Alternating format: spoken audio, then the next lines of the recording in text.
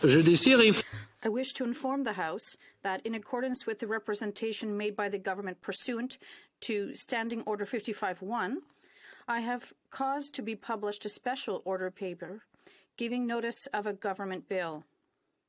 Upon the table, the relevant document. Okay. Excuse. Okay, un appel au règlement. Point of order. The member for La Prairie. Mr. Speaker, on September 24th, the people of Leeds, Grantsville Islands raised a point of order in my respect, and I had a few words about this.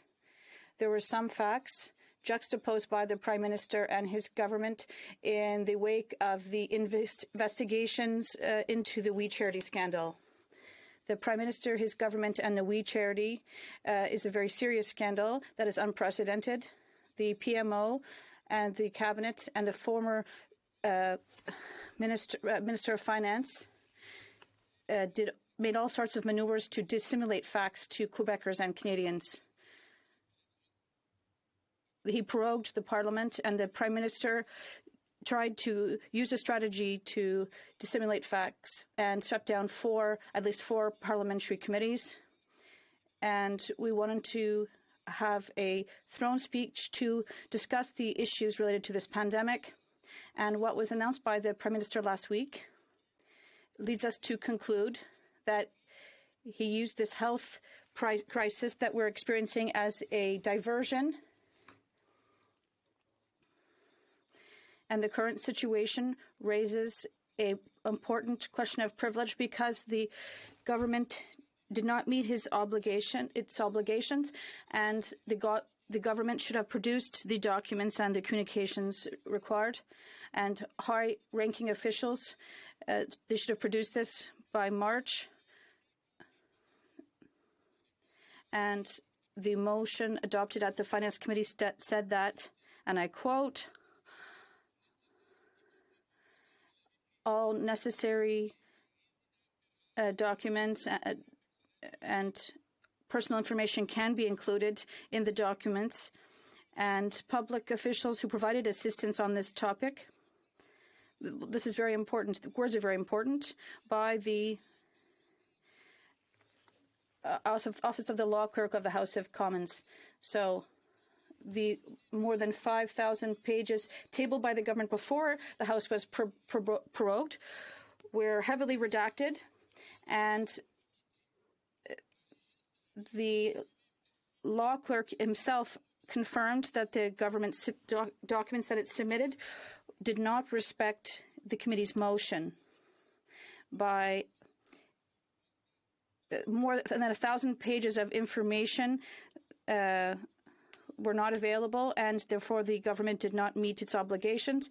It violated the law, the rules stating that it was supposed to provide these documents as part of its mandate of the committee, and there is a referral from the House on this matter.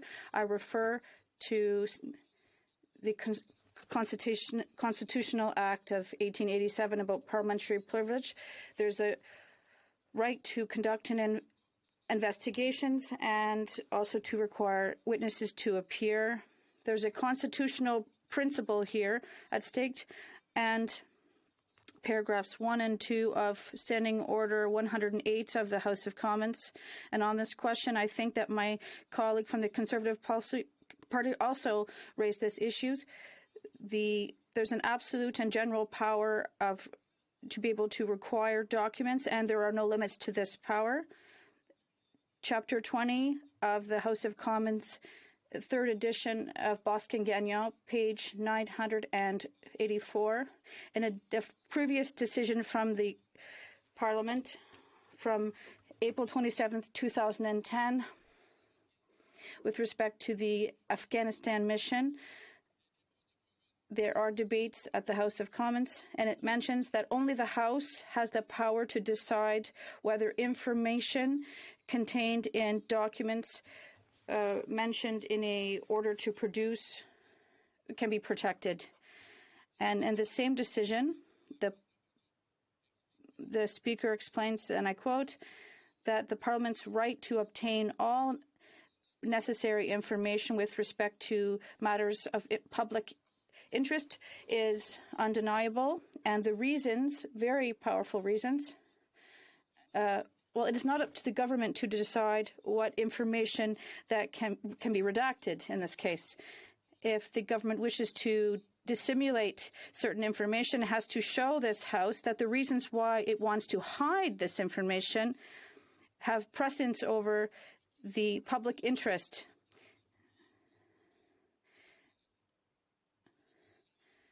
And there is a fundamental right of the House of Commons to require the government to be accountable for its actions and its privileges, and it has an obligation with respect to the government.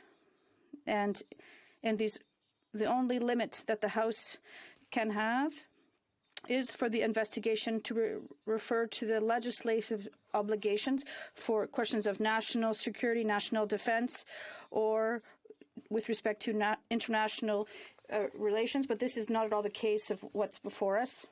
And according to the usages of the House of Commons, Boskin-Gagnon, it is a question of privileges have to be taken into account by the House when the committee presents a report, unless there are extremely serious circumstances. And I think that the present situation justifies direct intervention from your part, given the extreme severity of the situation.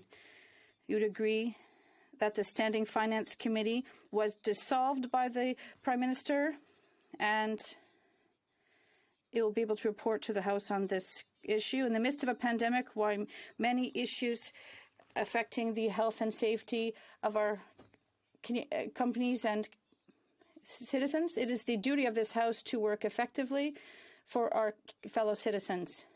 And this question of privilege should be rapidly solved so that we avoid delays to the work of committees and we're able to work for the sake of our population. Partisan issues to dissimulate the We Charity scandal is a very serious situation in the current situation. So I would ask you, Mr. Speaker, to take a position on the fact that this is a issue that affects the parliamentary privilege and violates the dignity of this House, so that the House itself can debate this issue. Thank you. I'd like to thank the member for his proposal, and we will get back to you shortly with an answer. We have a point of order also from the member for New Westminster Burnaby. Thank you very much, Mr. Speaker. Yes, I'd like to congratulate my colleague, the Bloc's leader, for his proposal. It's been 4 days now, Mr. Speaker, as you know. We had a presentation from the member for Leeds Grenville and myself for the NDP, and also the Bloc's parliamentary leader. All three of us have said that we have to have a quick decision, and the government has had 4 days now to do their presentation, and I imagine that they're going to do it now. But if not, Mr. Speaker, I would ask you to provide us an answer quickly. I just wanted to say this is an argument. Well, I appreciate this opinion, but we're working intelligently and very hard on this to ensure that we have a response. Thank you. Orders of the day. Orders of the day. Ordre du jour. Ordre d'amenance du gouvernement. Government business.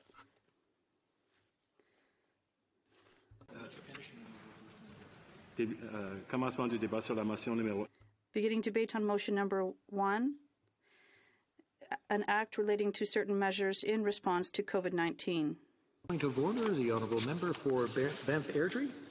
Yeah, sorry, Mr. Speaker. I thought you'd had notice, but if you seek it, I believe that you would find unanimous consent for the following motion. That the membership of the Standing Committee on Procedure and House Affairs be amended as follows. Ms. Vecchio for Mr. Richards, Mr. Lakuski for Mr. Broussard, and Mr. Doherty for Mr. Duncan Stormont, Dundas, South Glengarry. Thank you. All those opposed to the honourable, sorry, wait a minute. That's what I figured. I was given.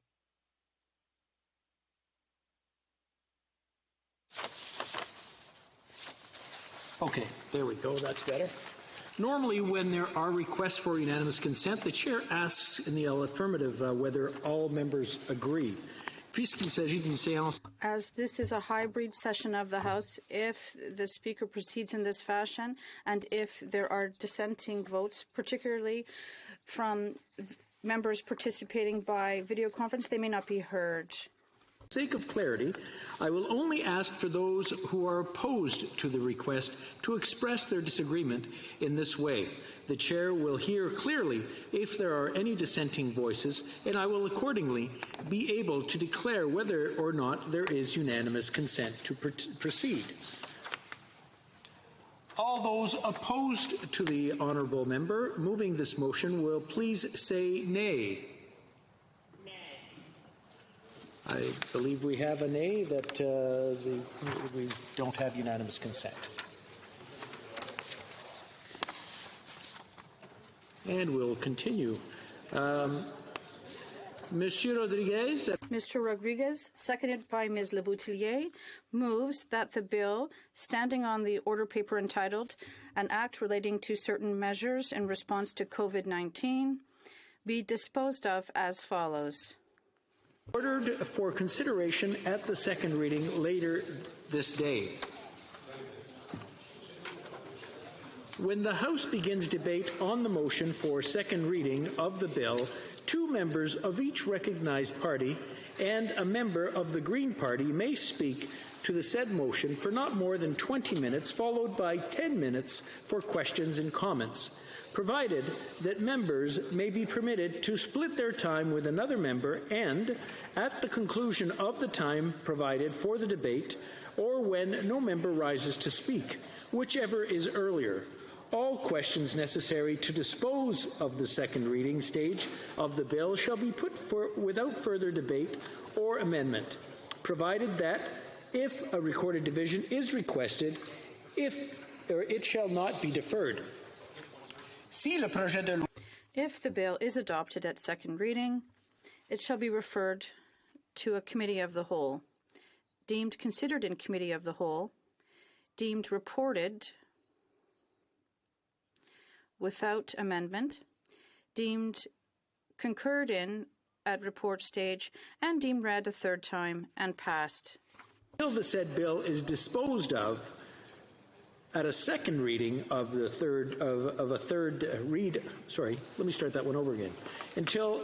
Until the said bill is disposed of at a second reading or read a third time, whichever is later, the House shall not adjourn except pursuant to a motion proposed by a minister of the Crown, and aucune motion. No motion to adjourn the debate may be proposed except by a minister of the Crown. Ministre de la Couronne. Débat. Debate. L'honorable leader. The Honourable Government House Leader. Thank you very much, Mr. Speaker. What we're living through right now is a historic period, and we all have to act accordingly. Here today, at a momentous time in our history, indeed, the last 6 months have changed our country. More than 9,000 Kenyans have died from COVID-19. Many thousands more have contracted the virus. Millions of Kenyans have seen their job disappear in the economic crisis caused by the pandemic. And so many people are still worried about how much longer their job will last. And we all know so many of these people. And as the days grow shorter and the autumn leaves begin to appear, we are at a crossroads. We can ignore the challenges that remain before us and blindly walk down a dark path with dangerous consequences, or we can walk together Madam Speaker, on a second path with our eyes wide open and prepare our families and our country for the twists and turns that lie ahead. Mr. Speaker, Madam Speaker, our government is committed to responsibly leading Kenyans down that second path. We have to continue to be frank with Canadians, like we've always been. The second wave involves serious risks, and we can't take this lightly. On the contrary, in the months and weeks to come, we have to do everything we can, Madam Speaker, to protect Canadians. And this is the most important thing for us. As elected officials, it is our biggest responsibility, our biggest one, Madam Speaker. Canadians know this, as do we. This is the most serious threat we are facing. My colleagues here in the House know this. This threat continues to weigh on all of us, on our families, on our friends, on our neighbors and colleagues, on all of us, without exception, Madam Speaker. Canadians know how to cope by wearing a mask and following all the public health advice. And we, as a government, but also as parliamentarians, we are responsible for doing our part as well. First of all, we have to help the most vulnerable. We have to help those who are struggling to make ends meet. And there are many of those people. This crisis, Madam Speaker, affects all Canadians. Some, in fact many, have lost their job or fear losing their job. Some are starting to get through the hard times. Others are staying home to look after loved ones who are ill, their children or their parents. Sometimes they themselves are sick, and so they have to stay home. So Canadians are worried, and we all share that worry. And they have legitimate questions. How am I going to pay my bills? How am I going to feed my family? How am I going to clothe my kids? How am I going to pay off my mortgage or my rent? Madam Speaker, and you've seen this since the outset with this crisis, the government has been working night and day to address the needs and concerns of Canadians. We don't want anyone to be left out. We are there for everyone.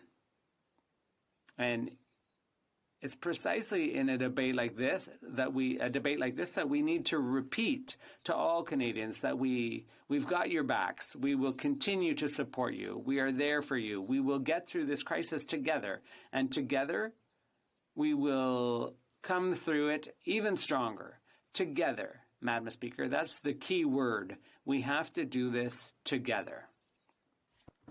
This is a message that I hope all parliamentarians will reflect on as we discuss this motion before the House today. It's a simple message. It's time for action. It's a time of urgency. It's not a time for members to slow walk their way towards an action. It's definitely not a time to play political games. Canadians need our help now.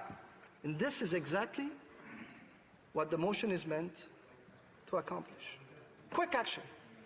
Quick action, Madam Speaker.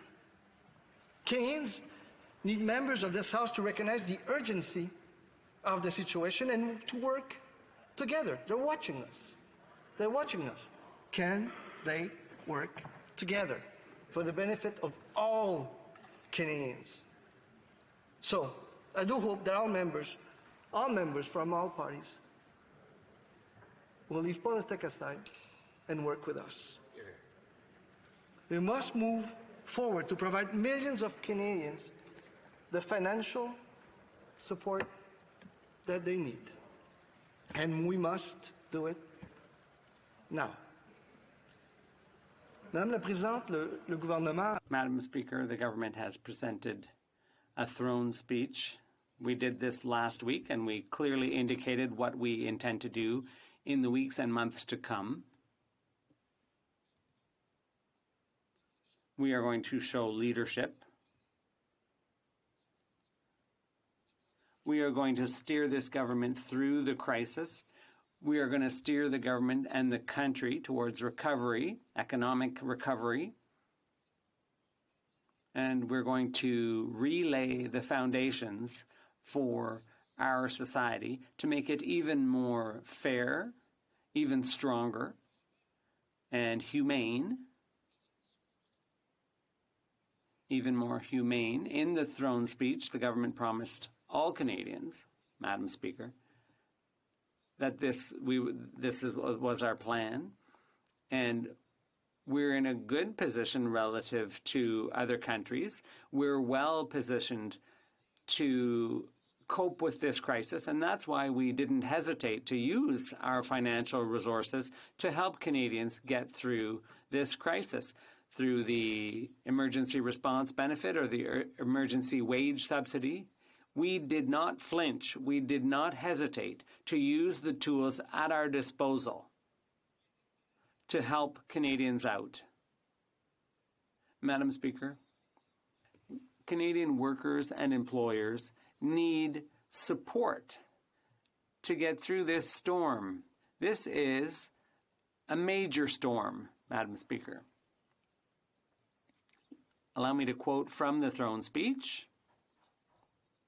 Canadians should not have to choose between their health and their work. And they should not have to go into debt when the government is in a better position to support them. Unquote. Madam Speaker, all members of the government are working as a team to support Canadians. And there are thousands of public servants, and I salute them while I'm at it, on the wonderful work they're doing. They are working with dedication. They have been, and they still are, working hard to make a positive difference in the lives of all Canadians. And the members of Cabinet and the entire Liberal caucus have not lost sight, have never lost sight of what matters most, and that is supporting and helping the people we serve. You know, Canadians are the ones who elected us. We're here because they made that choice. And we're here for them, here in this chamber, for them. When we stand, we should work together to come up with policies that will make a difference for Canadian men and women, for younger Canadians, for seniors, for businesses. Among those who have worked the hardest is my colleague and friend, the Minister of Employment, Workforce Development and Disability. For months now, right through recent days, I would say all the time, she has adopted an open and collaborative approach. She has listened to Canadians, and she has collaborated with her fellow parliamentarians. Actually, I would say her door is always open.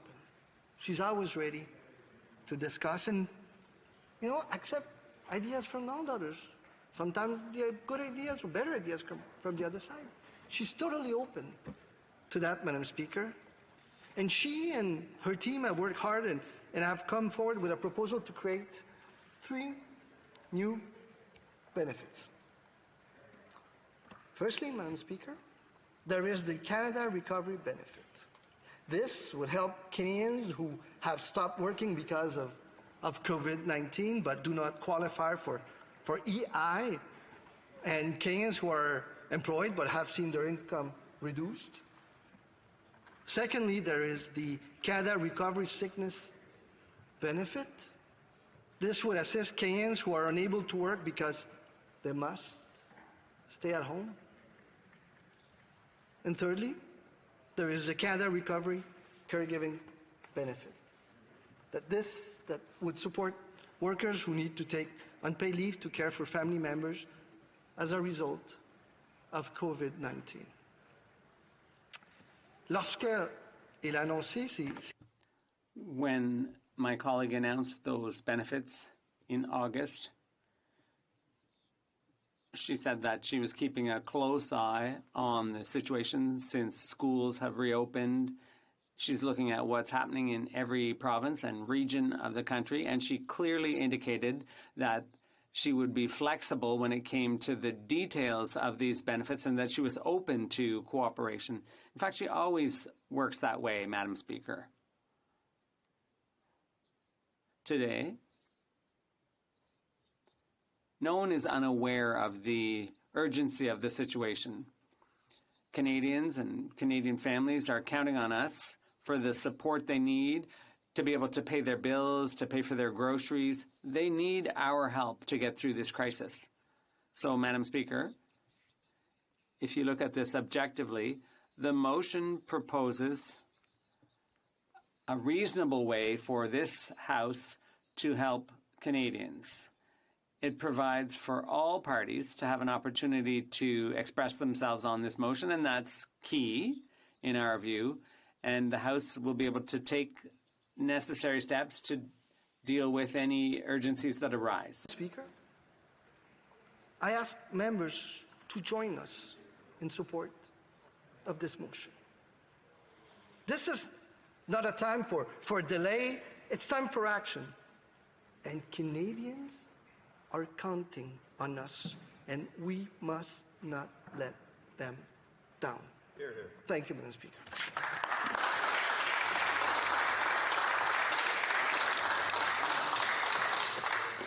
Questions and comments. L'honorable député de...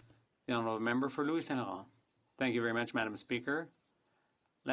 We'll get into the substance of the matter later, but I'd just like to ask the government House Leader whether it's still fair and relevant to spend just a few hours on a debate over spending billions of dollars. The Honourable Government House Leader. Thank you, Madam Speaker, and I'd like to thank my colleague for his question, and I'd like to also commend him on his work. You know, this motion takes a number of things into account. It tries to strike a balance between the urgency of acting, and it is urgent, and giving an opportunity for all parties to express themselves, and both are possible through this motion. L'honorable... The Honourable Member for New Westminster Burnaby. Merci, Madame. Thank you, Madam Speaker. We're going to be supporting this motion reluctantly because the fact is, since midnight last night, there's no support for people experiencing financial difficulties because of COVID-19. That's a situation that was created by the government's own actions with prorogation of this Parliament. The shutting down of this Parliament, Madam Speaker, led to a situation where there are people today who are on the edge of the cliff, and that was irresponsible for this government to do. Who are suffering, who are trying to put food on the table, trying to keep a roof over their head, find themselves with no supports at all because of this government's actions. This government prorogued. The Prime Minister basically shut down Parliament. And now, as people have absolutely no supports to turn to, we are forced with this motion to try to put back in place supports that were taken away by the government. So my question to my colleague, who I respect a lot, is very, very simple. Why didn't the government allow for the sitting in August that would have put this legislation in place? And why did they take millions of Canadians right to the precipice before acting? The Honourable Leader of the Government in the House.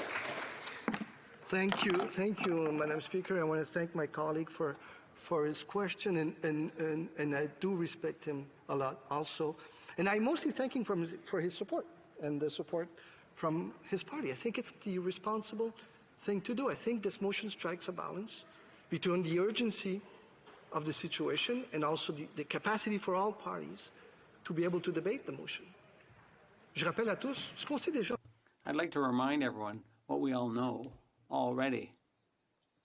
This is urgent, so the government has struck a balance.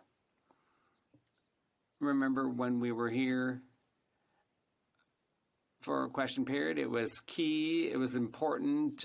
We've always sought to strike the right balance between the urgency of the matter and the opportunity in a democracy for our colleagues from other parties to ask us questions. We've done this all along throughout the pandemic, and that's why we've supported the idea of a hybrid parliament, which for some reason the Conservatives have remained steadfastly opposed to. The honourable member for Berthier-Maskinongé. Thank you, Madam Speaker.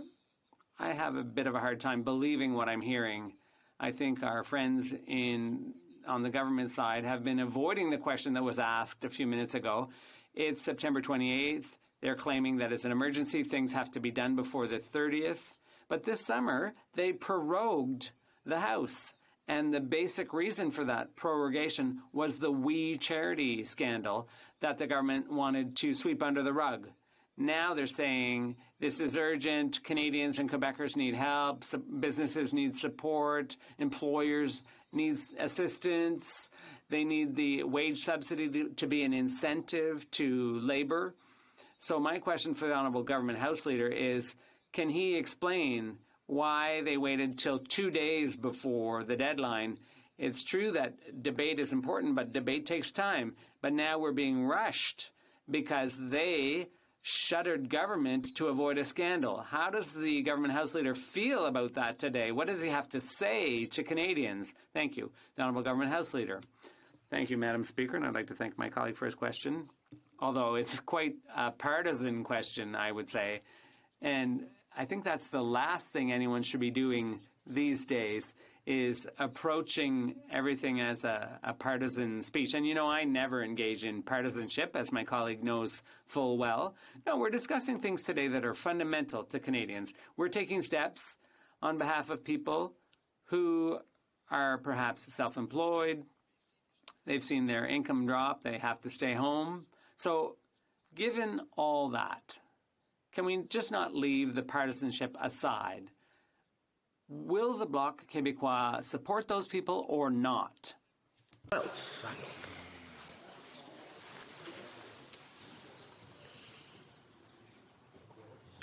Thank you, Madam Speaker. It took me a second to get off mute. We've just had the worst results in Ontario that we've had since the beginning of the pandemic, with 700 cases reported on Monday morning. We're looking at closing our constituency office again. In light of where we were at in April and the fact that we've never had this bad a result in Ontario, could the honourable member maybe comment on where we're at and how seriously we really have to take where we're at right now? The Honourable Leader of the Government in the House. Thank you, Madam Speaker, and I thank my colleague for this very responsible question. And he's absolutely right. We're right in the middle of a second wave. I mean, it's not a theory, or not, there's no maybe or if. We're there, Madam Speaker. And we see the cases increasing in pretty much everywhere across the country. In my own province, the numbers are extremely high. I'd say that in Ontario, it's also the same thing. So we have to act responsibly.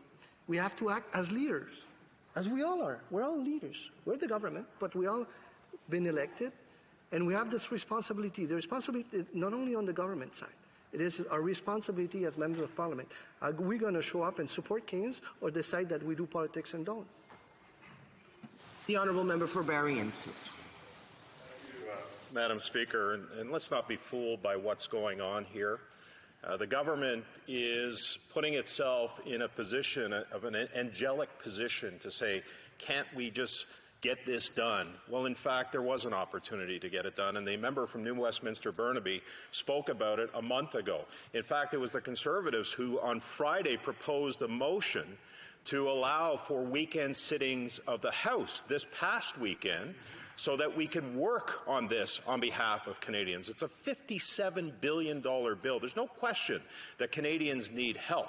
But would the government just stop playing these games? Their intent here is to make the opposition look bad and realize that Canadians expect us to not just work together, first and foremost, but to have the ability to scrutinize what is in effect a $57 billion bill. Maybe we can make it better by sending it to committee. Maybe we can make it better by having more debates in this House and more interactions in this House. But instead, the government is rushing this through, and they are going to paint the opposition as the bad guys on this if we don't agree with them.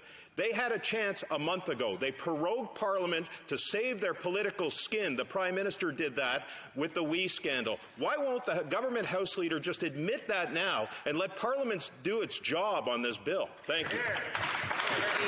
The Honourable Government House Leader. Thank you. Madam Speaker, I want to be very clear. The Conservatives don't need me to make them look bad. They can do that on their own. I can assure you of that. The other thing, Madam Speaker, they're talking about... The Honourable Leader of the Government is answering a question. Madam Speaker, it is time, I said it before, it is time to act. We can debate and look at this and that, but the important thing is that so many Canadians are waiting for this. So many Canadians need our help. So many Canadians will benefit from what we're doing today, Madam Speaker. So I'm asking the Conservatives, if it's so important for them, are they going to support this motion? Who's going to pay it all back? Une très rapide question. A very brief question from the member for Salaberry-sur-Roi. Well, thank you, Madam Speaker. The bill that we have before us requires a number of important administrative changes. Can the House Leader explain why a 5-week prorogation was, why they went in that direction? Do they not think that they were preventing us from adopting very important legislation? The Honourable Government House Leader. Well, thank you, Madam Speaker, and I'd like to thank my colleague for her question. When the pandemic broke out, we took action quickly for Canadians, but also to enable Parliament to hold debate in a hybrid fashion. And that's what my colleagues from the Bloc Québécois opposed. I wonder why they did so. Resuming debate, the Honourable Member for Louis Saint-Laurent. Thank you very much, Madam Speaker. Canadians want Parliament to work properly.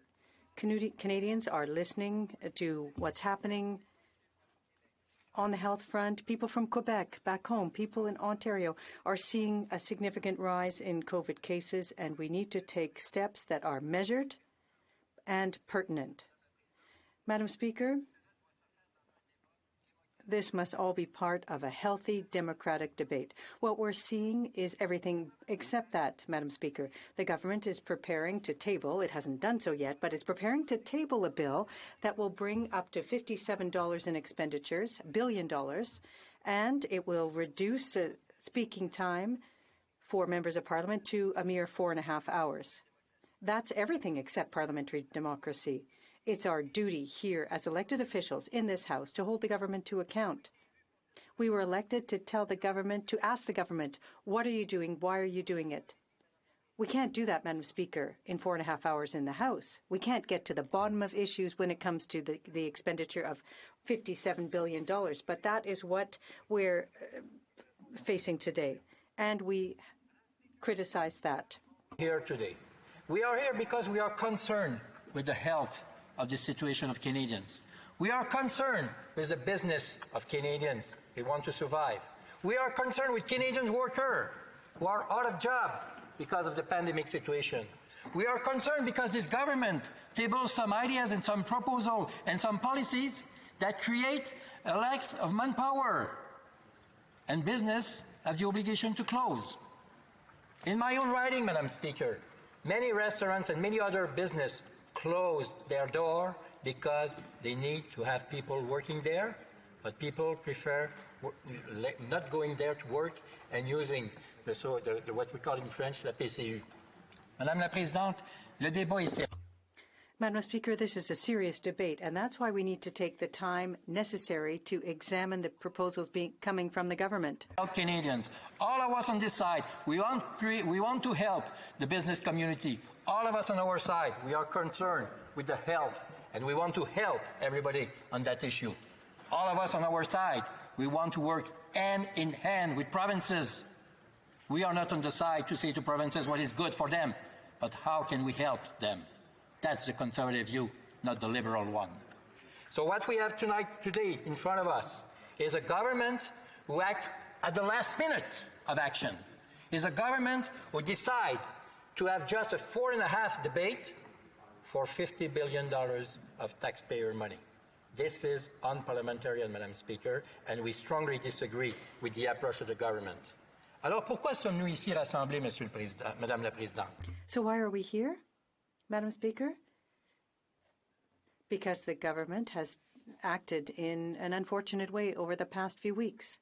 Bear in mind, Madam Speaker, that when the pandemic broke out, we needed to take steps quickly. We collaborated with the government, and I'll go back to that earlier, and we wanted to collaborate. And that's why we accepted to have a hybrid parliament.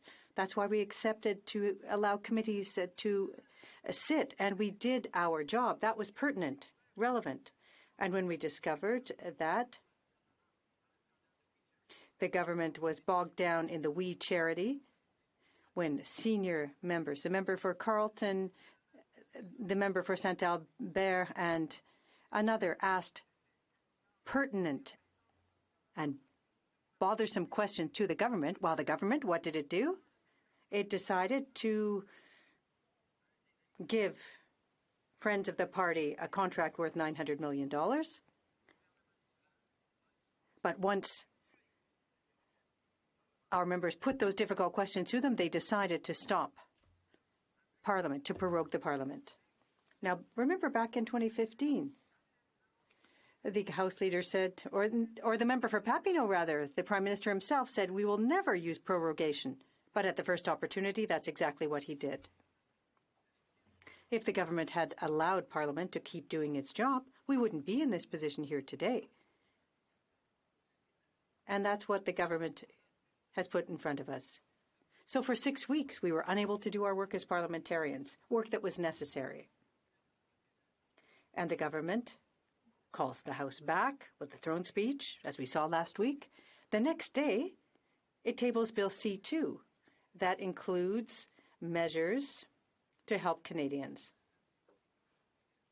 Now, Madam Speaker, time is of the essence, because there were some measures announced by the government that were ending. And it's because of those programs that were sunsetting, we needed to vote on these measures, we need to vote on these measures before the 1st of October.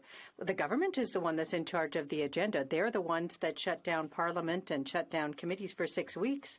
The government's the one that decided to recall Parliament just last week. It could have done so earlier. It could have done so and to allow committees in Parliament to sit. But no, Madam Speaker, the government wants to control the situation, and that's why we've got just a few hours' notice to deal with these clauses that are coming to an end, and they are responsible. Minister, talking about we want to walk together, we want to work together. There is no time for a political game. Madam Speaker, this is exactly what you're doing on the other side of that. We are not working together. They want to work all by themselves. Yes. They don't want to play. They say that we don't want to play political game. This is exactly what they're doing right now, Madam Speaker. Cutting the fact that when we have $50 billion in front of us and letting the parliamentarian talk about it only for 4.5 hours, this is big joke. This is everything but parliamentarian democracy. We need to work together, obviously, but we need the tools to do that. And what the government is tabling today is everything but the right tools for parliamentarian work. And we are here for Canadians, and I can assure you, Madam Speaker, that we will stay on our gun on this situation because we need to work correctly, and that's exactly what we intend to do. C'est la raison pour laquelle, Madame la Présidente. So, Madam Speaker, that's why last week when the government introduced C2 and we saw the billions of dollars in expenditures, and Thursday after QP when we heard from the government House leader that Monday and Tuesday would be devoted to C2, at that point, we realized that we wouldn't have enough time to get to the bottom of things. And in order to avoid partisan politics, Madam Speaker, we proposed an important option,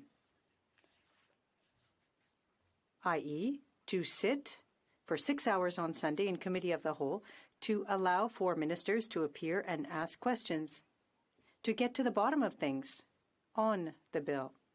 That is our job as parliamentarians. We want to get we have to take the government for account. We are there to ask questions, and the minister are there to answer questions. Et Madame la Présidente, avec tout le respect que j'ai pour tous les... And Madam Speaker, with all the respect that I have for Cabinet, it's a privilege to be a member of Cabinet, and if one day I have that privilege, being a minister is something, but the ministers are the ones that we want to hear before committee. Senior ministers, because they're the ones managing these billions of dollars. We wanted to hear from the Minister of Finance and from the Minister for Employment, the Minister for Families, and the Minister of Labour. 4 ministers that are at the heart of Bill C2, which involves over $50 billion in expenditures. We wanted them to be there to answer questions. Our proposal was not accepted. Okay. Well, that's part of democracy. But now, Madam Speaker, a few hours later, we learned that there's an agreement reached between the government and the NDP party on Bill C2. And those are democratic agreements. So I'm not challenging that particular point. That's part of a democracy. But we'll see how the debate unfolds. But, Madam Speaker, we need to have an in-depth debate on the bill. What are we going to be able to say in a mere 4.5 hours for some $57 billion that will be spent? The government is asking the taxpayer to spend $57 billion, and us, the representative of the Canadians, we will only have 4.5 hours of discussion and debate. That's not enough, Madam Speaker. That's absolutely not enough. And there is no partisanship on that. Those are the facts. Technically speaking, we need to go deep into this bill. We need to know exactly what is the intention of the government. We have a job to do. But this government who killed the parliamentary process this summer, this parliament who dodged its responsibility as a government who has to work with other parties, decide to kill our responsibility to go deep into it. You know, Madam Speaker, when this government are attacking us on that, they are not attacking us. They are attacking Canadians. Hear, hear. Because Canadians deserve answer. Canadians have elected us to ask tough questions. And I know them. I know they are ready to answer that. Let us do our job. Hear, hear. This is not what this government is doing right now. Alors, Madame la Présidente, on peut s'étonner de voir que le gouvernement... Madam Speaker, it's unfortunate to see the government taking these steps. But I've almost been here for 5 years now, representing the members for Saint-Laurent. I can't thank them enough. But over the past 5 years, Madam Speaker, this isn't the first time that I've seen the government be too authoritarian when it comes to the responsibilities of all parliamentarians, including opposition members. We can all, unfortunately, remember May of 2016, when the government put forth Motion 6. And that motion was designed to give exceptional powers to the government to quickly pass and ram through bills that required greater and more in-depth consideration. And it's unfortunate that, as you will recall, it led to a regrettable incident where the Prime Minister left his seat. He went and physically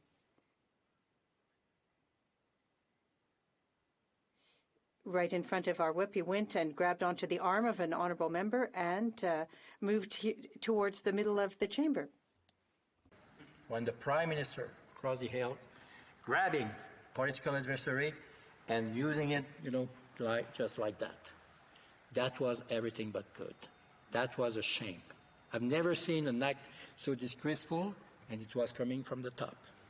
It was been done by the Prime Minister. Why? Because we were just asking to have a frank debate, and this motion 6, was everything but that. And the Prime Minister was not happy with our position, and he did something very wrong. Obviously, he excused himself the day after. He had done what he had to do. Et par la suite, Madame la Présidente, on a pu procéder. And after that, we proceeded. But the problem with Motion 6 is that it was designed to muzzle opposition members. A year later, in 2017, the same thing. Once again, the government put forth measures to limit work at committees. And because of the vigilant work by the members of the opposition, where we worked hard at committee to try to prevent that measure from going through, the government realized that it was an unacceptable measure. Then, May in 2019, there were several bills that were introduced. They wanted debate to last only minutes for the adoption of those bills. And then remember the winter of 2019, when another Liberal scandal broke out, the SNC-Lavalin one. The government decided to put an end to the work of a committee, and that was unacceptable. Madam Speaker, the first session of the Liberal Parliament saw them use 63 time allocation motions to prevent parliamentarians from speaking in the first Parliament. Those people said during the campaign, no, we will be very frank and very honest with all parliamentarians. We will let the Parliament work. We will not prorogue the House. But they did that, and also they adopt 63 time allocation motion. This is everything but parliamentary freedom, and this is everything but good parliamentary attitude. Ainsi donc, Madame la Présidente, nous nous sommes retrouvés avec... So, Madam Speaker, we are now with we have the new Parliament. We're here. And when the COVID crisis broke out, all parties worked together for the benefit of Canadians. We had to give certain powers to the government to deal with unexpected issues. But they asked for some powers that went too far. Remember C-13 and the initial version, it would have enabled the government to sign blank checks until the end of 2021. They were very ambitious. And that wasn't the right approach, Madam Speaker.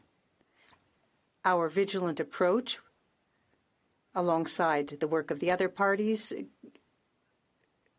got the government to stand down. But it was a very ambitious government when it came to saying special rules, Parliament can't sit.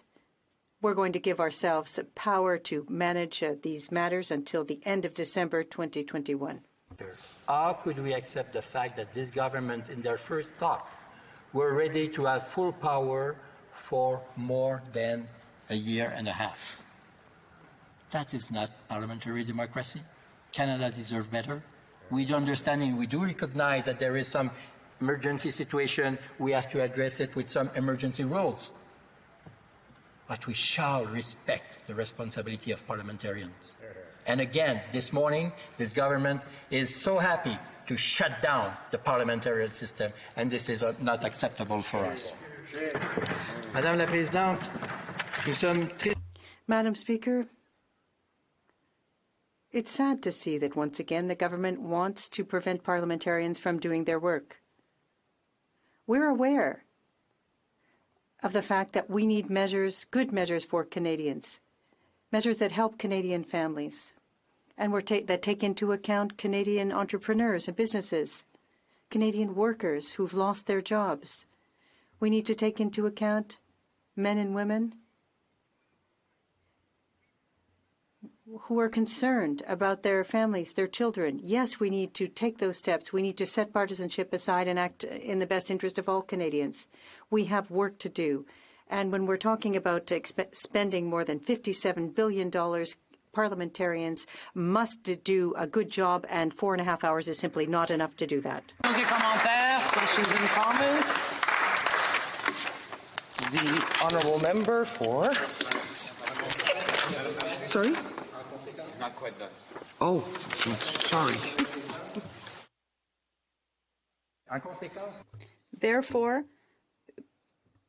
Therefore, I table this amendment and may it be amended A at paragraph D by substituting the word, and I quote, be deferred at the end of the period.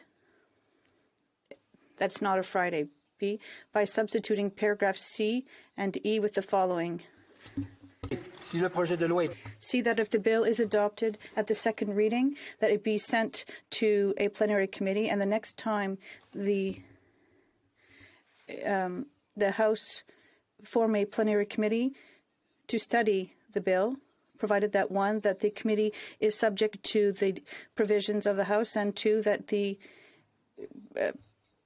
Speaker may preside, and that he can preside from the throne, and that the Minister of Finance, the Deputy Minister, the Minister of Employment, the Minister for Families, Children and Social Development, and the Minister of Employment be invited to appear.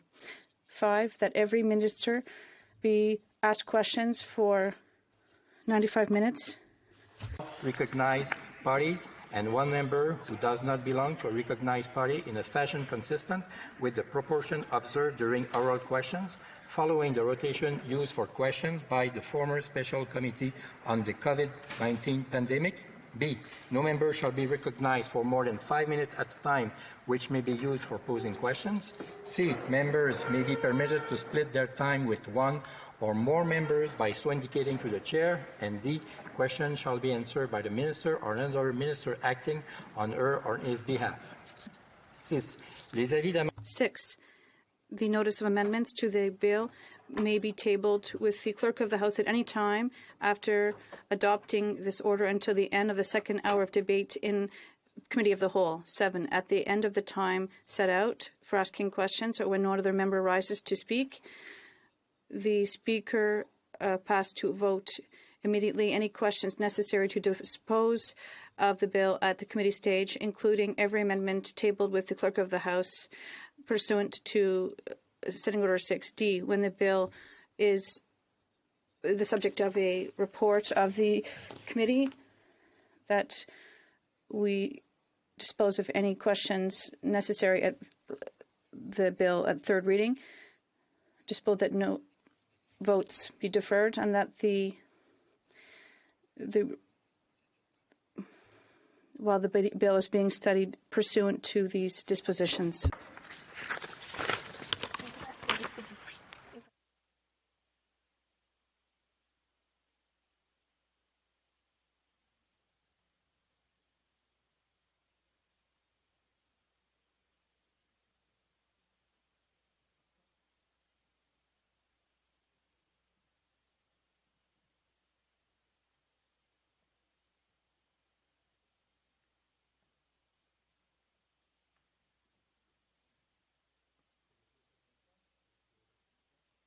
The member for Abbotsford.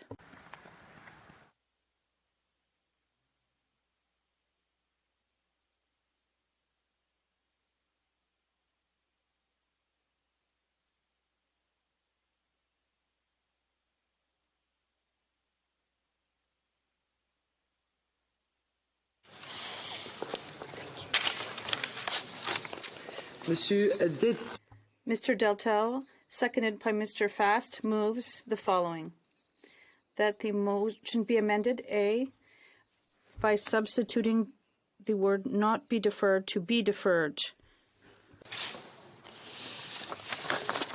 L'amendement est recevable. The amendment is receivable. Questions and comments? The Honourable Parliamentary Secretary. Yes, thank you, Madam Speaker. And I listened to the opposition House Leader, and I think there's a major aspect of his speech that is really missing. And that is, in order for the House to proceed in a fashion in which there is a great deal of debate and it's very constructive, that you have to have the cooperation of opposition parties.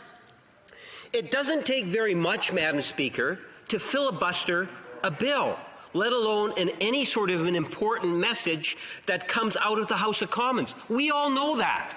So if an opposition party wants to prevent something or cause frustration in something from being able to take place, it only takes a few members to do that, Madam Speaker. The Conservatives have demonstrated over the last 5 years that their priority is to try to make this House look dysfunctional. And at a time in which we're in the coronavirus, what we're looking for is a higher sense of cooperation from the Conservative Party, from opposition parties, and if we could get that higher sense of cooperation. For example, and this is the form of question I would put to the opposition House Leader, if it was up to him, if he could wave his wand, when would he want this measure to pass? How many hours of debate would the member want in order to allow it to pass? And would he strive to be able to achieve that within the next 24 hours? The Honourable Member for Louis Saint Laurent. I would not say arrogant or funny or whatever. Try to find a word just between two of them. Because what we are seeing, Madam Speaker, right now is a totally lack of responsibility for this government and a very good intention for this government to kill the job that we have to do here. Why I use this word, Madam Speaker? Because this is exactly what we did 6 weeks ago. This government decided to kill the parliamentary procedure by prorogation.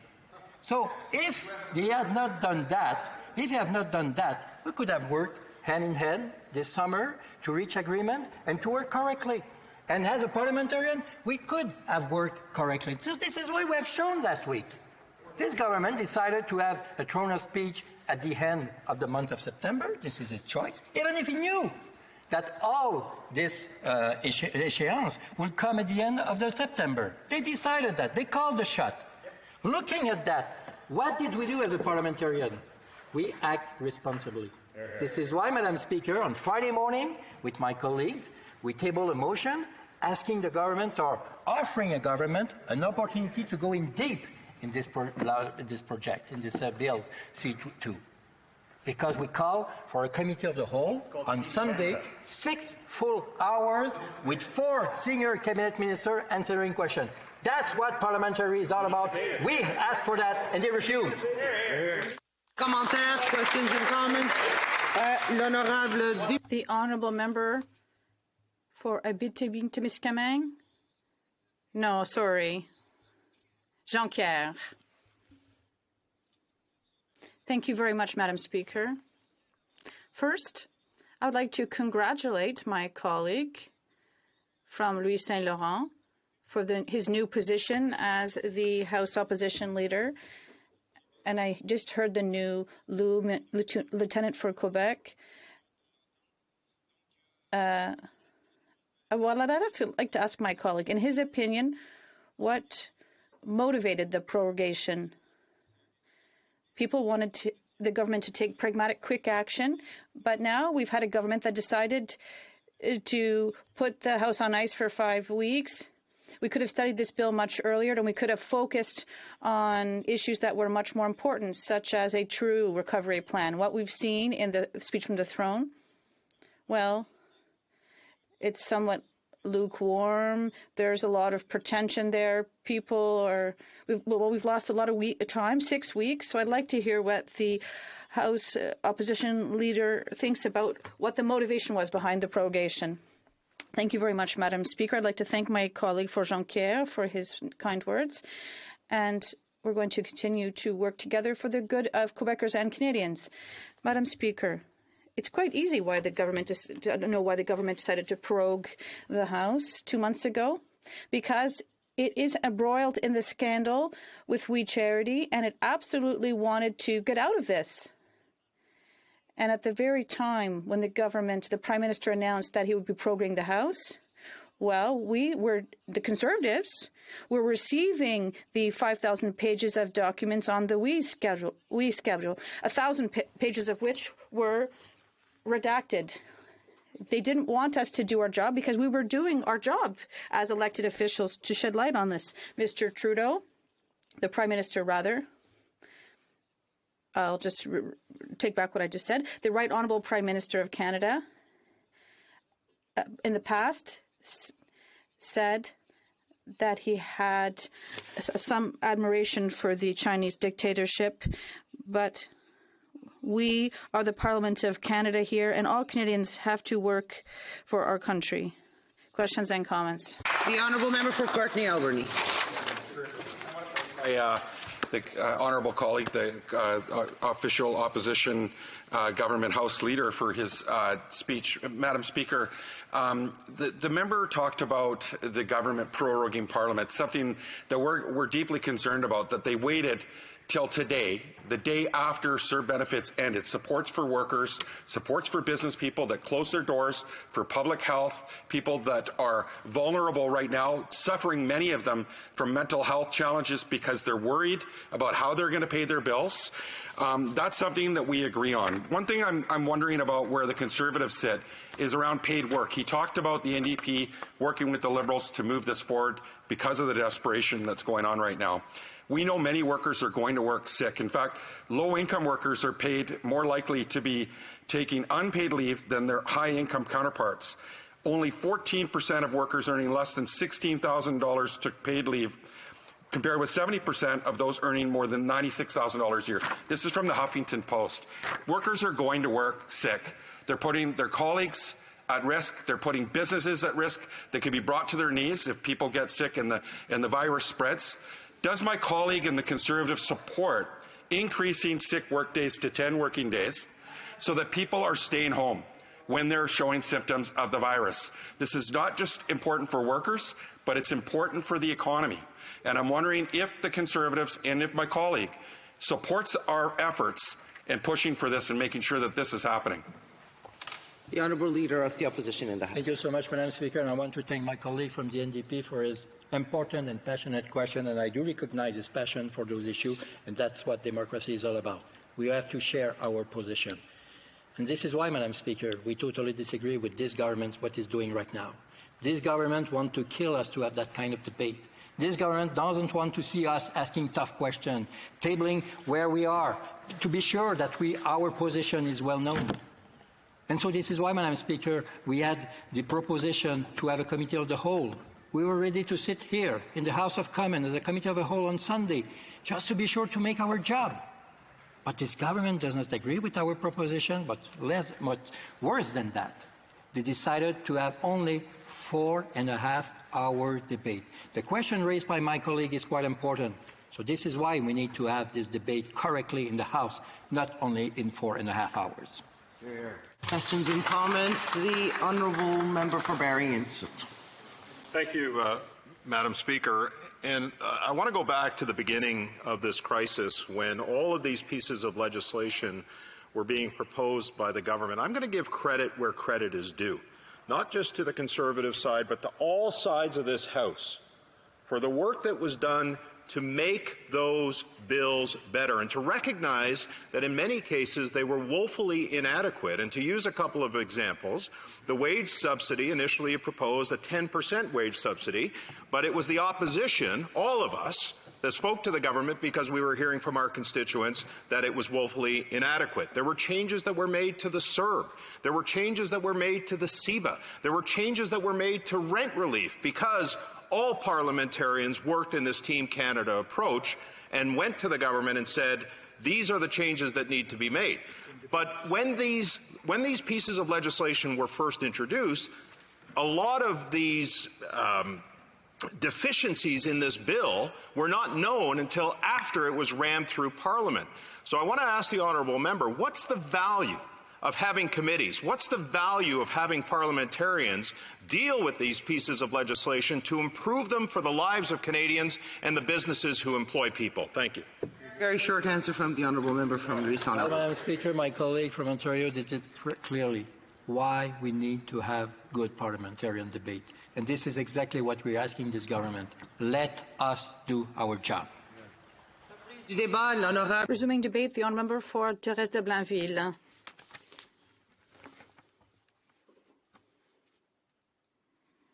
Madam Speaker, thank you.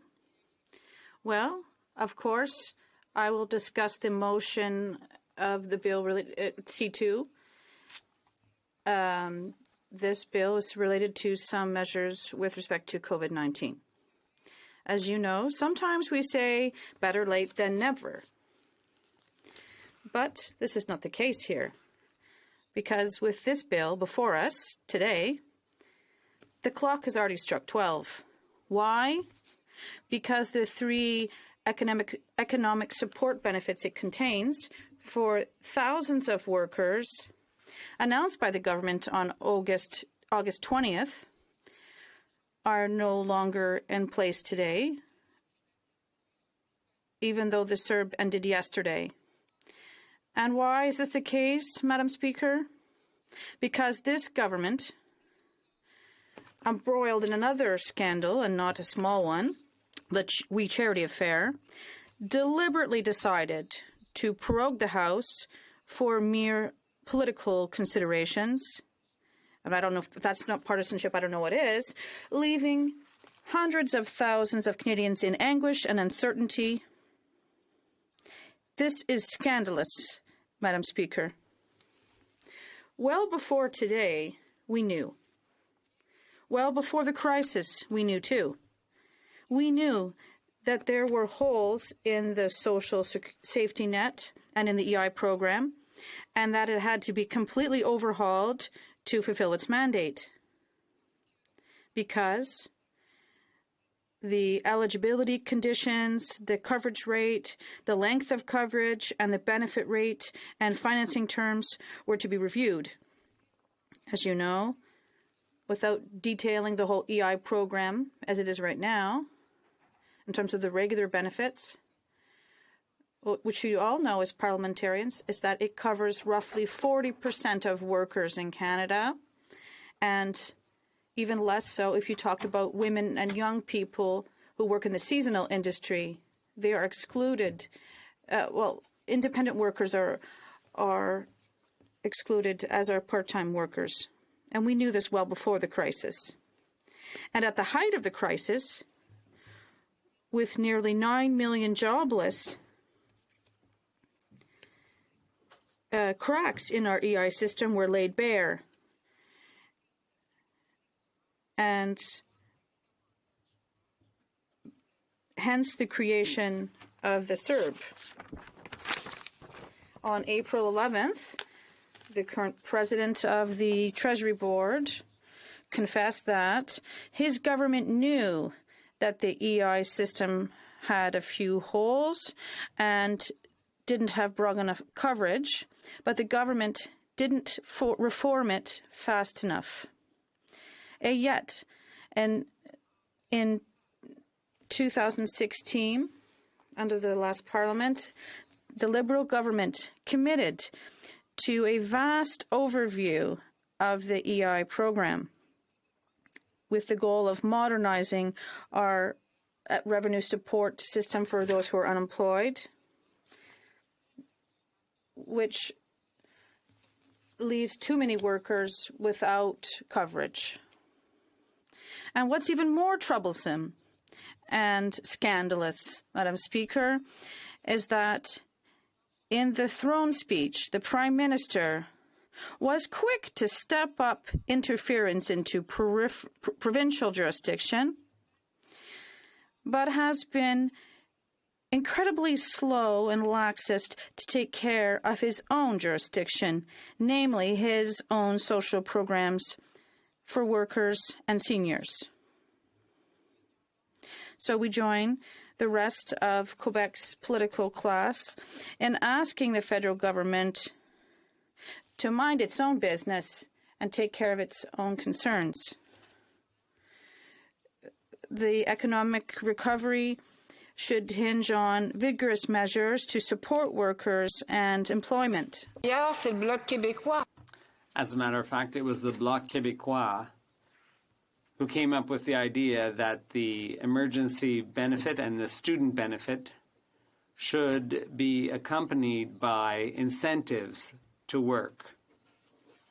This dual objective of being a support and an incentive at the same time. But despite the government's clear undertaking to reach that goal, here in the House on April 29th, nothing has been done since. We know that many workers are still unemployed due to this crisis and do not qualify, they will not qualify for EI at the end of September. And that's why the government decided to relax EI rules to make the program more accessible. And we salute those changes. However, the job is not done because relaxing the rules wasn't enough to cover all needy workers. And let's not forget, we're talking about over 900,000 workers, Madam Speaker, who today are still wondering whether they will get EI or not. And if not, will they be able to get any of these other benefits? We're talking about self-employed people, people with unusual jobs, and seasonal workers who today more than ever need help. This uncertainty for Canadians. Just a minute. Could you repeat your last two sentences? I believe your microphone was turned off. I moved and I think that happened. Pardon, Madam Speaker? Oh, you'd like me to repeat? Okay. Okay, I'll try. I'll try to repeat myself. So we're talking about self-employed people, people with atypical jobs, and seasonal workers who today, more than ever, need assistance. This uncertainty for our fellow Canadians, for our constituents, is unacceptable, and we need to do everything we can to help avoid them falling into poverty. New measures should have been taken sooner, but instead the government decided to prorogue Parliament and thereby delayed the passage of these necessary measures in Bill C2. Once again, we condemn the way the government acted. Last June, the Trudeau government was making headlines. Excuse me, I'd like to remind the member that you cannot use the names of members in your speeches. Oh, I'm sorry. I won't do it again. Okay, I'll try to remember. Thank you, Madam Speaker. Okay. The point is that the Liberal government was making headlines for its mismanagement of the volunteer subsidies. And don't forget that the government did everything it could to sweep that scandal under the carpet and was more concerned about its public image than about helping workers and managing the crisis. Why was Parliament prorogued for 5 or 6 weeks when the government could have acted in July, could have taken action this summer? We were sitting together, the HUMA committee was sitting, committees were sitting, and we were in a good position to discuss these issues. Why did they not just prorogue for 24 hours? The prorogation, in our view, was just another Liberal tactic to obfuscate and is another example of this government's amateurism. The Liberals were more concerned about their public image than about focusing on workers in need. This way of operating is a flagrant example of this government's disrespect for the work of Parliament as well. We could have taken the time to study this bill appropriately. We could have called witnesses. We could have corrected any potential shortcomings. But here we are today, forced to expedite passage of this bill. It's unacceptable. Madam Speaker, today we are in favor of EI being relaxed so that this can be the transitional measure with the end of CERB. That's what we were calling for all along, and we support what is being done, but we have to condemn the way the government has gone about it. In closing, Madam Speaker, I'd like to remind the House and the government that relaxing the rules in C2 can only be considered a first step in a true reform of EI. The steps that are being contemplated here are only for 1 year. What will happen after that? As we said, EI needs a full, in-depth, comprehensive overhaul. It has for a long time, and I think it's high time we got down to it. There are already a number of unions and advocates for the unemployed who have expressed enthusiasm about all these new measures. But those groups have also insisted on the fact that these new measures should just be the base, lay the basis of a new reform.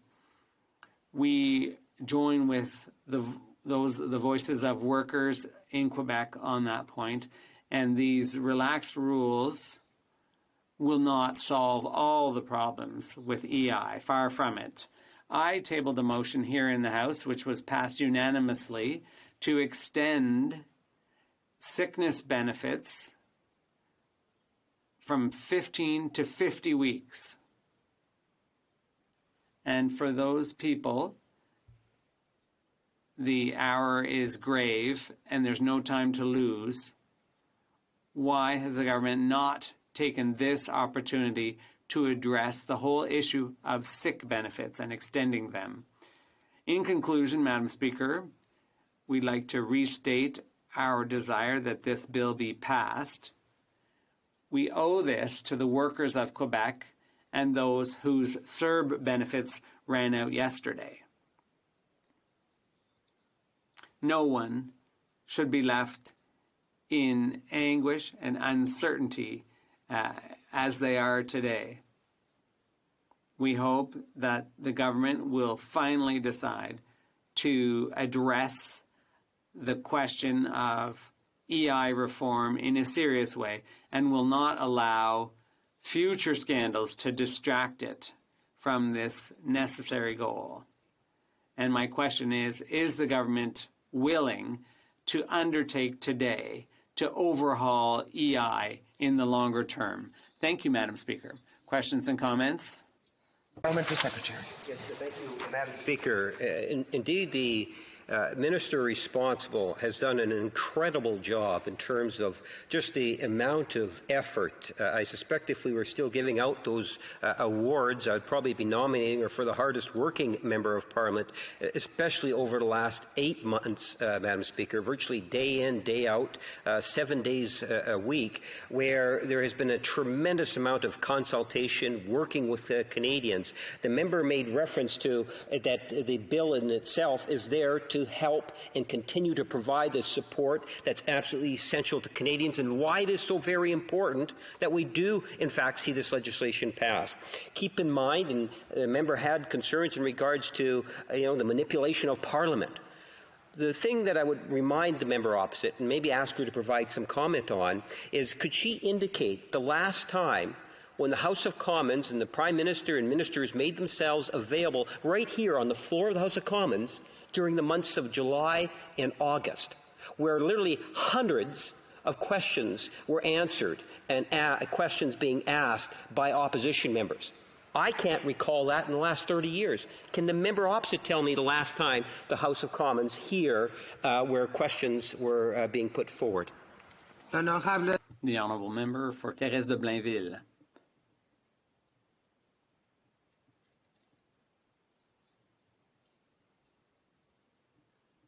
Well, I'm going to avoid using any names here, but you don't answer questions because we're dealing with a bill here. I'd like to talk about that. Earlier, the government House leader said that Steps needed to be taken now. We need to work together. We need to put partisanship aside. We need to act now to help all Canadians. They need our help. But that's pathetic, Madam Speaker. And here's my answer. We had all kinds of time to work on this in June, July, and August. We had our calendars. We knew that the emergency benefit was going to run out, but the Liberals prorogued in spite of that, knowing full well. I think it's twisted, Madam Speaker. If you're asking us when we last were consulted, well, the answer is never. We were never consulted. Questions and comments? The Honourable Member for Louis Saint Laurent. Thank you very much, Madam Speaker. And I see that my Bloc colleague occasionally uses the odd word in English, and I'd like to congratulate her on that. The member raised some important points in her speech, and that includes the right of parliamentarians to do their job. The government was caught red-handed with the We Charity scandal, and they decided to shutter Parliament. And then at the last minute, they're including financial measures in this bill. For 6 weeks, we couldn't do our job as parliamentarians. So why did the government decide now to muzzle politicians? The Honourable Member for Thérèse de Blainville. Well, we never got the chance to discuss this. The mechanism of foresight should be made available to us too. Opposition members can't always act when it's urgent in a rushed fashion. There was a health crisis. We knew, the Liberals knew, that the main assistance program, the main social safety net in Canada, the EI system, was not up to the task. That program has been slashed and undermined for the past 20 years.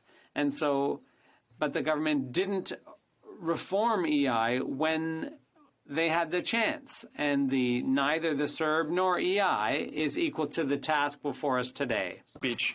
Madam Speaker, here we are. The benefits of CERB ran out last night at midnight. We're rushing through legislation to get people help right now. And, I agree with my colleague that the government prorogued Parliament at a time when people were needing help the most.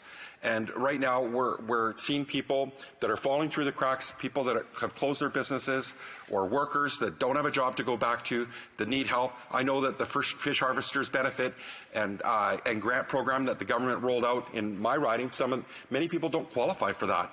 And, we've got a crisis with our wild salmon right now. Fishers aren't on the water fishing when they should be. And this is impacting them right now. So, right now, this is so important that we get support for workers. Does my colleague support that benefits shouldn't be cut? When the government proposed that they're going to cut the CERB payments from $2,000 to $1,600, does my colleague agree that it should stay at $2,000 and that even that's going to be difficult for many families to survive this pandemic until we get through it, especially with Wave 2 hitting our country, particularly in Quebec right now? And so I'm wondering if my colleague supports standing up for workers and people that need the supports, business owners that are collecting the CERB as we walk into this new EI. And I'm very grateful to hear her speak about the need for reforming EI. Clearly that's evident in this crisis. The Honourable Member for Thérèse de Blainville. Well, in an attempt to answer the question clearly, Madam Speaker, the Bloc is in favour, given the situation we're in, with 3.5 million workers who are still unemployed. We would like a relaxed EI system to be the answer, with a minimum of $500 for those who qualify for EI. And the new economic recovery benefit for all those workers, for example, seasonal workers or in other industries like housing, hotels and accommodations, people who don't qualify for EI or anything else, they should be able to benefit, not tomorrow, but they should be qualifying yesterday for these new benefits.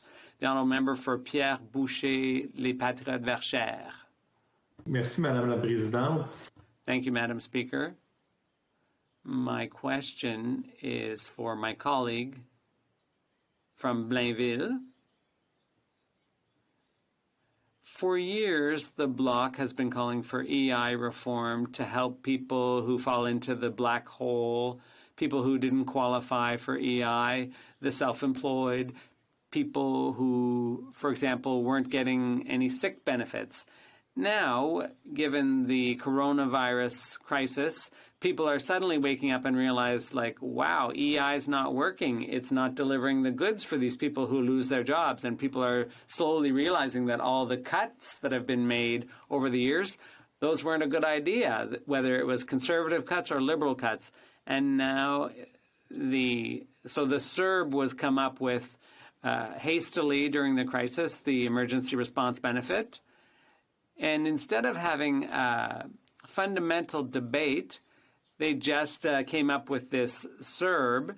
And then there was the WE scandal, the WE charity scandal, and Parliament was prorogued by the Liberals. So ultimately, if EI had been reformed in the first place, if there had been an overhaul, maybe the problem wouldn't be as bad as it has been. Wouldn't this have been a way of avoiding the crisis that we're in if EI had been reformed appropriately instead of all these hasty seat-of-the-pants measures? The honourable member for Thérèse de Blainville. Thank you, colleague, for your question. You asked if this upset me, if it made me sad. No, it doesn't. It makes me mad. It infuriates me. EI has not been overhauled in over 20 years, and nobody's really looked at whether it is fulfilling its role, accomplishing its mission of helping the unemployed. That's its whole mission. It hasn't been overhauled or reformed in 15 years, but it has been the subject of cutbacks. It has been hacked away at. And I hope, and that's why I'm suggesting, we do have time to truly and deeply reform EI so that we don't wind up entering another crisis, whether it's an economic or a health crisis, so we don't wind up in this same situation again, wondering whether EI can do what it's supposed to do. And I think there have been a lot of missed opportunities. But there have been lots of new opportunities, too. Member for Elmwood Tresco. Well, thank you very much, Madam Speaker. And I just want to start by saying what an honor it's been to have the opportunity to represent people in Elmwood Transcona throughout the course of a very challenging time in our history, who elected me not quite a year ago now with a general mandate to defend the interests of working people here in Ottawa and to try and make Parliament work for people. And that's something that has been foremost in my mind and in the work of the NDP throughout the course of a pandemic that could not have been foreseen at the time of the last election, but that we're nevertheless called in our responsibility as public office holders to deal with in the best way that we possibly can. And in order to do that, we have to ask the question, what in particular, because there are so many things about the pandemic that have that have been called into question about the way that we did things before, and so many urgent and pressing questions about how we deal with the particularities of the pandemic and the challenges that it presents. So we've heard a lot from other opposition parties today in the chamber about the challenge to parliamentary process. So we could ask, well, is that the main thing that the people that we represent would be concerned about? It's certainly something that's important. It matters how things work here. It matters that we be able to hold the government to account. But is it the main thing that ought to preoccupy us on a day when the income support program that has been sustaining Canadian households throughout this pandemic has just expired? yesterday at midnight? I think not. I think it's incumbent upon us to be a little flexible in our understanding of parliamentary process at this time. And we can talk, as we have talked, about the role that the government played in creating this situation where Parliament hasn't had more time, but we find ourselves here nevertheless, and we have to respond to that situation. I hope Canadians will have been paying attention to the way that the government manufactured this sense of urgency and judge them appropriately at election time. We could talk about the economic crisis. It was severe. And there is a lot that Parliament needs to do, just as the government needs to do, in order to avoid the economic threats that the pandemic presents. And of course, CERB has been a very important part of heading off those threats to the economy and has helped the economy continue as best it can in very difficult circumstances by ensuring that people have money to pay their landlords to stay housed, by ensuring that people have some money to be able to put food on the table, by ensuring that people have some money to spend in their local economy to help businesses that are struggling. Those are all things that are very important. But I think first and foremost what we're called to respond to, Mr. Speaker, is the very real story of human tragedy that the pandemic has given rise to. We know that what people are struggling with and what's top of mind for them is that sense of fear that because they lost their job, in some cases, people have gone back to work, and that's great. For other people, their entire industry has been called into question, and the future of their industry is on the ropes. And so not only are they not back at work, but they're not sure that there will ever be a work to go back to in the way that they knew it prior to the pandemic, in the industry that they worked in before. We know that people have been overtaken with grief at the loss of loved ones, particularly in personal care homes, that they weren't able to go visit because at the height of the first wave, and we're concerned that as we enter into a second wave, families will find themselves in that position again, where they're limited to one visitor or no visitors at all. One visitor for a relative in the hospital. It may not be because they're sick with COVID-19, but because they have another issue that has landed them in the hospital, and concerned family members are challenged by not being able to see them. We think of people living in Indigenous communities who have been abused for far too long, that are worried at the systemic problems of that have led to overcrowded housing and a lack of clean drinking water, and what it will mean for their community and for their families and for their loved ones if the virus enters their community. And so there's been travel bans put in place, and that's made life hard for people. These are the things that people are really worried about, Mr. Speaker. And that has been foremost in the mind of the NDP in our work. And the question is, what can Parliament and what can government do to support Canadians as they deal with all of those consequences of the pandemic on top of the challenges that they already had in their lives?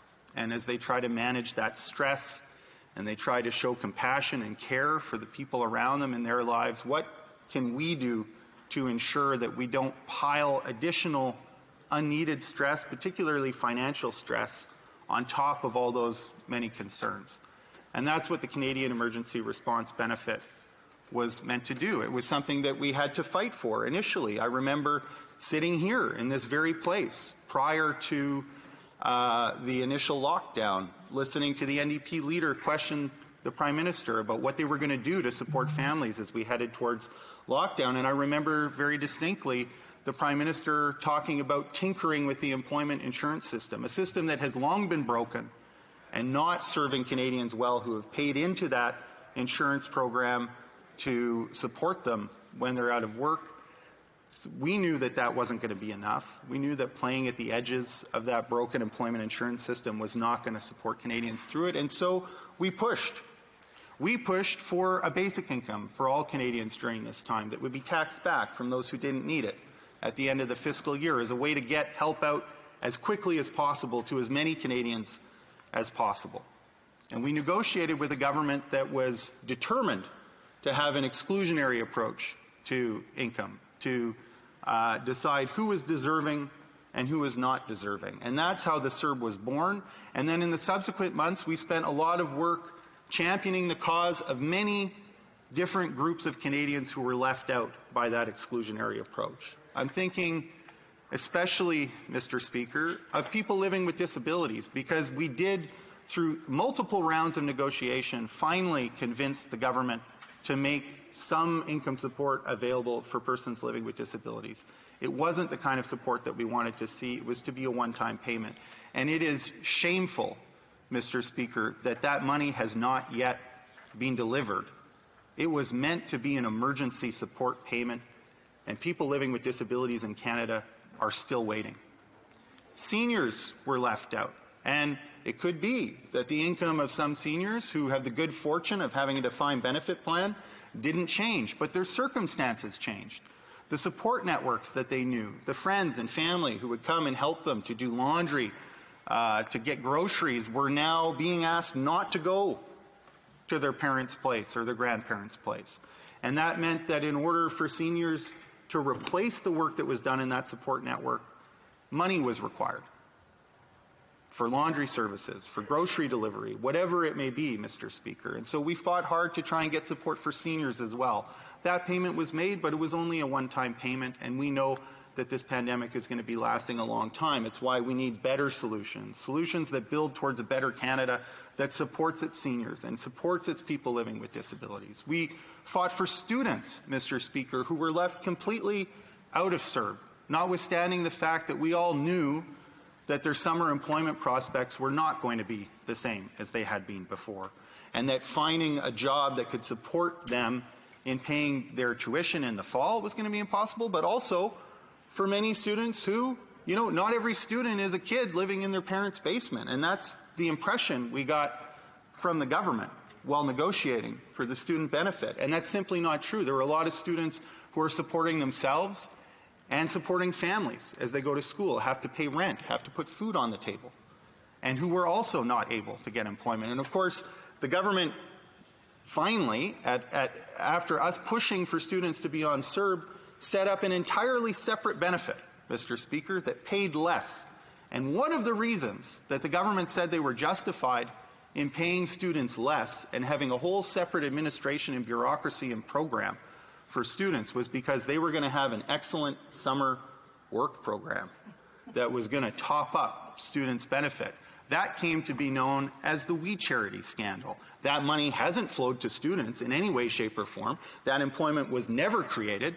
In fact, what we found out was that that money really was a targeted benefit for certain wealthy and well-connected friends of the Liberal Party, including their own family members, to the great shame of this government. And part of the reason why we're in the urgent scenario that we are is because they did such a terrible job of that.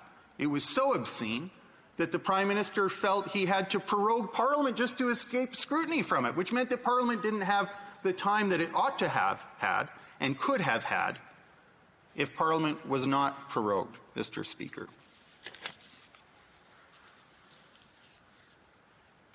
So the economic challenges of the pandemic are not going away.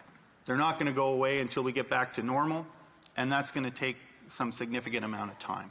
As I said earlier, Mr. Speaker, CERB expired yesterday at midnight. So we now find ourselves in a position where a significant portion of the over 4 million people who were still on CERB now don't have anything in place. And as I say, I mean, we've heard some discussion of this earlier in the House, and I think everybody is quite right to feel a great sense of frustration at the government that it came to this point. Because, you know, the NDP had negotiated a series of summer sittings every 2 weeks, partly to check in, make sure that the government wasn't misappropriating funds or spending it on their friends in inappropriate ways. Good thing that we had those summer sittings. We learned a lot about what the government was doing behind closed doors. But we didn't get to have the last one, where we could have done one of two things. Consider legislation for the government's new program. We know that they knew the details because they announced all of the details of the program the day after the Prime Minister prorogued Parliament. So the idea that this wasn't ready to go or that we couldn't have had that discussion in August is simply false. We know they were ready to have that conversation. They decided not to for reasons having to do with their own political interest and nothing to do with the public interest. And I submit to you, Madam Speaker, that in that moment the government lost sight of the real stories of human tragedy that the pandemic has engendered and the importance of the role of government in supporting Canadians through this time. Because had that been first and foremost in their mind, they would not have prorogued Parliament. They would have brought this legislation to us then. The NDP called for Parliament to resume earlier, for an earlier speech from the throne. Well, Madam Speaker, anybody familiar with Liberal election platforms for the last 30 years could have mocked up that speech from the throne on the back of a napkin in the space of about half an hour. There was nothing special in that speech of the throne. There was nothing new. There was nothing even particularly eloquent about it, Madam Speaker. There was no good reason to wait on this important work for that speech from the throne. So we could have got that done. They could have done that a lot sooner. It was a pre-canned speech as far as I'm concerned. And then we could have been dealing with this and subjected it to more and appropriate scrutiny. But there is no doubt, Madam Speaker, that there is an urgent need because we find ourselves where we find ourselves. And we can play the blame game. I think Canadians want us to move beyond that, though. You know, I mean, assigning political blame shouldn't be a recipe for paralysis in a crisis. So we do need to move forward. We do need to have something to replace that. Finally, after weeks of no communication, the government did get serious about talking to opposition parties, and we were able to push them to stop the cut that they announced to the CERB benefit in August from $2,000 a month to $1,600 a month and get them to maintain that benefit level for Canadians who needed it. That was a real productive outcome of those negotiations, even if they happened late. And likewise, Madam Speaker, we were also able to secure improvements to the government's sick leave plan. A sick leave plan that, incidentally, Madam Speaker, the government was opposed to for a long time, and the NDP had to make it a real priority in our negotiations with the government to get a commitment to having paid sick days for Canadians in the context of the pandemic. Then it took months for them to announce a plan. And when they finally announced it, they prorogued Parliament. So, you know, it's been delay after delay after delay, but I think we have shown that when the government's finally ready to work, we're there and we're ready to get to work right away, and we're ready to make improvements to these measures on behalf of Canadians, Madam Speaker. And I will say once again, when it comes to laying blame for the situation that we find ourselves in, although it's not a recipe for us to not ensure that there's something in place for Canadians, I would say that, you know, in a democracy, the ultimate mechanism for accountability is at election time. And I do hope that even though we're going to do our job and make sure that there's a program there for Canadians in their time of need, that they remember at election time, whenever that comes, whether it's in a month from now or a year from now or 3 years from now, that this government was prepared to play political games with their future and robbed them, if nothing else, Madam Speaker, and even if this legislation passes expeditiously, robbed them of the time to plan for what the replacement would really be and really look like. And we've shown that it takes, we know in this minority parliament, it takes negotiation between parties in order to get something passed. Canadians know that. They're not fools. So notwithstanding whatever the government announced in August, Canadians couldn't know what they can rely on until this moment, until there's been the negotiations and until the legislation is actually passed. And that makes it very hard for them to plan for their future. And that has been a theme of this government, ragging the puck and making it hard on Canadians to be able to plan from month to month. And we've seen it with a couple 11th-hour extensions of CERB, and then the government wasting that time instead of using it to come up with something that could either replace CERB or talking about a longer period of CERB. We saw kind of month-to-month extensions, and then an extension over the summer, where, as I say again, that time was not properly used in order to develop an alternative that Canadians could rely on. I have to say, Mr. Speaker, that despite the fact that we are prepared to support these measures as a matter of urgency, the paid sick leave provisions are not what Canadians deserve. The fact of the matter is that Canadians like workers in many other jurisdictions internationally, should have the right to 10 paid sick days from their employer on a permanent basis, regardless of what the illness is. And we see in the bill that they presented before, Bill C-2, we saw a very restrictive approach to these sick days, and we know that they're only temporary. Now, when the new bill is tabled, Madam Speaker, I'm hoping and expecting very much that you'll see an expanded eligibility that makes it easier for Canadians to avail themselves of this sick leave that isn't quite as COVID specific, and that's just the stepping stone to get to the point where Canadians have that permanent sick leave, but it's also relevant to the pandemic, because what we wanted to do was to take as many barriers off the table for Canadians that would cause them to question whether they were really eligible for this benefit or not, because we saw that in the story of CERB and the attestation, and then the concern about the fraud provisions in C-17. Canadians are honest, by and large, and are deeply concerned not to be applying for benefits that they're unsure whether they qualify for or not. And what was really important when it came to the sick leave was to ensure that Canadians had the maximum level of comfort to be able to avail themselves of those provisions. Because let's remember why these sick days are such an important tool for the pandemic. It's so that when Canadians wake up and they're feeling sick, whether they're sneezing or they're coughing or they have a headache or they feel sick to the stomach, they can make the call to not go into work to protect their colleagues and to protect their community from the spread of a virus that is spreading rapidly. We know that it is. And so this is what we're asking people to do in order to prevent the spread of the virus, and they need the tools to be able to do that. Paid sick leave is an important tool. So we have pushed to try and make that as easy to access as possible in the context of a government that doesn't want to see 10 permanent sick days allocated to Canadians as a matter of right. That's unfortunate. That is a battle that we will continue to fight, notwithstanding supporting this legislation today. What we're doing today is getting something in place that can serve Canadians now.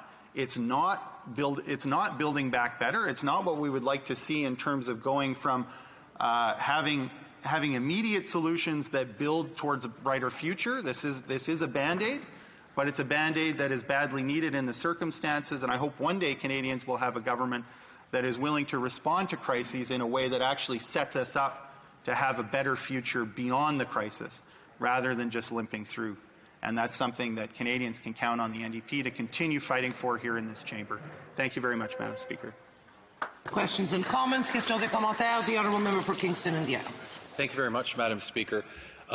You know, I know that there's been a lot of discussion today about the House proroguing and whether or not that was necessary and why that happened. But when you think about, you know, what actually has taken place over the last 6 or 7 months, billions and billions of dollars being spent on Canadians to assist them, you know, quite often very little debate before those funds were approved by all parties of this House the majority of times that those bills came forward. So, you know, the thought that perhaps we need to come back to the House and say, hey, is this government going in the right direction or not? Should we continue down this path? I think was extremely important. And so what you saw is one of the shortest prorogations in modern history, at least. A loss of actually only 2 sitting days were actually lost, Madam Speaker, as a result of this. And so I find, you know, the comments from my NDP colleague very interesting, because I thought they were on board with the speech from the throne and we're going to vote in favor of it, but now I hear him talk about how horrible it is, how it wasn't even eloquent, it didn't have anything good in it. Is he going against his party? Is he not going to vote in favor of the speech from the throne, Madam Speaker? That would be my question to him. Honourable member for Elmwood Transcona. Well, thank you very much, Madam Speaker. Honestly, I feel not quite right dignifying that with a response. What I'll say is that what we have been doing is working with a government that we're quite critical of, because we were elected to a minority parliament, as were they. And what we said is that we were going to come to Ottawa and we were going to make Parliament work as best we could for people. That is the work that we continue to do, notwithstanding the shenanigans of the Liberal Party. We will work as best we can, and as long as we can find agreement on a path forward that is better for Canadians than what they would get if the Liberals were simply left to their own devices, we will continue to do that work. And that's what we're here to do.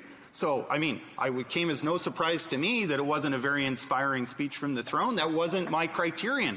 I wasn't looking to be inspired by a Prime Minister who has had ethical scandal after ethical scandal and is clearly looking to help his friends. What I was looking for is an opportunity to do my work and leverage more out of that government for ordinary Canadians that they don't think about enough, frankly, Madam Speaker, and I will continue to do that work for as long as I can. Thank you very much.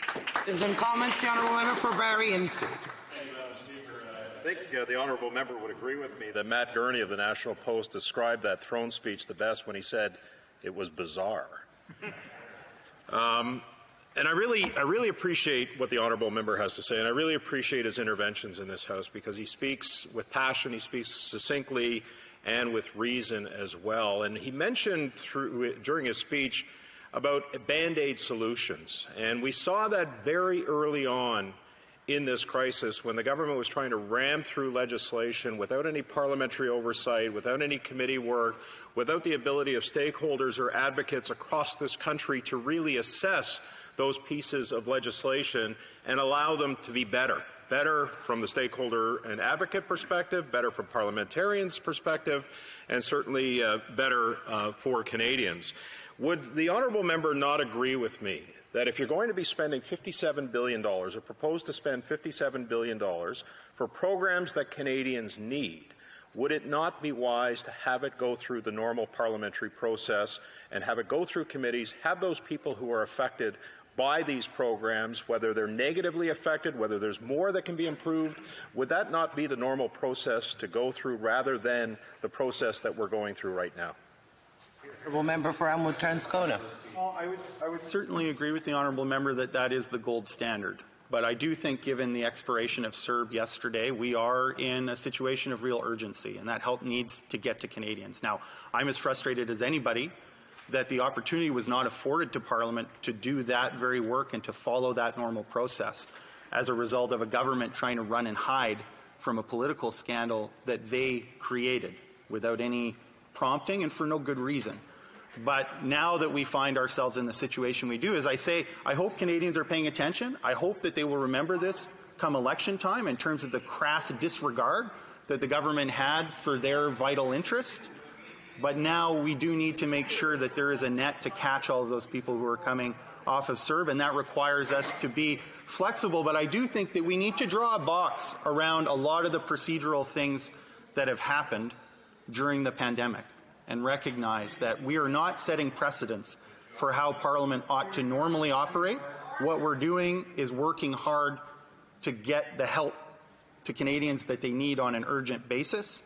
And I think with a different government and a different attitude in government, we could have done that in a way that observed more of the normal parliamentary process. I think it's regrettable that we don't have a government who is willing to do that in good faith. But nevertheless, what needs to come first is the interests of Canadians, and that's what we're here to support first and foremost. Questions and comments to Honourable Member for Avignon. Mathis Matan Lapetidia. Thank you very much, Madam Speaker. I'd like to remind everyone that the Bloc, through my colleague from Salaberry, tabled the Bill C-42, an act amending EI under this Parliament. And as my colleague said earlier, it's been years, 15 years, since we should have overhauled the whole EI Act. And by putting forth programs like this one really quickly, we realize that there are gaps. And instead of remedying this summer, the government prorogued the Parliament and undermined what our democracy hinges on, and is pushing through this bill without hearing one single witness that could identify potential weaknesses in this legislation and people who will benefit from these programs, etc. So we've been asked to ask quickly, but it's Isn't this the right time to overhaul the entire EI system instead of continuing to create programs and then have to recreate them later when we realize that the recovery benefit is also poorly adapted to reality?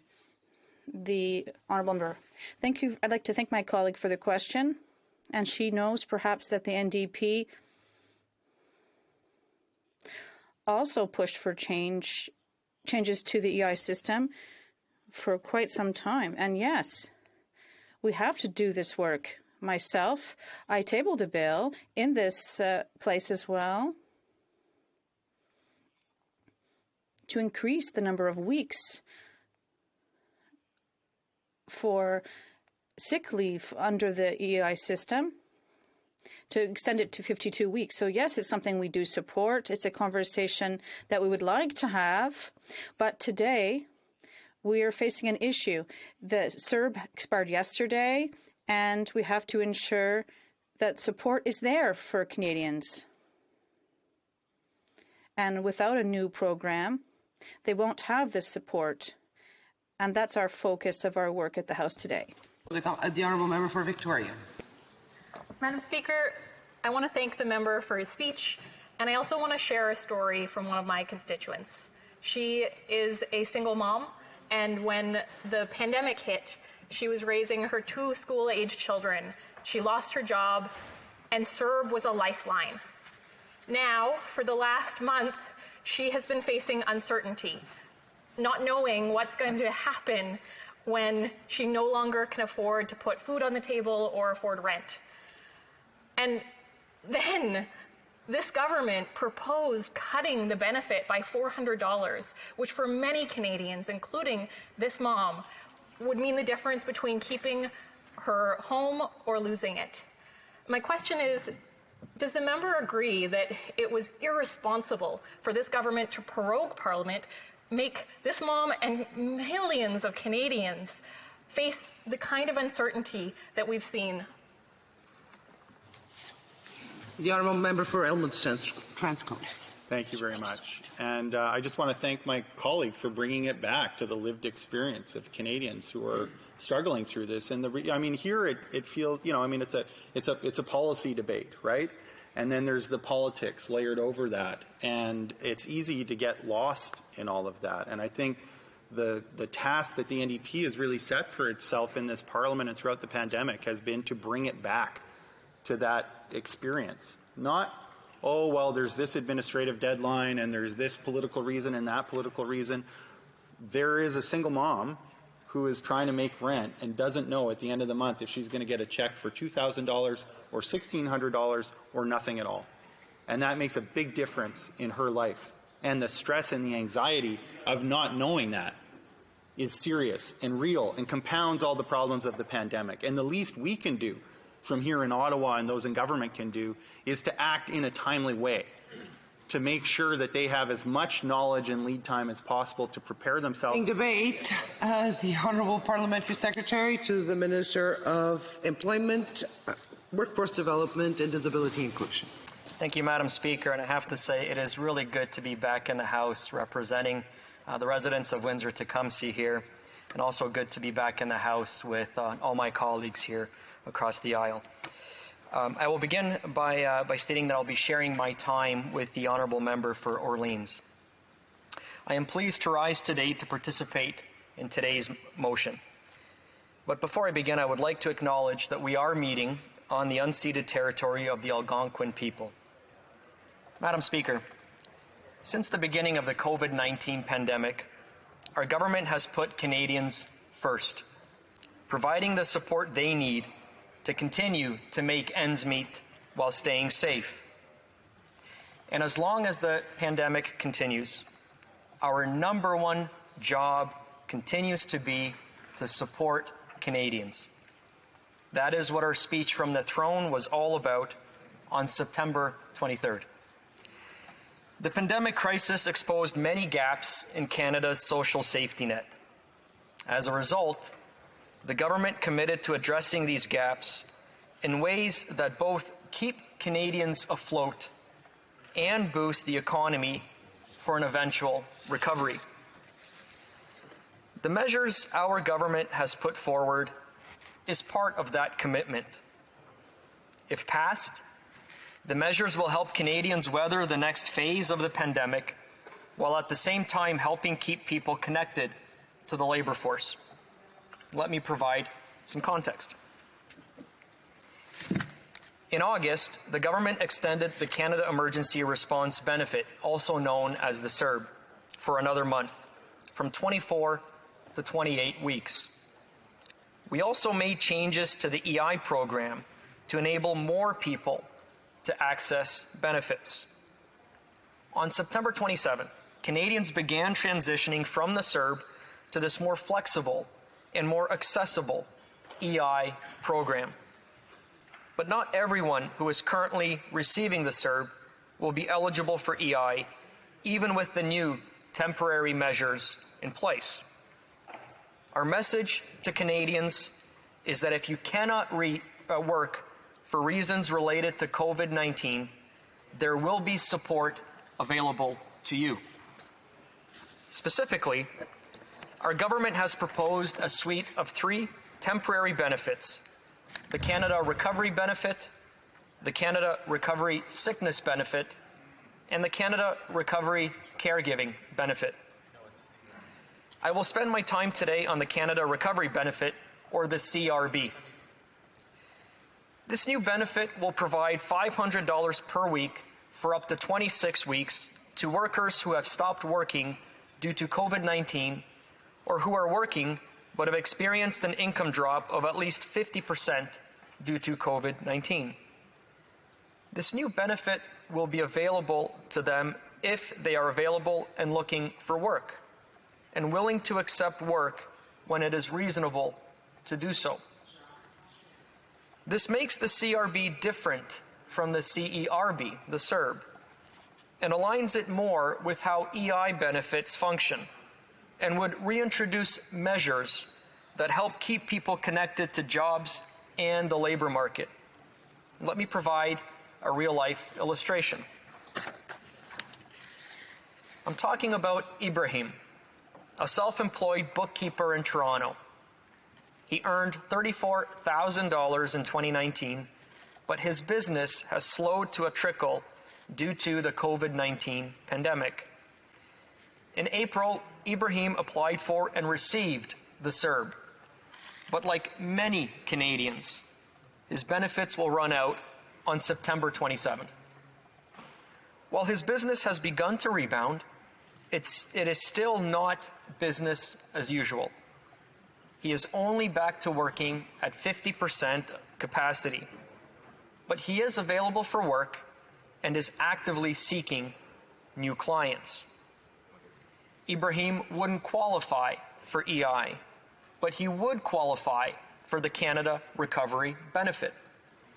And as I mentioned, he could receive $500 per week for up to 26 weeks between the period of September 27, 2020 and September 25, 2021. If his annual net income ended up being above $38,000, not including the CRB payments, he would need to repay 50 cents on every dollar over that net income through his annual income tax return. Thanks to this benefit, Madam Speaker, Ibrahim would be able to maintain his business, help support his family, and continue to be an active participant in the economy. Madam Speaker, this new benefit also differs from the CERB in terms of the integrity measures that we have put in place. The government is committed to setting up safeguards to protect Canadians from fraud and prevent non-compliance. To prevent misuse of the CRB and the other benefits in this proposed legislation, the following measures would be part of the package. The Canada Revenue Agency would collect the social insurance number of applicants. CRB applicants would need to provide documentation to prove their eligibility for the benefit, and individuals would have to repay any benefit amounts they weren't entitled to. In other words, we will have stronger integrity measures in place for the new recovery benefits.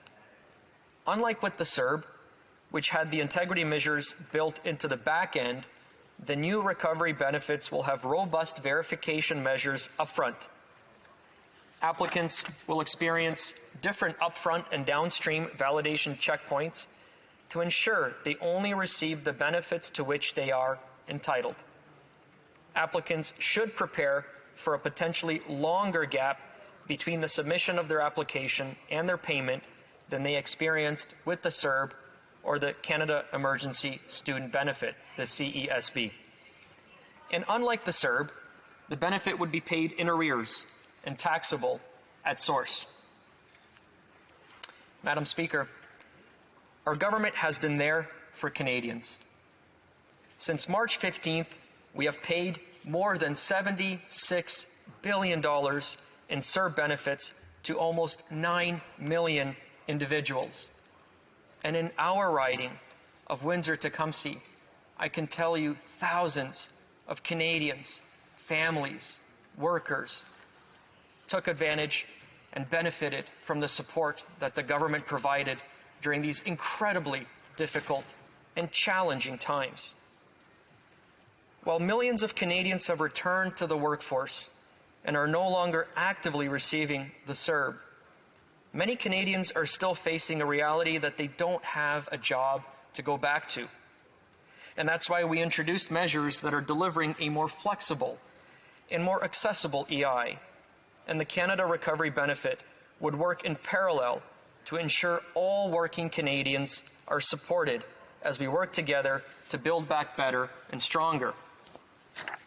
The recovery plan our government has laid out would help us span the gap between the emergency support of the spring and summer and the new measures that will help us get through the next phase of this crisis. And that is why I encourage the honourable members to support this motion. Thank you, Madam Speaker. Questions and comments? The honourable member for Barrie Innes. Madam Speaker, near the end of the honourable member's statement this morning, he said something that was interesting, and that is that Canadians should expect a longer gap in transition from the CERB to this new program. So I'm wondering what that longer transition will look like in terms of weeks or months. And the second part of my question is, knowing that this would happen, that there would be this longer transition, why did the government prorogue Parliament in August when they knew that this situation was going to happen? They could have recalled Parliament to deal with this piece of legislation so that Canadians would not have this gap in that transition. Two questions there, Madam Speaker. Thank you. The Honourable Parliamentary Secretary. Thank you very much, Madam Speaker, and I thank the honourable member for the excellent question. Just want to reiterate that from the very start of this pandemic, the primary focus, the first and foremost focus of this government is to make sure we get the support that Canadians need into their hands as soon as possible, as quickly as possible. And with this new Canada Response Benefit, I can assure the member that when they do apply online, they will be able to receive those benefits within 3 to 5 days of the application if they do have a direct debit account or a direct account that they can deposit into. And so I can reassure the honourable member that, again, Canadians will receive the support that they require, that they need, in a timely fashion. Thank you. The honourable member from Montarville. You're on mute. Thank you, Madam Speaker. I think that my colleague explained very well a few moments ago how amendments to EI had been necessary for quite some time. And we could have foreseen that this would have been necessary with the end of the CERB as well. How can we explain that the government prorogued the Parliament and then also set such a quick date for the end of CERB and the transition to the new provisions of the EI? In other terms, how can we explain that the government once again decided to put the Parliament in an untenable position. I heard my colleague say during his speech how the government was at the service of Canadians and they organized themselves to not serve Canadians with the House being prorogued. So how can we explain that once again that they placed the Parliament in an untenable position like it is right now? The Honourable Parliamentary Secretary. Well, thank you very much, Madam Speaker. And again, I thank the Honourable Member for the excellent question. Though the members in the opposition are focused on talking about prorogation and other such matters, our focus, first and foremost, of this government has been to deliver the support Canadians require to get through the pandemic. That has been our priority, and that will always be our priority. And that's why through legislation, such as the Canada Recovery Benefit, we will make sure that we get the supports to Canadians when they need it in a timely fashion. That has always been our priority. That will always be our priority of this government. Thank you. Commentaires, questions and comments. The Honourable Member. Yes. I'm sorry, for Nanaimo, Lady Smith. Thank you, Madam Speaker.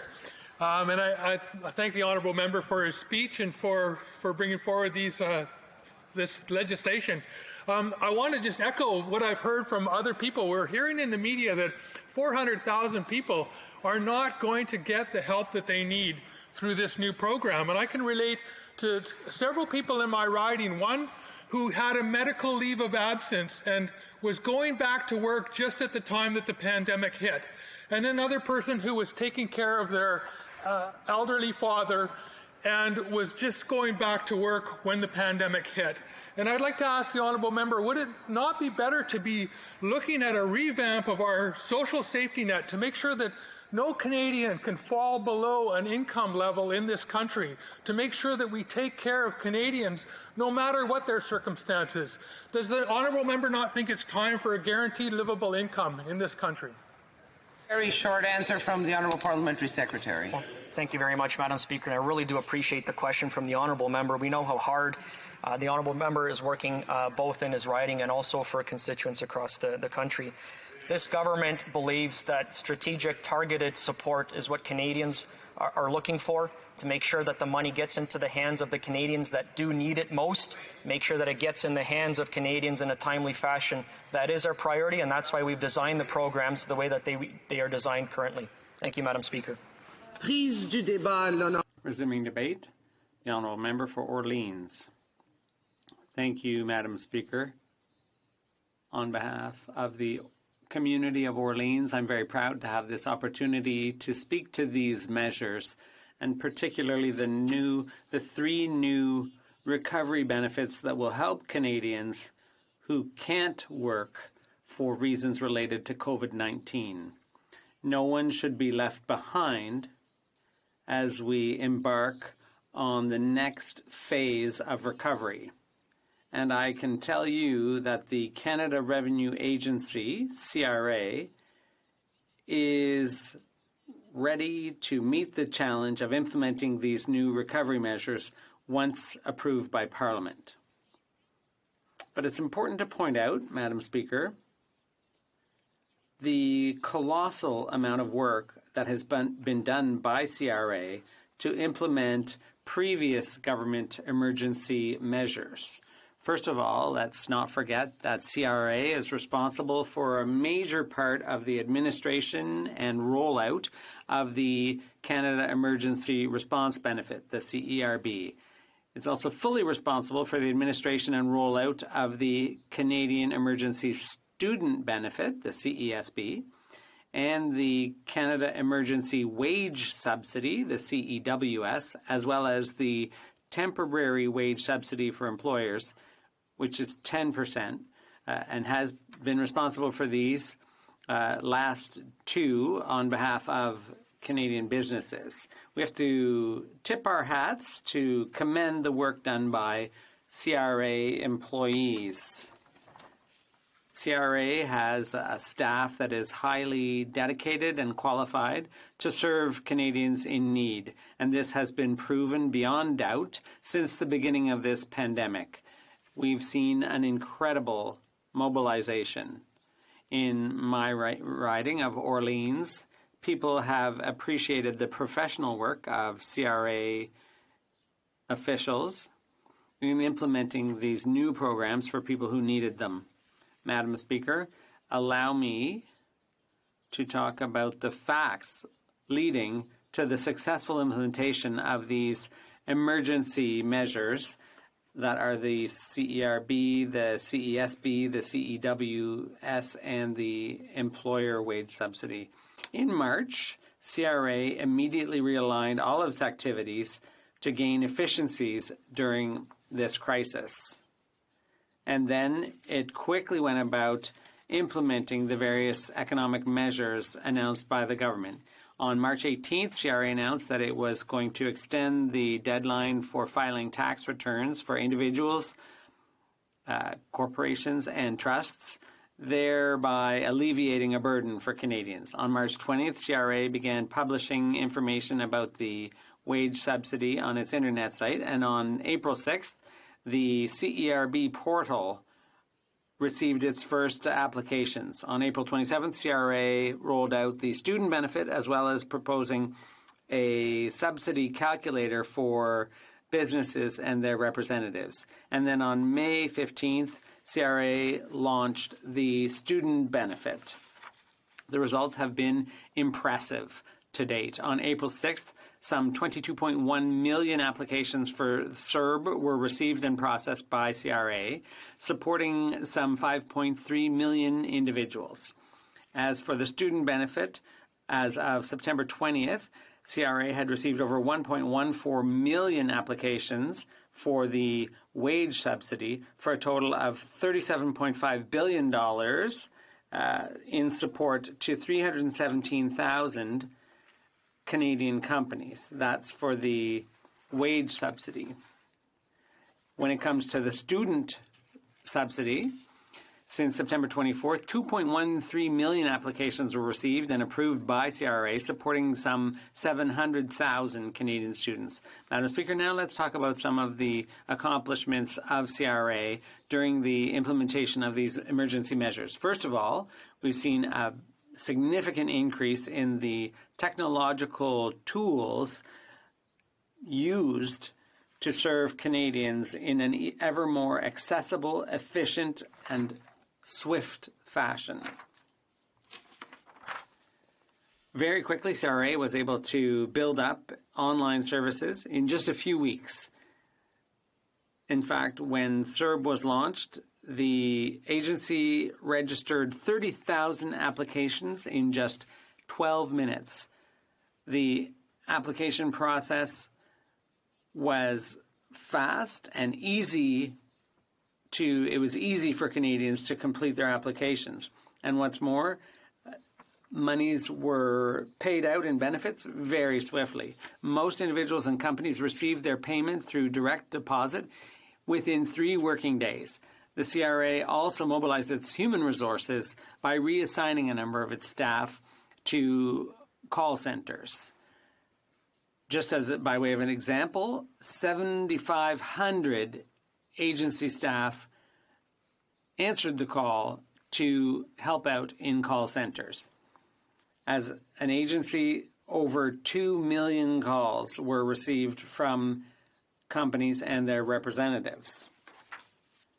Among those, 120,000 received an answer about tax relief during COVID-19. 150,000 businesses received general information about benefits available. CRA has been working extremely hard since the outset with its very qualified staff to serve Canadians. And this is all the more remarkable when you realize that this had to be done without any notice. CRA had no idea that it was going to be implementing such critical programs to support Canadians through the crisis virtually overnight. Since the new minister took up her role in 2015, the reform of CRA has been one of her key commitments. The agency is more than ever before a fair and trustworthy agency. serving Canadians, and that's an absolute priority. Let's add the fact that the work has obviously been going on in a way that ensures that the legislation is complied with all the applications for assistance that have been processed. Compliance is a major factor in the agency's mission. CRA has done some electronic and manual auditing, and in conclusion, the vast majority of these benefits that I previously listed off are promising for the future. The administration and rollout of the recovery benefit, the sickness benefit, and the benefit for caregivers, all three benefits are in good hands at CRA. Thank you very much, colleagues. Thank you, Madam Speaker. Questions and comments? The Honourable Member for London Fanshawe. Thank you, Madam Speaker.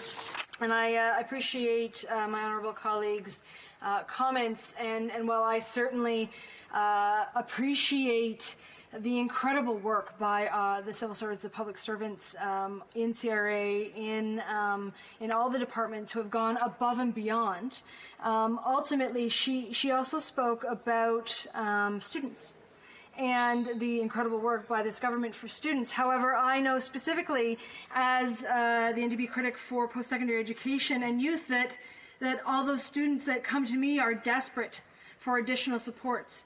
They didn't receive the supports through the Canada Student Summer Grant that they were expecting. They didn't. Graduate students did not receive supports. International students did not receive the supports that they needed from this government. And in fact, there wasn't a single word spoken by this government in the throne speech for students. Can she explain why? The Honourable Member for Orleans. From London Fanshawe for her excellent question, and certainly as a member of Orleans who do have many students who were part of the pandemic and certainly affected by having to make decision about the course of their action. So as a society, we've asked them to change their entire way of going to school, which was online learning for many months. And up to today, we are still seeing the impact of the pandemic. So I would appreciate the fact, and I certainly appreciate the fact that the government from day one showed their engagement and also their commitment in supporting students all across Canada. And there's one thing that we've said since the beginning is that we are listening. We are listening to you, the opposition, but we're also listening to students and Canadians in addressing the immediate needs for them. Merci. Questions and comments, questions and commentaires. The Honourable Member for, I'm going to, I hope, Regina Lewan, yes. Thank Regina Lewan. Thank you very much, Madam Speaker. And I listened intently to the debate brought forward by the Honourable Member from Orleans. And she was talking about tax relief for businesses during this time of crisis, during the COVID pandemic. Well, and I'm glad she said she's listening to members and to people across the country, because one form of tax relief that they could have brought forward during this pandemic was to not double the carbon tax on producers across Western Canada on April the 1st, which they find as a seriously unfunny April Fool's joke. So if they're talking about tax relief during this time of need and trying to put more money into the pockets of Canadians across the country, why would they have not taken the opportunity to not raise a carbon tax on our farmers, on our producers, on our manufacturers across Western Canada? That would leave more money in not only businesses' pockets, but also in consumers' pockets, because we all know that carbon tax trickles down and it affects people at the grocery stores, at the gas pumps, and across all industries in our country. So a question, if you're looking for a way to keep money into people's pockets, into Canadians' pockets, why would you not scrap your carbon tax, or at the very least, not raise it on April 1st when Canadians were going through a health crisis and a financial crisis across the country? The Honourable Member for Orleans. I thank my honorable colleague for his questions, but I think on this one, I would disagree. And I will disagree because I am so proud of the work that we've done for all businesses. I was, before politics, a business owner myself, and certainly can relate with many of the businesses here in Orleans, but across Canada, about the impact of this pandemic has had. And I was pleased to see, actually, that the government mobilized a lot of efforts and financial help to help. So from the wage subsidy, who is still being needed and been extended up to next year. And that's from the speech from the throne as to your hearing. Also, CEBA, that was one big thing that, our businesses needed. And again, by listening to our businesses and the sector, we've improved CEBA to make it more available to various businesses all throughout Canada. So, and with all due respect to the member, I have to say that part of the aspect of where I believe we need to move forward, as we have learned throughout this pandemic, is the need to actually address climate change. And very few people in the riding of Orleans would not agree with me that we need to be firmer and stronger on our climate change initiative. And I was very happy to see this being reflected in our speech from the throne. Merci, Madame la Présidente. Resuming debate, the honourable member for Thornhill.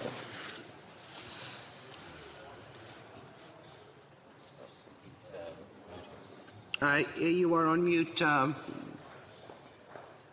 honourable member. Thank you, Madam Speaker, and I'll be splitting my time with the member for Central Okanagan, Similkameen, Nicola. Madam Speaker, Canada is facing a critical moment in the continuing COVID crisis. Millions of Canadians are still in need of emergency funding of one sort or another.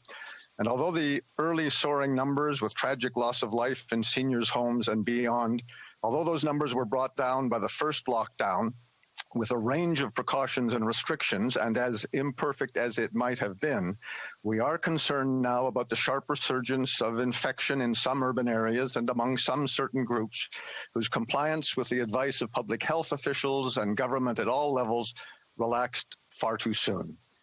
But, Madam Speaker, the COVID crisis is not just a health crisis. COVID has taken a terrible toll of our Canadian economy, as it has with economies around the world. Canada today has the highest unemployment rate in the G7, despite having almost the highest spending in the G7. With the amendment to Bill C-2, now before us today, Canada's deficit and debt will soar to historic record new levels. The government must recognize that a significant number of businesses and industries, despite COVID restrictions and precautions, have gradually been able to safely reactivate their workplaces, to bring back workers safely, to fire up their respective corners of the economy. Over the past month, I visited large industrial manufacturers and small businesses, and I've been impressed that they're safely, defiantly coping with the challenging new realities in their workplaces. But I've also heard from a range of employers, small, medium, and large, and chambers of commerce and boards of trade, who say that government needs to balance essential emergency financial support with meaningful incentives to return to work where it is safe to do so. When we first saw Bill C-2 last week, after 6 weeks prorogation, the Liberals in hiding from scandalous revelations in committee, the estimated costs of the post-CERB expanded benefits were enormous. $37 billion in 1 year. The estimated costs are now in the mid-$40 billion range, with another $17 billion in ongoing COVID program spending attached to this bill. We're debating almost $60 billion in new spending in 2 days. The deficit for 2021 now certain to well pass $400 billion. Now, Madam Speaker, there's no question the three principal elements of C-2, the Canada Recovery Benefits Act, will provide a lifeline to millions of workers and folks left out of earlier support. And the government's decision to effectively embrace our conservative back-to-work bonus, proposed back in June, is an overdue step forward, a work incentive that will allow workers to earn beyond the benefit payments, with a 50 cent on the dollar repayment of earnings if they exceed $38,000 in annual income. But the original expectation of a minimum taxable $400 a week payment expired when the Liberals caved in to NDP demands that $400 a week wasn't enough. And the Liberals caved in again on Friday when the NDP demanded more, the 2-week paid sick leave demand, without any consideration by the House or Parliament of the potential negative impact, possible negative impact on Canada's struggling economy. So, Madam Speaker, one must consider the continuing disincentives discouraging many healthy workers from safely returning to workplaces that can provide assurance of strict adherence to public health guidelines. In my province of Ontario, under the new legislation, an individual who works full-time for just over 3 weeks will be able to access EI for 6 months at $500 a week. An Ontarian working full-time at minimum wage, $14 an hour, receives $525 a week. That said, Madam Speaker, the 3 pillars of the Canada Recovery Benefits Act are needed. First, the CRB, the Canada Recovery Benefits for Workers who are self-employed or not eligible for EI. Then the CLRB, the Canada Recovery Caregiving Benefit for eligible Canadian households where a parent can't work because they must care for children or a high-risk dependent. And then the CRSB, the Canada Recovery Sickness Benefit for workers who are sick or must self-isolate because of COVID-19.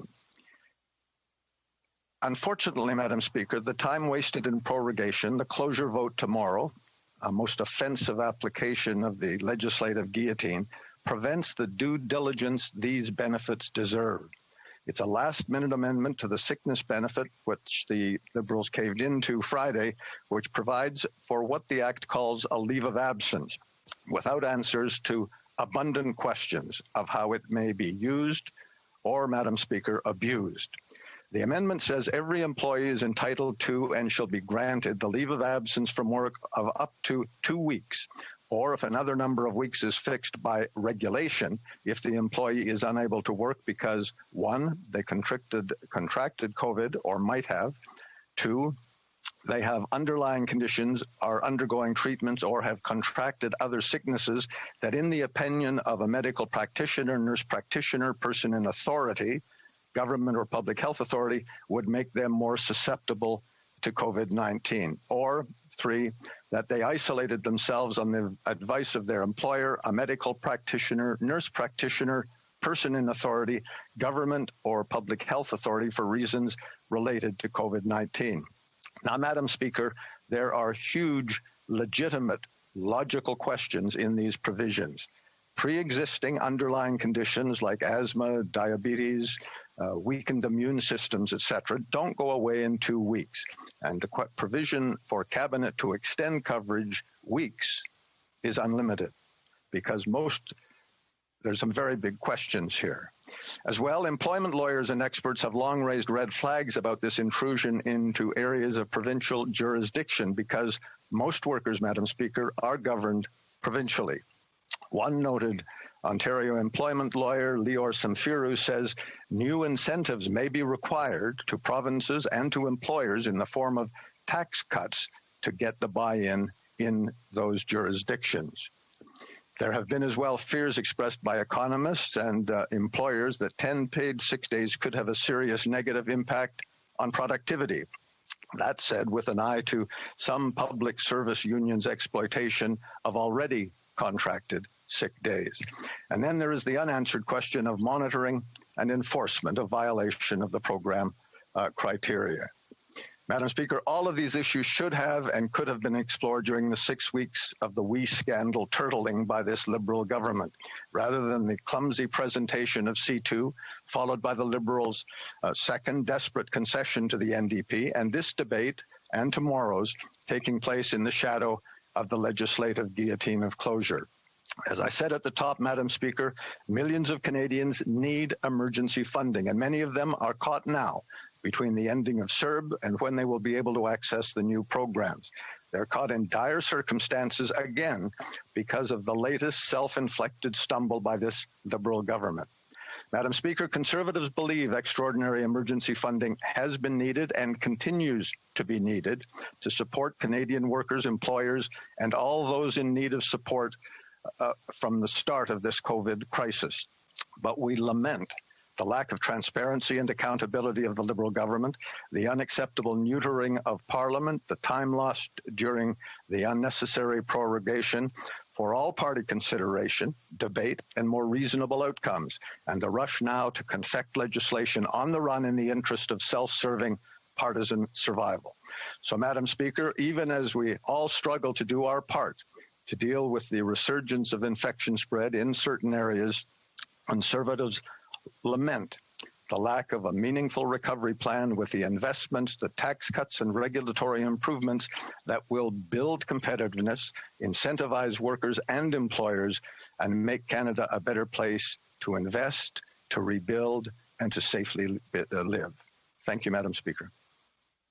Questions et commentaires, questions and comments. The honourable member for Courtenay-Alberni. Thank you, Madam Speaker. I want to thank my colleague for his speech. And, Madam Speaker, we agree with him that the government shouldn't have prorogued Parliament and delayed the rollout of fixing the benefit program, the CERB, which ran out last night at midnight. We completely agree with him that the government waited too long and people are struggling. I'm concerned, though, about his statements around paid sick leave, Madam Speaker. We've got people going to work, and as I cited earlier in the Huffington Post, they wrote that 14% of workers earning less than $16,000 took paid sick leave versus 74% of those earning over $96,000.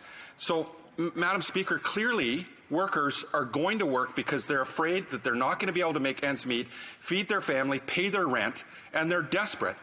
And the paid sick leave, what it does is it allows people that have symptoms to COVID to stay home and protect themselves, their co-workers, and the business where they work.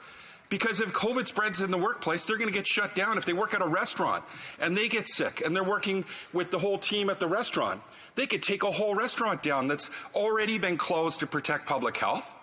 And now potentially they could get sick and close the restaurant down again, and that business just could be wiped off the face of the map, Madam Speaker. So I want my colleague to speak about what would the Conservatives do to protect those workers and the workplace. We haven't heard them come back on what they would do with CERB. Would they have cut CERB?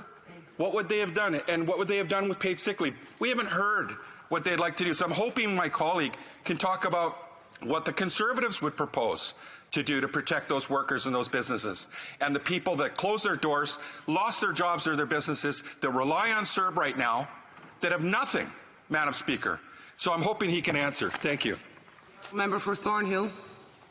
Well, thank you, Madam Speaker. And I must say, I agree with many of the points that my honourable colleague raised at the beginning of his intervention and his question.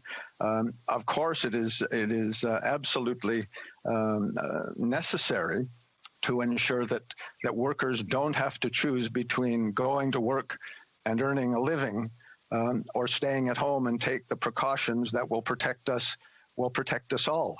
But for the last 6 weeks of prorogation, the Liberals hiding from scandal, we could have been discussing this in committee between parties.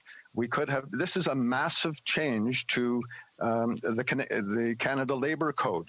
It is in many ways in potential conflict with provincial jurisdictions. Employers and boards of trade, chambers of commerce should have been engaged in the long-term discussion of how to make this effective in those areas where it's essential, but also in ways that it's not exploited as we've seen exploited, for example, in Ontario with regards to teachers and their abuse. I mean, the school boards are very clear in saying that their contracted sick days have been abused in a variety of ways. They've been reduced, but they are still a huge cost consideration and a challenge to continuity in teaching in public schools. So this is a consideration that we wish had been considered. And comments, the Honourable Parliamentary Secretary. Yes, so thank you, Madam Speaker. There is no doubt that we are in a second wave of the pandemic. This legislation is greatly needed. It's to protect the interests of Canadians in all regions of our nation, provides the necessary support for us to be able to continue moving forward through this situation.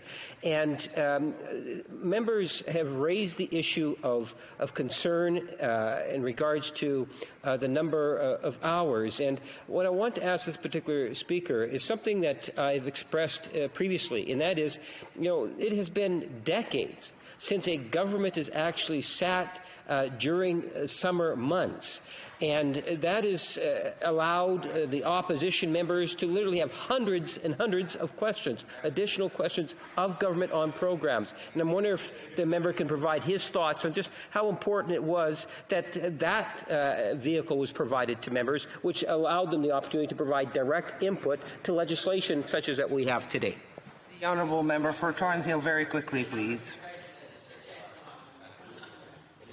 The honourable member. Yes, thank you, Madam Speaker. Well, Madam Speaker, that's an outrageous claim by my honourable colleague. The hybrid several sitting days during the summer did not provide any meaningful answers at all to the questions that were raised in those sessions. Where we were getting answers were in the committees, which the government shut down with the unnecessary and outrageous prorogation of Parliament. Resuming debate, the honourable member for Central Okanagan, Similkameen Nicola. Yes. So we have a point of order from the member from Banff. Yeah, thanks, Madam Speaker. And I think if you seek it this time, you will actually find unanimous consent for the following motion: that the membership of the Standing Committee on Procedure and House Affairs be amended as follows: Ms. Vecchio for Mr. Richards, Mr. Lekuski for Mr. Broussard, and Mr. Doherty for Mr. Duncan, Stormont, Dundas, South Glengarry. Thank you. Normally, when there are requests for unanimous consent, the Chair asks in the affirmative whether members agree. Puisqu'il s'agit d'une séance hybride de la Since this is a hybrid session, we will seek dissenting voices, and something runs the risk of not being heard. We ask those who are opposed to the request to express their disagreement. In this way, the Chair will hear clearly if there are any dissenting voices, and I will accordingly be able to declare whether or not there is unanimous consent to proceed. Que tous ceux qui sont All those opposed to the motion being moved by the honourable member will please say nay. The House has heard the terms of the motion. There are no dissenting voices. Therefore, I declare the motion carried. So, resuming debate, the honourable member for Central Okanagan, Similkameen Nicola. Thank you, Madam Speaker. And I just want to say my whip gave a much better response than I will. But it's an honour to rise and speak on behalf of the good people of Central Okanagan, Similkameen Nicola, and to speak alongside the masterclass that is the member for Thornhill. Now, this year has been unlike any other in at least 100 years. A deadly virus has impacted all of our lives and necessitated a significant pause on our economy. Just yesterday, the total worldwide death toll from COVID-19 passed 1 million. And even now that things are opening, until the virus is dealt with, there can be no going back to normal.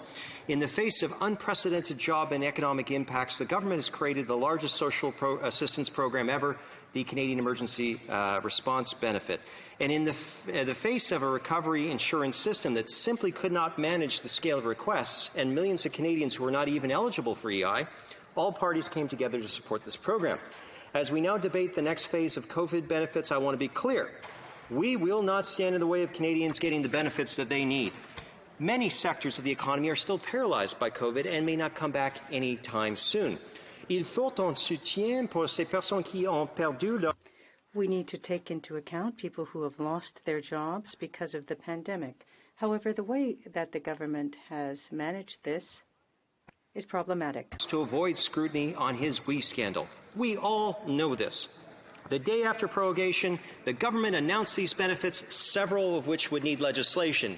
Now, instead of spending time last month debating and passing these benefits, the Prime Minister shut down Parliament. Now that the CERB has ended and many Canadians are not eligible for employment insurance, the government is now playing politics with the well-being of Canadians. Ils viennent nous voir et nous disent que they have come forth with a proposal saying that we have to approve everything. Otherwise, there won't be support for people. We could have taken 3 weeks to examine this and done in-depth parliamentary work. The government is being contemptuous of the House. We all understood the urgency and the need to pass bills quickly. But now the government thinks that all should be how these bills are passed. Now, why have real debate when you can pass everything you want immediately and blame the opposition for being callous when they want to have even a bare amount of scrutiny? What this government, Madam Chair, wants to do is eliminate Parliament, treat this House as a rubber stamp for their program. C'est inacceptable. Cela ne peut. That is unacceptable and cannot continue. We can, and the government said, no thanks. We would rather pass it on Monday with no debate. Canadians deserve better. They expect better from this government. I will do my job for the people who have sent me here and participate in the sacred responsibility I have been entrusted with.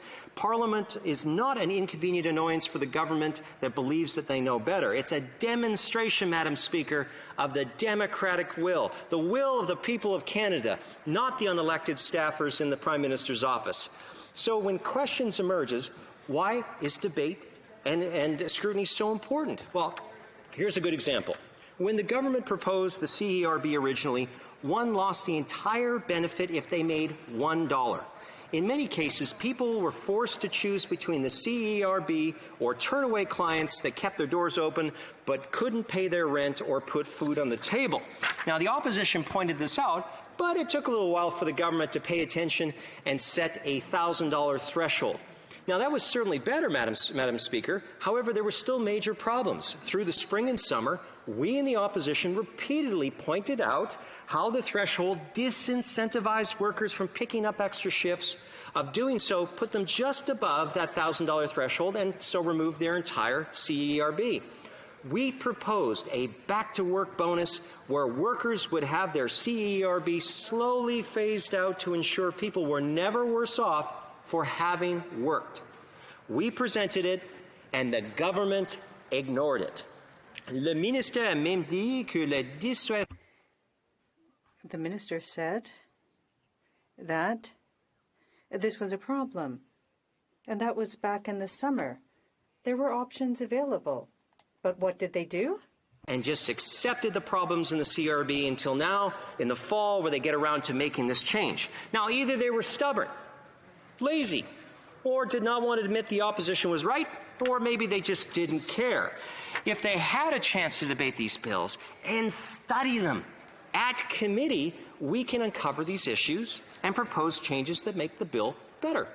Another bill the government put forward this summer was designed to create a one-time payment for people with disabilities. A payment, I will note, has not been given yet. When the government first proposed the payment, it only applied to disability tax credit holders, existing disability tax credit holders. Many people highlighted that was far too narrow a group, and it should apply to Canada Pension Plan disability recipients, as well as those on a veteran's disability benefit as well. I and many opposition MPs were ready to debate it and to work to make that bill better. However, what did the government do? It refused to allow a debate demanding pass it immediately or not at all. And then the leader, our then leader, the Member of Parliament for Regina Capel, proposed a full debate, and the government said what? No. So no improvements could be made. Ce n'est pas beaucoup plus tard que le gouvernement s'est présenté. And shortly thereafter, the government came forth with a bill that brought about those changes and adopted it. However, the purpose of this place is to improve bills and reject what are considered bad ideas. A much far longer road to pass a bill to support people with a disability, support that, as I said, has not even come yet. Now, we've all been sent here for a reason. I was sent here by my constituents, just as the same as the member for Papineau was sent by his. He should remember that. So why are these benefits important, we may ask? As we see a surge in cases through the country, we are constantly reminded of the danger of this pandemic, the danger to our health, the danger to our economy. J'ai entendu des travailleurs qui ne savent. I've heard from workers who don't know when their jobs will be back. Operations in hospitals, food services, and entertainment services may well be closed for a long period of time. People affected by these job losses have not done anything. They're victims of a terrible virus, and they need support. Who are unable to go to work because their children cannot go to school because they have medical issues that are making it far too risky. I think of people who develop symptoms and must wait a week or more for test results and cannot work during this time, even if they want to. Data comparing this recession to the previous one shows that people are looking for work in the same numbers as before despite new benefits. So we know, Madam Speaker, Canadians want to work. Many can, however, many cannot. And that is why we're not standing in the way of these benefits. Our system was simply not designed for this situation. Our EI system is built on a house of spaghetti from the 1970s. In a briefing earlier this year, I was told by government IT officials that fixing the system would take a decade. Many people have not paid into employment insurance, usually due to being self-employed or gig workers. Cependant, en cette période de crise.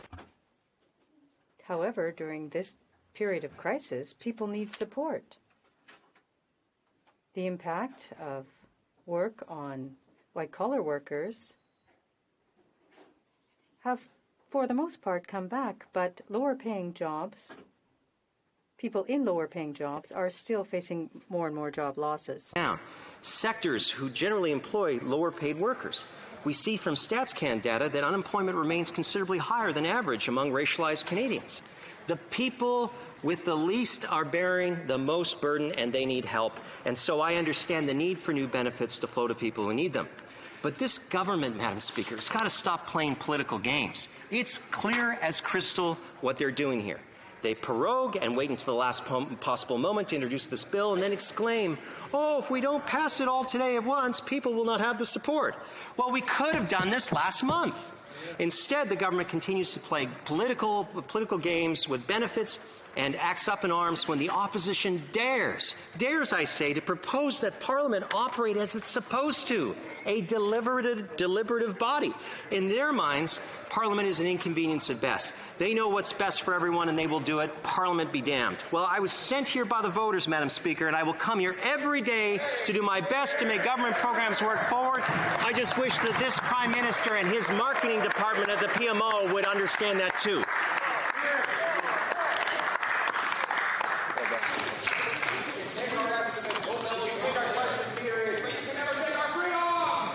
If I can ask for order, the honourable member for Central Okanagan, Similkameen Nicola, will have 5 minutes of questions and comments coming to him when we return to this. I'm sorry?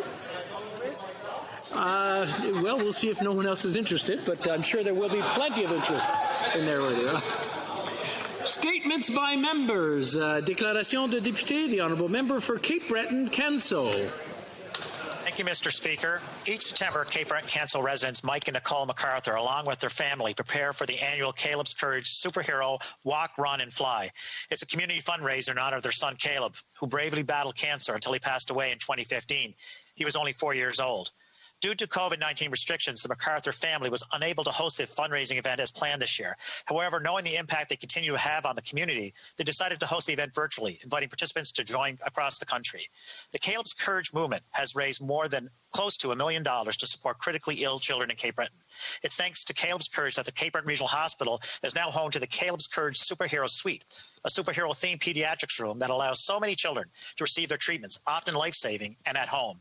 September is Childhood Cancer Awareness Month, and today I want to honor all the little superheroes who have fought or continue to fight battles, big battles, just like Caleb's. I'd also like to thank Mike, Nicole, Ella, Aubrey, Lachlan, Emery, and all those involved with the Caleb's Courage movement for doing their part to strengthen health care in Cape Breton-Canso. Thank you. The honourable member for Simcoe Grey. Mr. Speaker, throughout this pandemic, my riding has been put at a significant disadvantage as lockdowns and work from home have become the norm. People in the cities have the privilege of reliable high-speed internet, which allows them to work from home or have their kids to learn online. They're also able to stream and connect with friends and family without worrying about exceeding their monthly data allowance. Canadians in my riding of Simcoe Grey are not so privileged. Our parents cannot reliably work from home and often must head into the city despite the health risks. Our kids often cannot connect to online courses and fall behind their peers. Our isolated seniors suffer too, as they are unable to visit loved ones in person at this time. All this, and we still pay hundreds or even thousands of dollars extra fees for less than what other Canadians are taking for granted. Mr. Speaker, the government had some nice words in the throne speech about connectivity. There were nice words about many things, but actions speak louder than words. We need a plan to connect rural Canada to high-speed internet now. Hear, hear. The honourable member for Sherbrooke. Thank you, Mr. Speaker. At the beginning of September, I visited SOS Odors with Marianne Auclair, the Executive Director of Femmes et Sœurs. Ms. Josée Sanson, the CEO of this family-run business, specializes in the production of air purifiers. Throughout the pandemic, Ms. Sanson has been proactive and innovative by creating a modern production line of hand sanitizers, which she sells to customers and to the Quebec and Canadian governments. We've seen many examples of women entrepreneurs involved in fighting the spread of this virus and in the economic development of our communities. Yet, to date, only 16% of SMEs are owned by women. I'm very proud to be part of a government that invests nearly $5 billion with a view to having more women entrepreneurs and to having a more dynamic and fair business environment. Thank you. The honourable member for Rimouski-Niger-Témiscouata-les-Basques. Mr. Speaker, on behalf of my leader and all my colleagues of the bloc, I'd like to underscore how sad we are to learn the passing of a important sovereignist and one of our founding members of our political party, Ms. Suzanne Tremblay. It's not just my region that is crying, but all of Quebec. I have had the privilege of working at her sides, Madame Suzanne Tremblay, and she worked hard in our area of the province, and she worked towards regional and rural development. We remember her for being frank, bold, and for being a fighter. And we also remember her immense contribution to the cultural files and her defense of this industry. I'd like to thank Suzanne Tremblay for working towards Quebec's success abroad and in our region. Her career has inspired a whole new generation that I am a part of. Thank you for everything, Suzanne. For Humber River Black Creek. Mr. Speaker, ALS patients in Canada suffer from a lack of access to new therapeutic treatments. And a quarter of Canadian ALS patients do not have access to clinical trials within their own province. The current system is prohibitive to ALS patients who wish to access new therapies that could significantly improve their quality of life. We have a duty to care for those individuals who are vulnerable, and we must do better. We must work with our international partners to uncover and approve new treatments for ALS patients, ensure that ALS therapies are covered by provincial health authorities, and make certain that ALS patients have equal access to the treatments they need. Pursuing these goals will see the burden of ALS decrease, with patients living longer, with less severe symptoms, and a greater ability to contribute to society. Thank you very much, Mr. Speaker. Honourable member for Bruce Grey, Owen Sound. Mr. Speaker, on September 19th, Canada lost a great Canadian rural media personality and columnist. Jim Merriam passed away surrounded by his loving family after a 21-year battle with cancer. Jim's Funny Farm column was well known and well read. Whether sharing his opinions on newsworthy events, controversial decisions, to tales about his farm and beloved mules, or lighthearted jokes or promoting charitable events, he was a loud, reasoned voice that came directly from the heart. Jim loved to tell those personal stories and connect people with each other right across the region. It was that ability to tell a story with a sense of humor, yet get to the crux of the issue, that was fundamental about who Jim was. Maybe most telling about Jim is that he was approached by different parties to run for politics. He was smart enough to stay away. I consider myself lucky to have known Jim my whole life. I'm confident many others still can through his written work. Rest in peace, Jim. You've earned it. The honourable member for Scarborough Rouge Park. Alex Neve is a fierce defender of human rights and the conscience of his nation.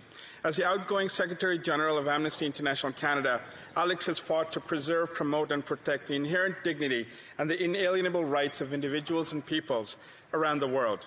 A man who speaks with purpose, listens with humility, and acts with conviction, Alex's work is defined by countless compelling victories overcoming the many injustices in the world. Alex continues to inspire and challenge all of us to advance human rights. Some of his recent work includes advancing refugee rights, ensuring corporate social responsibility, implementation of the optional protocol on torture, and the United Nations Declaration on the Rights of Indigenous Peoples, as well as seeking accountability for atrocity crimes in places like Sri Lanka and Myanmar. This week, Alex passes the torch to Kedi Nivebandi, a passionate human rights defender, to lead Amnesty. I want to thank Alex, his partner Patricia Goyesh, and his children Brennan, Sean Daniel, and Selena for all of their sacrifices to make our world a better place. Thank you, Mr. Speaker. The honourable member for Kitchener Centre. Thank you, Mr. Speaker. Mr. Speaker, I rise today to celebrate the talent and accomplishments of a truly exceptional member of my community. Like most of you, I take special pride in the success of all our citizens from coast to coast to coast. Whether it's an athlete, a musician, a business person, or any other Canadian, we are here to root for them, which is why I rise today to highlight one of Kitchener's finest, Jamal Murray. As a basketball player for the Denver Nuggets, Jamal has shown remarkable leadership, poise, and determination while taking his team to the NBA Conference Finals. Jamal is an inspiration for basketball fans in Kitchener Centre and in communities across Canada, not only for his play on the court, but also off the court.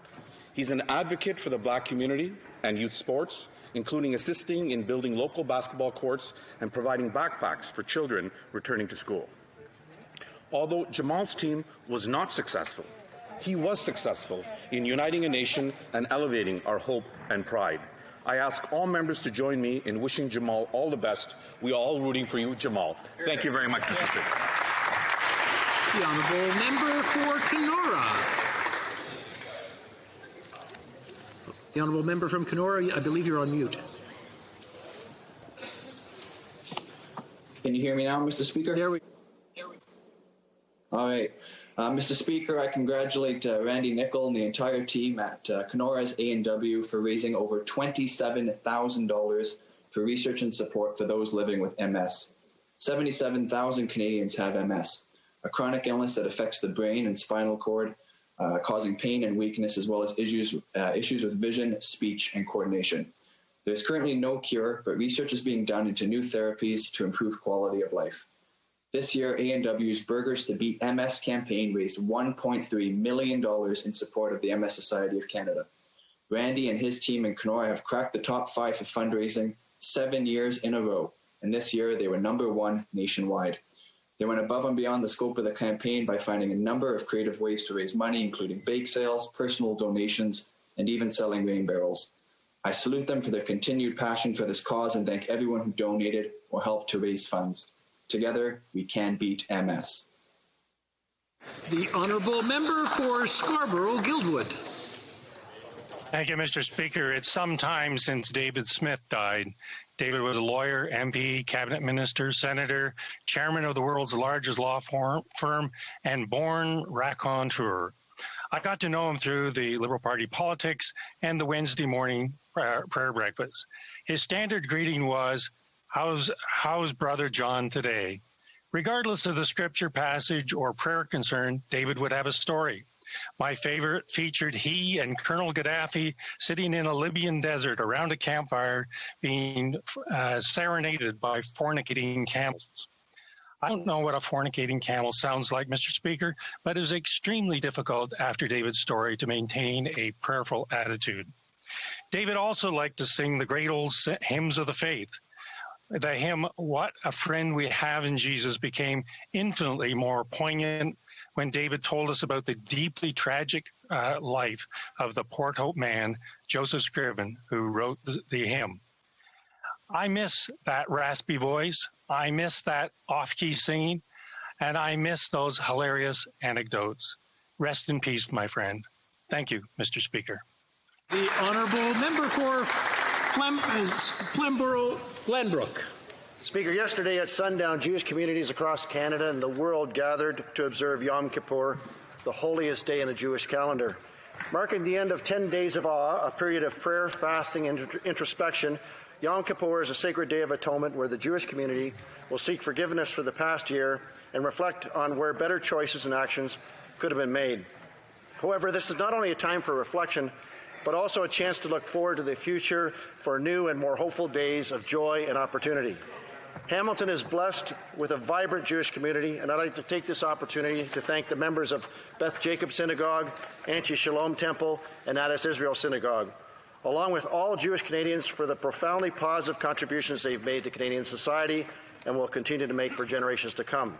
As Yom Kippur draws to a close, I hope the day has been an easy fast and brought meaningful reflection to all Jewish people who are celebrating this solemn sacred day. Gemara Hatama Tova. The honourable member for West Nova. Thank you very much, Mr. Speaker. Today I am proud to rise in the House of Commons to honour Nova Scotia, and particularly those residents of West Nova. Back at home, as elsewhere in the country, our communities work very hard in supporting each other during the many difficult challenges that have deeply affected our entire population due to the current pandemic. We all know that the strength of a community can certainly be defined through tough times, and God knows too much of our community in Nova Scotia have gone through over the past number of months. I want to send out a special shout out to the Kingston Greenwood Isolation Network that was created to respond to a need for help during the first peak of the pandemic. Their goal was to get essential items like groceries to individuals remaining at home for the safety of themselves or others due to the pandemic. Congratulations and a big thank you, Mr. Speaker, to the local Lions Club, 14 Wing Greenwood, Sobeys, and all the volunteers that made sure our residents did not go without during this difficult time. Thank you very much, Mr. Speaker. The honourable member for South Okanagan, West Kootenay. Well, Mr. Speaker, after several catastrophic years, we had relatively few forest fires in Canada in 2020. In my riding, there were only 3 fires that threatened homes. Unfortunately, after those fires were brought under control, the southern British Columbia was beset with thick, choking smoke from fires south of the border, as California was beset with temperatures not in the 30s, but in the high 40s and even 50-degree range. And I want to take this opportunity to thank all the firefighters on the ground and in the air for battling the fires in southern British Columbia, especially the volunteer crews who worked in extreme terrain and extreme temperatures to keep family homes safe.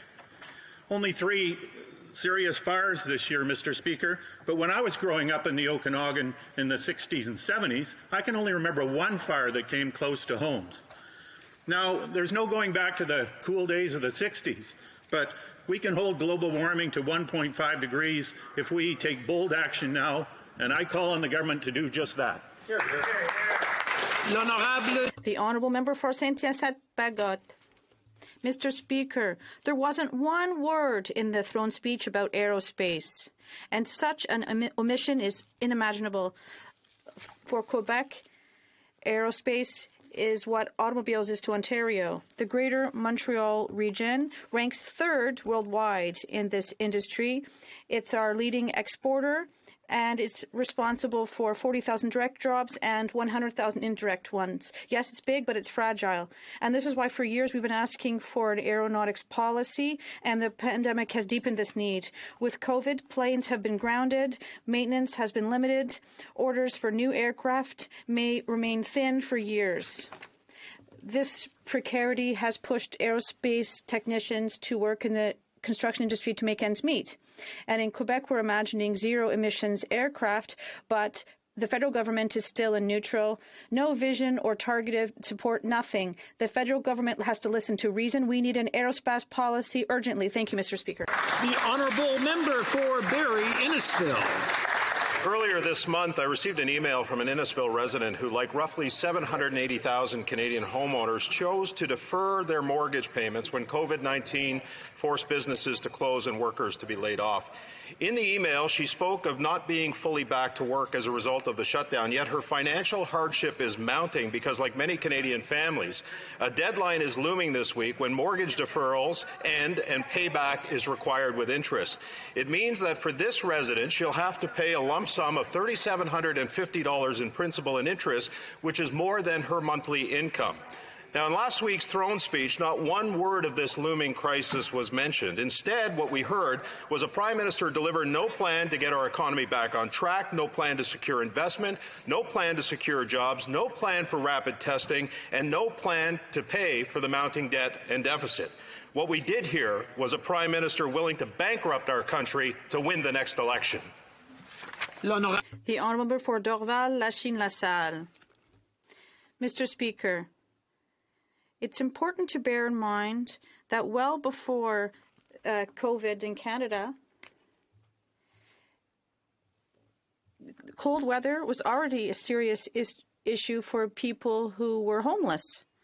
This year, these people will be facing additional challenges that will be serious.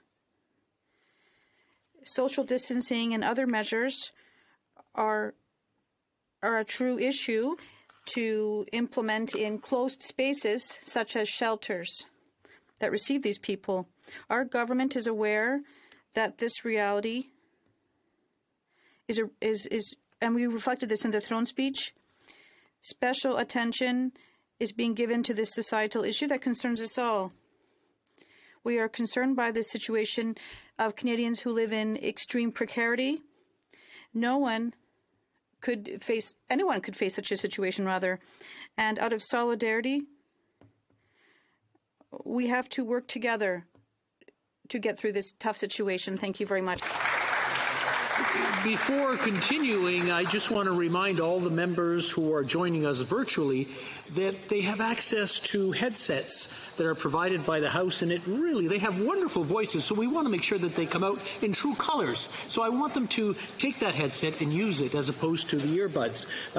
Not that there's anything wrong with the earbuds, but it doesn't bring out their full force of their voice. Alors, je répète en français, So I'd repeat in French, I would encourage members at home who are joining us virtually to use the headset which was provided by the House, because it's much better for their voice.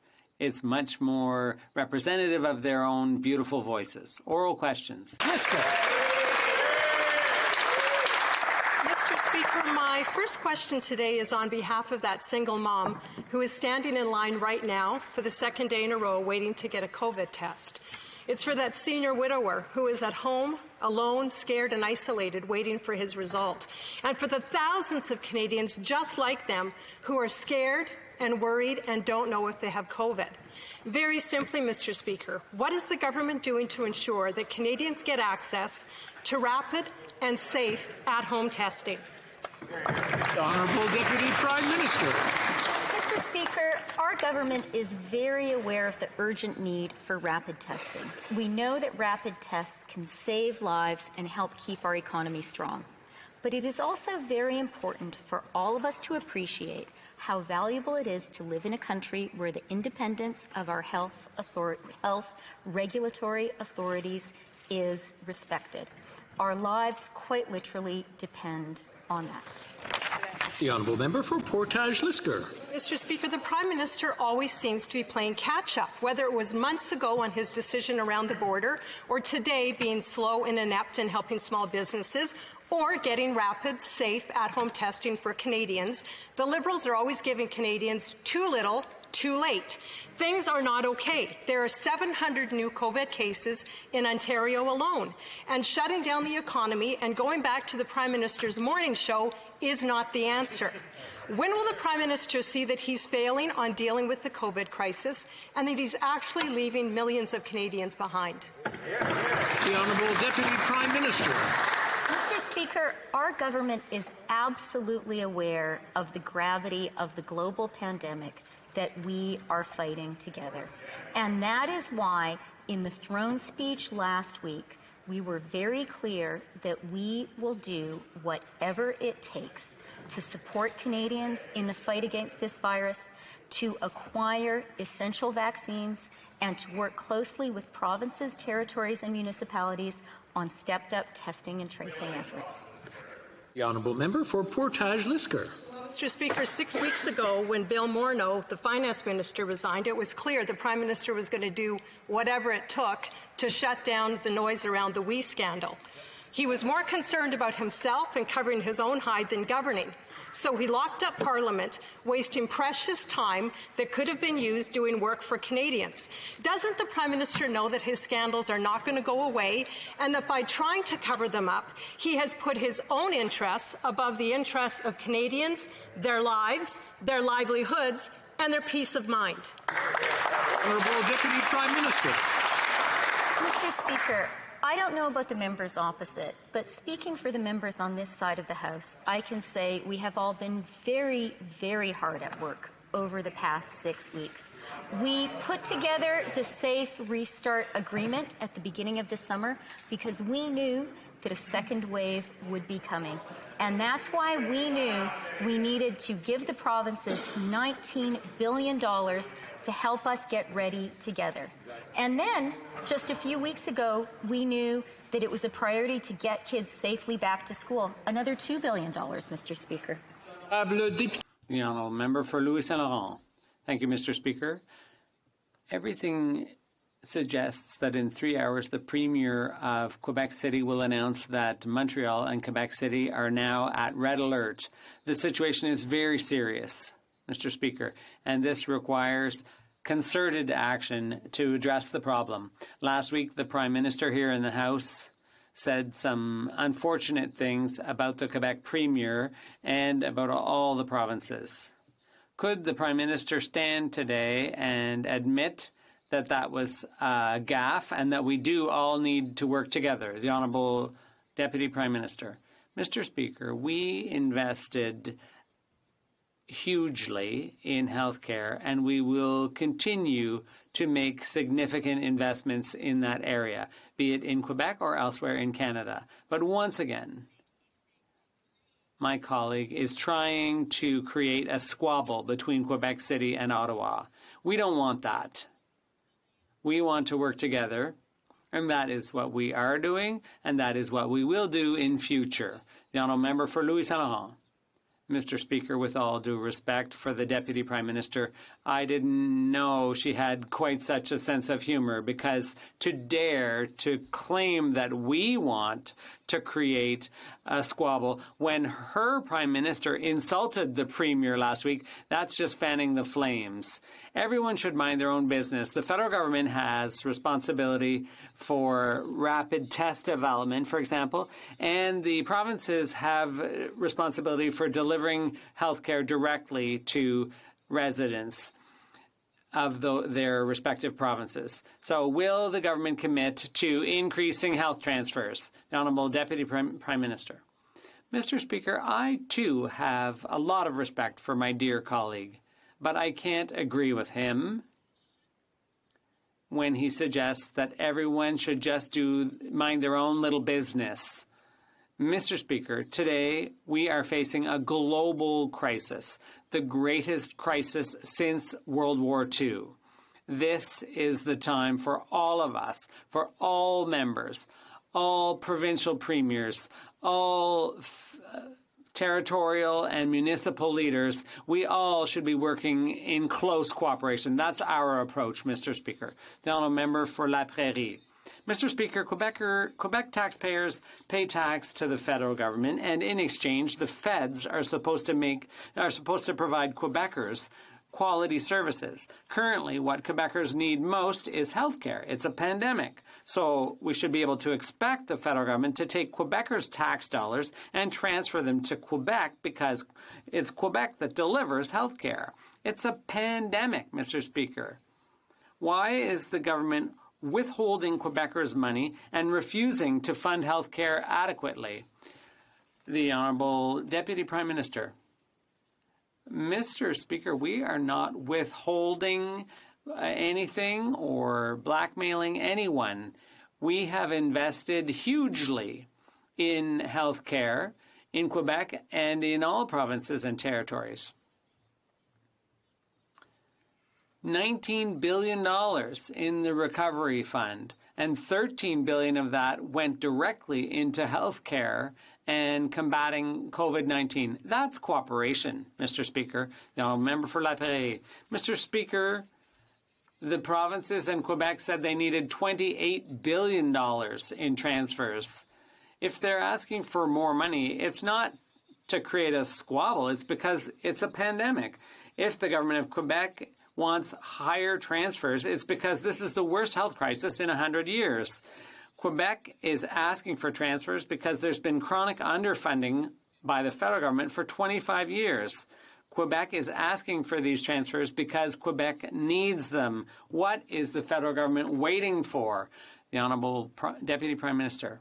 Mr. Speaker, we agree with all members here in the House and with the Quebec leadership that we are dealing with a very serious crisis, the COVID-19 crisis, and we all have to work together.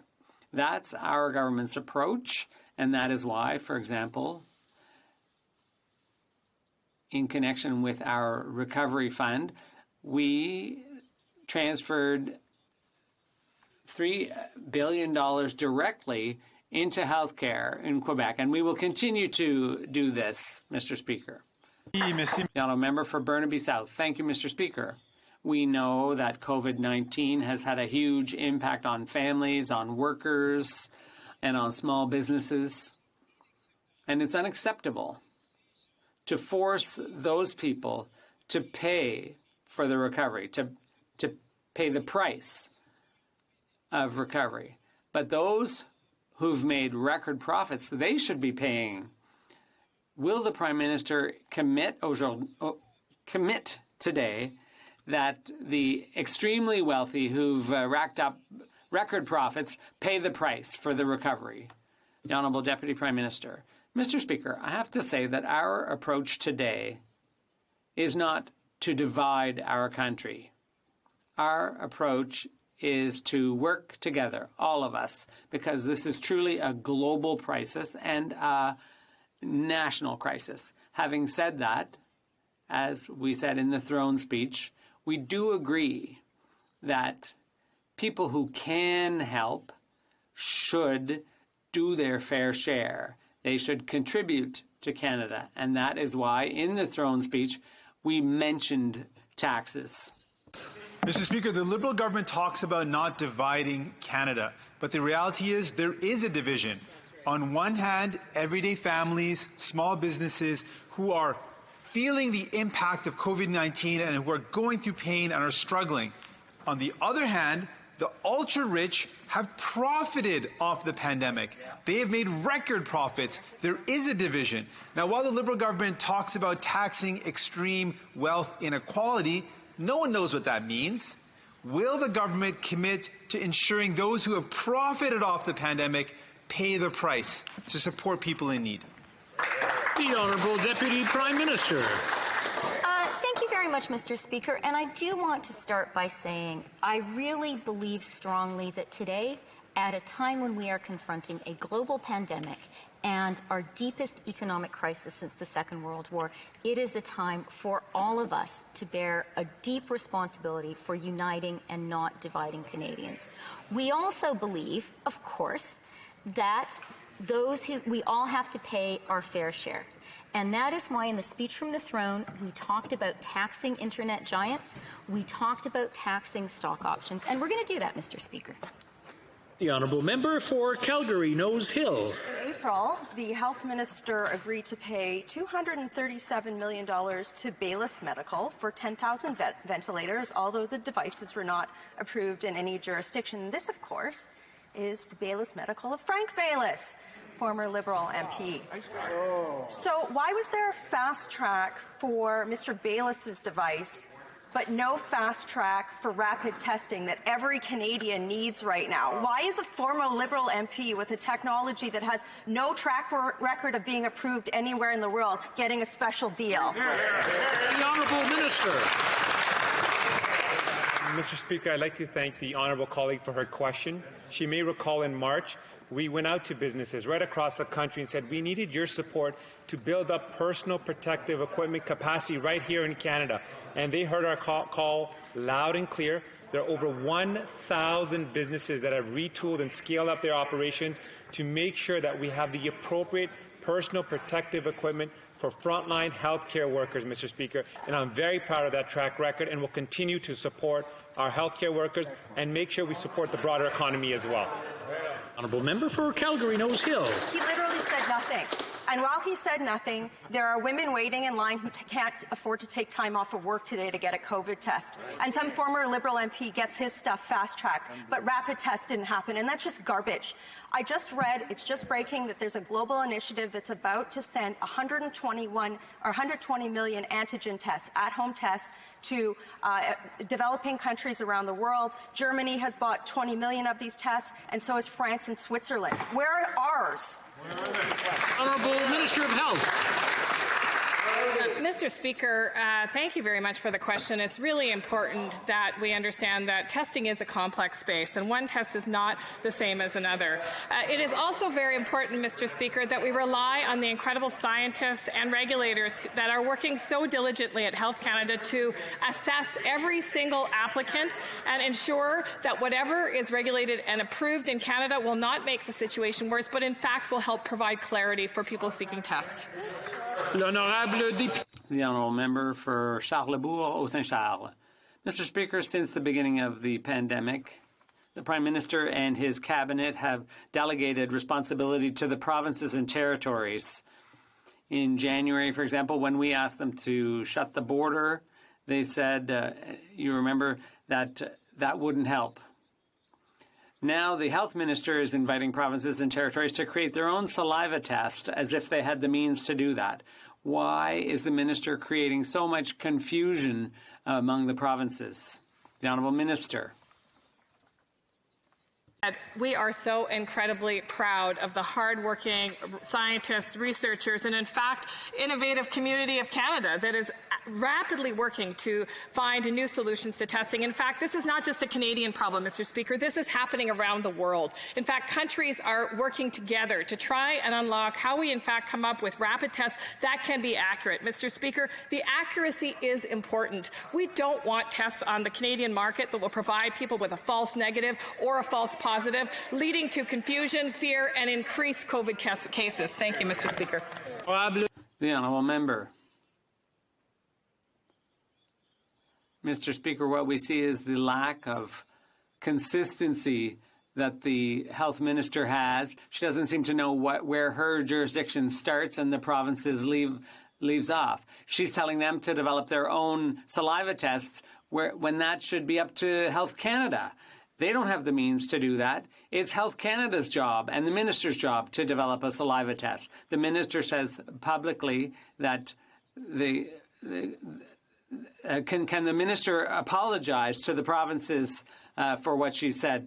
Step of the way, we've worked with provinces and territories to ensure that they have the tools they need to fight COVID-19. You've heard the Deputy Prime Minister speak about the billions of dollars that were transferred to provinces and territories. But more than that, Mr. Speaker, when there is an outbreak, we work very closely with local communities within provinces and territories to make sure they have the tools they need. Mr. Speaker, we will continue to work diligently with provinces and territories to unlock the tools that can help us beat and defeat COVID-19. The Honourable Member for Edmonton Mill Woods. Mr. Speaker, 6 RCMP officers have been removed from their frontline policing duties and given desk roles for nearly 6 months. The RCMP are the only police force in Canada that have sidelined 6 during the pandemic. Since early June, the World Sick Organization wrote to 3 different ministers to discuss a solution, but were completely ignored. Now that this has become a media story, the Prime Minister has said that he's disappointed that 6 in the RCMP have been sidelined. Then why have they ignored this issue for months? Honourable Minister. Well, thank you very much, Mr. Speaker, and I do appreciate the question, and I agree that all officers of the RCMP must be given the opportunity to serve both their community and to freely practice their faith. And we need to ensure that all of our officers are not discriminated against, and that their requirements for their religious faith receive an appropriate accommodation. The reports from the World Sikh Organization were deeply concerning. The Prime Minister and I have been quite clear of our expectation that the RCMP will work diligently to rectify this situation as quickly as possible. And with that, we are getting advice from Occupational Health and Safety and the Labour Ministry to make sure that can be done safely. Calgary, Forest Lawn. Thank you, Mr. Speaker. Sikh and Muslim RCMP officers were pulled from active duty due to a beard policy that is obvious discrimination against ethnic minorities. The World Sikh Organization reached out to Liberal Ministers Blair and Baines months ago with no response. When made public, the Prime Minister gave nice and fluffy words with no action plan. Why has it taken the Liberals 6 months to admit this is a problem, and when will they get rid of this blatant discrimination against these Canadian heroes? I just want to remind the honourable members that when referring to someone else in the chamber, we refer to them by the name of their riding or by their position and not by their proper names. Just a reminder, I know we've been away for a while, we're getting kind of rusty, but the Honourable Minister. Mr. Speaker, and let me be very clear. We believe absolutely that the Sikh officers who serve their communities and this country with professionalism and with absolute dedication need to be an accommodation of their, so that they can practice their faith as well as continue to serve. We have raised the matter directly with the RCMP. We expect this issue to be rectified at the quickest opportunity. We have also ensured that there is a comprehensive examination of occupational health and safety requirements, and in consultation with the Labour Board, to ensure that this can be done safely, but it will be done, Mr. Speaker. We will accommodate those officers. The Honourable Member for Montcalm. Mr. Speaker, the hour is grave. Montreal and Quebec City are being upgraded to red alert. That means we're into the second wave. It means people will be hospitalized. Some will have serious consequences and may even die. That means we're going to have to go back into lockdown, and nobody wants that. That's why Quebecers want their money back in the form of health transfers. Does the government realize that by refusing to adequately fund health care during a pandemic, they're completely out of touch? The Honourable Minister. Mr. Speaker, the Government of Canada is cooperating on a regular basis with the Government of Quebec and with other provinces. This second wave is real. The number of cases, over 700 in Ontario, 750 in Quebec, means that we have to act quickly. And that's precisely why we have this bill before us today. And I hope that colleagues from the Bloc will support it. The Honourable Member for Montcalm. Mr. Speaker, in addition to being into the second wave, we're also entering cold and flu season. The number of people who will have symptoms and will require testing will go up because there will be more symptoms. We're short of resources for testing and to give people rapid results. The ability to flatten the curve depends on testing, and there's a lack of money to meet these needs. In addition, our frontline workers are exhausted, Mr. Speaker. What's more important today than increasing health transfers? The Honourable Health Minister. As we've said, we will be there for provinces and territories to defeat COVID-19 no matter what it takes. And Mr. Speaker, I have reached out to Minister Dubé on a number of occasions, and I look forward to speaking with him very soon to determine what more we can do at the federal government level to handle and assist in many of those challenges that the member opposite is outlining. This is, Mr. Speaker, I think a Canadian response. We need to work together to ensure that no matter where COVID-19 is surging, that we are there together and in support of each other. That is the only way through this crisis, Mr. Speaker. The Honourable Member for Thérèse de Blainville. Mr. Speaker, The throne speech is rife with federal intrusions into Quebec's areas of jurisdiction. It talks about childcare in school settings. It talks about labor training. It even talks about creating federal parks in our cities. Mr. Speaker, Quebec is already taking care of all that. All the federal government has to do is pay its fair share. Rather than interfering in Quebec's jurisdiction, why doesn't the federal government deal with its own responsibilities by increasing health transfers? The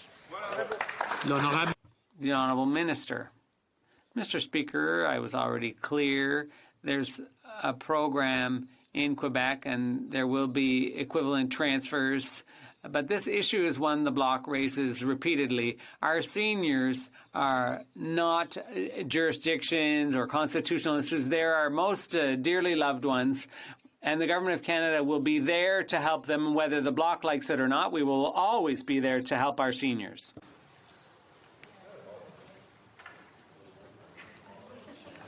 The Honourable Member for Lakeland.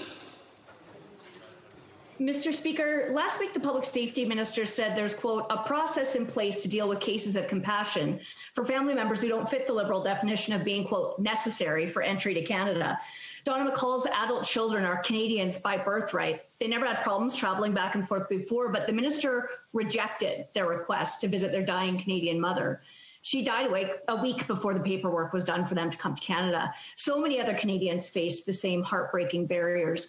Why is there one system for connected elites and one for everyone else? Minister. Mr. Speaker, I thank my honourable colleague for the question. We have taken the decisions that are necessary to protect the health and safety of Canadians and everyone in Canada at the border. We know it's been difficult, and we have to make sure that we get the decisions at the border right, which is one of the reasons why we've introduced an immediate family exemption. And last week I announced that we were going to be accelerating and prioritizing the application of family sponsorships. We will continue to work with all members of the House to reunite as many families as possible. The Honourable Member for Lakeland. But the problem is there seems to be two processes, hundreds of special passes for famous athletes and billionaires, for example, while everyday Canadians are kept from work or separated from loved ones. On September 16th, the Public Safety Minister said a new compassionate process was imminent. On September 24th, he just said the current system is in place. On September 26th, the Liberal MP for Beaches East York told families to be ready to apply in a new process this week. It seems Liberal insiders have the details long before suffering families know. When will the minister actually make the changes public, and why did Liberals set up a cold-hearted system of such obvious double standards for the past 6 months? The Honourable Minister. Mr. Speaker, as I said, we have a system that is ensuring that we are exercising compassion as much as possible. We've introduced an immediate family members exemption. We are accelerating and prioritizing family sponsorship applications. But at the same time, we have to balance those needs against the health and safety of all Canadians while dealing with the pandemic. And I would just underscore that we are still in the midst of a pandemic. We will continue to work with her and all members of this House to strike that balance and get it right.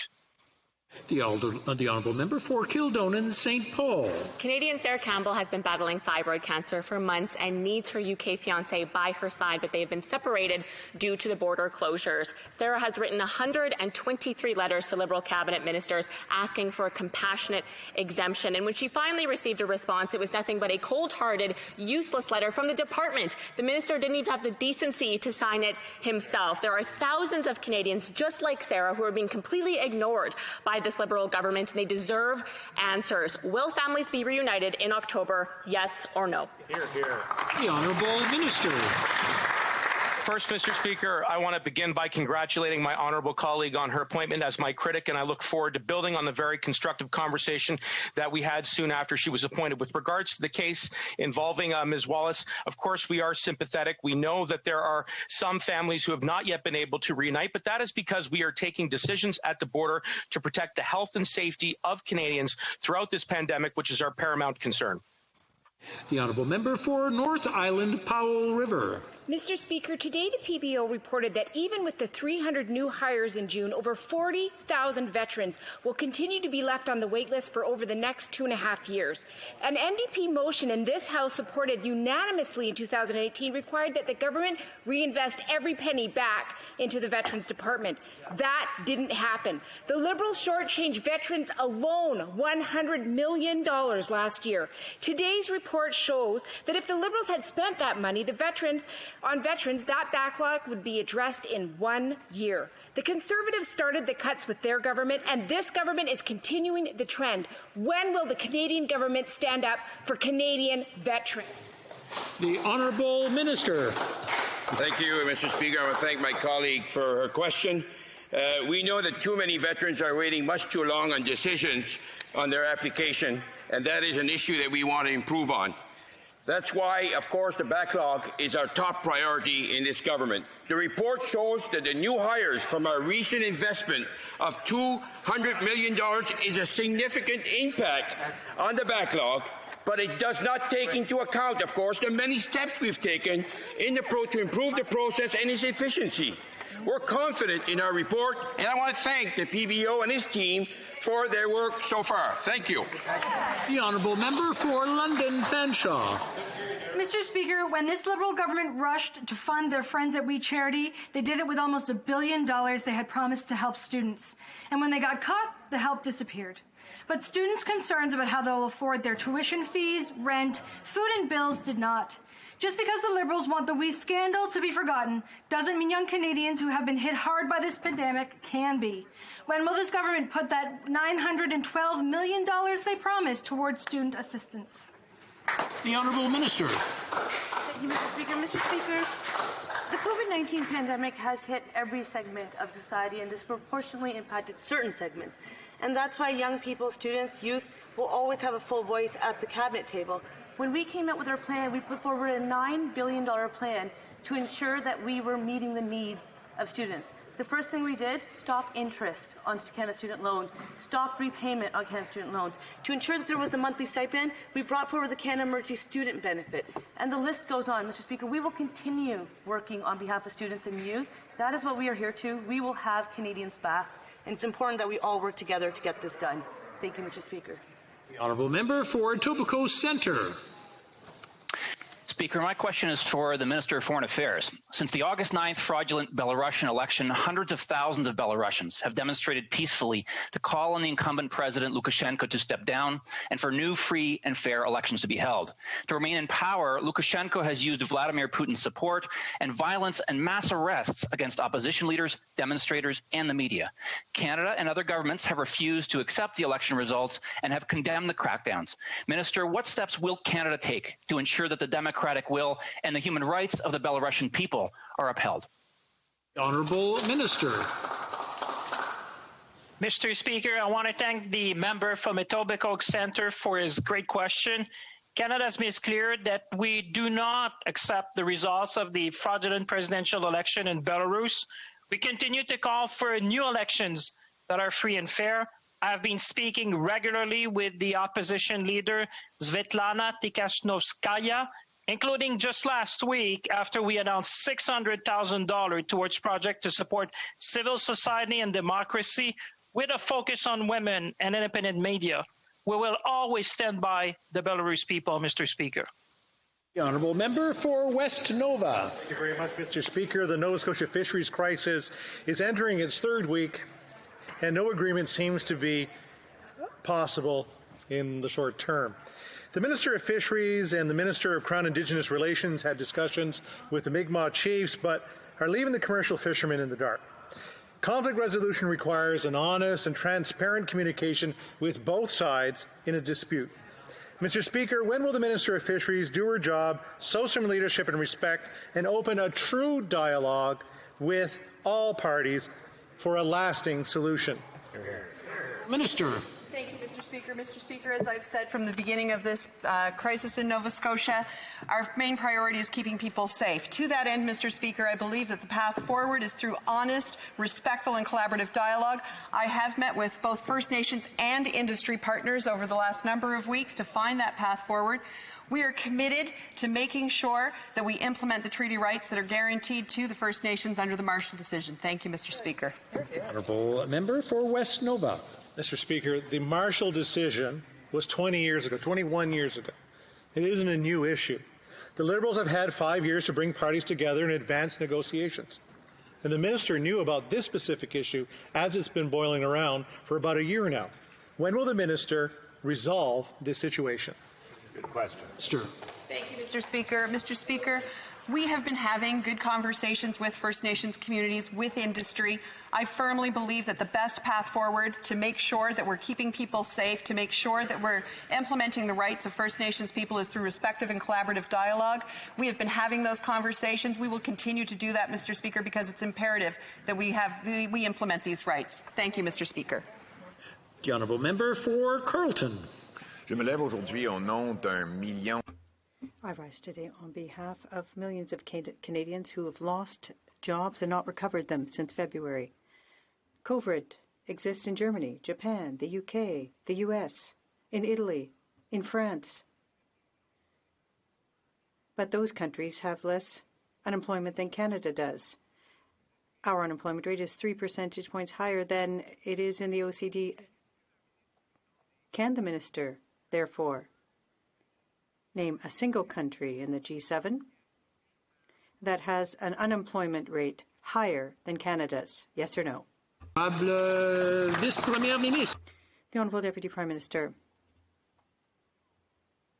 Mr. Speaker, I want to start by saying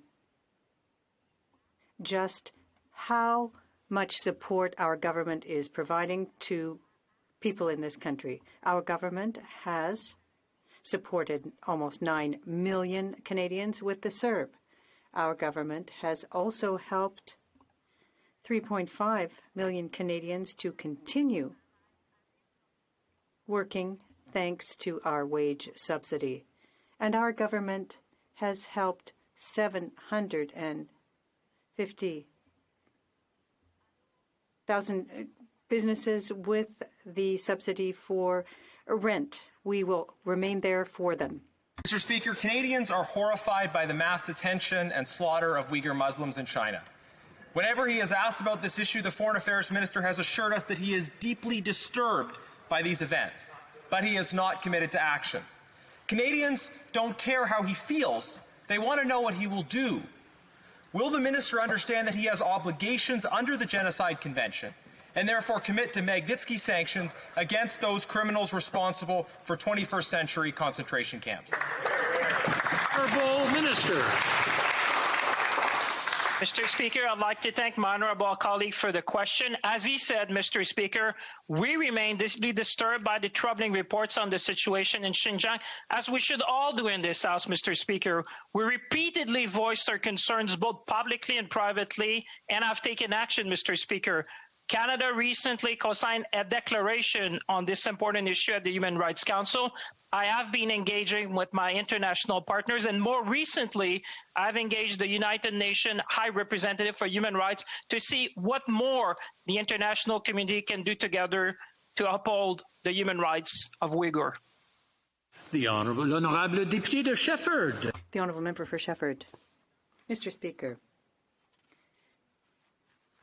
no one in the bloc thinks that seniors are simply a constitutional issue. For our seniors, a second wave means more health risk, more isolation, and more anxiety. Now, one type of anxiety that seniors don't need above all of it is financial anxiety. The government can take action in areas under its jurisdiction. Will the government listen to what our seniors are calling for and increase by $110 a month old age pensions as of age 65? The Honourable Minister. Monsieur le Président, les aînés sont au cœur. Mr. Speaker, seniors have been at the heart of our concerns since the start. Our seniors are the main victims of the pandemic. And these are the same people who built our society, who built our country. We owe it all to them. So when the Bloc Québécois puts seniors in the midst of a constitutional discussion, well, we don't. The Honourable Member for Shefford. Mr. Speaker, does the government just want to they just want to keep repeating that the seniors don't fall under Quebec jurisdiction? The leader is saying that, the Deputy Prime Minister too. It's like they've discovered the line that will shut us up.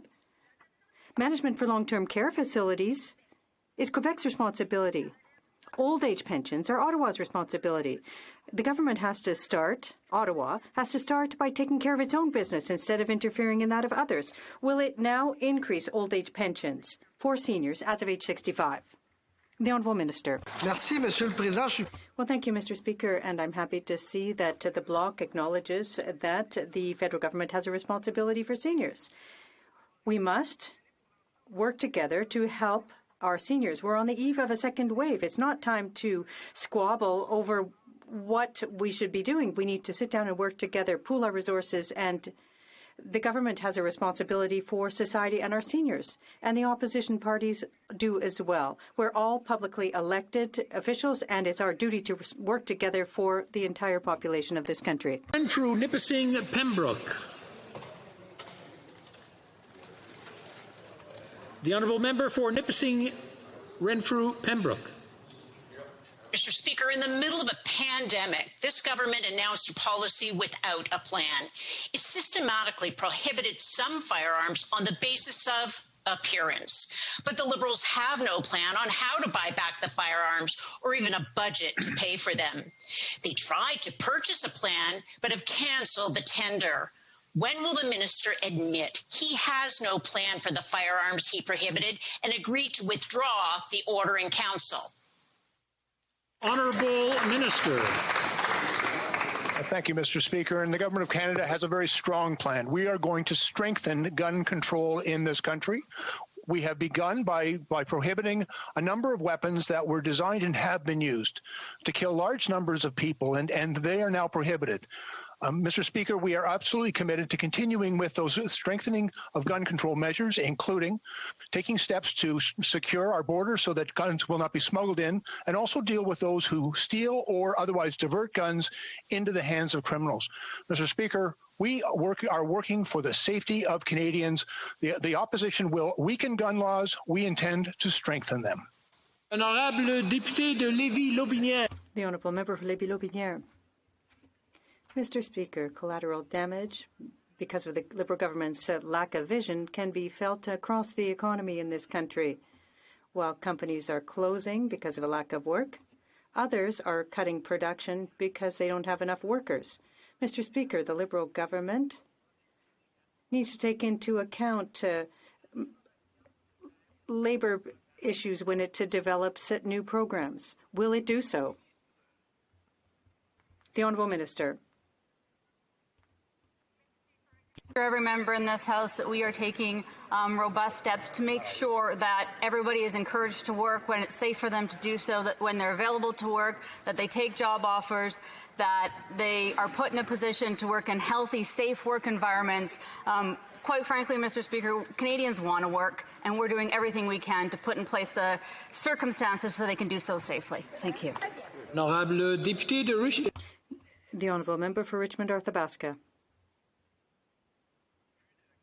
Since the start of COVID, Canada has spent the most and has the highest unemployment rate. Small and medium-sized businesses in Quebec are unsuccessful in their search for employees. This is despite these deficits on the backs of our children. The Liberals' approach isn't working. What's worse, there is no plan. No plan was put forth in the throne speech. Can the Prime Minister tell us when he will put forth a recovery plan for our economy, a plan for all of us? The Honourable Deputy Prime Minister. Thank you for the question. Mr. Speaker, our plan for economic recovery is working. You don't need to believe my words. I can quote this. Our clients are telling us that the programs are helping not only to retain employees, but to face the pandemic and to hire laid-off workers. This comes from the Canadian Associate Director of KPMG. The honourable member for Niagara Centre. Thank you, Mr. Speaker. Mr. Speaker, Wednesday is Orange Shirt Day. I invite all to wear orange to help raise awareness for this important day amongst your friends, your family, and within your communities. In our last mandate, we made significant progress in supporting self-determination, improving service delivery, and advancing reconciliation. Moving forward, Mr. Speaker, on reconciliation with Indigenous peoples is a priority to this government. We still have work to do. Reconciliation is an ongoing process.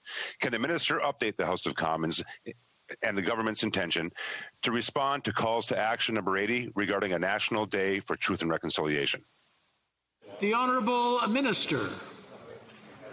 Speaker, I would like to thank the member of Niagara Centre for his important question. There's no relationship more important to us as the one with Indigenous peoples. Implementing the Truth and Reconciliation Report's call to action number 80 to establish a statutory holiday remains a top priority for our government.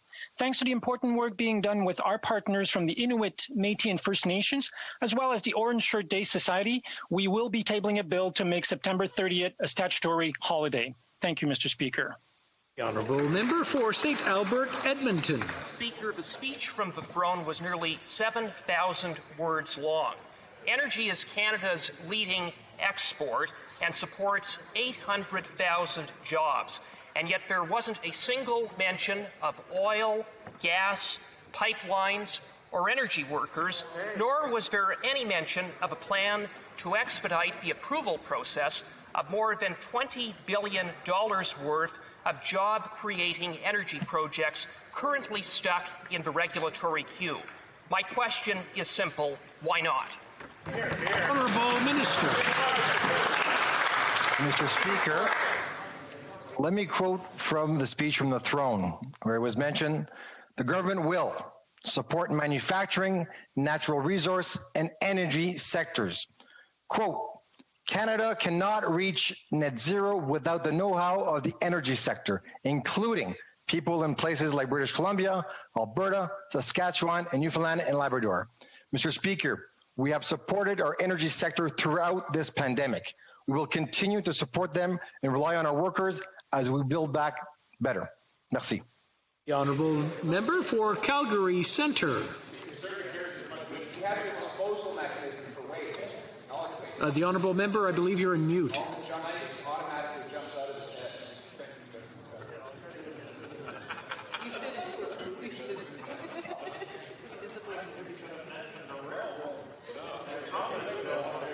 Thanks for your patience, Mr. Speaker.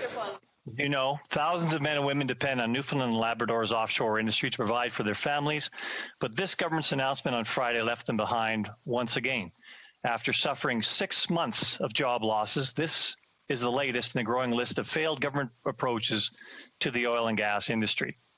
No specifics, no timelines, and none of the supports that industry has been asking for. When is this government going to arrive at a plan that actually provides the assurances workers in the oil and gas industry need that their jobs will survive this downturn? The Honourable Minister.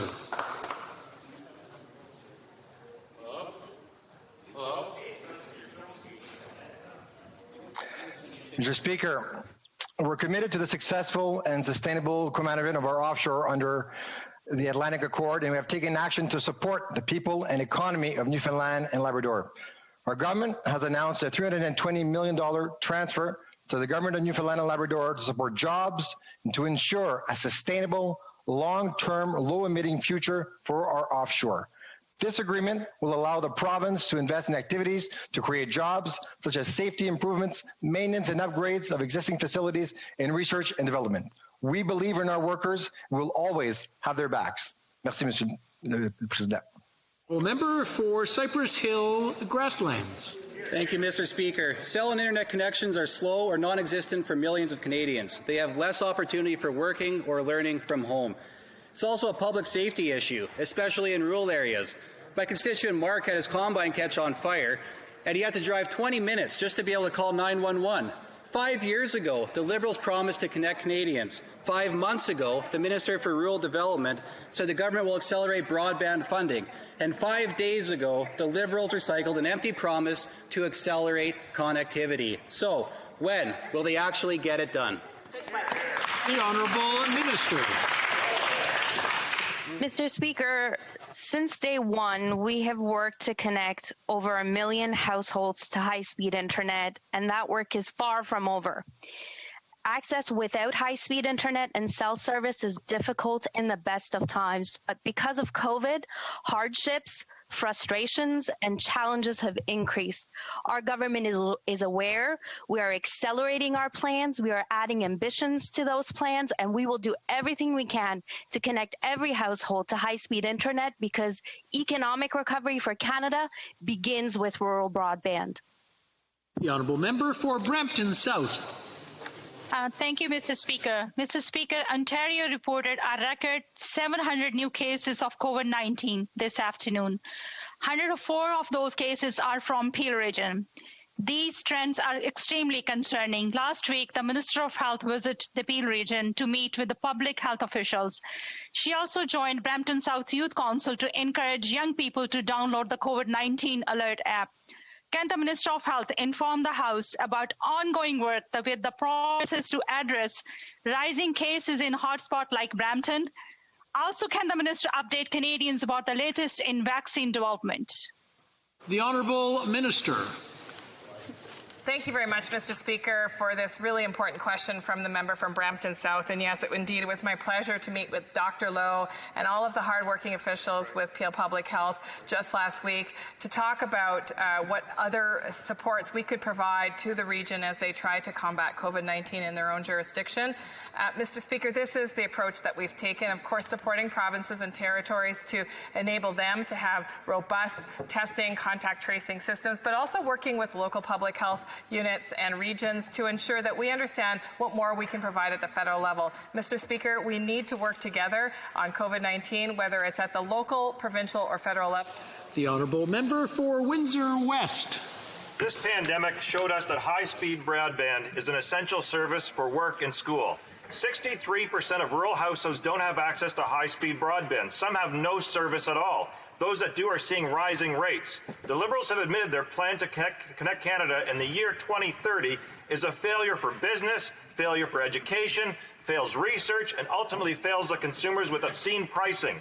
The NDP broadband plan will get access to everyone within 4 years with affordable prices without costing the government anything and supported by industry and consumer groups. Will the Liberals just adopt the NDP plan and get on with the job? Honourable Minister. I'd also add the 2/3 of First Nation communities who currently do not have access to 5010 high-speed internet. We are aware, and since we formed government, over 1 million households have been connected in over 900 communities, including 190 Indigenous communities. Our plan is on track, and we are determined to add accelerated efforts, and I look forward to support from colleagues in supporting the speech from the throne and subsequent measures to ensure that every household is able to connect to high-speed internet. The Honourable Member for Nanaimo, Ladysmith. Thank you, Mr. Speaker. During the pandemic shutdown, Canadians banged pots and pans to thank frontline workers, including grocery store workers, who are among the most at risk of contracting COVID-19. Meanwhile, over the past 6 months, Canada's 20 richest billionaires, including the owners of Canada's largest grocery store chains, increased their wealth by a staggering $37 billion. Will the government implement a wealth tax so Canada's wealthiest citizens contribute fairly to the public services that their businesses and employees rely on? The Honourable Deputy Prime Minister. Thank you very much, Mr. Speaker, and thank you very much for the important question. Look, Mr. Speaker, I think right now, as our country is facing a global pandemic, it's important for us to unite rather than divide, more important than ever. Having said that, it is also really important for everyone in Canada to pay their fair share. And that is why in the speech from the throne, we committed to taxing internet giants, to taxing stock options paid to executives at mature companies, and to being sure that we have an inclusive society, an inclusive economy. Thank you, Mr. Speaker. And that's all the time we have for questions today. C'est tout le temps que nous avons. That's all the time we have for questions and comments today. Move on to the daily routine of business. Tabling of documents. Introduction of government bills. Oops. Ms. Qualtrough, seconded by Ms. Fortier, moves for leave to introduce a bill entitled An Act Relating to Certain Measures in Response to COVID-19. This motion is deemed adopted. Ms. Qualtrough, seconded by Ms. Fortier, proposed that this bill now be read a first time, printed. It is deemed adopted. When shall this bill be read a second time? At the next sitting of the House. Well, statements by ministers. Rapport de délégation. Reports from interparliamentary delegations. Présentation de rapport. Presenting reports from committees. Introduction of private members' bills. Première lecture de. First reading of Senate public bills. Motions. Présentation de presenting petition. Petitions. The honourable member for Abbotsford. Well, thank you, Mr. Speaker. It's a privilege to introduce a petition in this House by 44 Canadians who raised the issue of the campaign against the Uyghur population in communist China, where, among other things, the government is implicated in things such as political and anti-religious indoctrination, arbitrary detention, separation of children from families, compulsory abortion, organ harvesting, all those ugly things. And Mr. Speaker, the petitioners call upon this House to formally recognize that the Uyghurs in China have been and are being subject to genocide. And secondly, the government used the Justice for Victims of Corrupt Foreign Officials Act, commonly known as the Magnitsky Act, to sanction those that are responsible for the heinous crimes being committed against the Uyghur people. Presenting petitions, the honourable member for Peace River, Westlock. Thank you, Mr. Speaker. Mr. Speaker, you may have seen the images. People lined up on the train station, being loaded into cattle cars and taken off to concentration camps. And no, I'm not talking about the Nazi era. I'm talking about right now, today. Uyghurs in China are being loaded into cattle cars and taken to concentration camps. Mr. Speaker, I have a petition here of Canadians who are formally asking for Canada to recognize the genocide of the Uyghurs and are calling for the Canadian government to use the Magnitsky Act in order to end this horrible human tragedy. Presenting petitions, présentation de pétition, the honourable member for Don Valley East. Thank you, Mr. Speaker. I present a petition on behalf of concerned Canadians regarding the situation in Kashmir. The petitioners are asking that the Canadian government send a fact-finding mission of MPs, journalists and workers to assess the situation. As well, they are asking that the Canadian government work with the UN to ensure a resolution of the conflict. Thank you, Mr. Speaker. Presenting petitions, présentation de pétition, the honourable member for Sherwood Park, Fort Saskatchewan. Well, thank you very much, Mr. Speaker, and appreciate the opportunity to join my colleagues in tabling a petition with respect to the horrific crimes happening in East Turkestan. This is what one expert, Adrian Zenz, has called the largest mass detention of a minority community since the Holocaust, and it's time we act to deliver on the promise of never again. I thank members of the communities across Canada that have been active in mobilizing public response and signing petitions. This petition calls for the recognition of the gross violations of human rights against the Uyghurs as an act of genocide. The petitioners also call for the use of the Magnitsky Act against those involved in these abuses. Thank you. Presenting petitions, présentation de pétition, the Honourable Member for South Okanagan West Kootenay. Thank you, Mr. Speaker, and I stand today once again to present a petition from young people across my riding of South Okanagan West Kootenay and the neighbouring riding of Kootenay-Columbia. They are extremely concerned about the accelerating impacts of climate change and wonder whether they will be able to grow, survive and thrive in an uncertain future. They point out that Canada's climate targets are completely insufficient to play our role in keeping global warming below 2 degrees, and that continued subsidization of the fossil fuel sector is sending us in the wrong direction. They call for meaningful legislated climate targets, an effective carbon tax, and redirecting fossil fuel subsidies into jobs and training for renewable energy systems, energy efficiency, and low-carbon transportation. Thank you. Presenting petitions, the Honourable Member for Nanaimo Ladysmith. Thank you, Mr. Speaker. It's an honour and privilege to present this petition today. Cannabidiol, or CBD, is a non-addictive, non-intoxicating, non-psychoactive part of the cannabis plant that is associated with a number of health benefits. And the petitioners are calling upon the House of Commons to amend the regulation of CBD and classify CBD as a natural health product, to remove CBD from the prescription drug list as certain dosages, and legalize the transportation of CBD products across the Canadian border. Thank you. Presenting petitions, the Honourable Member for Battle River Crowfoot.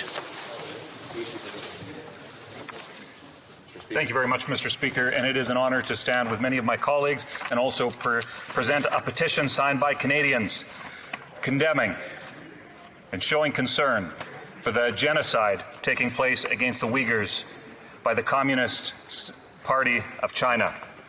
These Canadians call that to formally recognize that Uyghurs in China have been and are being subject to genocide, and call for the use of the Victims of Corrupt Foreign Officials Act, known as the Magnitsky Act, and sanction those who are responsible for these heinous crimes. Mr. Speaker, it is incredible as you see pictures, satellite pictures of these concentration camps, and to think that that is happening in our world today is absolutely unacceptable. Thank you. Before continuing, I just want to remind the honourable members, when they are presenting their petitions, once they're done, to bring them to the table themselves, seeing that we are practicing safe measures so that the pages don't get endangered. Presenting petitions, the honourable member for Courtenay Alberni. Thank you, Mr. Speaker. Sadly, I'm rising once again today to table a petition on behalf of constituents from Port Alberni, Qualicum, and Parksville. They're raising concerns about the fact that over 15,000 Canadians died as a result of fentanyl-poisoned sources that were preventable deaths. The number of preventable deaths that totals beyond all public health emergencies in the last 20 years, including SARS, H1N1, and Ebola, and COVID-19, Mr. Speaker. They're calling on the government to declare the current opioid overdose and fentanyl poisoning crisis a national public health emergency, that they reform current drug policy to decriminalize personal possession and create, with urgency and immediacy, a system to provide safe, unadulterated access to substances so that people who use substances experimentally, recreationally, or chronically are not at imminent risk of overdose due to a contaminated source. Thank you. Presenting petitions, the honourable member for St. Albert, Edmonton. Thank you, Mr. Speaker. I'm pleased to present a petition signed by Canadians who wish to bring to this House's attention the gross human rights violations that are taking place in China by the Communist Chinese regime against Uyghurs, including the unlawful detention of some 3 million Uyghurs in what are modern concentration camps.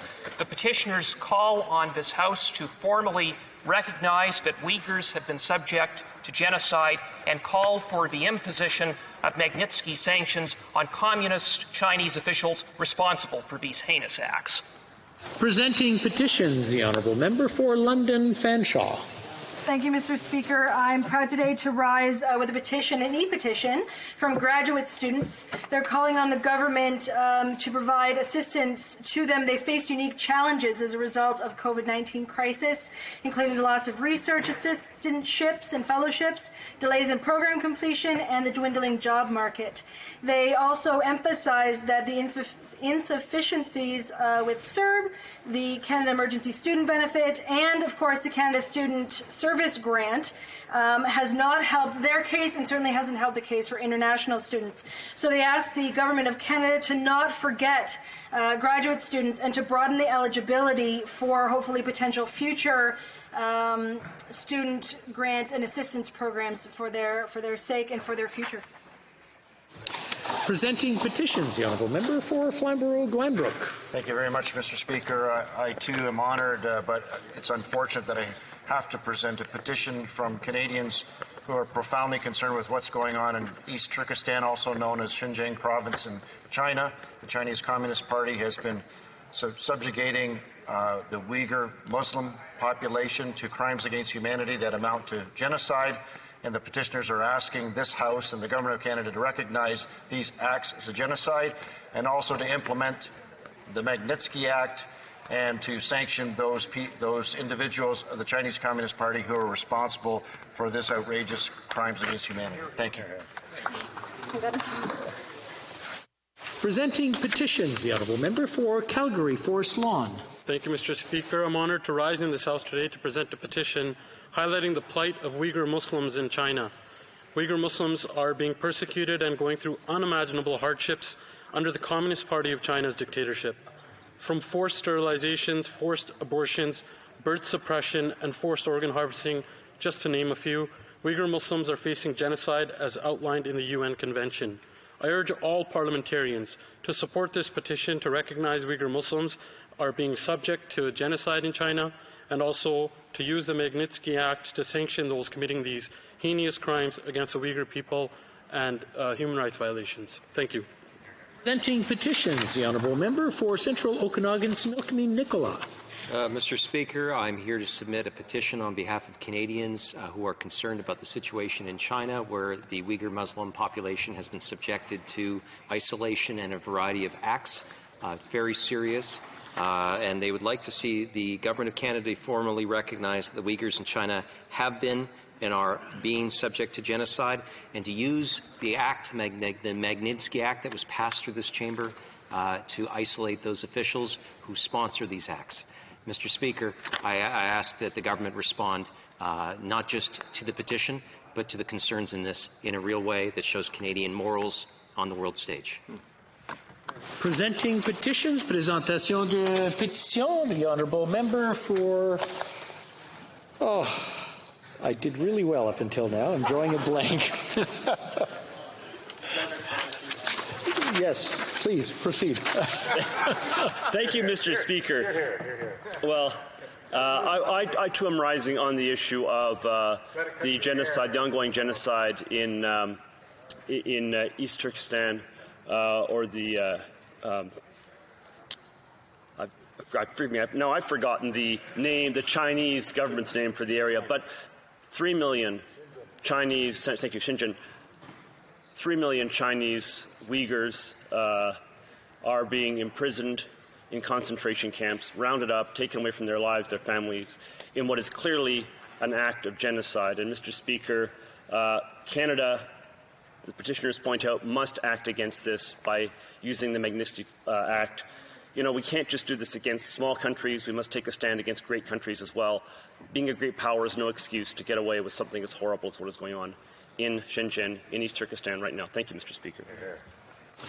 Presenting petitions. Présentation de pétition. Questions on the order paper. The Honourable Parliamentary Secretary to the Government House Leader. Thank you, Mr. Speaker. I would ask that all questions be allowed to stand at this time, please. Agreed. The Honourable Member, request for emergency debates. The Honourable Member for Sherwood Park, Fort Saskatchewan. Well, thank you, Mr. Speaker. Prior to the shutdown of Parliament, the Subcommittee on International Human Rights conducted 2 days of hearings into the human rights situation of Uyghur Muslims in China. Your predecessor has granted emergency debates in the past in response to similar acts of unfolding mass violence, especially when those acts of violence may cross the threshold into genocide.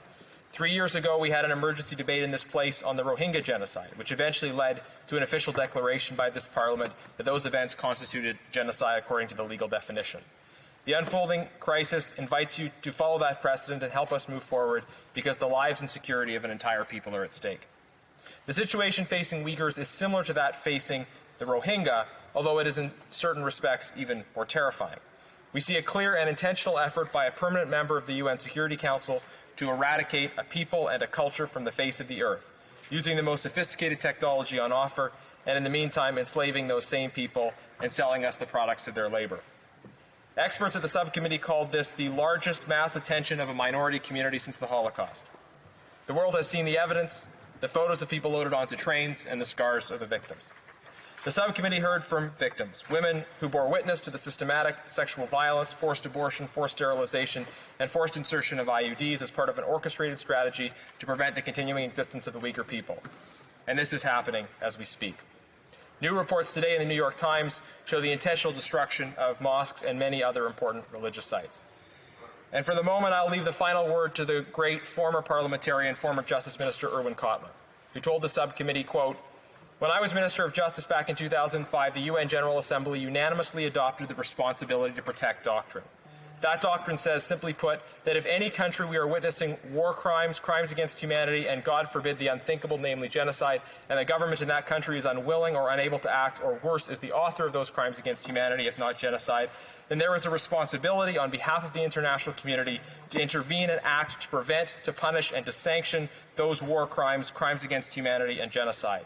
What we have here with respect to the Uyghurs is a classic case study of such war crimes, crimes against humanity, and as I and others have mentioned, acts that are constitutive of genocide. That warrants our involvement under the responsibility to protect doctrine, to initiate, undertake, and implement the panoply of remedies that were heretofore recommended before your committee, some of which I recommended in my testimony, this being part of the responsibility to protect doctrine."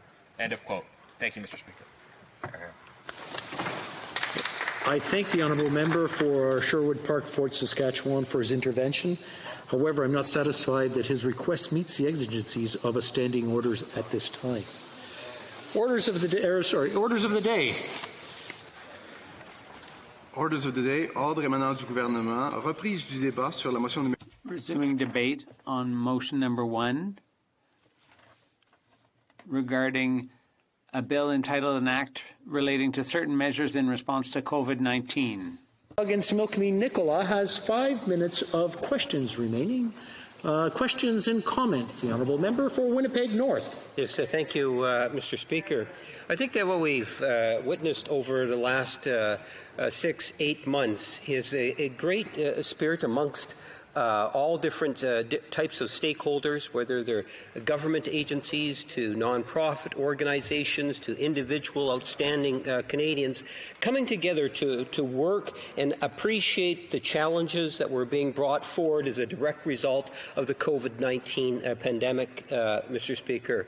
And as such, there is an obligation, and I believe that the national government has been a leader at providing the types of supports that are absolutely critical at a time of need.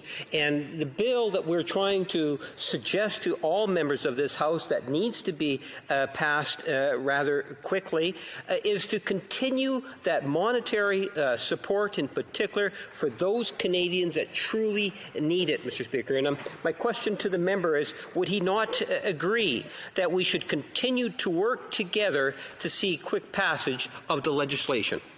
Member for Central Okanagan, Similkameen Nicola. Mr. Speaker, I certainly appreciate the question by the member for Winnipeg, the oracle for Winnipeg, some might say.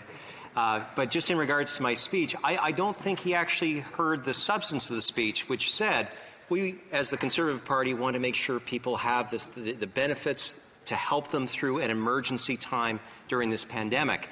But the way the government has conducted itself, proroguing Parliament. In fact, then 2 days later, announcing these new benefits when we could have actually had a accountability week here where we could have begun debate, and this deliberative body, this Parliament, could have actually ensured that we would have a substantive response to the ending of the CERB. That did not happen, and it happened because the Liberals want to play a game where if we don't pass it, they'll say that it's us as the opposition that are holding that we don't want to support Canadians, which is wrong. That's a wrong way to run this Parliament. Questions and comments. The honourable member for South Okanagan, West Kootenay. Thank you, Mr. Speaker, and I'd like to thank the member for Central Okanagan, Similkameen Nicola, for his speech. He's my neighbour. In fact, he used to be my MP before they redrew the boundaries in 2015. And as I say, I listened carefully to his speech, and I just wanted to ask him, because I'm getting a bit confused about where the Conservatives stand on a number of issues around the COVID response. I was happy to hear him talk about the emergency payments that were supposed to be made to people with disabilities. I don't remember the Conservatives calling for any supports for people with disabilities through the summer. That was the NDP pushing for that. But I want to ask him about sick days. The NDP has put forward a proposal, a really needed proposal, to give workers 10 days of sick days so that they don't go to work sick. And the cost that would save in health and dollars to the economy is immense, and I just want to know what he thinks of that.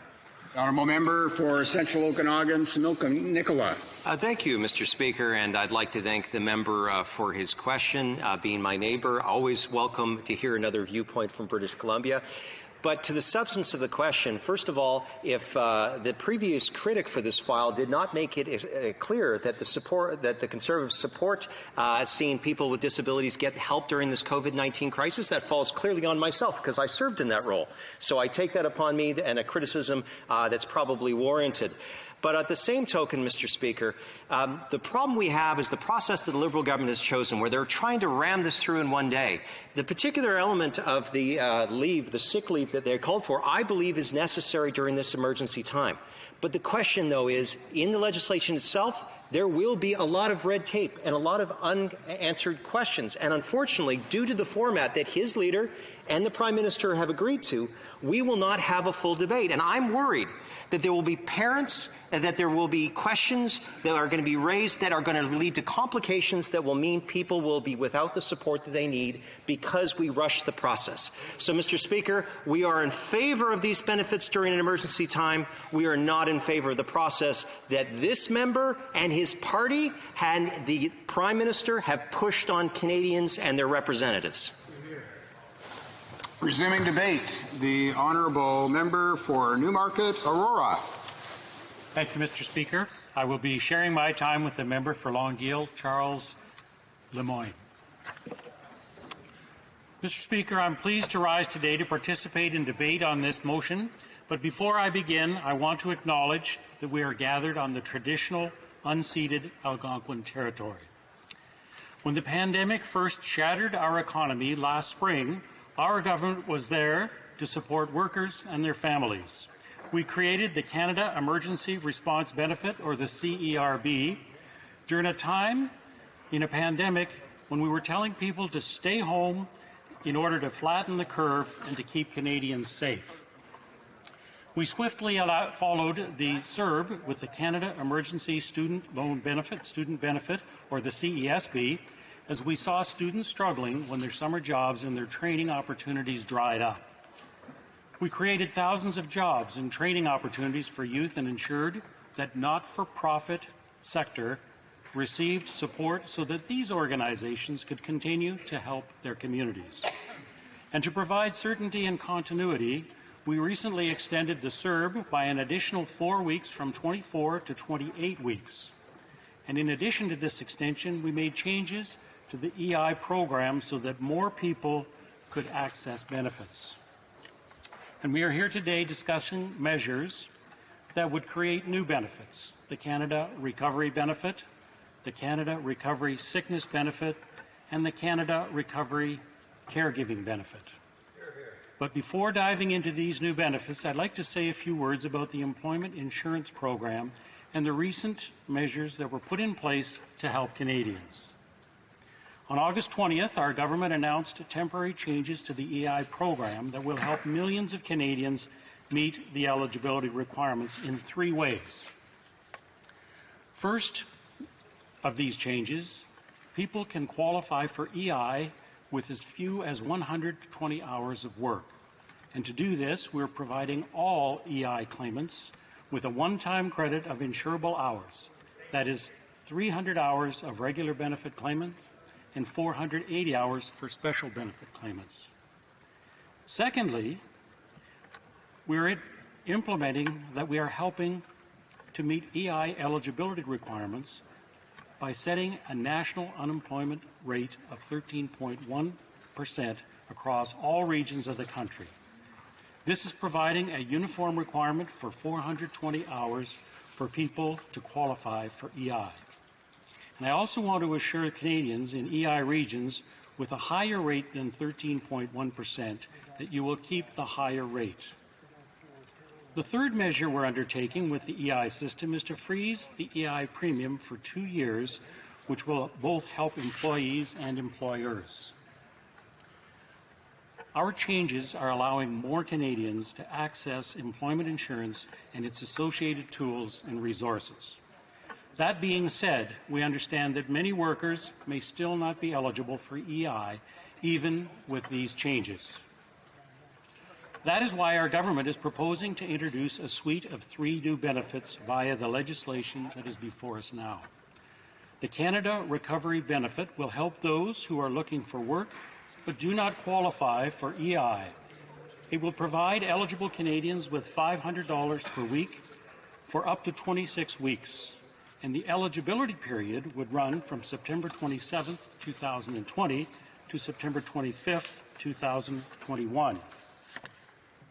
This benefit will be for the workers who have had to stop working due to COVID-19 or have had their income reduced by at least 50% relative to their pre-COVID-19 income.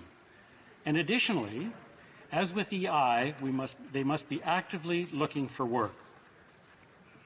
And just like the EI system, this new benefit will also allow people to earn an income from employment and or self-employment while still receiving the benefit. The new Canada Recovery Sickness Benefit will prevent workers from having to choose between their health and paying their bills. It will provide $500 per week for up to 2 weeks if workers are ill or must self-isolate for reasons that are related to COVID-19.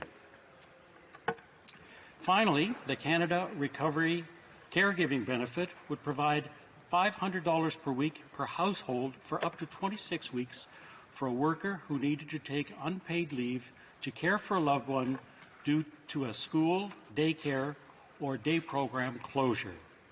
The benefit would also be available to workers if someone needed supervised care and needed to stay home because they are deemed high risk by a health professional, or if their regular caregiver is not available because of COVID-19. The benefit would also support workers who cannot work for at least 50% because their child or family member is sick, in quarantine, or at high risk of serious health implications due to COVID-19. In order to ensure that federally regulated employees have access to job-protected leave, our government is moving forward with amendments to the Canada Labour Code so that employees can access the Canada Recovery Sickness and the Canada Recovery Caregiving Plan. As laid out in the throne speech, we have an opportunity to not just support Canadians, but to grow their potential. That means making historical investments in training and in working with provinces and territories to ensure that Canadians across the country have access to the tools and the skills training that they need to succeed. And as a first step, this bill continues with an investment of $1.5 billion to the provinces and the territories to support on-the-ground training services for Canadians. Mr. Speaker, we are making sure that we continue to support people who need it most because we are still in a crisis. I encourage the honourable members to support these benefits and to help provide that much-needed solid foundation for Canadians. Thank you, Mr. Speaker. Questions and comments? Questions et observations? The honourable member for Courtenay Alberni. Mr. Speaker, I want to thank my honourable colleague for his speech and for working with us, to make sure that people get the benefits they need right now. We're disappointed that it took till midnight last night when benefits ended. The government should have done this and worked with all of us in Parliament in August instead of proroguing. That we can agree on the opposition side. Mr. Speaker, I got an email from Claire. Her son Sam, he's 32, he lives with autism, lives in Vancouver, receives persons with disability benefits. He gets about $1,183 a month and barely gets by. The poverty rate in BC is $1,666 a month. He got a rent eviction. He ended up having to leave his place in the middle of the pandemic. Oh, they get a bus pass too, which he can't use right now. So he had to buy a bike. And he is now paying $750 a month. That means he has to live on $443 a month to pay for food, clothing, and personal supplies. And anyone who's been to Vancouver knows that's not enough. And the $600 that was promised to people with disabilities still hasn't happened. So here we are in the midnight helping people with CERB and the other benefits, but where are the benefits for the people living with disabilities that have been waiting for them? Will this member advocate for the government to fix this immediately and help people like Sam? Member for Newmarket Aurora. Thank you, Mr. Speaker, and I do thank the honourable member for his good question. Mr. Speaker, my wife and I deliver food for the food bank once a month, and we encounter circumstances, as have been outlined by the member, and it's heartbreaking to see the tragic circumstances that individuals do face from time to time. And I can tell you that this government is genuinely committed and will be moving forward to provide the support that we need. I've heard many times in the House today, we will do whatever it takes, and we will move forward to make sure that no Canadian is left behind. We need to firm up our safety net, and we need to make sure that we do this as quickly as possible.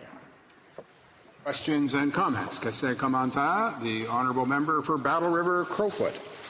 Thank you very much, Mr. Speaker. And many members of the opposition have expressed outrage about the prorogation of Parliament and the shutdown of committees and whatnot. And a specific quote from one of the members' colleagues from their speech earlier as well. Members of the opposition focus on prorogation. The government will focus on getting Canadians the support they need. You know, that sounds nice, except it's almost as if they forgot that government is a function of Parliament.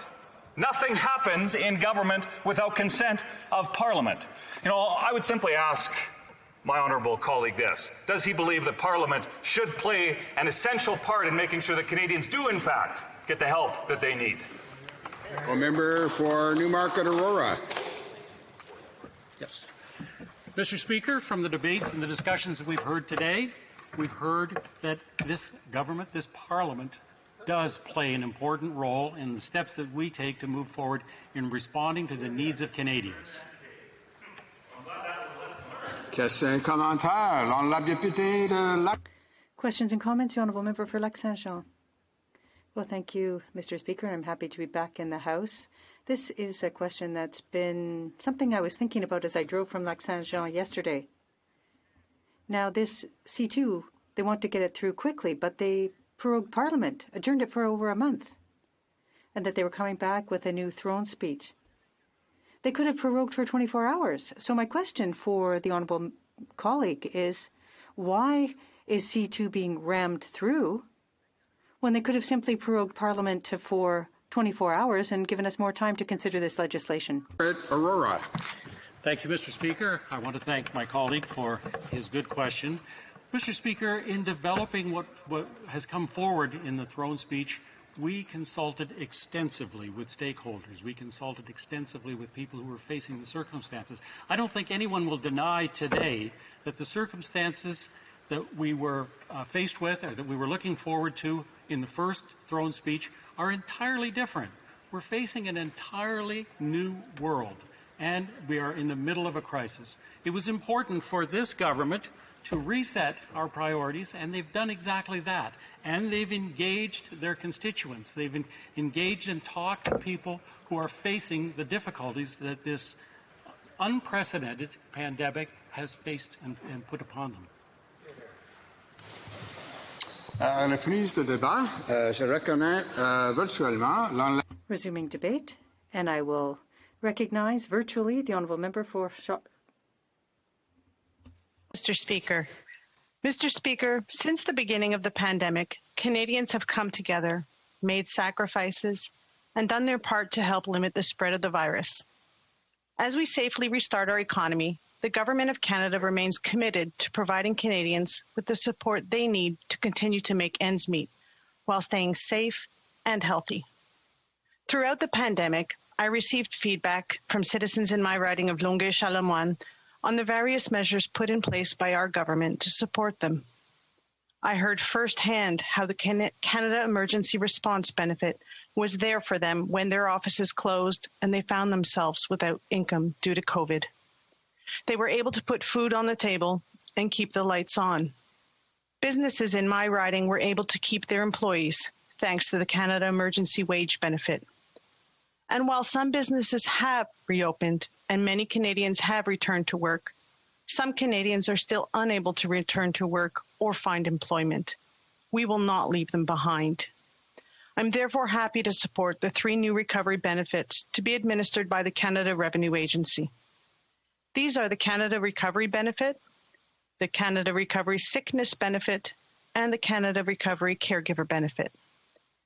Mr. Speaker, first and foremost, we have to recognize that the Canada Revenue Agency has worked quickly over the past few months to administer several important COVID-19 economic measures, namely the Canada Emergency Response Benefit, or CERB, for individual Canadians, the Canada Emergency Wage Subsidy, and the 10% wage subsidy, temporary wage subsidy for employers, both for Canadian businesses, and finally, the Canada Emergency Student Benefit for students.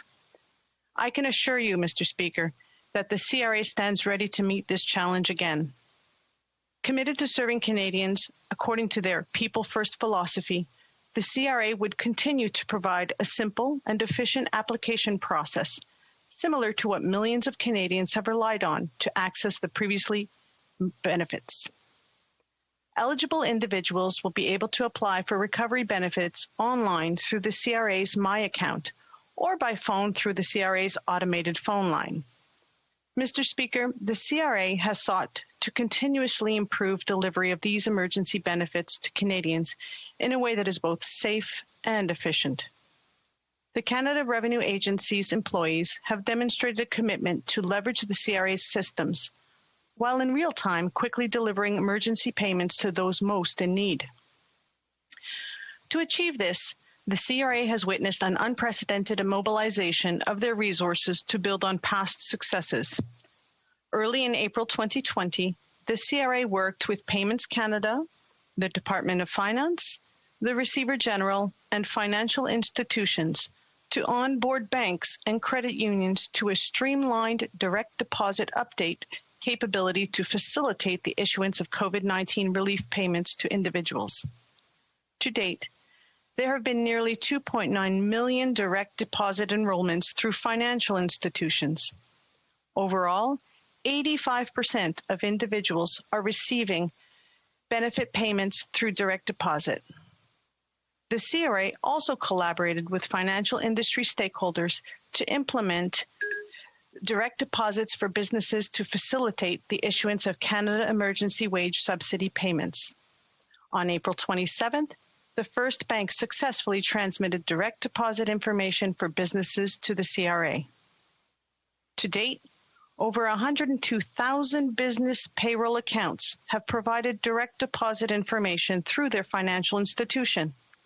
Overall, 58% of businesses are receiving their Canada Emergency Wage Subsidy payment through direct deposit. Members of this House will recall that Bill C-20 received royal assent on July 27, 2020, and revised the eligibility criteria for the Canada Emergency Wage Subsidy in order to support those employers hardest hit by COVID-19. The bill extended the program to November 21, 2020, with the ability to extend the wage subsidy by regulation to no later than December 31, 2020. Canadians can have confidence in the CRA's ability to support the delivery of these proposed new benefits. By way of example, I'd like to draw your attention to the following successes. Since April 6th, almost 22.1 million CERB requests have been received and processed by the CRA, supporting nearly 5.3 million Canadian individuals. As for the Canada Emergency Wage Subsidy, as of September 20th, the CRA had approved more than 1.14 million requests, for a total of nearly $37.5 billion paid to support more than 317,000 unique applicants from Canadian businesses. And with regard to the Canada Emergency Student Benefit, as of September 24th, more than 2.13 million applications have been approved by the CRA, supporting more than 706,300 Canadian students. Now, Mr. Speaker, I have to underscore another important fact. This work was accomplished while carefully adhering to compliance and security protocols. The CRA is committed to preserving the integrity of the Canadian tax system, and I can assure you that the CRA would bring the same level of rigor in the administration of the three Canada Recovery Benefits that it did to implement the CERB, the Canada Emergency Wage Subsidy, the Temporary Wage Subsidy, and the Canada Emergency Student Benefit. To ensure compliance with emergency benefits, since the start of this pandemic, the CRA has designed electronic and manual verification measures with regard to the eligibility of applicants and the terms of reimbursement. On the one hand, and under guidance of its People's First philosophy, the CRA has provided information regarding eligibility and support for those Canadians who are endeavoring to comply with the benefit administration process. The agency recognizes that applicants may make an honest mistake in applying for an emergency benefit period for which they later become ineligible. To support honest Canadian citizens who wish to comply, the CRA has published information on its website to explain how individuals in these situations can easily repay the Canada Emergency Response Benefit or the Canada Emergency Student Benefit. On May 11th, the CRA introduced a tool in the My Account portal to allow individuals to make repayments with a few simple clicks. To date, nearly 70,000 repayments have been made through this repayment service.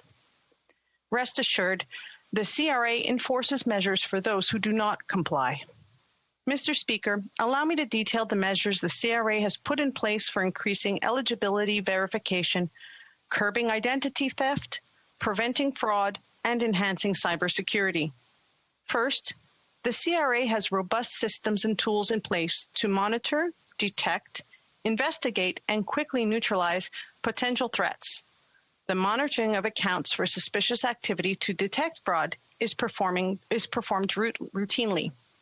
And secondly, the CRA combines data analytics with business intelligence gathered from many sources, including law enforcement agencies, financial institutions, and tips from Canadians to support these efforts. During the administration of the Emergency Response Benefit, the CRA also had taken steps to implement additional verification and security measures up front to help ensure they deliver benefit payments to the individuals who are entitled to receive them. Mr. Speaker, the proposed new recovery benefits outlined in the bill, if passed, would help ensure that Canadians continue to have access to the income support they need as they re-enter the workforce and regain their income. And we have confidence in the CRA's ability to administer these proposed new measures. The CRA has a strong capacity and a commitment to Canadians, and its dedicated and highly skilled workforce is committed to serving Canadians during their time of need. Mr. Speaker, as we gradually and safely restart our economy, the CRA will continue to put Canadians first. Thank you. Questions and comments? Question commentaire. The l'honorable député de Desnethie, Mississippi, Churchill River. The honourable member. Thank you, Mr. Speaker, and I thank my colleague for her speech. Several times over the last 7 months, the government has left to the very last minute the introduction of legislation to provide supports for people. I'm just curious if my colleague would want to answer the question if it seems appropriate to leave everything to the last minute and then, in essence, hold Parliament hostage to get the results that they're looking for. L'honorable député de Longueuil. The honourable member for Longueuil-Charles-Lemoyne. Thank you very much, Mr. Speaker, and I thank my colleague for the question. As we know, when the pandemic hit in March, we were building the plane at the same time we were flying it. It was so important that we address the immediate needs of Canadians across the country. And based on the feedback that we were receiving from Canadians and from fellow MPs about what was working, where we needed to tweak, we delivered. We continue to support Canadians across the country, and when things changed and things shifted, we adjusted accordingly. And I thank my colleague across for the question, and I hope that he will support this bill to make sure that constituents in his riding also receive the supports that they need. Questions and comments. The honourable member for Lanty-Labelle. Well, thank you very much, Mr. Speaker. I listened carefully to the comments about the Canada Revenue Agency, about what they wanted to do to contribute to deal with what we're facing, but I have a grave concern for those who have either received the CERB but shouldn't have, or those were supposed to receive it but did not. Above and beyond all of that, my biggest fear revolves around the thousands and thousands of people who have been defrauded, because there are some who don't even know that that's happened to them yet. So I'd like to hear my colleague opposite explain how the Canada Revenue Agency will be able to effectively do what we wanted to do when we've just seen the tip of the iceberg when it comes to fraud under the CERB payment. The honourable member for Charles-Lemoyne. Longueuil-Charles-Lemoyne. Well, thank you very much, Mr. Speaker, and I'd like to thank my colleague for her question. There have been cases of fraud, yes. There was an increase in telephone fraud during the pandemic, and it's important to point out the fact that we've invested a great deal to prevent fraud. We've also done research in conjunction with our provincial counterparts, as well as our territorial counterparts. We've worked with various police services, and once someone is aware of a potential case of fraud, it's important to contact the Revenue Agency to identify that. We launched an awareness campaign. That's also important. It's important for colleagues in this House to share that information with their constituents so that we can prevent fraud. Thank you. And comments. The honourable member for London Fanshawe. Thank you, Mr. Speaker. One of the things that New Democrats fought for with the student benefit was an acknowledgement from this government that students with dependents, students living with disabilities, had increased costs. And after some fighting, we were able to get the government to acknowledge that and increase the benefits on their behalf. However, I found it very frustrating that at the time they wouldn't recognize that students as parents had the same kind of costs, whether the student or the child was 12 or the child was 13. And so I would like to hear from this member, the Canada Recovery Caregiving Benefit only applies to children who are under the age of 12. Do you believe that, or does she believe that the government should be leaving out all of the parents who do not believe that they can take those children under the age of 12 should be ignored, or over the age of 12? Sorry. Thank you. The honourable member for Longueuil-Charles-Lemoyne. Speaker, and as someone who spent my career in education system, I know firsthand what it's like to go back to school while juggling a family, and did that myself when I decided to go back to school a few years ago.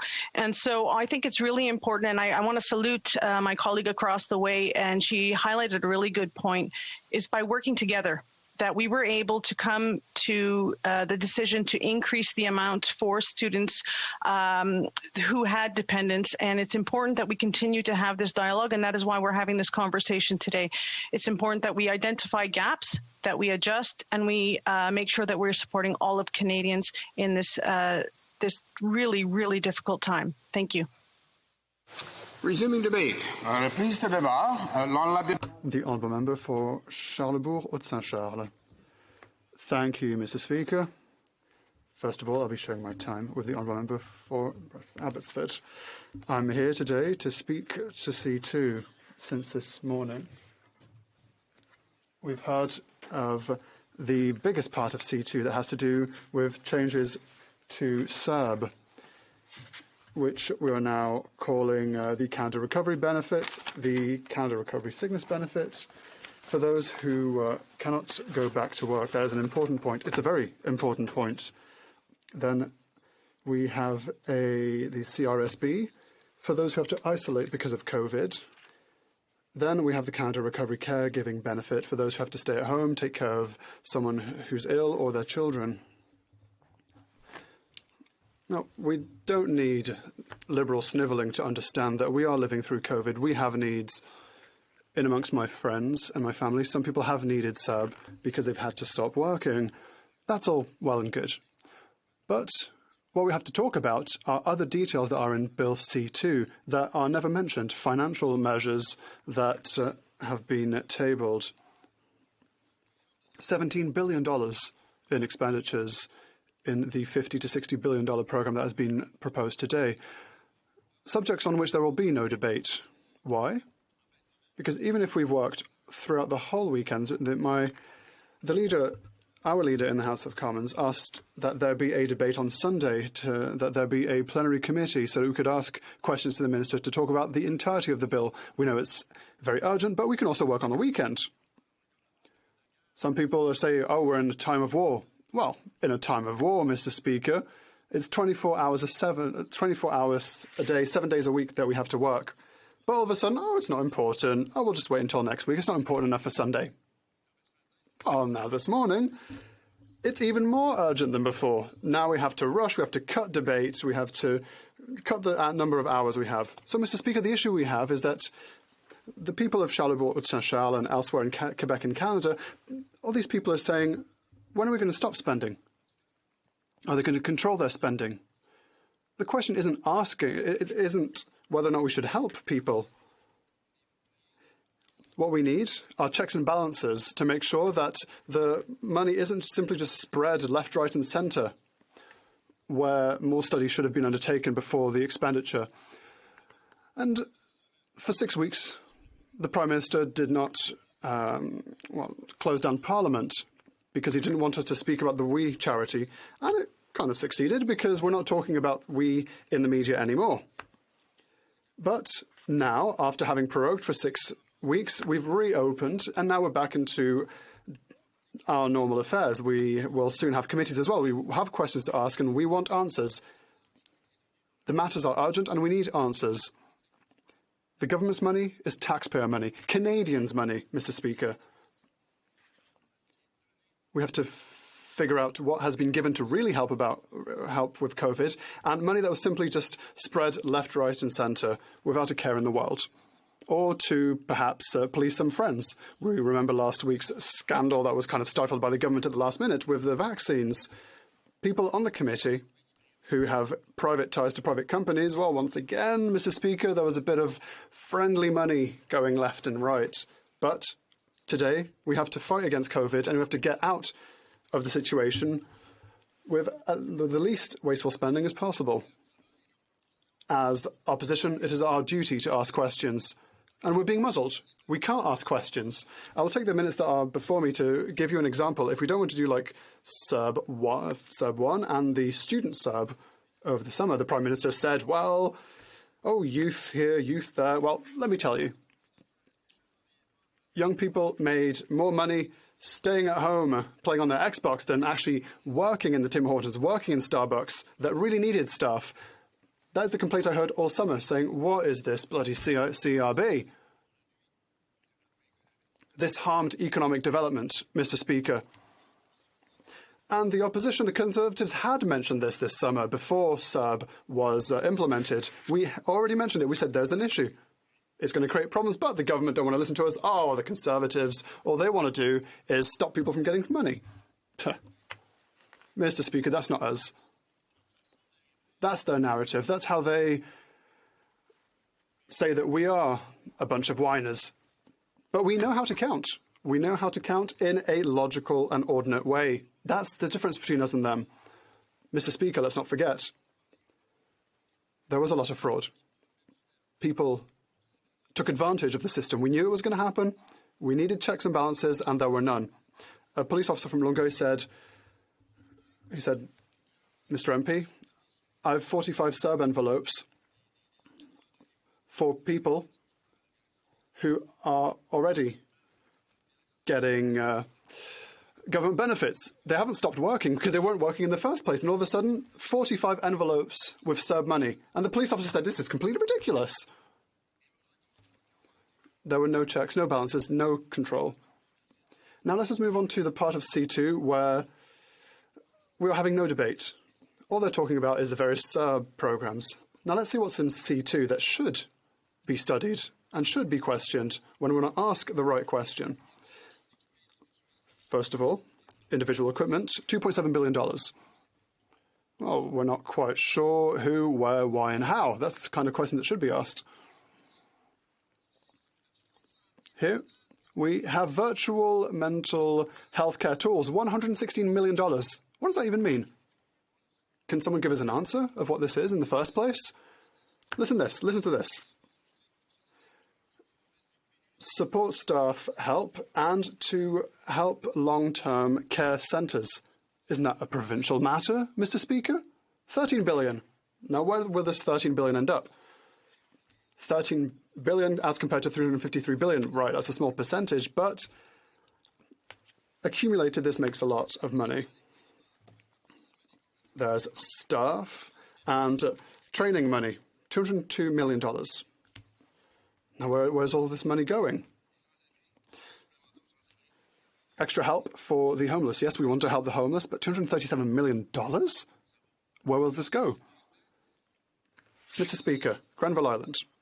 Those who come from Vancouver no doubt have heard of Granville Island. $6 million for Granville Island. Now, what's happening in Granville Island that they need $6 million from Bill C2? Who knows? We don't. Now, support for the Federal Bridges Society. Now, why do they need $1 million for COVID? So you'll see, Mr. Speaker, I have 2 whole pages of examples.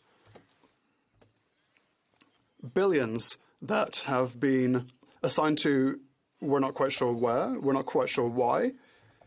Elements of the budget that are, yes, important, but we can't even talk about it in the House of Commons. They only want to talk about SERB. Yes, we understand we should be talking about SERB, but there are billions in C2 that are on subjects that should be questioned, and we won't get answers because it's also urgent. Why? Because for a month and a half there was no Parliament because the Prime Minister didn't want to hear about his own problems, and now we have billions of dollars of expenditures pushed through, and that, Mr. Speaker, is what Canadians are sick of. They're not sick of government help for COVID directly. No. Help for them, help for entrepreneurs. It's all this nebulous money in the bill. And once this is all done, once we will have spent, I don't know, $500 billion or more, then it'll be difficult to say that within that, how many billions or hundreds of billions were spent left, right and centre in places that could have been controlled, that had nothing to do whatsoever with protecting Canadians and helping them against COVID. That is the big question. A big question to which there is no answer. No answer because we're in a matter of urgency, apparently. Thank you, Mr. Speaker. Comments. Question commentaire. The Honourable Parliamentary Secretary to the Government House Leader. Yes, thank you, Mr. Speaker. And, you know, over the summer, the government actually did sit inside the House of Commons, right on the floor of the House, on several occasions, in which members of the opposition literally had the opportunity to ask and did ask literally hundreds of questions. And at the end of the day, one could always review the questions if they so choose to do so. Provided all sorts of opportunity for opposition members to have direct input on a wide spectrum of programs. Today's bill is something that's important because it continues on supporting Canadians in a very real and tangible way. Opposition has been afforded the opportunity during the summer and beyond, as the minister's door and phones been open to all members of the House for input. I'm wondering what it is that the member opposite believes, or how he believes that the opposition has not had the opportunity to provide the input that it so desires when we've done things that the former government never did. Tell me when the last time the House sat in August. The Honourable Member for Charlebourg-Saint-Charles. Mr. Speaker, I'm talking about C2 today, but this also gives me the opportunity to give an answer to my colleague. We've done our job so well. We asked the right questions. That the questions were so good that they slammed the door in our face and closed Parliament. Had they been poor questions, we would have continued with Parliament. But we were so efficient at committee that the WE scandal broke out, which once again showed Canadians how the Liberals can be not necessarily on the straight and narrow. They simply closed Parliament. We were just too good for them. I'm sorry. Questions and comments. Questions and commentaires. L'honorable député de The Honourable Member for Hochelaga. I'm not Hochelaga, Mr. Speaker. Saint-Hyacinthe-Bagotte is not quite the same thing. The Honourable Member for Saint-Hyacinthe-Bagotte. Well, I forgive you, Mr. Speaker. I have a question. Well, thank you for my Conservative colleague for his presentation. We agree on many things. This way to simply take us as hostages is not right. Coming with a last-minute bill like this is not right. They table this in the last minute, they hold a knife to our throat and say we have to adopt it immediately with no study. It might be a failure, but that's it. But I'd be curious to hear the Honourable MP's opinion in the long term, because this pandemic has exacerbated a number of very real situations for precarious workers and autonomous workers. So I'd like to hear what the Conservatives have to say. Under their government, for example, there was a very harmful reform in that respect. So what is their opinion on that point? The Honourable Member for Charlebourg-Saint-Charles. I'd like to thank my colleague for his question. Indeed, COVID has created a situation that has exacerbated pretty much, let's say, everything in our lives, all programmes, everything that has to do with federal parliament and at the provincial level, everything was questioned. For example, there are healthcare problems in Quebec. Any issues that were covered and that were swept under the rug suddenly burst forth because of COVID. Do we need EI reform? I believe that yes, because at the time changes were made, yes, but at that time the situation was completely different, Mr. Speaker.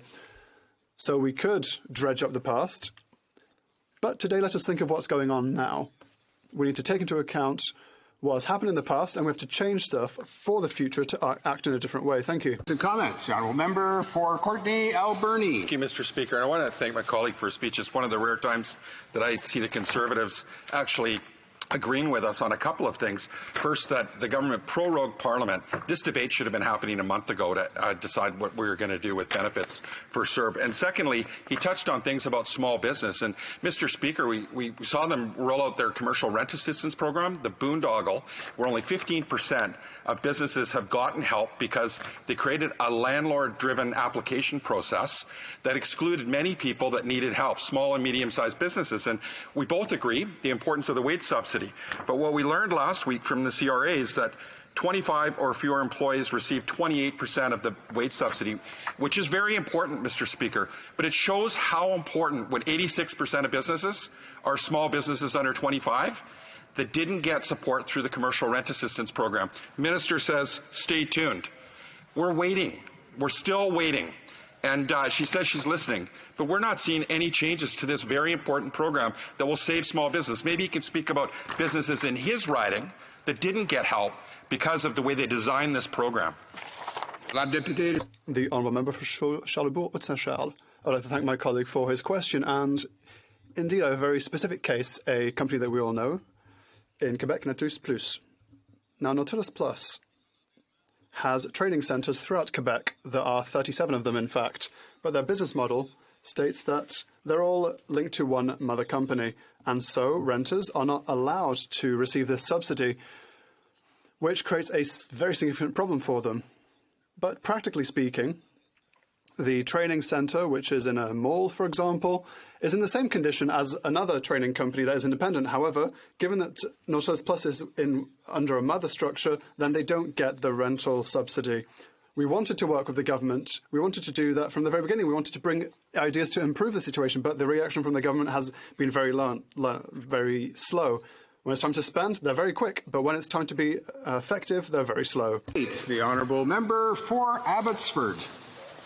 Well, thank you, Mr. Speaker, and it's a pleasure to engage in this debate. And what we're really debating is a motion that is going to rush through between $50 and $60 billion worth of spending without virtually no oversight, no accountability.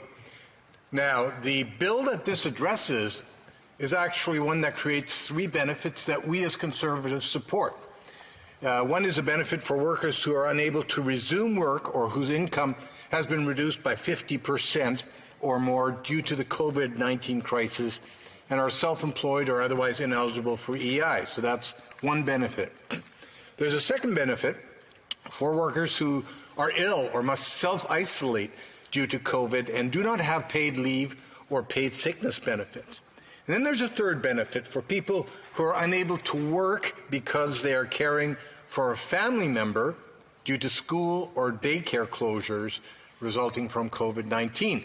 So those are things we can support.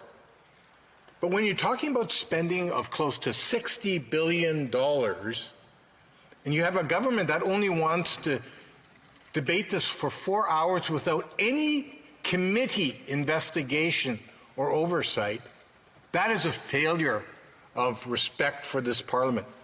Mr. Speaker, we can't begin to understand it and evaluate the performance of this government on COVID unless we understand the context in which this has all taken place. You and I both know that Canada was already overloaded with debt before the pandemic hit us, largely thanks to 4 years of reckless spending by this Liberal government. You may recall back in 2015, where the Prime Minister won an election promising to balance the federal budget.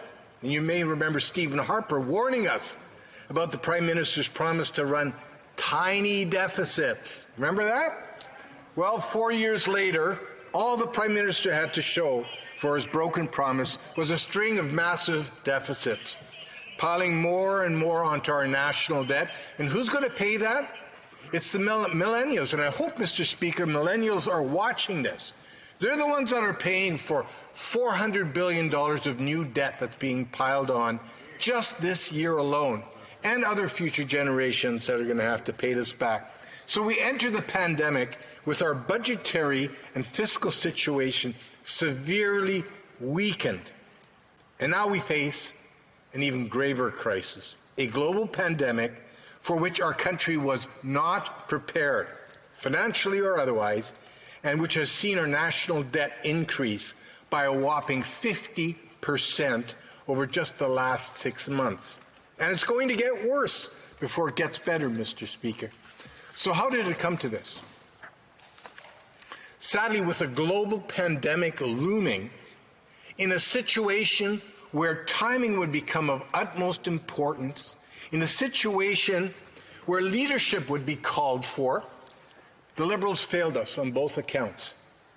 Over the last 5 years, Mr. Speaker, the Prime Minister and his Health Minister allowed Canada's Global Public Health Intelligence Network, that's our early warning pandemic system, they allowed it to lapse. In fact, I was just reviewing the Globe and Mail article on it where they said that the government actually diverted resources away from global pandemic warning and analysis and intelligence to other functions.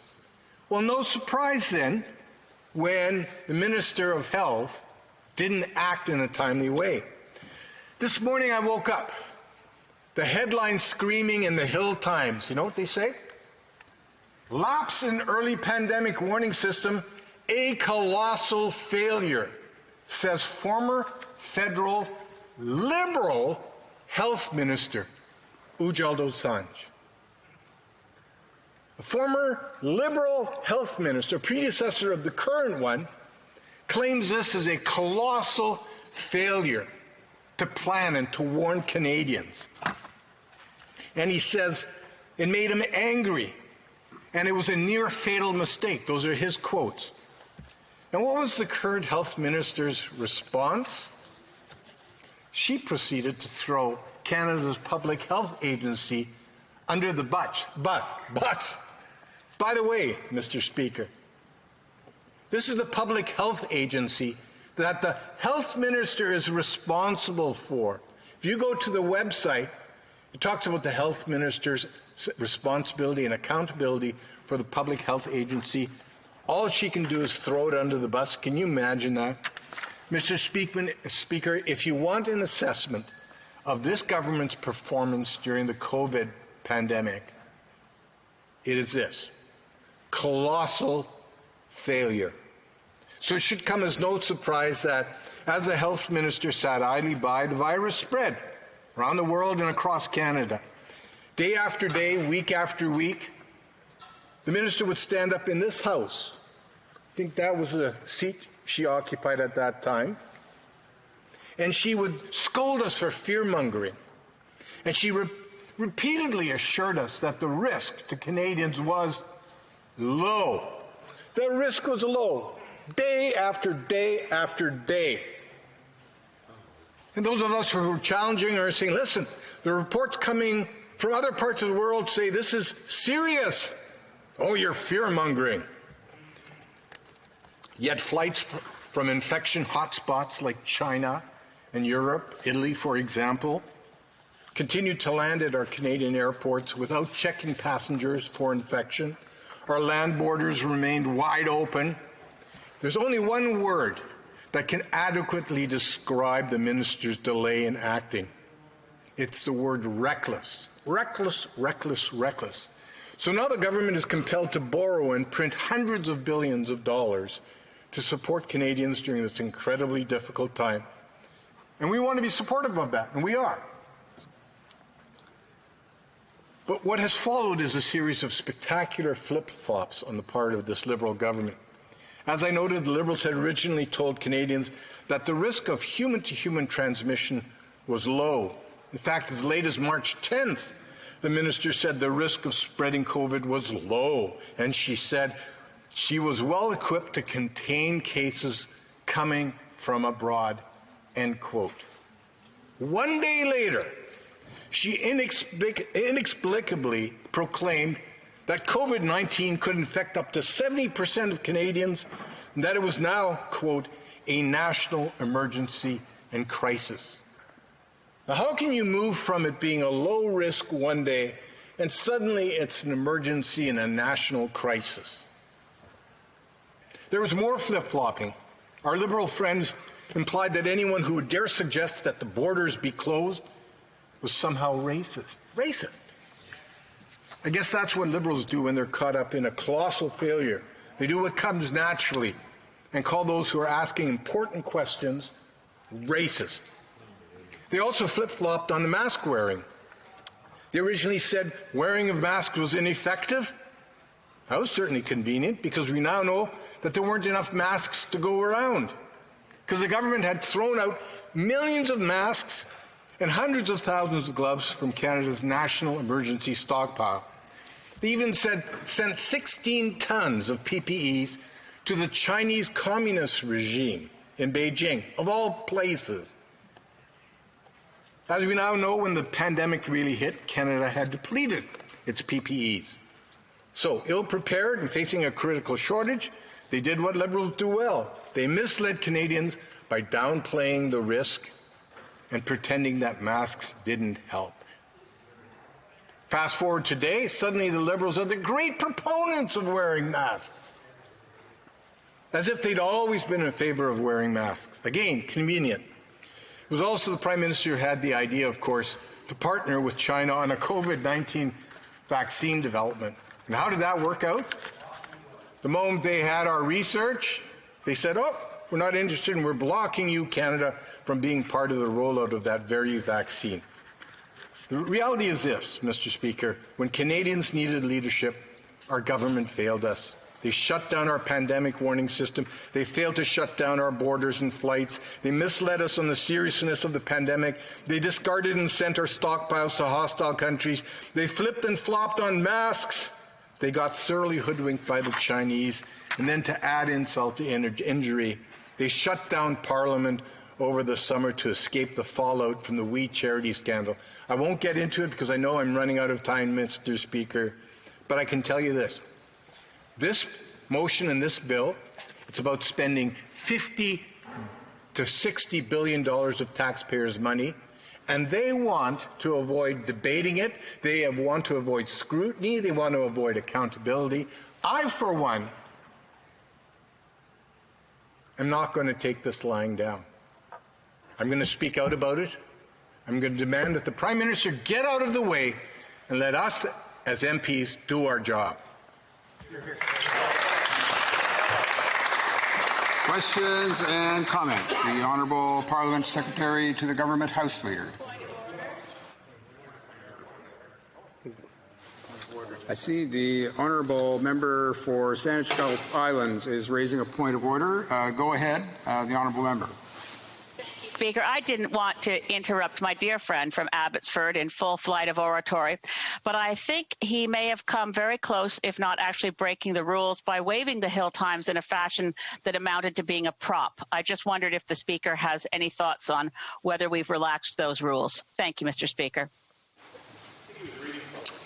I thank the Honourable Member for Saanich Gulf Islands for her intervention. I did see the Honourable Member for Abbotsford rising. I don't know if he had a further comment on the point of order. I will allow a brief response on that, and we'll see where we go from there. The Honourable Member for Abbotsford. Mr. Speaker, I believe we're entitled to have speaking notes in this House, and I read directly from the Hill Times, which says, "Lapse in early pandemic warning system, a colossal failure," says former federal Liberal health minister. Surely that can't be against the rules of this House that we actually use this to make our speech, not unlike any other notes that we would have before us.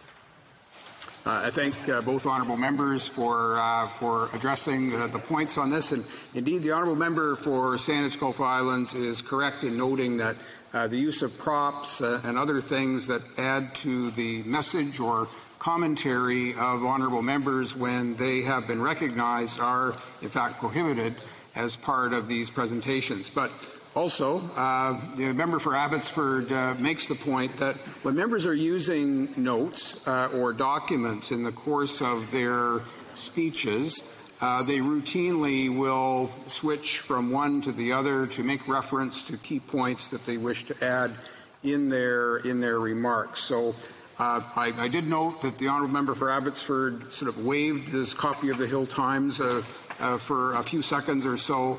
But I don't think in this case it would be construed as being a prop, but rather a document that was used in support of his remarks. So I think if that's acceptable to the House and to honourable members, we'll leave it at that and consider the matter closed.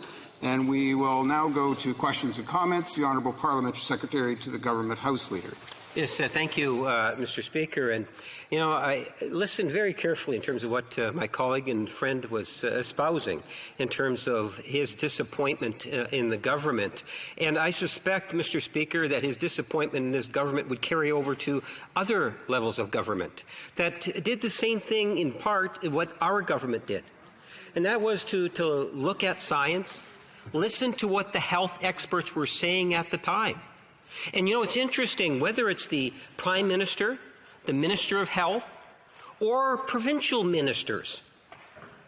And often you will see that there are the advice and the discussions that take place are often rooted in what health experts and science is saying.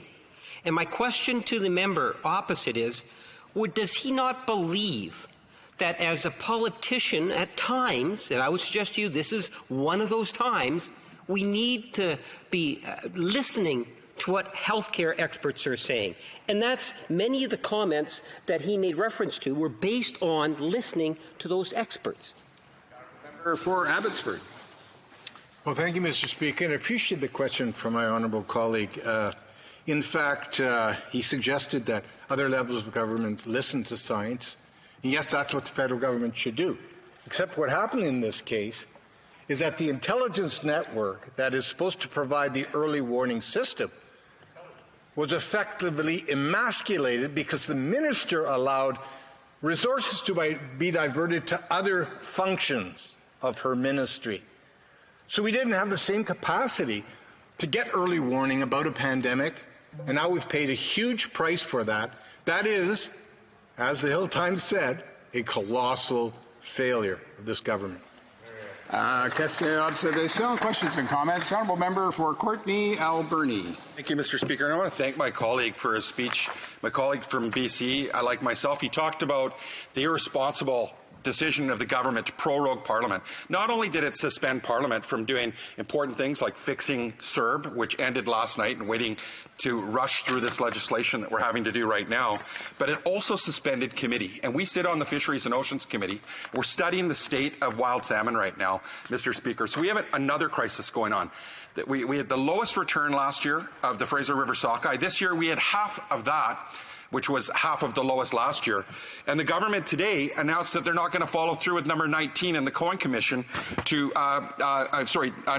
number 19, to remove fish farms that are impacting wild migrated salmon from the Broughton Archipelago. And they haven't followed through with number 3, which the government is being told that they shouldn't be. DFO should not be promoting salmon farming and be an agent for the farming salmon industry, period. And so this was a $26 million study, the Cohen Commission. Maybe you can speak about how this parliamentary decision hurt not just committee and the House and people needing benefits, but wild Pacific salmon when they need us right now the most. Honourable Member for Abbotsford.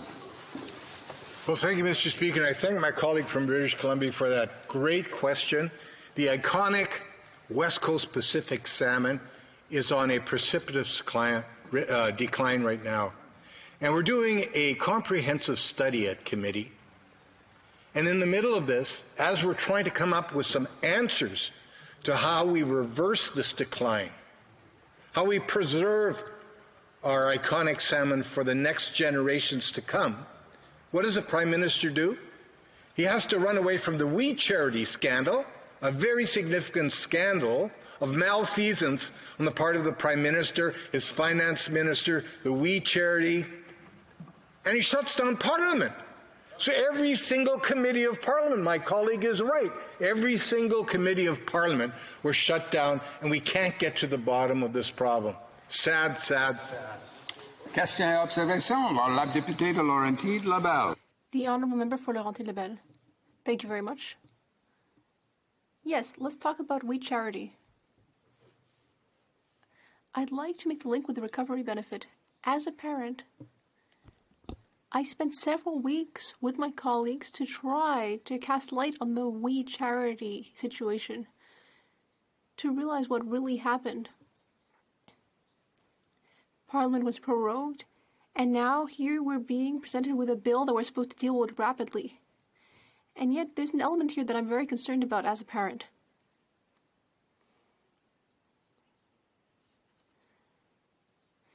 There's a benefit for parents with children from 0 to 11. A healthy child versus a sick child. I'd like to hear from my colleague. What does he think about a recovery benefit for children who are only between 8 and 11, whereas between 12 to 16, children still need help if they're ill? Well, Mr. Speaker, we as Conservatives will always look at proposals to support Canadians through this very, very difficult pandemic. But she did mention the We Charity, and that is a scandal that Canadians should have taken notice of, because it was a situation where the Prime Minister and his Finance Minister used the COVID crisis as a premise to try to introduce a volunteer program that they were going to fund. Now, think about that, folks. A volunteer program that he was going to pay $1 billion for. He was going to pay the volunteers to do volunteer work. That was what the Prime Minister was trying to do, and he was trying to shovel that money over to his friends, the Kielburgers, at the We Charity. I mean, what a sordid affair that is, and that's now reflected across government where Canadians no longer trust this Liberal government. Resuming debate. Reprise de débat. The Honourable Parliamentary Secretary to the Minister of Revenue. Thank you, Mr. Speaker. Good afternoon, everyone. I'll be sharing my time with my honourable colleague, the member for Davenport. It's with great pleasure that I rise today to speak on measures that we have been putting in place and we have been putting in place relating to the economic recovery in response to COVID-19. This is a piece of legislation that is vital and that would be vital to the government's ongoing economic response to the COVID-19 pandemic. We are now more than 6 months into the worst health and economic crisis of our lifetimes. And, Mr. Speaker, we talk about many of the programs that have been put in place, whether it's the CEWS or the CERB or the CECRA and whatever acronym. But behind those acronyms are faces and names and individuals and families. One such individual, I wanted to just share this story because I think it brings it home to how important what we are doing here today and what it means to Canadians at home from coast to coast to coast. A mother of two boys who I had met with during the campaign came to me and said to Member of Parliament, I will be losing my job because of COVID-19. I work at a restaurant in another riding, actually the riding of Newmarket Aurora, and the restaurant shut down. This was her primary income. She pays rent every month for her housing, and she was like, "What will I do?" And I said to this individual, our government is coming up with a response to help Canadians like yourselves from coast to coast to coast, and we came up with the CERB. And that $2,000 a month allowed her and her two boys to stay in their house, to continue on, so when she went to bed at night, she wouldn't have to worry about what would happen the next day. When the end of the month came, she wouldn't have to worry about how am I going to pay my rent. So when we debate the measures that are being put in place for our economic recovery, I think we need to take a step back as members of Parliament, as deputies, to ensure that we understand what we are doing is helping Canadians, like this individual in my riding, making sure they have a roof over their head, making sure that they can pay their electricity bill at the end of the month, making sure that they can get up, get themselves going, we can get through this and get them back to work when it's safely to do so. Businesses were closed. Food supply chains were disrupted. The country's healthcare system was under a lot of stress, and it continues to be under enormous strain. Children were out of school, and many families and individuals were coping with the reduction of their income. People have been hit hard. The last few months have been difficult for many people and for many businesses across the country. From day one, the government has taken extraordinary actions to protect Canadians and our economy. Le Plan d'Intervention Économique du Canada. Canada's economic response plan for COVID-19 is one of the most exhaustive response plans in the world. It represents 15.8% of our GDP. Our plan has helped Canadians, and it will continue to help Canadians. It has enabled us to protect millions of jobs and support families. And it has enabled us to keep businesses afloat from coast to coast to coast. Mr. Speaker, our children and my children, thankfully, and grandchildren are in school and again having structure. And many Canadians are back to work. We are seeing a gradual reopening of the economy, but the recovery from the pandemic will take time. We are living with COVID. We have not beat it yet. In fact, we should all heed the advice from public health officials with the number of cases during this second vague increasing. It is still a threat to our health and our economy. This is why Canadians must continue to be careful, listen to the advice of our public health experts. This is also why the government must continue to support Canadians and businesses, and I ask all members of Parliament to join in that effort. And, Mr. Speaker, this is exactly what we intend to do. Back in March, Parliament adopted the Public Health Events of National Concerns Payment Act. It expires on September 30th. La loi sur le paiement relatif aux événements. The Public Health Events of National Concern Payments Act is an important part of Canada's response to COVID-19. It's the act that authorizes the government to make payments to Canadians and businesses as a response to the pandemic. And that's what has allowed us to implement many of our aid programs, like CERB. The CERB has enabled the government to help eligible workers who have had to stop work, as well as workers whose work hours were curtailed because of COVID-19. Millions of Canadians were able to receive this benefit, $2,000 every 4 weeks. Of National Concerns Payment Act also allowed us to give $2.5 billion to help seniors struggling because of the pandemic. A one-time tax repayment of $300 for those eligible for the old age security pension, an additional $200 tax-free for those eligible for the guaranteed income supplement, for a total of $500. And, Mr. Speaker, I was happy to see in the throne speech that we will be following through on our commitment to raise the old age security when seniors hit 75 by 10%. The legislation also paved the way for support for businesses across this country, especially our small businesses. As many of you know and have heard me debate and speak in this House, the City of Vaughan, the city that I reside in, and there's 3 MPs that represent this area, is home to over 13,000 small and medium enterprise businesses, from Canadian Pacific, CP Rail, to Saputo, to Vision Plastics, to Martin Rea, to our local corner coffee shops, pastry shops, and grocery stores. And many of these businesses have utilized the Canada Emergency the Canada Emergency Wage Subsidy and also the Canada Emergency Business Account to remain open, to keep their employees employed, to maintain that attachment between an employer and an employee, which we know is so important, and so many experts have commented about why we needed to do that 75% CEWS. Canadians have worked their whole lives to establish businesses that serve their communities and provide good local jobs. Small businesses are not only the backbone of our economy, but they define our neighborhoods, and we all live in a neighborhood. They give our main streets their character. Owner become community leaders, and they become the places we rely on to connect to one another. Monsieur le Président, c'est ça. Mr. Speaker,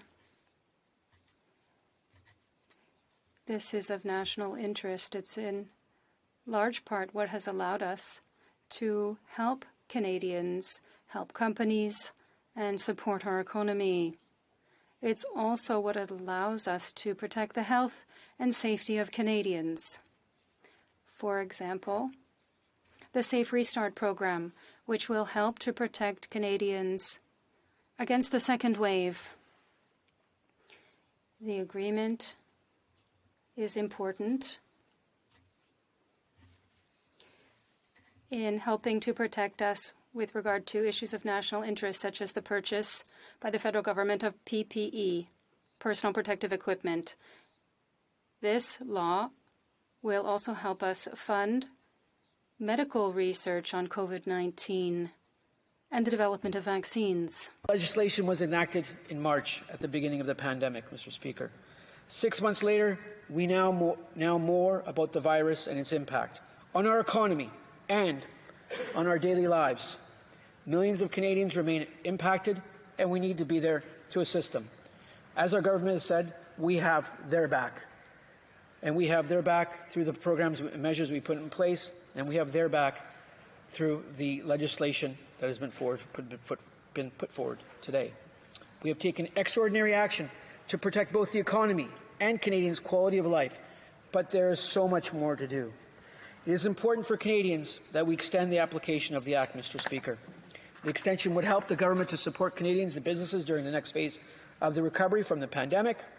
It would allow us to continue to support provinces and territories and improve the capacity of our health system. It would allow us to keep buying personal protection equipment to help essential workers.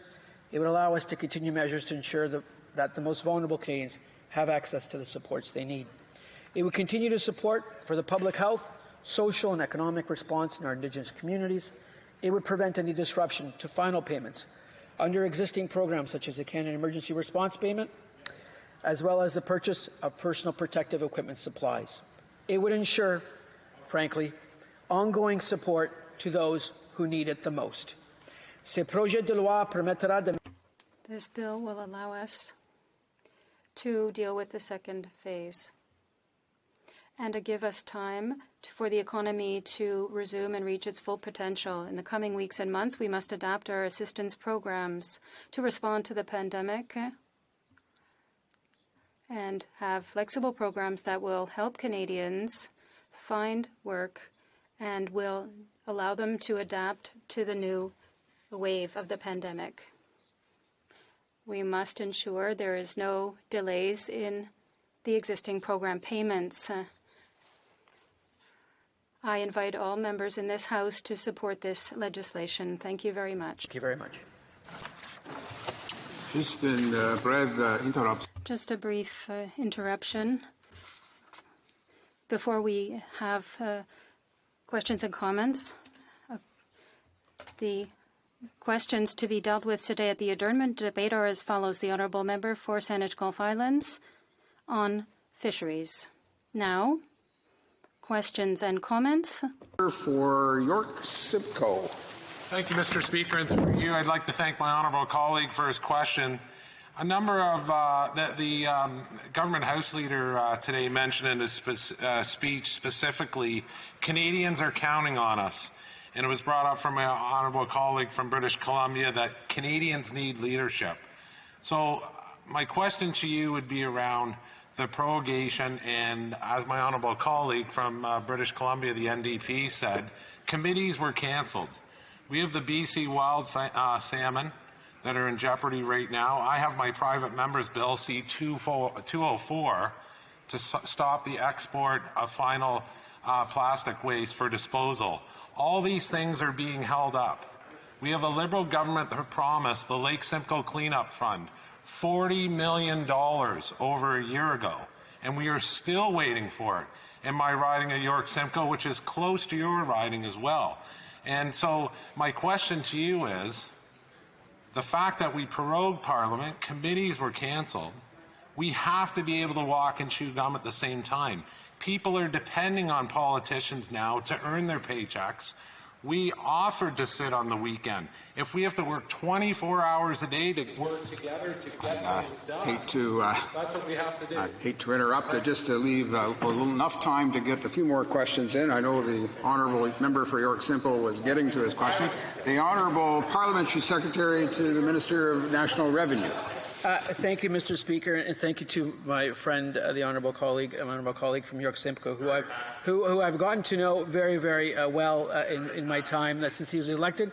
It's nice to, through you, Mr. Speaker, to see that member of Parliament. I will say the focus for myself, like I alluded to in my speech, is to make sure we assist those Canadians that remain impacted by COVID-19. The individual I spoke to about who was in a housing insecure situation, who lost her job. We need to continue to support our most vulnerable Canadians. That's the focus that I'm here for today. That's the focus that Parliament's about. Let's just get this done, and let's assist those Canadians that remain impacted by COVID-19. Thank you, Mr. Speaker. Questions and comments. The Honourable Member for Lac-Saint-Jean. Thank you, Mr. Speaker. You know, Mr. Speaker, in another life, I was a cinema technician, and I worked on film sets and big American blockbusters and Canadian shows as well. And I was on unemployment as well.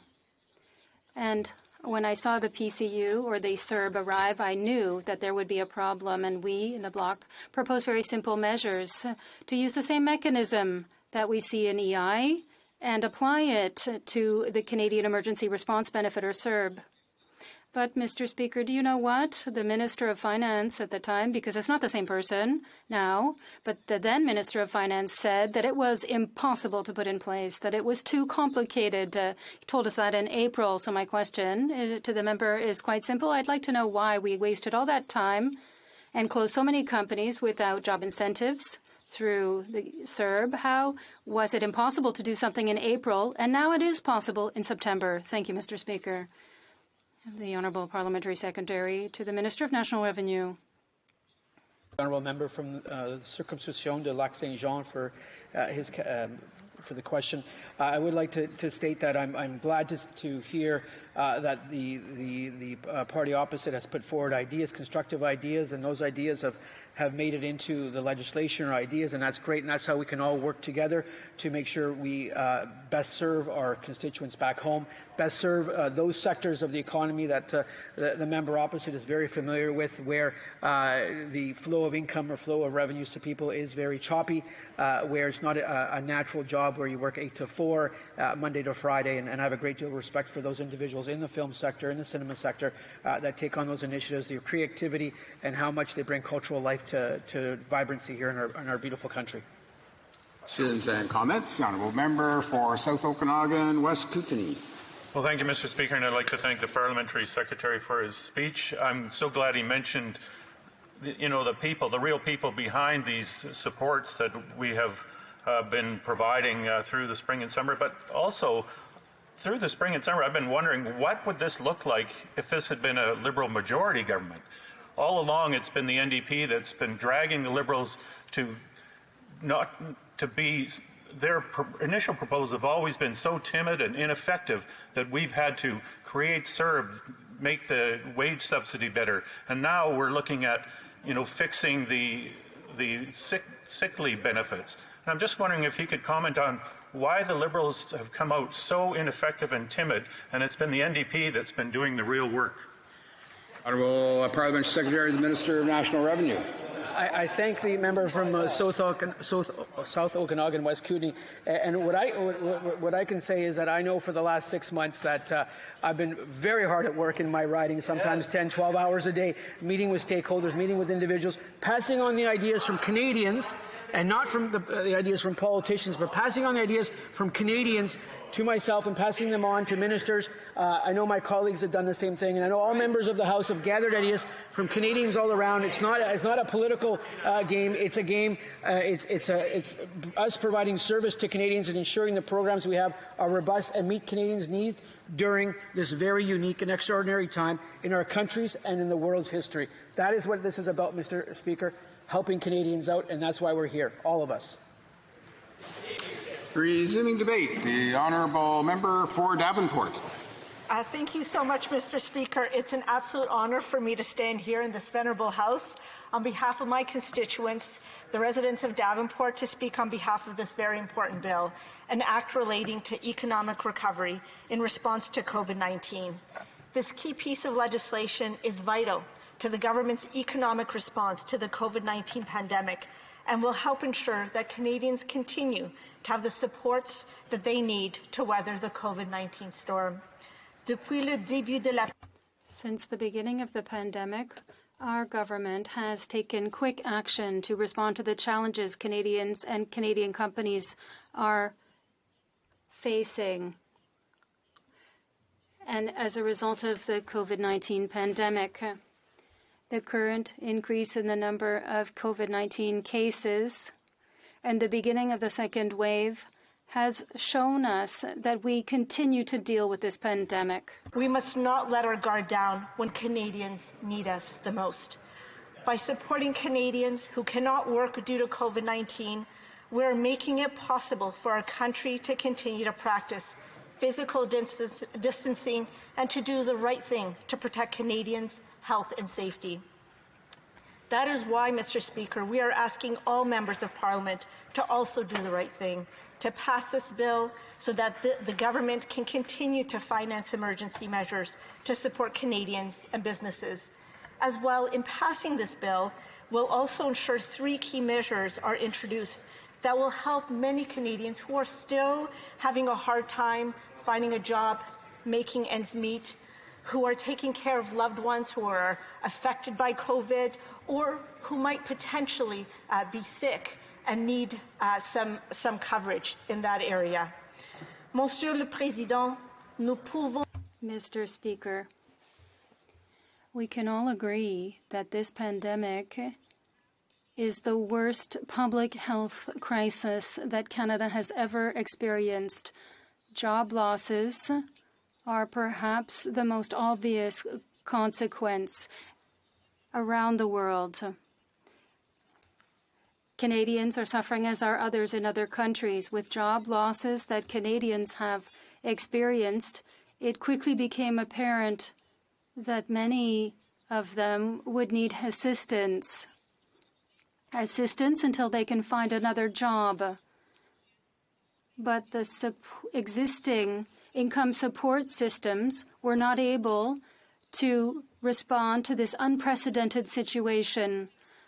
That is why the government quickly created the Canadian Emergency Response Benefit, a temporary program to help millions of Canadians get through this difficult time. Since the implementation of the Canadian Emergency Response Benefit since the beginning of the pandemic, and when we asked Canadians to stay home, more than 9 million Canadians have received this to help them pay their bills and to meet the needs of their families. The restart is now well underway. Beneficiaries receiving CERB will now have to move to the EI program.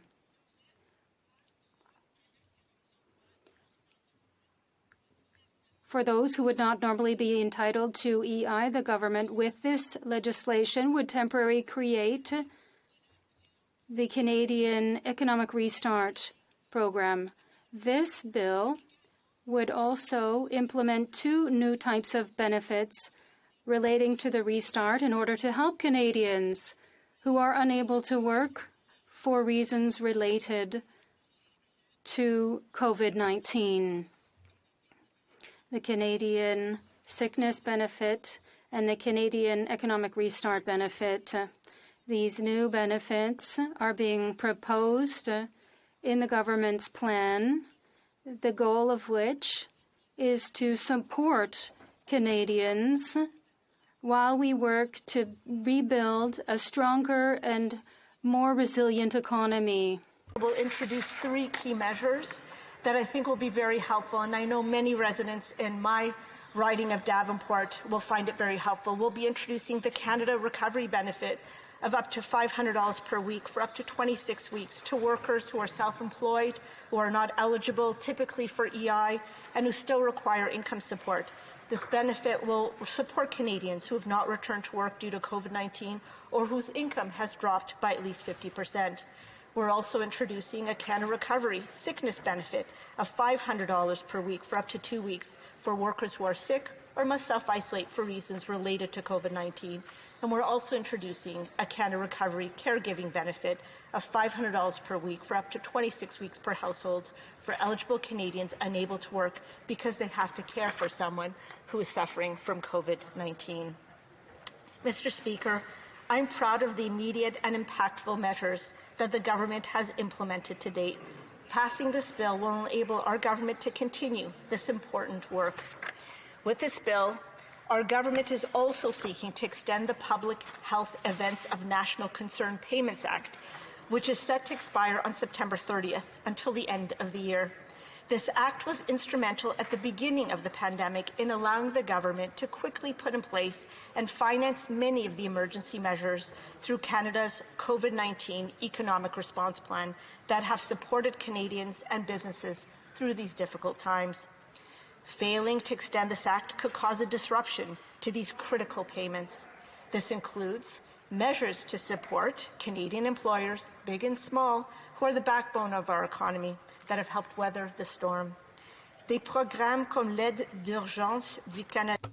Programs like the one that has allowed us to help more than 121,000 small businesses, which represents more than 1.1 million staff. Thanks to more than $1.6 billion, they've been able to pay their rent. We are extending the public health events expenditures until the end of the year, and through this we will make sure that eligible candidates can still benefit from it. One example of the many emergency measures that will enable the government to protect the health and safety of Canadians, particularly those who are most vulnerable, and the support that Canadians' businesses rely on. Funding for important measures in our fight against COVID-19, including the purchase of personal protective equipment to help keep our essential workers safe and to safely restart our economy, medical research to increase our knowledge of the virus and to inform our response, and the future purchase of vaccines and other treatments. Now is not the time, Mr. Speaker, for austerity.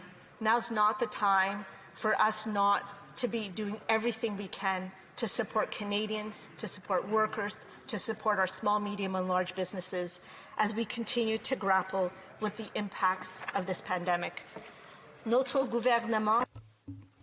Our government is determined to undertake the necessary measures to protect Canadians and companies from the economic consequences caused by COVID-19. The first stage of this consists in ensuring that we have the necessary legislation implemented to avoid late payments to Canadians in extant programs, and that Canadians receive the help and support they need when they have need of it the most. This bill, all parties can make sure that that happens as we work together to build a stronger, more resilient Canada for the health and safety of Canadians, for their income security and livelihoods, and for families and businesses that continue to need support through this difficult and unprecedented time. I urge all members of Parliament to join me in supporting this passage of this bill. Thank you so much for allowing me to speak on behalf of the residents of Davenport. Thank you, Mr. Speaker. I see, before we go to questions and comments, I see the honourable member for Banff Airdrie rising on a point of order. Thank you, Mr. Speaker. Yes, I am rising on a point of order under Standing Order 69.1 to have the question on Bill C4, an act relating to certain measures in response to COVID-19, divided for the purposes of voting at second reading. Standing Order 69.1 sub 1 reads, and I quote, "In the case where a government bill seeks to repeal, amend, or enact more than one act, and where there is not a common element connecting the various provisions or where unrelated matters are linked, the Speaker shall have the power to divide the questions for the purposes of voting on the motion for second reading and reference to a committee, and the motion for third reading and passage of the bill. The Speaker shall have the power to combine clauses of the bill thematically and to put the aforementioned questions on each of these groups of clauses separately, providing that there will be a single debate at each stage." End quote. Standing Order 69.1 sub 2 exempts budget implementation bills. But Bill C4 is not a budget implementation bill, so we may disregard this portion of the rule. It is my argument that Part 3 of Bill C4, that is to say clauses 10 to 14 and the schedule, is sufficiently different from the remainder of the bill so as to warrant the... I'm just going to ask the honourable member for Banff Airdrie there. I was sort of expecting a point of order, but I see he may have, and indeed it may well be, we'll have to wait and hear what he has to say. But it sounds like he's got a couple of pages at least to talk about. I wonder if he might just, we'll come back to him and pick up where he left off on this so that we can finish on questions and comments.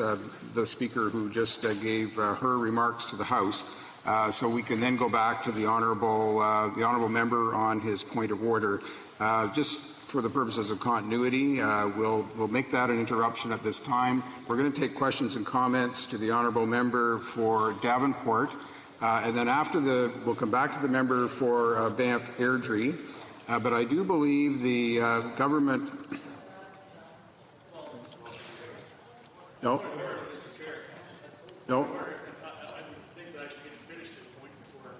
Yeah. I'll get to that. We'll come back to the honourable member for Banff Airdrie to finish his point of order because I see it is, potentially several minutes. We also have point of orders coming from the honourable government House Leader and I believe the honourable Parliamentary Secretary to the government House Leader on another response to another issue as well that's before the House. So I think we'll do those in order, but before we do any of those, I'd like to get to questions and comments to the honourable member for Davenport. Let's finish that up, and then we'll get back to the honourable member for Banff Airdrie. Questions? We're going to go to questions and comments. The honourable member for Barrie Innisfil. Thank you, Mr. Speaker. Regarding the member from Davenport's speech, I, like most Canadians, saw her on Finance Committee.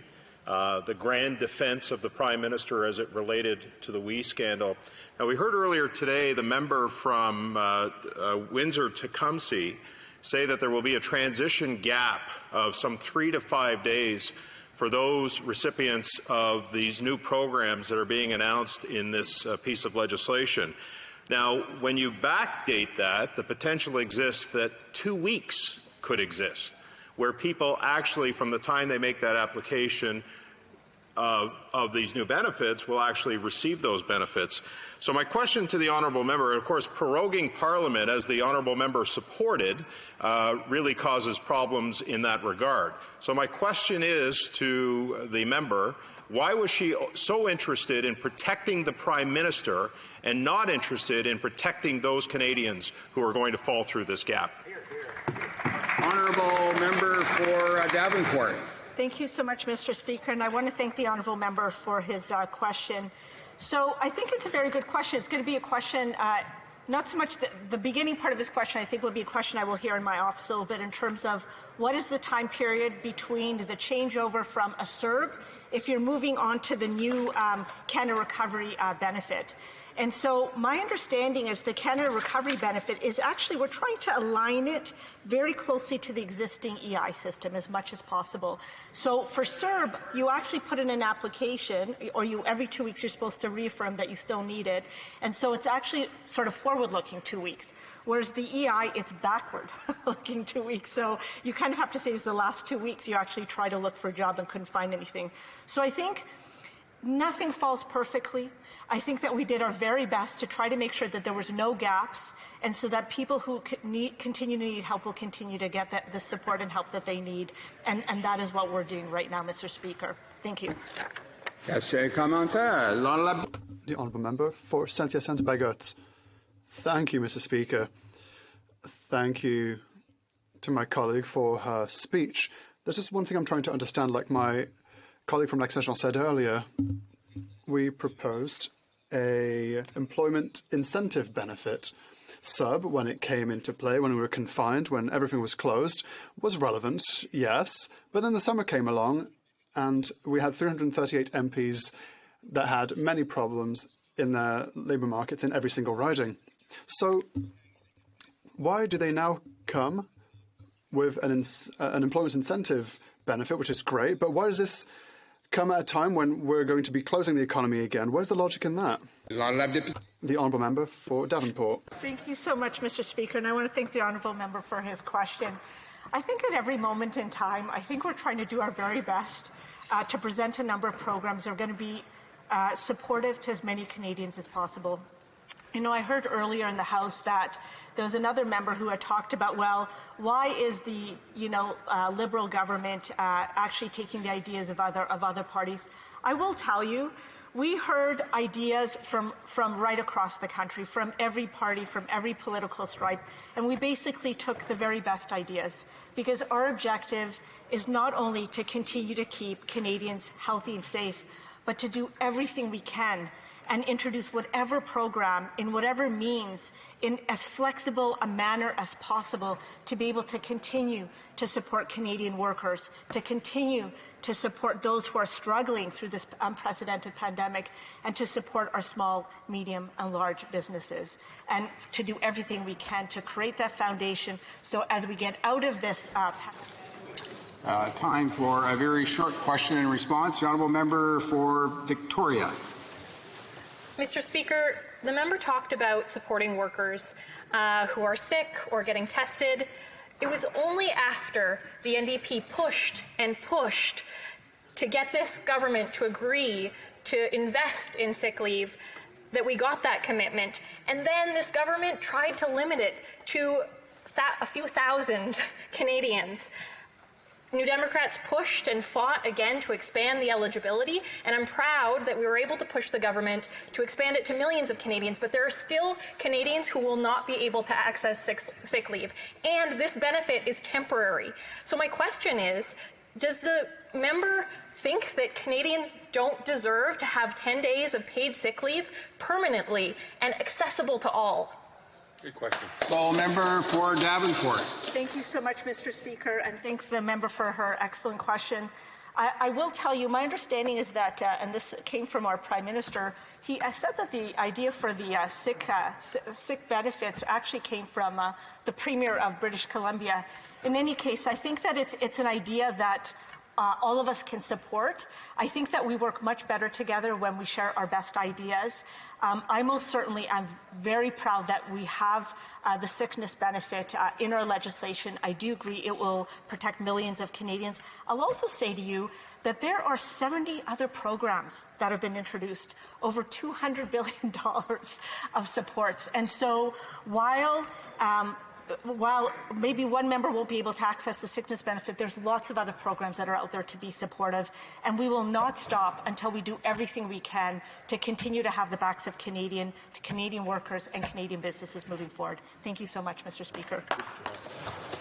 We'll now go back to the Chief Opposition Whip to resume on his earlier point of order, and we'll see what he has to say. The Honourable Chief Opposition Whip. Thank you, Mr. Speaker, and I just asked for your guidance. Would you like me to restate the case I had already made, or can I continue from where I left off? Yeah, thank the Honourable Chief Opposition Whip. I think, quite honestly, he can pick it up from where he left off. Certainly the words he has on the record are there for the consideration of other honourable members, and but I appreciate his patience with this. I know it's slightly unorthodox to split this up, speaking of splitting things up, but just so happens in this particular case, I thought for the continuity of the House that we could carry on and pick up where he left off with his point of order. The Honourable Chief Opposition Whip. No problem. Thank you, Mr. Speaker, and I do appreciate that. So just to restate the first part, it's my argument that Part 3 of Bill C-4, that is to say clauses 10 to 14 in the schedule, is sufficiently different from the remainder of the bill so as to warrant the question at second reading being divided for a separate decision. And again, that was under Standing Order 69.1. While it is true to say that the whole bill's content is associated with a response to COVID-19, that alone does not qualify as a common element for the purposes of this standing order. The National Assembly of Quebec has similar procedures regarding omnibus bills, which I think are instructive. I'd refer the Chair to Parliamentary Procedure in Quebec, 3rd edition, which says at page 400, and I quote, "The principle or principles contained in a bill must not be confused with the field it concerns. To frame the concept of principle in that way would prevent the division of most bills because they each apply to a specific field." End quote. This statement of the National Assembly's practice was endorsed by your immediate predecessor, the Honourable Member for Halifax West, when he ruled on March 1st of 2018 at page 17574 of the debates, and I quote, "While their procedure for dividing bills is quite different from ours, the idea of distinguishing the principles of a bill from its field has stayed with me.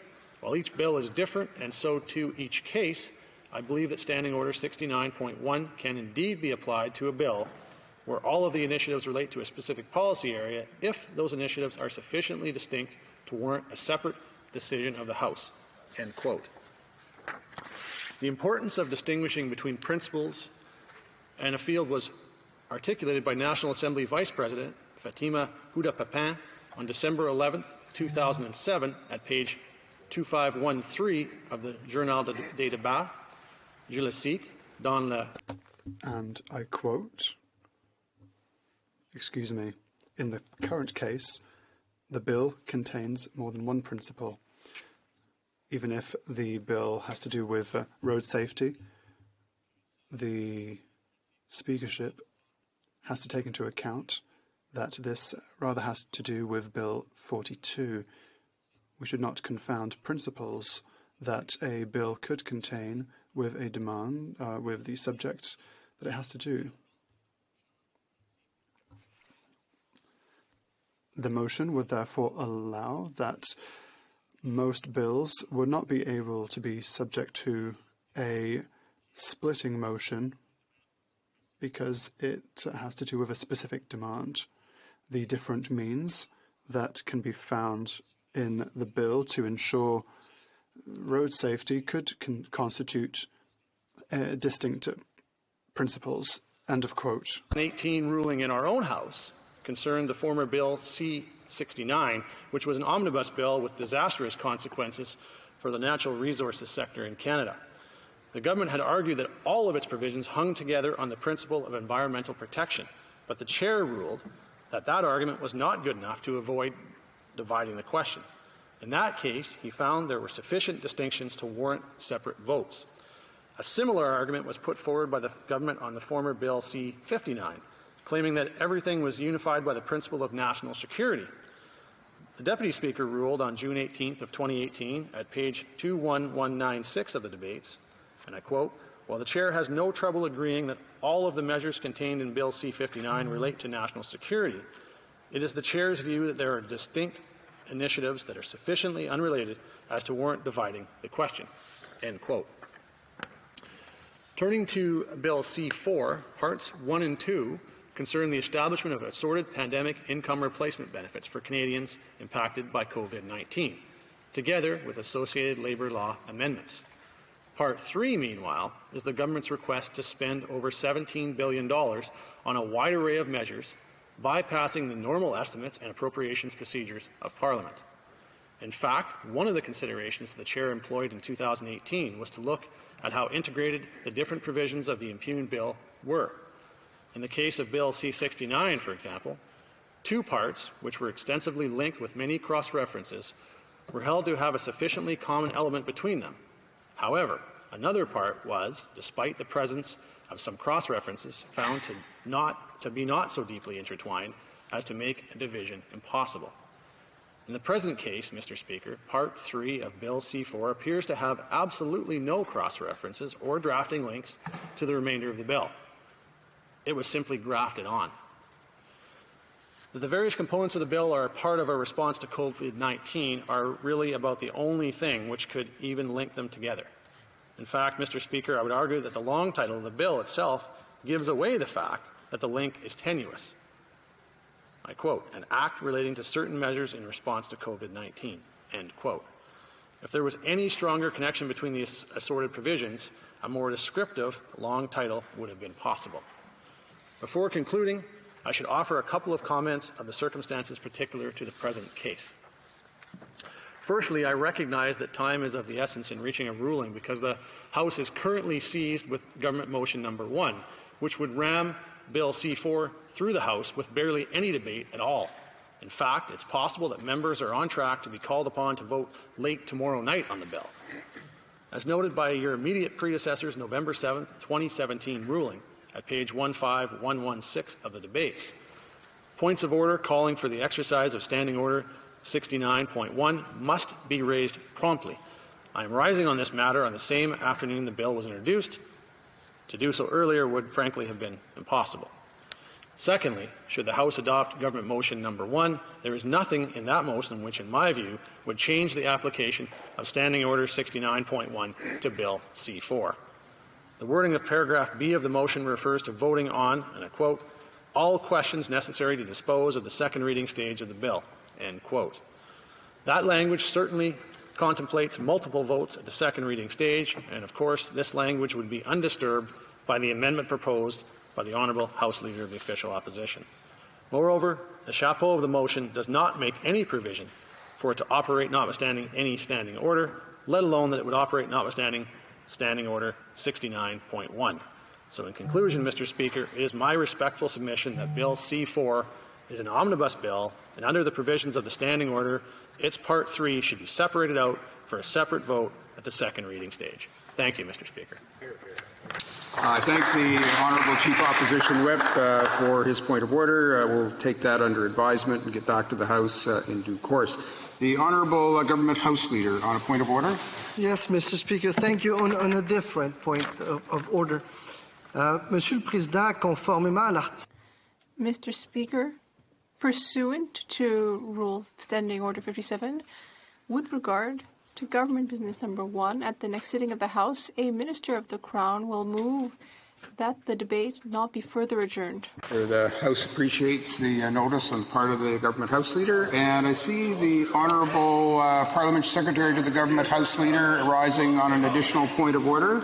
The Honourable Parliamentary Secretary. Thank you, Mr. Speaker. I'll actually be responding to two matters of privilege that have been raised and providing comment, therefore.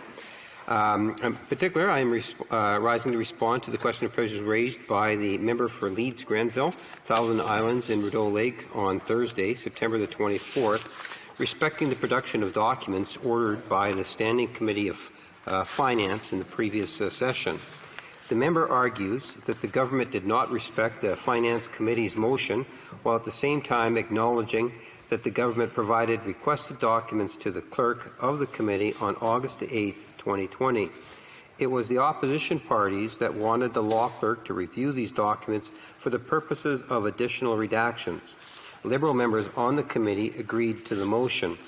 I want to be clear. The government respected the Finance Committee's motion and provided the documents on time. The government also provided exactly the information that the committee requested in their motion. The only things excluded were matters of cabinet confidence and national security, which the committee spelled out in the motion. In preparing the documents in response to the committee motion, public servants respected their statutory obligations under law. The government provided the documents, which was 5,600 pages, Mr. Speaker, on the date requested by the committee. Due to the time needed for the law clerk to do his work, Parliament was prorogued before they were properly given to the committee. As a result, not only did the Finance Committee cease to exist with prorogation, the committee didn't formally have these documents. It is therefore difficult for the opposition to argue that the government did not comply with the committee's motion when they were not in position to take such a determination, since they did not have the formal law clerk approved documents. The second issue is there was no report from the Finance Committee to the House. The honourable members for Leeds, Granville, Thousands Islands and Rideau Lakes correctly cites the relevant section from the House of Commons Procedures and Practices 2017, which states, and I quote, Mr. Speaker, "If such an order is ignored, the committee has no means to enforce the order on its own. It may report the matter to the House and recommend that appropriate action be taken. It is then the decision of the House whether or not to issue an order for the production of papers." End of quote. There has been no report from the Finance Committee, and the honourable member knows that the committee business does not carry over from one session to the next. My honourable colleague also states that the Speaker needs to take the extraordinary steps to intervening now because, and I quote, "could keep our committee from considering substantive business until November." End of quote. I would like to draw the attention to my honourable colleague of a motion that the House adopted immediately upon the opening of the House, a full day before he gave and made his intervention, Mr. Speaker. In addition to allowing the House to meet in a hybrid format and to vote remotely to ensure the House and safety of members and their staff, the motion also stated that the Standing Committee on Finance must hold an organizational meeting as early as October the 8th, but no later than October 9th. The honourable member knows that the opposition hold a majority on the committees, and that the Finance Committee will decide its agenda at that time. Furthermore, the motion enabled all committees to meet either virtually or in a hybrid format, which means that it can meet to transact any business it wants as of next week. It is therefore incorrect to state that the government can use procedural tactics to delay the Finance Committee from considering substantive business until November. The member argues that there was no ability for the Finance Committee to report the matter in the question to the House.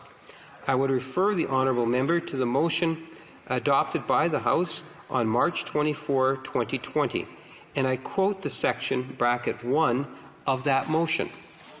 Quote, "Starting the week of March 30, 2020, the Minister of Finance or his delegate shall provide the Standing Committee on Finance with a biweekly report on all actions undertaken pursuant to 3, 8, and 19 of the COVID-19 Emergency Response Act, and shall appear before the committee to discuss the report, provided that until April 20, 2020, or any date to which the adjournment period is extended pursuant to paragraph F, if the committee is not satisfied with how the government is exercising its powers under the Act. It may adopt a motion during a meeting by video conference or teleconference to report this to the House by depositing a report with the clerk of the House, which shall be deemed to have been duly presented to the House on that day." End of quote. Since this matter was not before the House, and the documents were not formally before the House or the committee, it would be difficult, if not impossible, for the Speaker to make a determination on whether the committee's motion was respected. While the government asserts that this issue does not constitute a prima facie case of privilege, I want to make it clear that when the Finance Committee restarts on October 8 or October 9, if it readopts the motion and is not satisfied with the way the government has provided documents to the committee, the government is prepared to work in good faith with the committee to address any concerns that it may have. This matter has raised a number of unique circumstances, Mr. Speaker. I will note that the Procedures and House Affairs Committee has undertaken 2 studies on how our House should operate in a pandemic. It is therefore makes good sense to ask this committee to undertake a study of the standing orders and practices, and once complete, report its findings to the House. And if it's okay with you, Mr. Speaker, I'll go on to the second issue I would rise in response to, and that is the second question of privilege raised on September the 24th by the honourable member for Leeds, Granville, Thousand Islands, and Rideau Lakes. In his intervention, the member made a serious claim in accusing the Minister of Public Service and Procurement of misleading the House in response to an order paper question 443. I submit that the matter raised by my colleague amounts to a dispute as to the facts and does not meet the high threshold for finding of a prima facie question of privilege. There are 2 key matters to support this view. First, the Canadian Taxpayers Federation and the members misread and miscalculated the amounts in the Access to Information request. Secondly, the Canadian Taxpayers Federation and the members' order paper question cover different periods. In his remarks, my counterpart referenced an Access to Information request number 2020-00025, which was provided to the Canadian Taxpayer Federation. The ATIP in question requested a generic actuals report of the cost of renovations, improvements, construction, and maintenance of the Prime Minister's official residence at Harrington Lake between January 1st, 2020 and April 22, 2020. Mr. Speaker, it seems that the member across the way read the table in the same way as did the Canadian Taxpayers Federation. I suspect that both the member and the Canadian Taxpayers Federation added all of the amounts listed in the response to the Access to Information request together rather than viewing it as spending from a total budget.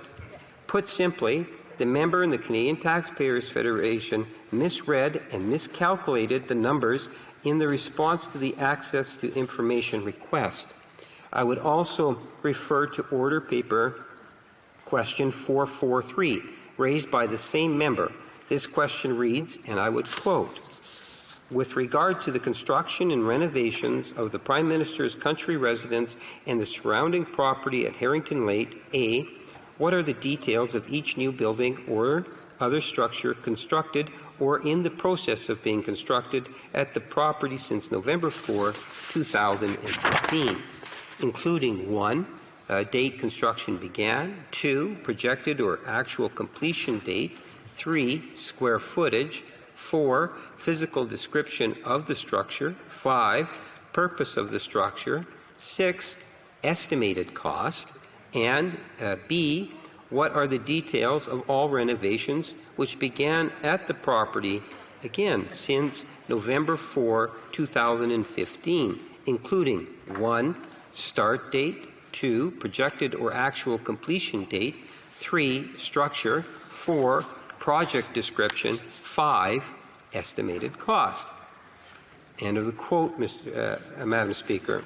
Madam Speaker, first, I would note that the question A on point 6 and question B on point 5, the honourable member clearly requested the estimated cost, not the generic actuals report, as requested by the Taxpayers Federation.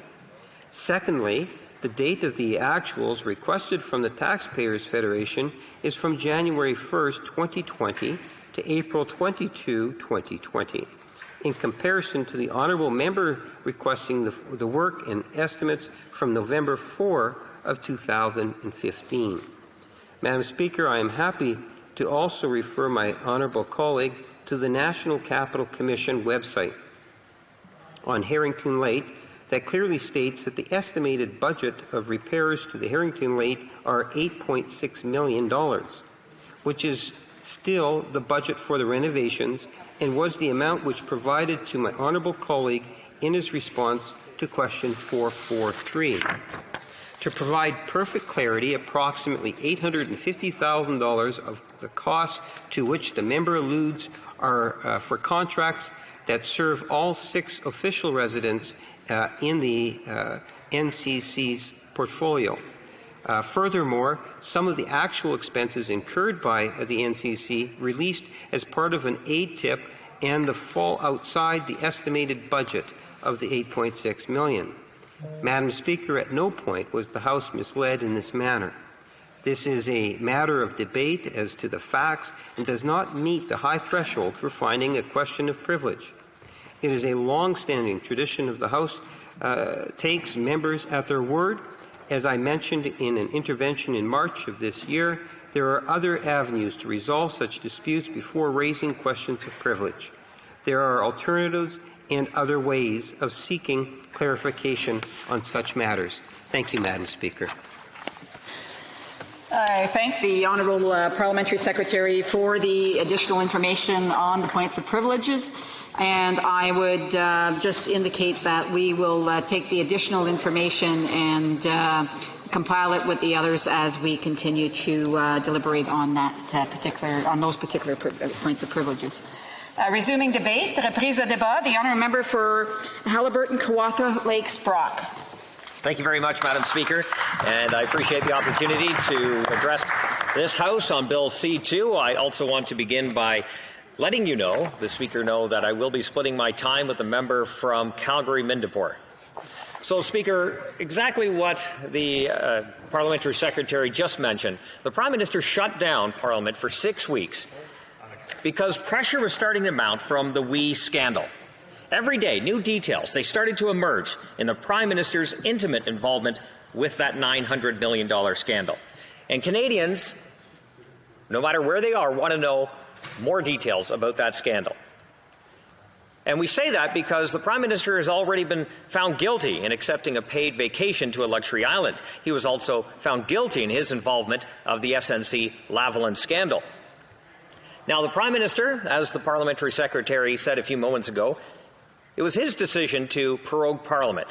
And he just didn't shut down debate in this chamber, which was limited to begin with. He shut down the important work of several committees, including our ability to study the COVID-19 recovery. And just a few weeks ago, the new leader of the official opposition raised that need to quickly restart the committees.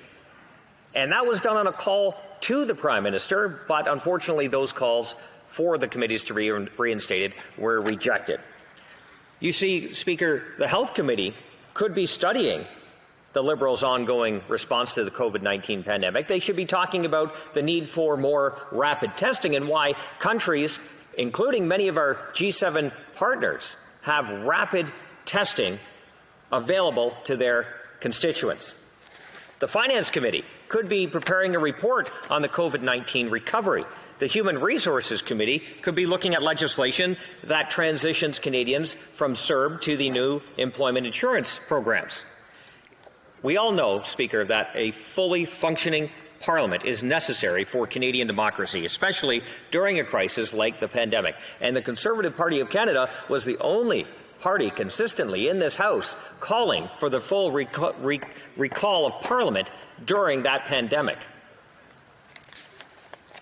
So we heard in the Parliamentary Secretary's remarks that they claim Liberals have the backs of Canadians. Well, Conservatives are the ones consistently calling for Liberals to improve their slew of programs. It was us, as the official opposition, who consistently called for the recall of the House of Commons, not the fake Parliament that the Liberals agreed to, that gave opposition members very little time to critique the programs that were being laid out. And we all know there was a whole slew of problems with some of those programs, including the wage subsidy, which started out at 10%, where countries like, say, Germany were upwards of 70%. And it was calls of the opposition that helped move the government to that part where they were able to better help those small businesses that were needing help because they were told to shut down and people all across this country were told to stay home. So we have a lot of serious work to do. And I'll quickly touch on childcare because it falls under my portfolio as the critic. The Minister of Families, Children and Social Development just last week talked about their desire to create accessible and inclusive childcare spaces right across this country. Now, if anyone in this House has or watching on any program, CPAC or what have you, I don't think too many Canadians would actually put those two together, that government is actually very accessible or flexible for that matter. We all know that a large number of Canadians that don't have access to these spaces, and in my community there is a waiting list, but there's a lot of people that don't want access. They want flexibility in this program. And this is where our plan comes in, Madam Speaker. We're talking about giving Canadians more money in their pockets to help lower the cost of those childcare spaces. Or, if a family so chooses, they can then move their child to maybe a parent or grandparent. Maybe someone has set up a small business in their neighborhood following all provincial rules and guidelines to make it a safe space for those children to go. This is what we are talking about. We're talking about flexibility. Government rarely has flexibility in anything they offer. And we also know that childcare is in provincial jurisdiction. And we want the provinces, if they so choose to move in that direction, to include flexibility in their programs. And we want to ensure competition within the provinces so that if one province is doing something extremely well, another province that is having trouble could probably take best practices from those jurisdictions and implement that into their own system, which I think allows better quality of care all around, rather than the federal government implementing their own system or imposing rules and regulations on the provinces and territories in exchange for those tax dollars to come back. And that takes time too, Madam Speaker. Coming up to these agreements with these provinces takes time. There are people now that need the flexibility to help them. We talk about shift workers. A lot of shift workers are actually excluded from government childcare because the flexibility is not there. However, if they did have more money in their pockets and they were able to make choices in their lives with a wide variety of options, they might be able to help their case in which they can get back into the workforce quicker. And it seems when we talk about economic recovery, no matter how many restrictions the government poses on an industry, the solution is always another government program. Let's take, for example, the oil and gas industry, which has been unfairly punished by this government with one rule, one regulation after another, one piece of legislation. Bill C-69 comes to mind, the tanker ban bill comes to mind. Then, in order to make up for their careless decisions, decided to purchase a pipeline to ensure that that project got completed. The fact that a number of other pipelines were scrapped because of the Liberal decisions, including Northern Gateway, including Energy East, and many others. We can talk about the expansion of the Billy Bishop Airport in downtown Toronto, where an expansion of runway would allow business people, pre-pandemic of course, the ability to get to their destination a lot quicker, rather than going from downtown out to Mississauga, the neighboring community, to access a plane for a short trip. When the Liberals decided to scrap that plan, Billy Bishop Airport wasn't able to expand. Therefore, Porter Airlines was not able to buy a number of C-Series jets, which then caused Bombardier to come in financial hardship. So what did the government do? Another government program. They decided to bail out Bombardier. But yet the private dollars that were available for this expansion, for this decision to buy these planes, came from private dollars. So yet we have more government intervention in the marketplace. Now, when we'll quickly go back to childcare here for a quick second. Spaces are needed now, and we talk about what the government had in 1993. They talked about the Red Book and that they were going to come up with a national daycare program. Now, that took well over a decade to negotiate. The deal was just signed in 2005, 2006. So anyone that had a child nearing 1993, they had already passed by the care age that they needed. In many cases, depending on where it was born, the child might be done high school. So those people, those parents that need help right now, immediately, have to wait until the government figures out their plan. And that's one thing that the government always asks for: more time and more money. Whether it works or not, whether they want it or not, it doesn't really matter. They just need more time and more money. And when those plans fail, they come up with another plan. So, Speaker, when we talk about Parliament being shut down over the pandemic, despite calls from the Conservative Party to reinstate Parliament, we are dealing with here Bill C-2, an act that we all know needed to be dealt with immediately. Parliament didn't need to be prorogued. We all know why that happened. As I mentioned at the beginning of my speech, it was because the WE documents were coming out. The Prime Minister is going to be implicated in this scandal. $900 million. So, Speaker, let's talk about let's go on to what Bill C-2 is talking about. I know you're motioning to me that I'm running out of time, so let's talk about a person from my riding, Catherine. She previously ran a home daycare as a small business owner. Now, a year ago, her family decided to start planning for one more child, and she signed up. So I'm sorry, there's no more time. However, you will have time to add during questions and comments. Questions and comments. Questions et commentaires. The Honourable Parliamentary Secretary of the Government House Leader. Yes, thank you, Madam Speaker. You know, the pandemic has put a great deal of pressure in many different ways, and what happened was back in earlier this year, the government, in cooperation, in particular with the Democratic Party, recognized the value for the House of Commons to sit in the summer. Something that it hasn't done, at least I can't recall, in the last 30 years, and I suspect it might even be a lot longer than that, where it actually sat in the summer months. And justifiably so, where there were literally hundreds. I was here both in July and August, sitting inside this chamber, listening to hundreds of questions. It doesn't even come close to the types of transparency and accountability that I ever saw when I was in the opposition benches.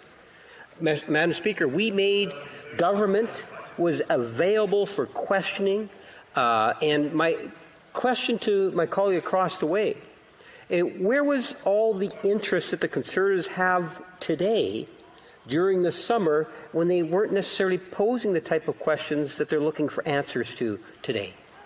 The Honourable Member for Haliburton, Kawartha Lakes, Brock.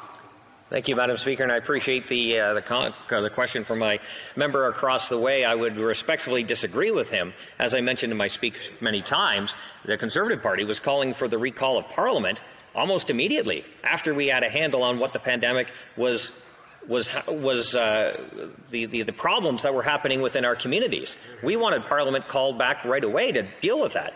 And what the government gave us was a fake Parliament. We weren't able to debate legislation.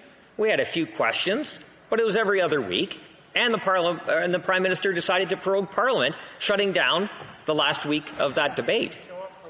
The Conservative Party wanted debate all throughout April, May, June, July, August, September, and onwards.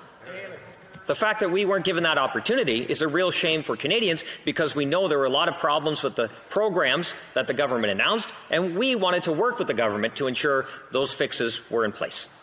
Questions and comments? The honourable member for Laurentides-Labelle. Am I correct? Beauport-Limoilou. Okay, Beauport-Limoilou. Thank you, Madam Speaker.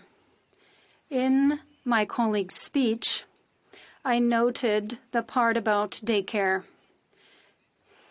In '89, I had my daughter. I was a student, and it cost me $20 a month. And as a student, I could say that it was expensive because I was a student.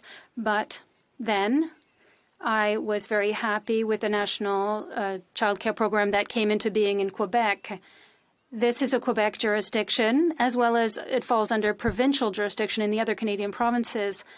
My colleague, considering the jurisdiction of the provinces and Quebec, how does it feel about the idea of having or allowing women to go back to work or to their education, or other people to have other jobs? So this promotes the economy on both sides. For Haliburton, Kawartha Lakes, Brock. Thank you very much, Madam Speaker, and I thank my friend for her question. That's exactly what I was talking about, where if the provinces in provincial jurisdiction want to implement a daycare system of their own, that's perfectly fine. That's up to the provinces. It's not up to the federal government to say, you're going to do X, Y, and Z, and if you don't, you're not getting your federal money. That's what we're talking about. We're also talking about flexibility as well for those parents that may work shift work or otherwise, because every situation is unique. There's not a one-size-fits-all solution to the daycare problem. So our plan, our difference, the plan that we're putting forward to Canadians to show an option for them in the next election is that we're going to give them the freedom to make choices, and we all know that more choices is a good thing. So is competition, a better service, a better product at a better price. Very brief question. The honourable member for Courtenay-Alberni. Thank you, Madam Speaker. I want to thank my colleague for his for his speech. Here today, we just learned that Ontario has now had its highest amount of infections at 700. In his home province, my colleague is raising the need for testing. Does he not believe that paid sick days is just as important, that people shouldn't be going to work if they're sick and infecting their coworkers? We learned that, again, 14% of workers earning less than $16,000 are actually getting paid sick leave versus 74% of those earning over $96,000 a year. And we know that women especially have been impacted by COVID. They're 20 years behind their participation. Yeah, I did ask for a small question, so I want to give the member an opportunity to respond. A brief answer, please.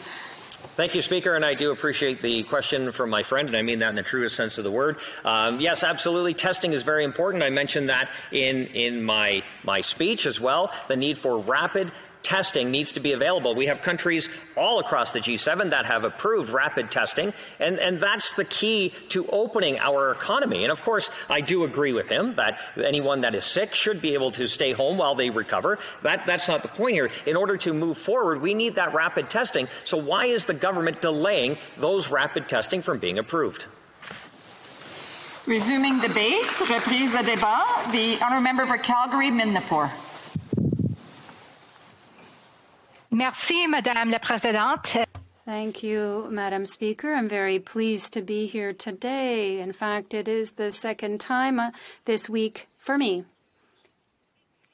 Unfortunately, I'm not here with good news when it comes to this bill.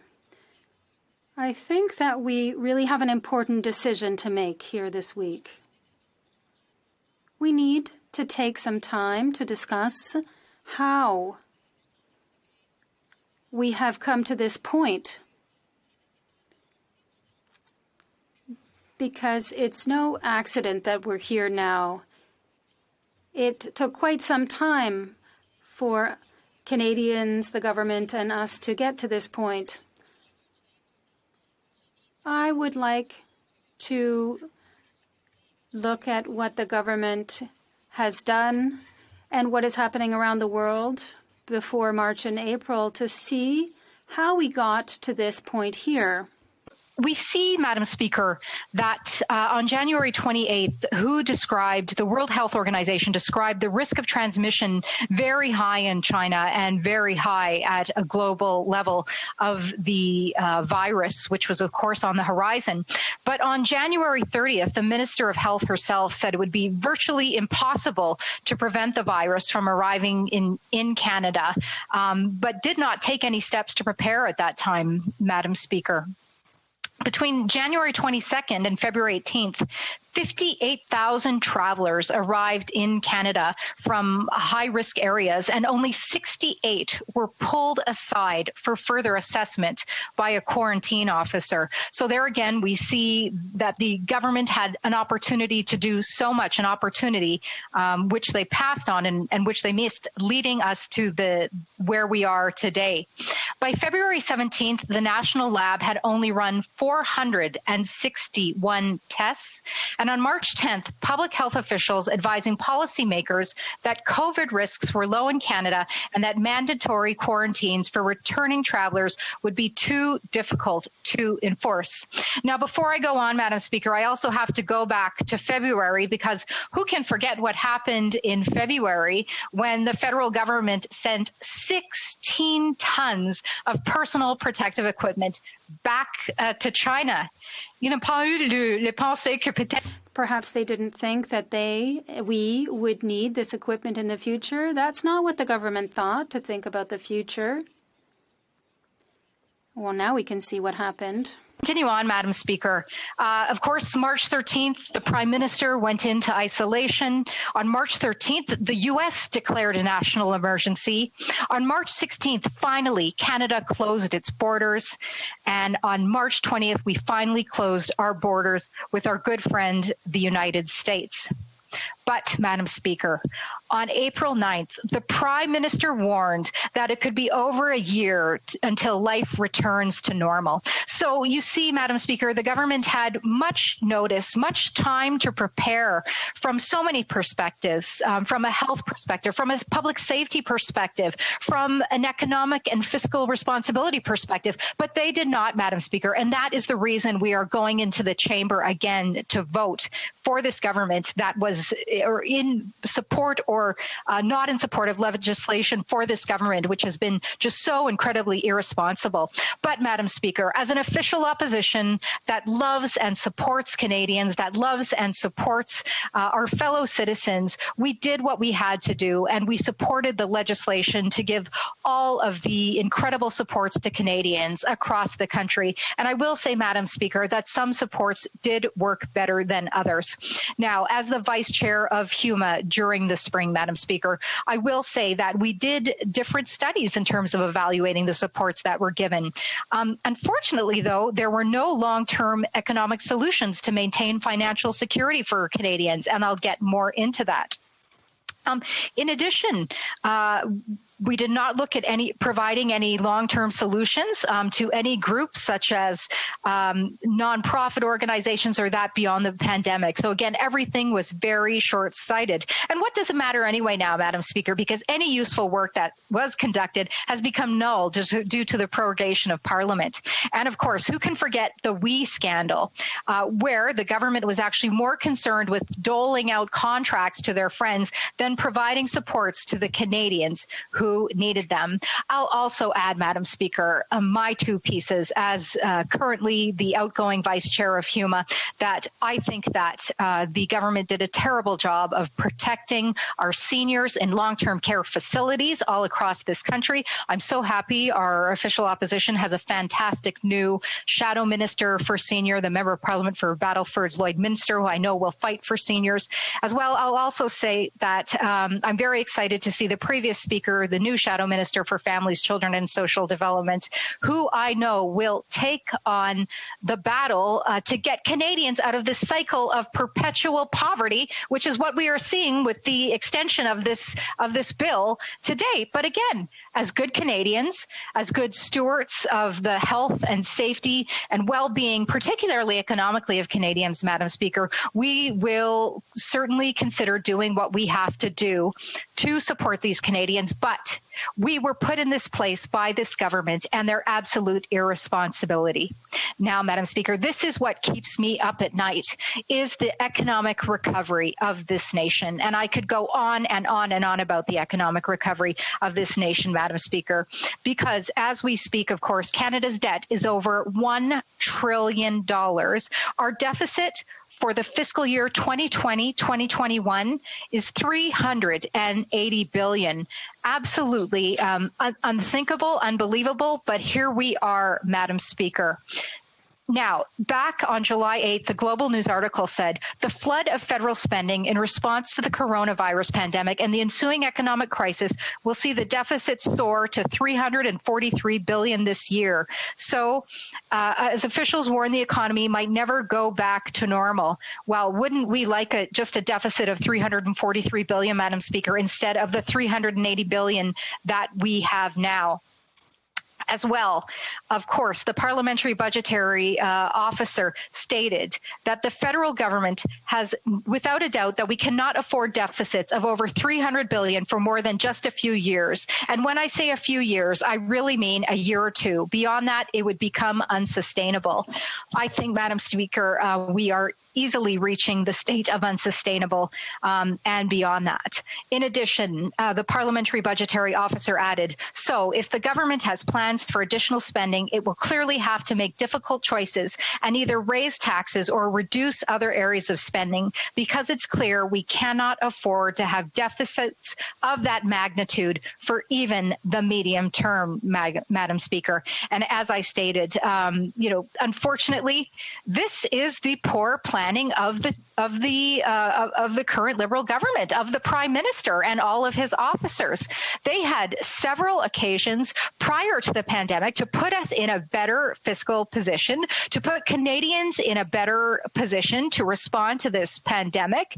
The pandemic hit. Again, we as compassionate conservatives who care about Canada and our economy, made the decision to support Canadians in their time of need, in the time of relief. But it is the poor planning of this government going forward now in the present and into the future that behooves us to have to show up in the House again and vote for additional supports which I might add will cost north of $50 billion and as possibly high as $60 billion on the backs of Canadians, on the backs of my son and all of the other Canadian children across the country. I was very proud, Madam Speaker, to take upon myself in my riding of Calgary-Vinipur an economic recovery task force. I was very happy to do that. But I will tell you, Madam Speaker, that it feels sometimes in absolute futility because, as the Prime Minister stated on September 1st to the CBC, we shouldn't be moving forward without an ambitious, bold vision to help Canadians and build a better future without ensuring that we have the support of Parliament. The start of the throne speech stated, for over 150 years, parliamentarians have worked together to chart Canada's path forward. Today, Canadians expect you to do the same. Yet the Liberals only care to work with as many parliamentarians as they have to advance their own agenda. If they manage to dangle a carrot in front of 24 NDP MPs, they have ignored 160 other parliamentarians who also represent Canadians. Canadians deserve help, but more important, they deserve a plan for an economically sustainable recovery. Thank you very much, Madam Speaker. Merci, Madame la Présidente. Questions or commentaires? The Honourable Parliamentary Secretary of the Government House Leader. Yes, Madam Speaker, it's interesting to have contrast here. Here you have a Conservative member that's making it very clear. The debt that's being occurred because of the programs that we are bringing into place is very upsetting. and appears to be something in which the member does not support. She's giving the impression that we should not be borrowing as much money as we are. And on the other hand, she tries to give the impression that, well, she supports all these programs. If you take a look specifically at this bill, she's complaining about the $50 billion, but she's supporting the programs. Madam Speaker, you can't have it both ways. My question to the member is, does she believe that we should continue to support Canadians through the programs that are largely in part being financed through debt? Does she believe we should do it, or should we not do it? The honourable member for Calgary-Midnapore. Well, thank you, Madam Speaker. My point is that we never should have been put in this place that we have to do this. And this is again and again as a result of the poor planning of this Liberal government. First of all, in not preparing before the pandemic arrived. Secondly, the poor preparation, the inability to recognize the magnitude of the pandemic. And the third way, in terms of adequately addressing the needs of all Canadians and all businesses several times over. Thank goodness my leadership team had the foresight to put in the provisions to not let this spending go completely out of control. Yes, Canadians need our support, Madam Speaker, but it could have been done in a far more responsible, accountable fashion. Thank you. The honourable member for Abitibi-Témiscamingue. Thank you, Madam Speaker. First of all, I'd like to thank the member for Calgary-Midnapore for her efforts in French that were commendable in her speech. I see that the Conservatives are trying to be compassionate, but at the same time, tangibly speaking, what are the measures that they would implement for the poorer amongst us, those who do not have access to a job? Unfortunately, I don't see this solution in the Conservative speech. I'd like to hear what the MP has to say. Thank you, Madam Speaker. The honourable member for Calgary-Midnapore. Merci. Well, thank you to my colleague. Honestly, I believe that the Conservatives have throughout history been the party of compassion. We are the party for families. We are the party for seniors. We are the party that have garnered trust in amongst Canadians. In my opinion, we have a history of being the party of compassion throughout Canada and in the House of Commons. Thank you, Madam Speaker. Questions and comments, questions et commentaires. The honourable member for New Westminster, Burnaby. Thank you, Madam Speaker. And I certainly agree with the member that the Liberals have been absolutely irresponsible by proroguing Parliament and then just sitting on this until at midnight last night all benefits expired and people, 1 million Canadians and more, were left with absolutely no means of support. And so I certainly agree with her there. I cannot but more strongly disagree with both her portrayal of Conservatives as being a compassionate party and at the same time decrying the provision for paid sick leave for the first time in Canadian history for workers who are struggling to do the right thing when they're sick, either having to put food on the table or do the right thing and staying away from work. And the NDP forced the government to actually make that difference, forced them to make that change. So for the first time in Canadian history, for 150 years now, Canadian workers, including in Calgary, have not had access to paid sick leave in many cases, and now they will. Finally, this is a major achievement. It's not a carrot. It is an absolute necessity for people who have to struggle to make ends meet, and at the same time, it's essential as a public health precaution to make sure that people who are vulnerable or susceptible to the pandemic aren't affected by it. So why did she characterize the provision for sick leave as a carrot? And how can she pretend the Conservative Party is compassionate? I did, there's only 5 minutes of questions and comments, and I do want to allow the member to answer. So I would just ask people, the MPs, to reduce their questions a little bit as opposed to delivering on a speech. The honourable member for Calgary-Minnetonka, a brief answer, please. Sure. Well, thank you, Madam Speaker. I can certainly understand the Member of Parliament's embarrassment to prop up this government, but unfortunately his party has a history of doing this. They did it in 2005 to pass Paul Martin's spring budget. They did it in November of 2005 to defeat the government, and they did it with their failed coalition with the Liberals in 2008. So I'm not shocked at all to hear this response from the member, Madam Speaker. Thank you very much. Resuming debate, the honourable member for Surrey Newton. Thank you, Madam Speaker. I will be sharing my time with honourable member for Cumberland Colchester. Madam Speaker, I rise today to speak about the Canada Recovery Benefits Act and the way in which it will positively impact lives of Canadians across the country as we continue the process of restarting our economy.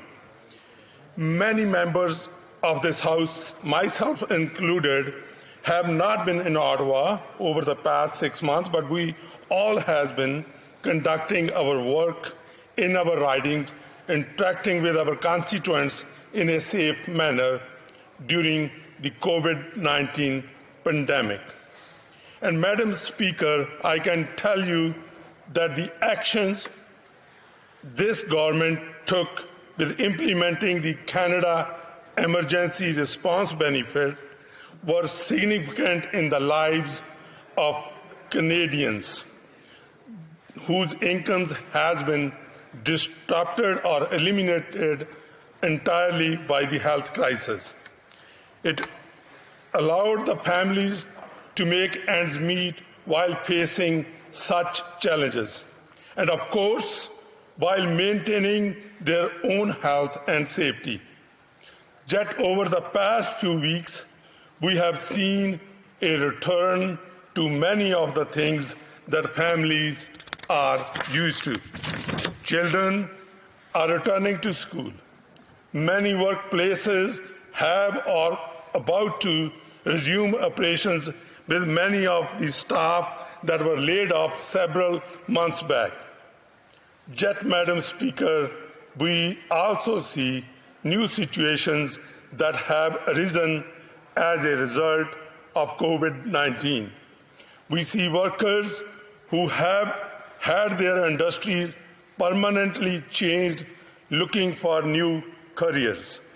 For example, I can tell you that in British Columbia, where all standalone banquet halls have been ordered to shut down by our provincial health officer, has left many of my constituents in a difficult situation trying to figure out what is next when it comes to collecting a paycheck.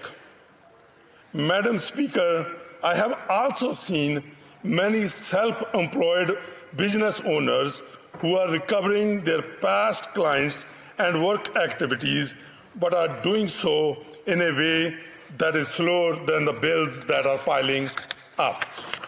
And so these are the familiar and new realities that has inspired this bill. As we transition away from emergency response measures like the CERB, it is imperative that we understand the situations that we as elected officials are hearing on the ground, and that we take that feedback into account. Simply put, our government understands that the next phase of recovery cannot have millions of Canadians falling through the cracks without any means of support. This is why we have extended the Canada Emergency Response Benefit by an additional 4 weeks through to the end of September. But this bill is about what is next. And in that regard, 3 new recovery benefits are introduced so that the move to employment insurance leaves no Canadian behind. First is the Canada Recovery Benefit, which will provide financial assistance for up to 26 weeks to workers who are not eligible for EI but still require income support and are available and actively looking for employment. As I mentioned, Madam Speaker, my riding of Surrey Newton is driven by small business owners, many of whom are sole proprietorships run by hard-working, self-employed business owners. As they move to get more of the solid footing, we do not want businesses to fall because they have seen this during their business activities, and we do not want them to be left behind through this transition. The Canada Recovery Benefit is about supporting Canadians who have had their income drop or eliminated due to COVID-19.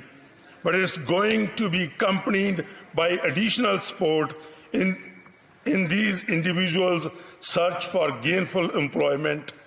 We are working closely with the provinces and territories to share information and provide tools and training to get people back into the workforce. The second new measure, the Canada Recovery Sickness Benefit, will provide $500 per week for up to 2 weeks for workers who are sick and must self-isolate as a result of exposure to COVID-19. During this pandemic, doing the right thing by self-isolating and reducing the risk of spreading infection to colleagues, friends, or family members should not be a path to financial hardship. Workers and their families should not have to choose between staying safe and making ends meet. And lastly, this bill is introducing the Canada Recovery Caregiving Benefit, which will provide $500 per week for up to 26 weeks per household for eligible Canadians unable to work because they are serving as caregiver for someone impacted by the pandemic. This could include a sick child that is being kept at home out of caution because they are not feeling well and are staying home for public good. Workers will be able to apply for this benefit after the period for which they are providing care and require income support, and they will have to confirm that they will meet eligibility criteria. The 26 weeks of this benefit can be shared with a household, but 2 family members residing in the same household cannot receive the benefit for the same period. Only 1 member of a household can receive it at a given time. Madam Speaker, these are the realities of a country that is working to restart our economy and our daily lives in a safe and responsible way. Employment insurance has always represented temporary relief for unemployed workers who are upgrading their skills and looking for a new opportunity or who have been laid off. And with these new benefits, our government is appropriately changing EI so that the new realities of COVID-19 recovery can be realized without anyone being left without the support that they need to emerge from health crisis stronger than ever. Madam Speaker, this is a bill that has been crafted based on the stories that all of us have heard and brought back from our respective ridings. This bill considers the challenges faced by average Canadians as we continue the process of reopening the country and economy, and most importantly, Madam Speaker, Bill C4 represents a response that listens to Canadians. This is how we have managed as our government's response to COVID-19 from the beginning, and we are responding based on the real-world situation that are happening in people's lives. With this, Madam Speaker, I want to thank you for giving me an opportunity to speak on this most important legislation today. Comments? The Honourable Member for Calgary-Shepherd. Oh, sorry. Thank you, Madam Chair. Thank you to my honourable colleague for his great speech. In this speech, he talked a lot about the government response to COVID. And, Madam Speaker, I must say that I've been a little bit disappointed in the fact that in their response. It took them a very long time to consider closing the border. The mask mandate was definitely a long time in coming. And we still see today that, like rapid testing, we are behind many of our allies on rapid testing. All of that said, that was what the response has been. The question I have for the member is, does he think that the proroguing of Parliament was an appropriate action at the given time? Thank you, Madam Chair. Member for Surrey Newton. Thank you, Madam Speaker. First of all, I want to thank the honourable member for his input. When it comes to closing the border, Madam Speaker, Prime Minister stood firm when it came to shutting or closing the border to US. We did not tolerate the bullying from our neighbours on the south, and we still continue to do that. When it comes to proroguing the Parliament, Madam Speaker, this speech from the throne will allow us to present Canadians with our vision for the future as we continue to deal with the impacts of COVID-19 pandemic and restart our economy.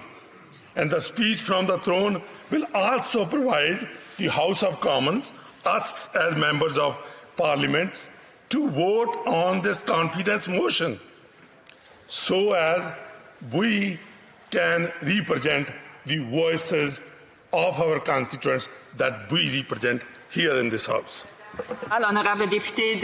The Honourable Member for Lac-Saint-Jean. Thank you, Madam Speaker. What I appreciate in this chamber is that we have very defined procedures, and here we are in a questions and comments period. And in that, there is the word question. And usually when one asks a specific question, we should be getting a specific answer. Unfortunately, with this government, when there is a question that's too difficult, well, they just kind of deviate the question to something else and they simply do not give a good answer. So I'm going to give it another go, see if he can give me a clear answer. I asked his honourable colleague why, in April, when we proposed amendments to SERB, why were we told that it was impossible to do? And all of a sudden, today in C2, they've done exactly what we had suggested back in April. So why was it impossible in April, but all of a sudden it's possible in September? Thank you, Madam Speaker. Member for Surrey Newton. Thank you, Madam Speaker, and I want to thank the honourable member from Bloc for putting this question. Madam Speaker, if you look at for the past 6 months, Prime Minister in the beginning has been talking to Canadians every day. And every day, Madam Speaker, we were seeing the new developments and new announcements as we proceeded through this COVID-19 situation. As our professionals in the health industry, they advised the Prime Minister and the Cabinet. They acted on that. And this government still have to do more when it comes to future, because we, as I said in my speech, Madam Speaker, this speech is based on this bill, and in fact all benefits that were provided in the past are based on consultation at the ground, and that is what we'll keep on doing, and we'll keep on revising. Question, the honourable member for London Fanshawe.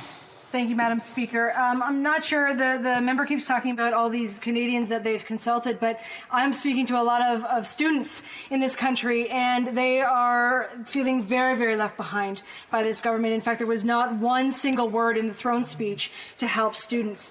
The emergency student benefit has ended. They were looking for an extension with that disappeared money from the student service grant, and none of that was presented, and they're really quite disappointed. So just quickly, I wondered if the member could talk to me about students in his riding. I know that he has SFU Surrey and Kwantlen Polytechnique in his riding, and if they're talking to him about how disappointed they are in the lack of benefits that support them and their rising tuition costs and so on. Thank you. The member for Surrey Newton. Thank you, Madam Speaker. As honourable member talked about the students. In fact, in my constituency, I've been on the ground listening to those students and talking to their parents. They are, in fact, very satisfied what we did as a government. Double the number of summer employment, double the number of employment during the summer, Madam Speaker. All those students, we gave them $1,250 per month. If there was a disability, it was $2,000. We doubled the grant in the university.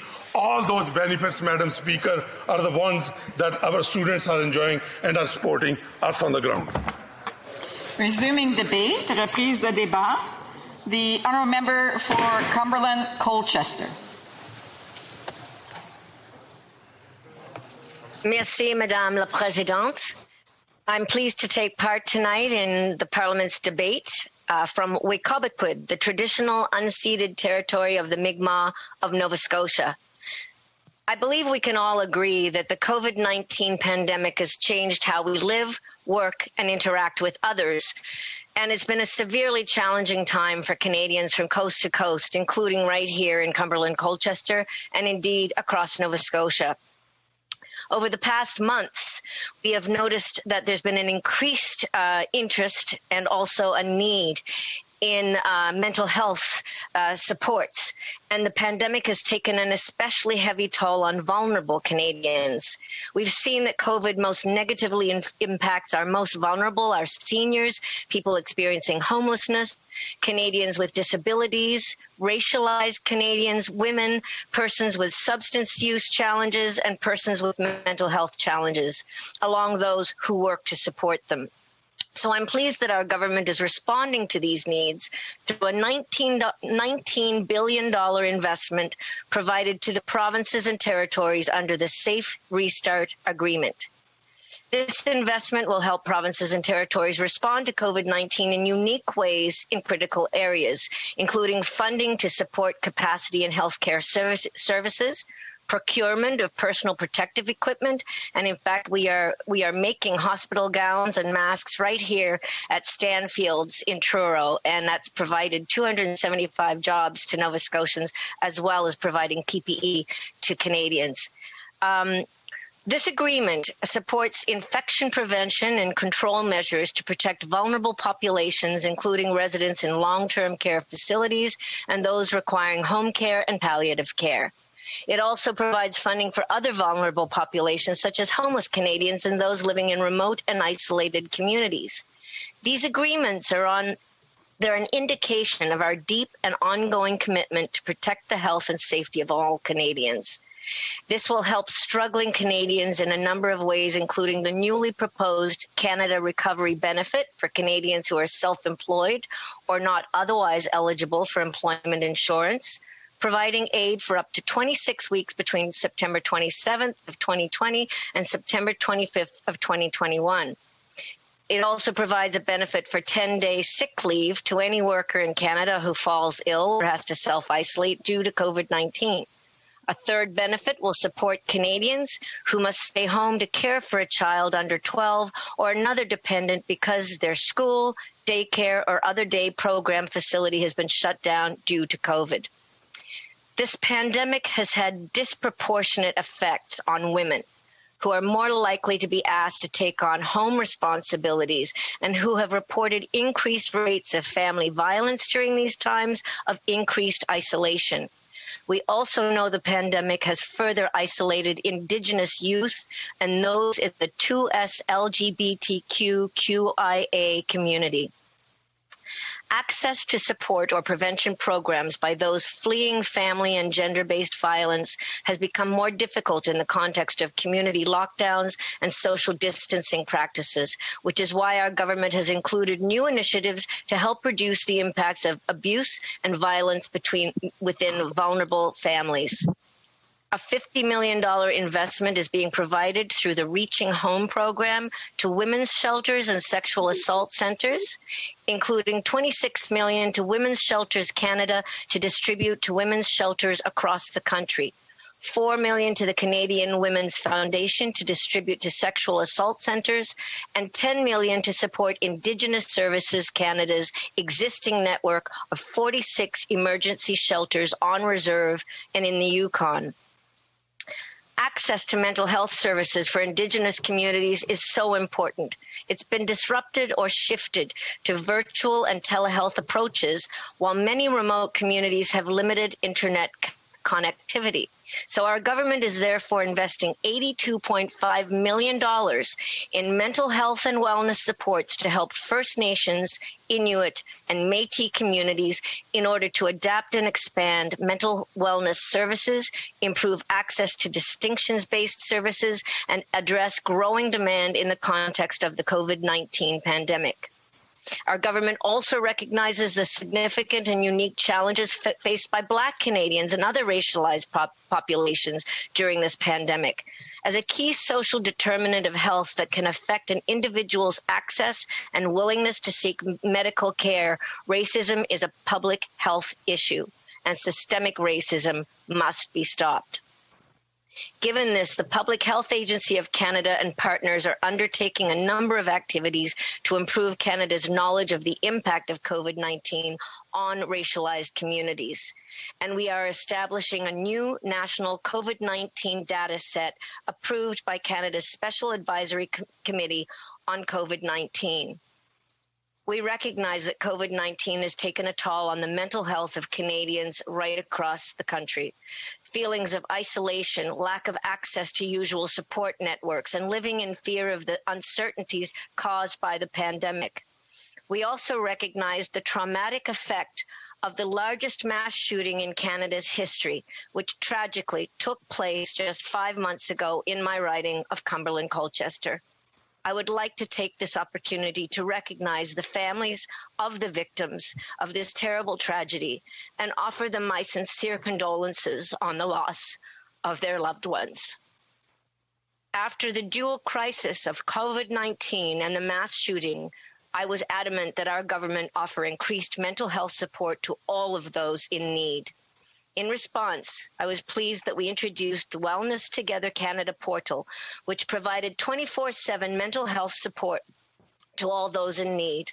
More than 283,000 Canadians have now accessed this portal. We also made a $7.5 million investment to the Kids Help Phone for children and youth, which saw a huge increase in use. The mental health impacts of systemic discrimination and this COVID-19 also have negative impacts on physical health. So in response, our government is working to advance the knowledge of intersections between the mental and physical health of all Canadians, and especially Black Canadians, through the Promoting Health Equity Mental Health of Black Canadians Fund. Under the COVID-19 and Mental Health Initiative, the Canadian Institutes of Health Research has also launched, in partnership with 4 provincial research agencies, a funding opportunity to better understand mental health and/or substance use needs of individuals and communities due to the pandemic. We have to admit that there is a huge problem with overdose and opioids in Canada. In parallel with the COVID-19 pandemic, many communities continue to struggle with a second public health crisis, namely the devastating impacts of substance use and the overdose crisis. In response, our government is taking a number of targeted actions to remove barriers and reduce the risk of harm for people struggling with problematic substance abuse. As somebody with 24 years of sobriety myself, I know how important this is, and I wish everybody who is struggling to find the wellness that they deserve. You need to just speak up and ask for it, and you will get it. In addition, Health Canada is supporting frontline workers who are delivering important substance use treatment and harm reduction services, as well as community-based projects. For the cultural industries, I'm very pleased to see that our government has made a commitment to building strong Canadian cultural industries. We pledged to require digital giants to contribute to the creation, production, and distribution of our own Canadian stories on screen, writing, music, and in lyrics, and to share the revenue more fairly with Canadian artist creators. Yay! About time. As well, the short-term compensation fund will compensate for the lack of insurance coverage for Canada's vital screen industry due to COVID-19 related interruptions. And the $50 million fund to be administered by Telefilm Canada along with the Canada Media Fund will be made available to our industry. This is welcome news for the hard-working artists across the country who are just dying to get back to work. As ACTRA National President David Sparrow said, quote, "After years of consultations, we welcome the Canadian government taking action to level the playing field between traditional and digital broadcasters." So in conclusion, this is just a snapshot of some of the actions that have been taken to protect vulnerable Canadians and those that have become more vulnerable during the crisis. This pandemic, like no other crisis in our history, has put into stark relief the importance of our government's overriding commitment to protect the health, safety, and well-being of Canadians. And I can assure the House that we will continue to do everything within our power and jurisdiction to respond to the COVID-19 pandemic. Thank you, Madam Speaker. It being 6:30, the House will now proceed to the taking of the deferred recorded division on the sub-amendment to the address in reply to the speech from the throne. Convoquez les députés.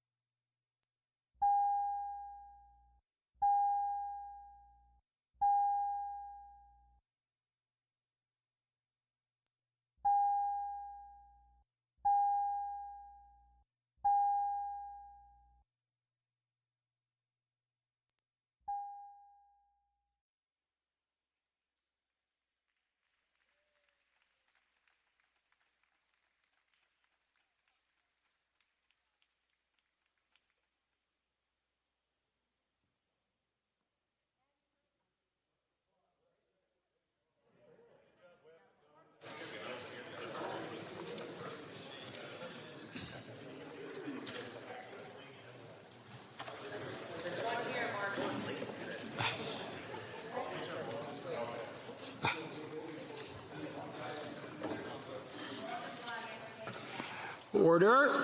I understand the government whip is rising on a point of order. Thank you very much, Mr. Speaker, and appreciate your indulgence in these very historic times. We attempt our first virtual vote, and as might be expected when you're trying something for the first time, there are complications. Apparently, there's an issue North America-wide with the Microsoft system. We have several members who have been unable to log in to be able to vote virtually. So I would seek the unanimous consent of the House that the members that were unable to log in virtually would be able to, with the clerk by telephone, phone and communicate their vote. They would obviously hear the question, so we would ensure that they heard the question and that their identity was verified through the clerk. So, Mr. Speaker, I would seek unanimous consent to apply that solution. Okay, normally when there are requests for unanimous consent, the chair asks in the affirmative whether members agree. Puisqu'il s'agit d'une séance hybride, since this is a hybrid sitting of the House, if the House proceeds in this fashion and there are opposing voices, particularly in members taking part by video conference, they risk not being heard. For the sake of clarity, I will only ask for those who are opposed to the request to express their disagreement. In this way, the chair will hear clearly if there are any dissenting voices, and I will accordingly be able to declare whether or not there is unanimous consent to proceed. All those members opposed to the honourable members moving the motion will please say nay. Agreed. D'accord. La Chambre Agreed. The House has heard the point of order. Can we, the honourable member for Yorkton Melville? I'm drawing blanks today. I'm sorry. Yorkton Melville. Thank you. Speaker, I am hearing multiple conversations at once. Yourself, House Leader, many at once. Something's wrong. Fair. If I can ask everyone who's at home to place themselves on mute unless they have something to say. We've just gone through the vote, or we have unanimous consent, so I would ask everyone to mute their microphones. This way we won't have any interference. I want to thank the honourable member for Yorkton Melville for bringing that up. The House has heard the terms of the motion. All those opposed to the motion will please say nay. Not hearing any. There's no dissenting voice. I declare the motion carried. Very good. Did somebody say nay? I'm sorry? Will the person who said nay please say nay now? Not hearing any, we'll take it as it's passed. Very good. Okay. Order. À l'ordre. There have been many firsts these past few months, and today is no exception. While many had an opportunity last week to familiarize themselves with the new process, I want to briefly outline the next steps and avoid any confusion. Before I read the question, I will ask the table to produce the list of members participating virtually and who will later be called to vote. I will then read the question. Je demanderai d'abord à... I will first ask those physically present in the House who are in favor of the motion to rise. I will then ask those physically present who oppose the motion to do the same. This is the normal procedure well known to all of us. Afterwards, the table officer will call the names of those participating virtually by party in alphabetical order, starting with the party with the largest number of seats in the House, and then continuing with all the other parties, and then the independent members. It is essential that your camera is turned on for the duration of the vote. This allows authentication of members, which is required by the House motion and is essential to the integrity of the decision-making process. Once your name is called by the table, you must turn on the microphone and you should indicate how you intend to vote by clearly stating either I vote for the motion or I vote against the motion. I ask members to limit themselves to these words only. En français, in French, you should clearly say, I vote for the motion or I vote against the motion. I ask the members to use only those phrases. Please do not turn your microphone on in advance. It can turn on your image appearing in place of the person currently voting. Once you have voted, please mute your microphone. Vous devez demeurer You must remain connected to the session until the results of the vote are announced. If your name is not called by the table officer when the members of your party are being recognized to vote, please wait until all the members have been called. At that point, I will invite any member who was not named but who heard the question to identify themselves. You can do so by using the raise hand function of the video conference application.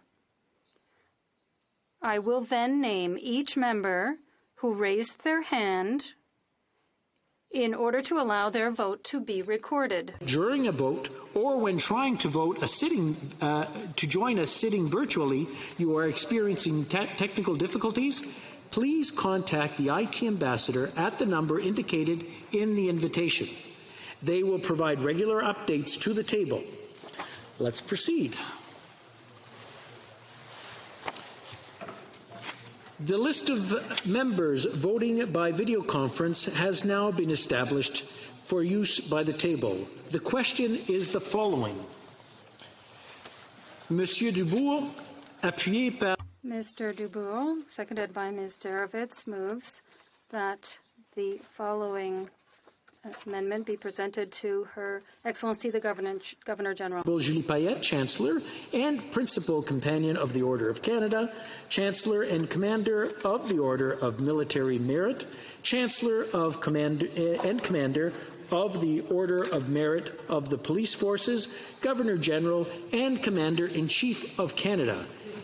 May it please Your Excellency, nous, sujets très dévoués. We, your devoted and faithful subjects of Your Majesty, the House of Commons of Canada, here assembled in Parliament, respectfully pray Your Excellency to accept our humble thanks for the excellent speech by Your Excellency that Your Excellency had given to the two Houses of Parliament. Amendement, Monsieur Deltel. Amendment, Mr. Deltel, moved by Mr. Deltel, moves the following motion, that the main motion be amended as follows.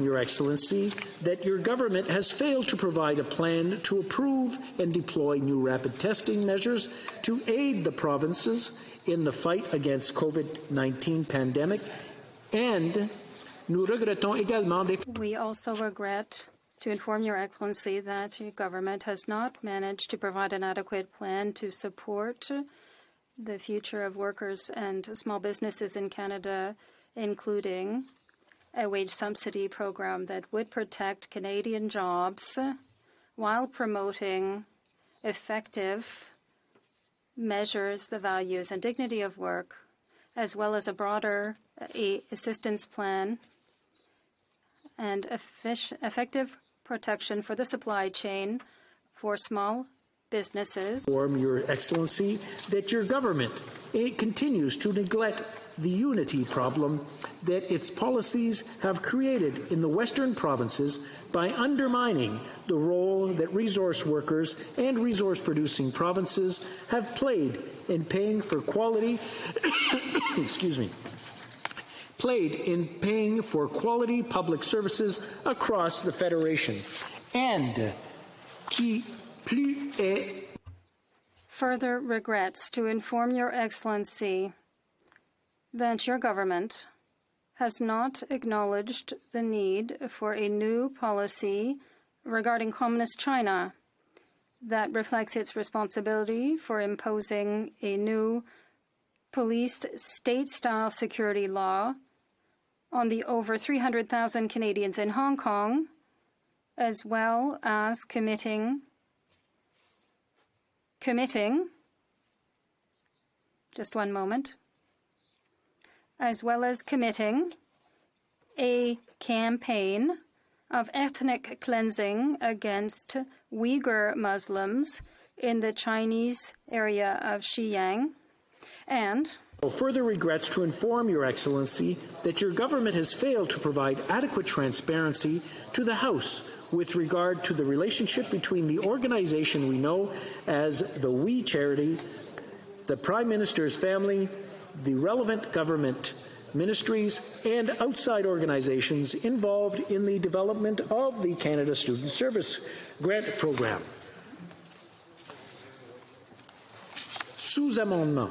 Sub-amendment. Mr. Terrien, seconded by Mrs. de Belfoy, moved the following sub-amendment: that the amendment be modified by adding the following after the fourth paragraph. That your government did not respond to the unanimous call from the Premier of Quebec and provincial and territorial premiers for an unconditional increase to the health transfer, so it represents 35% of healthcare costs in Quebec, the provinces and territories. Nous regrettons aussi. We also regret that your government is creating two classes of seniors by proposing to increase old age security only for people aged 75 and over. We regret that your government is violating constitutional jurisdiction by not allowing Quebec and the provinces to opt out with full compensation of federal programs in areas under their jurisdiction. All those in favor of the sub-amendment and participating in person will please rise. Madame de Bellefeuille. Madame de Bellefeuille. Madame Vignola. Madame Vignola. Madame Gaudreau. Madame Gaudreau. Monsieur Lemire. Monsieur Lemire. Madame Posé. Madame Posé. Monsieur Savard-Tremblay. Monsieur Savard-Tremblay. Mr. Julian. Mr. Julian. Monsieur Boulris. Monsieur Boulris.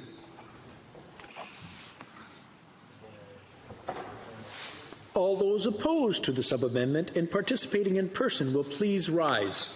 Monsieur Trudeau. Monsieur Trudeau. Mr. Sajjan. Mr. Sajjan. Monsieur Miller. Mr. Miller. Monsieur Rodriguez. Mr. Rodriguez. Miss Freeland. Miss Freeland. Monsieur Leblanc. Monsieur Leblanc. Miss Bennett. Miss Bennett. Madame Joly. Madame Joly. Mr. Holland. Mr. Holland. Miss Qualtrough. Miss Qualtrough. Mr. Baines. Mr. Baines. Madame Le Boutillier. Madame Le Boutillier. Monsieur El-Khoury. Monsieur El-Khoury. Mrs. Jordan. Mrs. Jordan. Mr. Gerritsen. Mr. Gerritsen. Mr. Lamoureux. Mr. Lamoureux. Mr. Sabera. Mr. Sabera. Ms. Zerowitz. Ms. Zerowitz. Miss Ratansi. Miss Ratansi. Mr. Saini. Mr. Singh. Madame Koutrakis. Miss Madame Koutrakis. Mr. Easter. Mr. Easter. Madame Mendez. Madame Mendez. Mr. Morrissey. Mr. Morrissey. Monsieur Robillard. Mr. Robillard. Mr. Fonseca. Mr. Fonseca. Miss Dillon. Miss Dillon. Mr. Dollywall. Mr. Dollywall. Mr. Fisher. Mr. Fisher. Mr. Oliphant. Mr. Oliphant. Mr. Van Bynen. Mr. Van Bynen.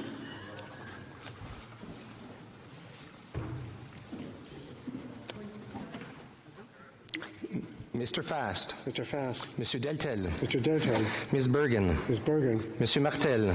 Mr. Martel. Mr. Albus. Mr. Albus. Monsieur Paulus. Mr. Paulus. Mr. Broussard. Mr. Broussard. Mr. Benson. Mr. Benson. Mr. Vidal. Mr. Vidal. Mr. Sweet. Mr. Sweet. Mr. Richards. Mr. Richards. Ms. Dancho. Ms. Dancho. Mr. Gould. Mr. Gould. Mr. Davidson. Mr. Davidson. Mr. Reed. Mr. Reed. Mr. Steinley. Mr. Steinley. Mr. Chu. Mr. Chu. Mr. Dowdle. Mr. Dowdle. Mr. Shipley. Mr. Shipley. Mr. Couric. Mr. Couric. Mr. Waugh. Mr. Waugh. Mr. Hallan. Mr. Hallan. Mr. Viersen. Mr. Viersen. Monsieur d'Entremont. Mr. d'Entremont. Mr. Stanton. Mr. Stanton. Mr. Chong. Mr. Chong. Mr. Singh. Mr. Singh. Mr. Cannings. Mr. Cannings. Miss Collins. Miss Cullen. Mr. Johns. Mr. Johns. Miss May, Saanich Gulf Islands. Miss May, Saanich Gulf Islands.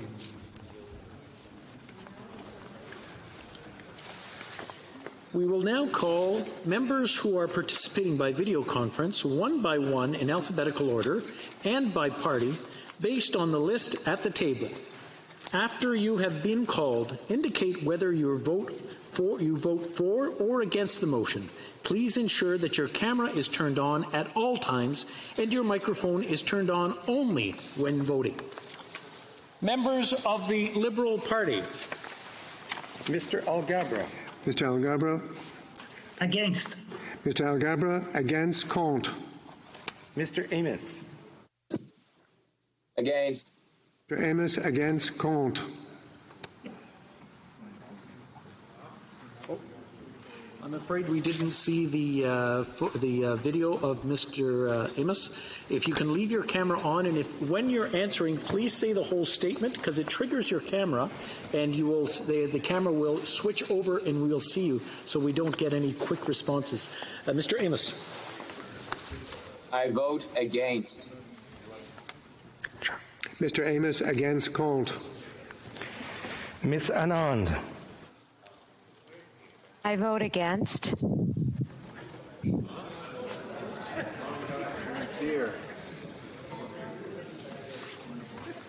Ms. Anand, can we have you repeat that, please? I vote against. Mr. Anand, against, contre. Mr. Anand Sangari. I vote against. Anand Sangari, against, contre. Monsieur Arsenault. Je vote contre la motion. Arsenault, contre, against. Mr. Area. I vote against. Mr. Area, against, contre. Mr. Badaway. I vote against. Mr. Badaway, against, contre. Mr. Bagnall. I vote against the motion. Mr. Bagnall, against, contre. Mr. Baker.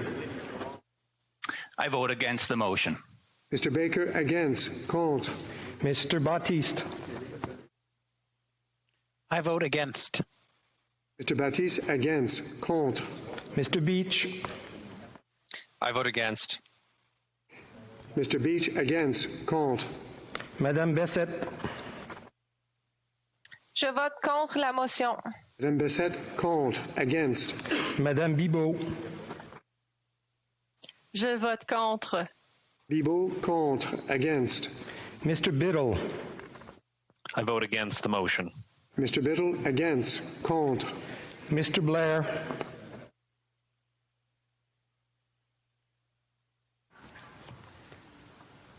Mr. Blair. I vote against the motion. Mr. Blair, against, contre. Mr. Blois. I vote against the motion. Mr. Blois, against, contre. Mr. Brettina. I vote against the motion. Mr. Bertina, against, contre. Madame Brière.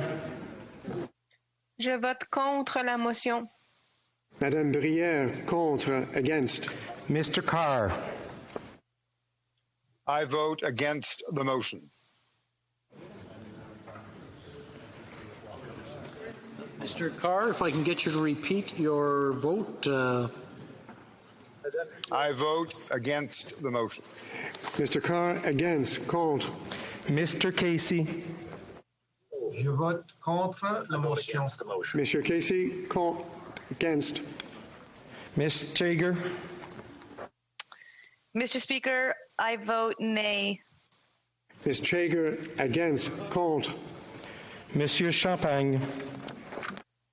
Je vote contre la motion. Mr. Champagne, contre, against. Mr. Chen. I vote against the motion. Mr. Chen, against, contre. Monsieur Cormier. Je vote contre la motion. Monsieur Cormier, contre, against. Ms. de Brussen. I vote against the motion. Mr. Brussen, against, contre. Ms. Demoff. I vote against the motion. Ms. Demoff, against, contre. Mr. Dong.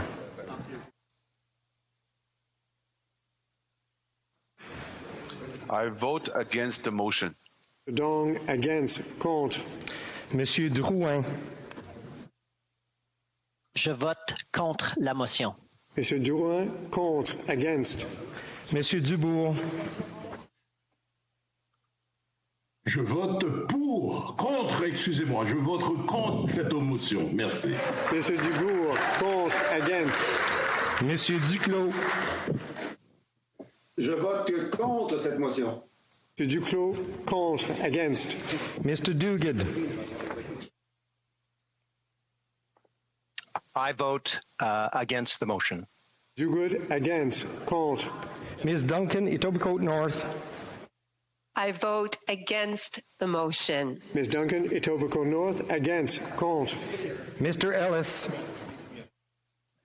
Vote against the motion. Mr. Ellis, against. Contre. Mr. Erskine Smith. I vote against the motion.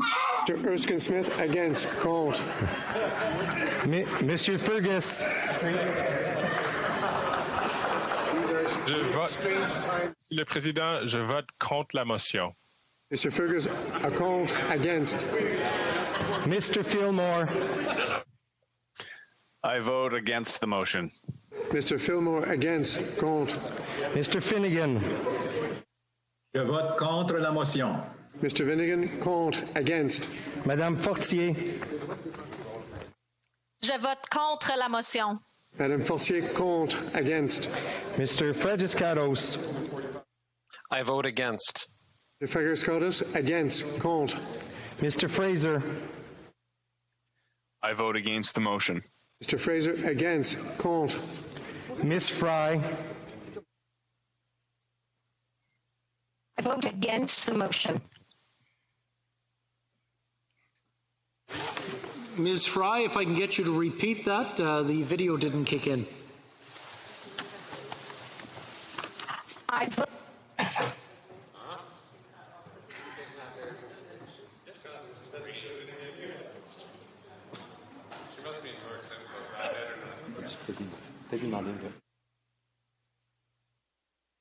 We'll give it another try. Ms. Fry, can you try voting again and speak clearly and loudly into the microphone?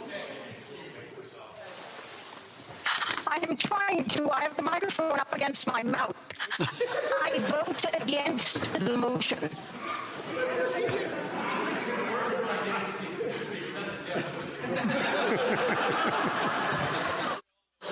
What we'll do is we'll come back to Ms. Fry after. I was indicated that that was definitely her voice, but unfortunately the rules that the House put in place is that we have to see her. We'll come back to Ms. Fry after. Monsieur Garneau. Je vote contre la motion. Monsieur Garneau, contre, against. Ms. Gould. I vote against the motion. Rule against. Contre. Monsieur Guilbeault.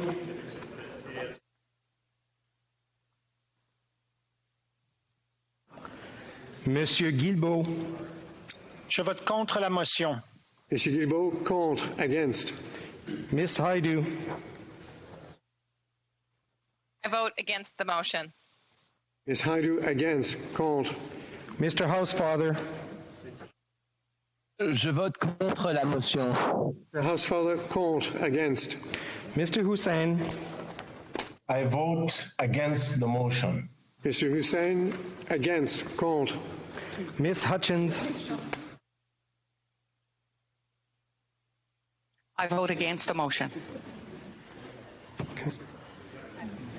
Ms. Hutchins, against. Contre. Monsieur Iacono. Je vote contre la motion. Mr. Iacono, contre, against. Miss Jazik. I vote against the motion. Jazik, against. Contre. Miss Jones. I vote against the motion. Miss Jones, against. Contre. Mr. Johari. I vote against the motion. Mr. Johari, against. Contre.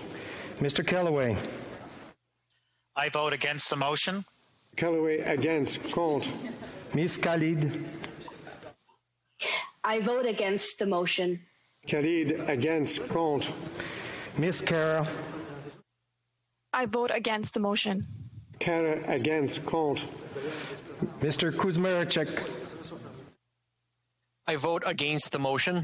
Mr. Kuzmaricek, against, contre. Madame Lalonde. Je vote contre la motion. Madame Lalonde, contre, against. Miss Lambropoulos. Je vote contre la motion. Lambropoulos, contre, against. Monsieur Lametti. Je vote contre la motion. Lametti, contre, against. Miss Latanzio. Je vote contre la motion. Miss Latanzio, against, contre. Monsieur Lauzon. Je vote contre la motion. Monsieur Lauzon, contre, against. Monsieur Lefebvre. Je vote contre la motion. Monsieur Lefebvre, contre, against. Monsieur Lightbound. Je vote contre la motion. Monsieur Lightbound, contre, against. Mr. Long. Je vote contre la motion. Mr. Long, contre, against. Mr. Longfield.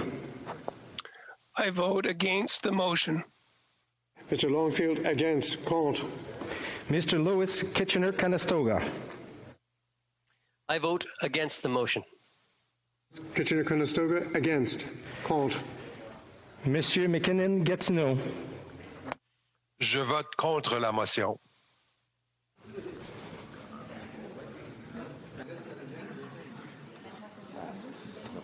Bon. Monsieur McKinnon, est-ce que vous pouvez répéter, s'il vous plaît? On n'a pas eu le vidéo. Je vote contre la motion. Monsieur McKinnon, contre, against. Mr. Maloney. I vote against the motion. Maloney, against, contre. Madame Martinez-Farada. Je vote contre la motion. Madame Martinez-Farada, contre, against. Mr. May Cambridge. I vote against the motion.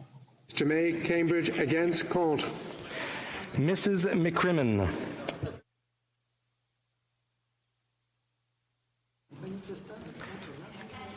Mrs. McCrimmon.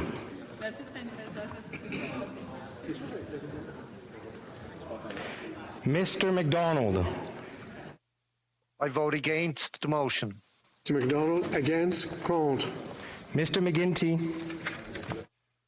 I vote against the motion. Mr. McGinty, against, contre. Mr. McKay. I vote against the motion. Mr. McKay, against, contre. Miss McKenna. I vote against the motion. Miss McKenna, against, contre. Mr. McKinnon, Coquitlam, Port Coquitlam. I vote against the motion. McKinnon, Coquitlam, Port Coquitlam, against, contre. Mr. McLeod, Northwest Territories. I vote against the motion. McLeod, Northwest Territories, against, contre. Mr. Mendicino. I vote against the motion. Mendicino, against, contre. Miss Monsef. I vote against the motion. Against, contre. Miss Murray. I vote against the motion. Murray, against, contre. Miss Ing. I vote against the motion. Miss Ing, against, contre. Miss O'Connell. I vote against the motion. Miss O'Connell, against, contre. Miss Fitzpatrick. Je vote contre la motion. Miss Petitportele, contre, against. Mr. Pawlowski. Vote against the motion. Mr. Pawlowski, against, contre. Mr. Regan. I vote against the motion. I can ask Mr. Regan to repeat, and hopefully it activates the camera. Speaker, I'm more than happy to do that. I vote against the motion. Use your speaker's voice. There we go. Good. Mr. Regan, against, contre. Mr. Rogers. I vote against the motion. Mr. Rogers, against. Contre. Mrs. Romanado. Je vote contre la motion. Madame Romanado, contre. Against. Miss Sahota, Brampton North. I vote against the motion. Sahota, Brampton North, against. Contre. Monsieur Sanson. Je vote contre la motion. Sanson, contre. Against. Mr. Senga. I vote against the motion. Mr. Senga, against. Contre. Mr. Sarai. I vote against the motion. Sarai, against. Contre. Mr. Scarpaligia. Je vote contre la motion. Mr. Scarpaligia, contre. Against. Mrs. Schultz. I vote against the motion. Mrs. Schultz, against. Contre. Monsieur Serré. Je vote contre la motion. Monsieur Serré, contre. Against. Ms. Gros.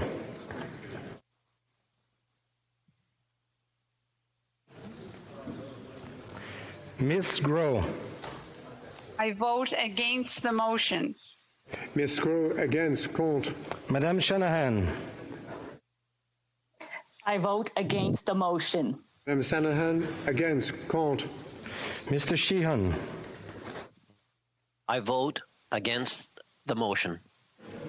Mr. Sheehan, against. Contre. Mr. Sidhu, Brampton East. I vote against the motion. Mr. Sidhu, Brampton East, against. Contre. Ms. Sidhu, Brampton South. I vote against the motion. Sidhu, Brampton South, against. Contre. Mr. Sims. I vote against the motion. Mr. Sims, against. Contre. Mr. Spengeman. Je vote contre la motion. Mr. Spengeman, contre. Against. Miss Tassi. Je vote contre la motion. Ms. Tassi, contre. Against. Mr. Turnbull. I vote against the motion. Mr. Turnbull, against. Contre. Mr. Vancouverden. Je vote contre la motion. Mr. Vancouverden, contre. Against. Monsieur Vandal. I vote against the motion. Mr. Vandal, against. Contre. Ms. Vandenbeld. I vote against the motion. Ms. Vandenbeld, against. Contre. Mr. Vaughan. Je vote contre la motion. Mr. Vaughan, against. Contre. Mr. Varani. I vote against the motion. Varani, against. Contre. Mr. Wheeler. Je vote contre la motion. Mr. Wheeler, contre. Against. Mr. Wilkinson. Je vote contre la motion. Mr. Wilkinson, contre. Against. Miss Yip. I vote against the motion. Miss Yip, against. Contre. Miss Young. I vote against the motion. Against. Contre. Mrs. Zaid. I vote against the motion. Zaid, against. Contre. Miss Zahn. Je vote contre la motion. Ms. Zahn, can you repeat your statement? There it is. Je vote contre la motion. Ms. Zahn, contre. Against. Monsieur Zuberi. Je vote contre la motion. Zuberi, contre. Against.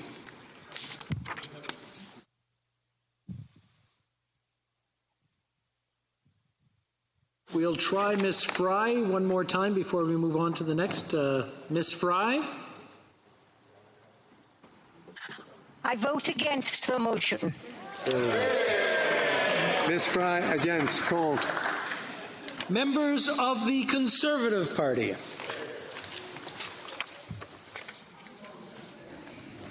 Mr. Al-Bultaif. I vote against the motion. Boutef, against, contre. Mr. Aitchison. I vote against the motion. Mr. Aitchison, against, contre. Ms. Alislev. I vote against the motion. Alislev, against, contre. Mr. Allison. I vote against the motion. Okay. Mr. Allison, against, contre. Mr. Arnold.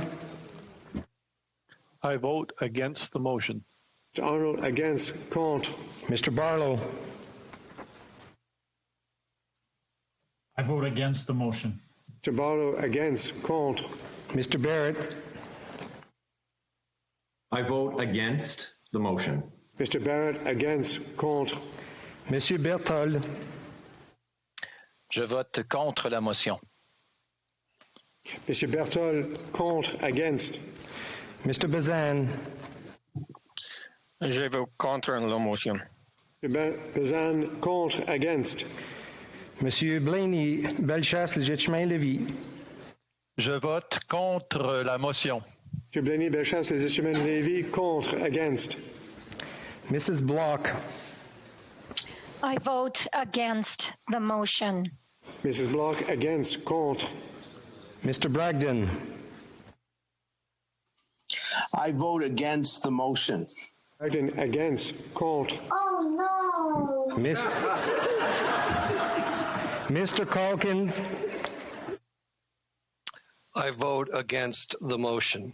Mr. Calkins, against, contre. Mr. Carey.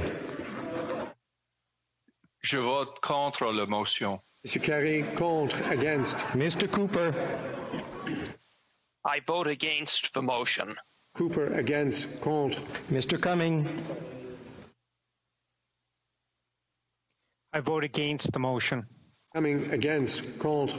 Mr. Dalton. Je vote contre la motion. Mr. Dalton, contre, against. Mr. Diot.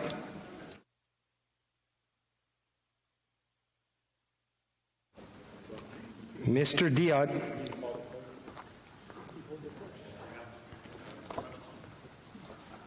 Can you please repeat, sir? I vote against the motion. Diot, against, contre. Mr. Doherty. Mr. Speaker, I vote against the motion. Mr. Doherty, against, contre. Mr. Dreeshen. Mr. Speaker, I vote against the motion. Mr. Dreeshen, against, contre. Mr. Duncan.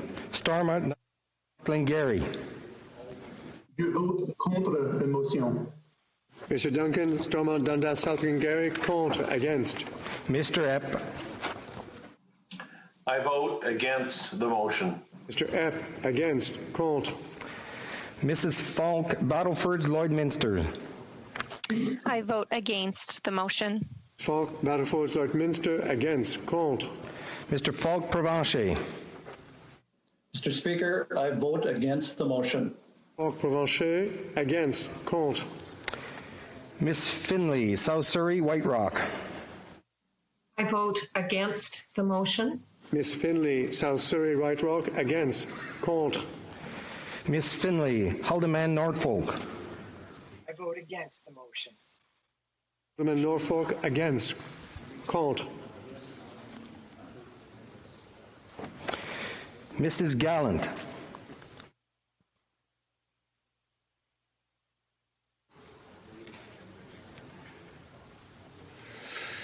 I vote against the motion. Mrs. Gallant, against, contre. Monsieur Généreux. Je vote contre la motion. Monsieur Généreux, contre, against. Mr. Jennis. I vote against the motion. Mr. Jennis, against, contre. Ms. Gladue. Je vote contre la motion. Ms. Gladue, contre, against. Monsieur Godin. Monsieur le Président, je vote contre la motion. Monsieur Godin, contre, against. Ms. Gray. I vote against the motion. Mrs. Gray, against, contre. Ms. Harder. I vote against the motion. Ms. Harder against. Contre. Mr. Hope. I vote against the motion. Mr. Hoback against. Contre. Ms. Jensen. Je vote contre la motion. Ms. Jensen, contre, against. Mr. General.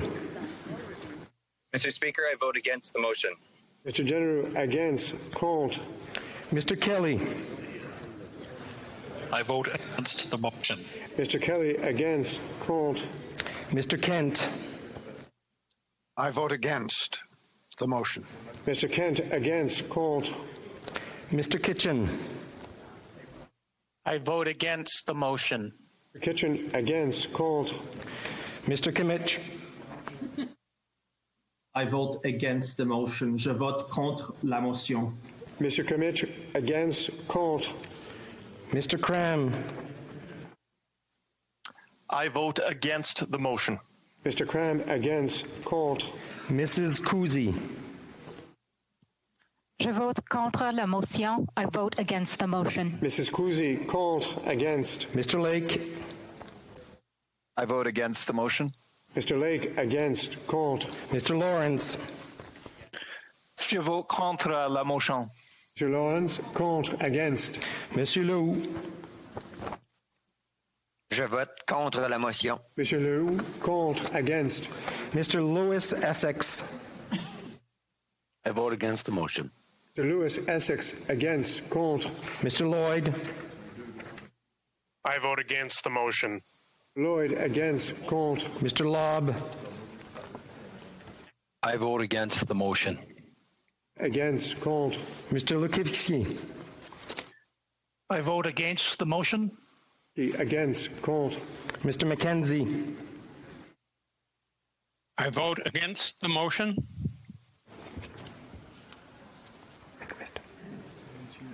Okay. We can have you repeat your response and slowly and loudly so that the camera clicks on.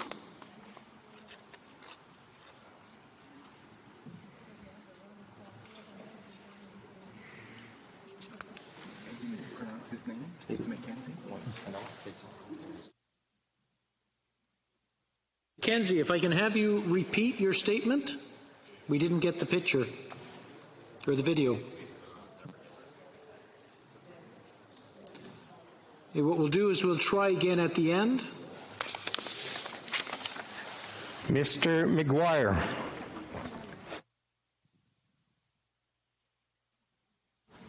Against the resolution. I vote against the resolution. Mr. McGuire, against. Contre. Mr. Macaulay, Edmonton West. I vote against the motion. Mr. Macaulay, against. Contre. Mr. McColeman. I vote against the motion. Mr. McColeman, against. Contre. Mr. McLean.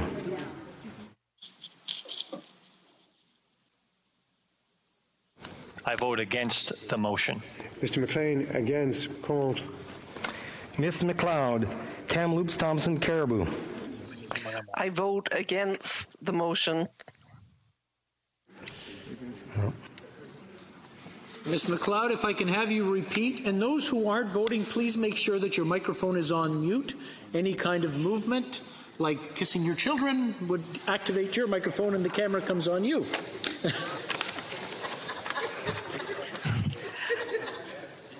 I vote against the motion.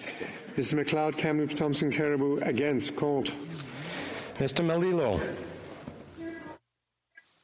I vote against the motion. Mr. Melillo, against. Contre.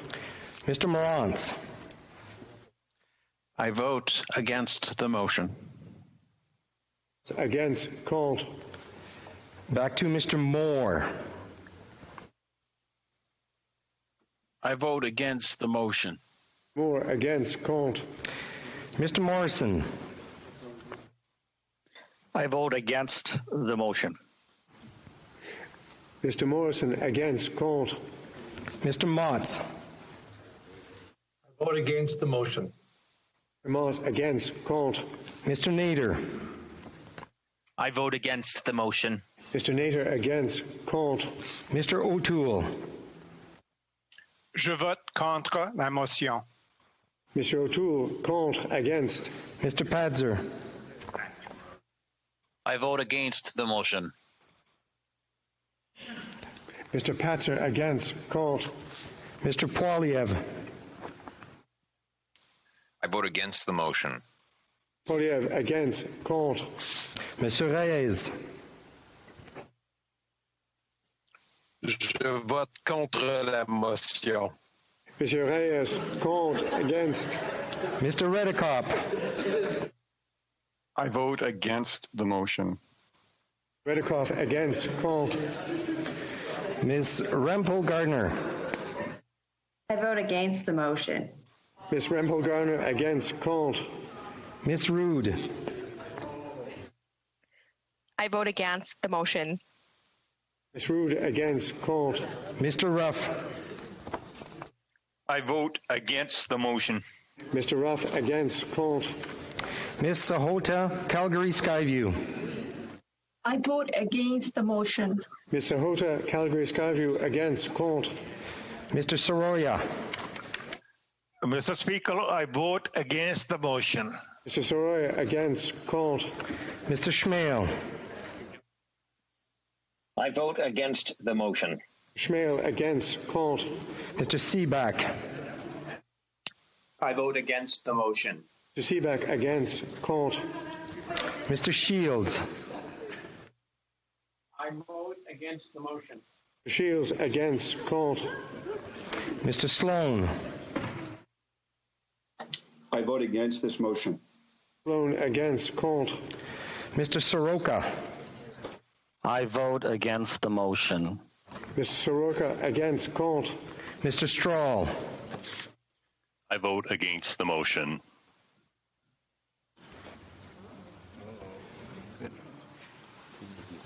Mr. Strahl, if you can repeat, we didn't get the video. I vote against the motion. Mr. Strahl, against. Contre. Mrs. Stubbs. I vote against the motion. Mrs. Stubbs, against. Contre. Mr. Tucker. Sorry. I vote against the motion. Tucker, against. Contre. Mr. Upal.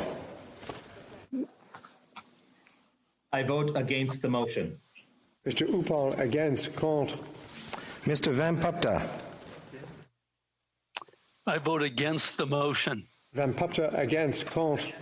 Mrs. Vecchio. I vote against the motion. Mrs. Vecchio, against. Contre. Mr. Viss. I vote against the motion. Viss, against. Contre. Mrs. Wagenthal. I vote against the motion. Mrs. Wagenthal, against. Contre. Mr. Workington. I oppose the motion. Mr. Workington, against. Contre. Mr. Weber. I vote against the motion. Mr. Weber, against. Contre. Mr. Williamson. I vote against the motion. Mr. Williamson, against. Contre. Mrs. Wong.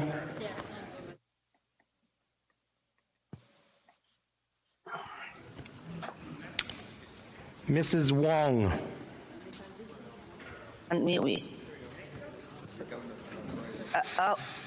I vote against the motion. Mrs. Wong, against. Contre. Mr. Yurdiga. I vote against the motion. Mr. Yurdiga, against. Contre. Mr. Zimmer.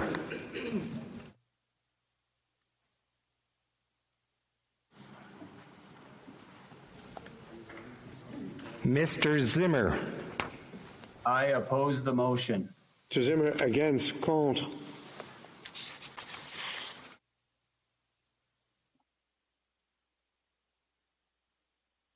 Before moving on, we'll try again for Mr. McKenzie. Mr. McKenzie. I vote against the motion. Mr. McKenzie, against. Contre. Nous allons maintenant continuer avec les députés du Bloc québécois. Members of the Bloc québécois. Monsieur Barcelou Duval. Je vote contre la motion. Mr. Marcel Duval vote contre. Against.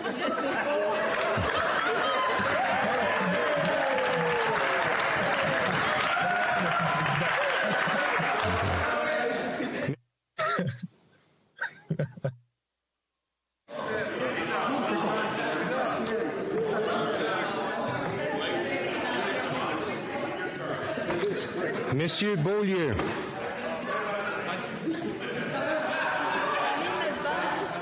Je vote pour la motion. Monsieur Beaulieu, pour. Monsieur Bergeron. Je vote en faveur de cette motion. Monsieur Bergeron, for. Madame Bérubé.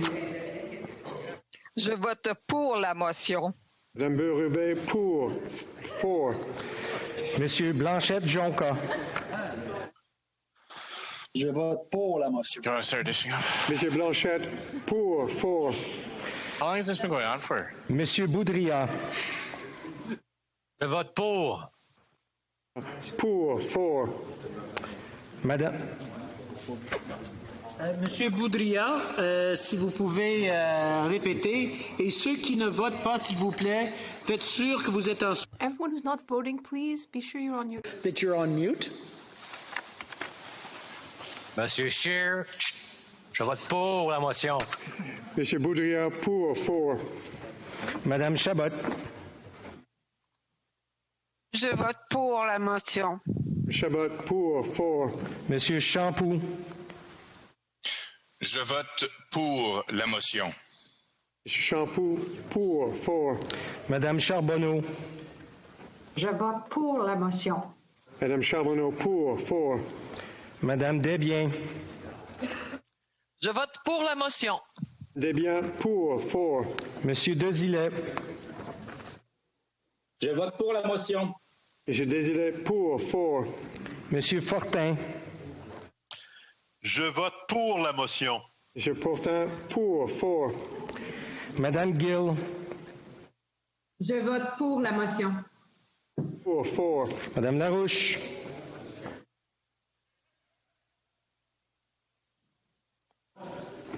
Madame Larouche.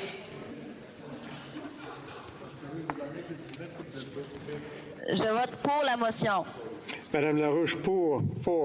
Voilà. Madame Michaud. Je vote pour la motion. Madame Michaud, for. Madame Normandin. Je vote pour la motion. Madame Normandin, for. Monsieur Perron. Je vote pour la motion. Monsieur Perron, for. Monsieur Plamondon. Je vote pour la motion. Plamondon, for. Monsieur Simard.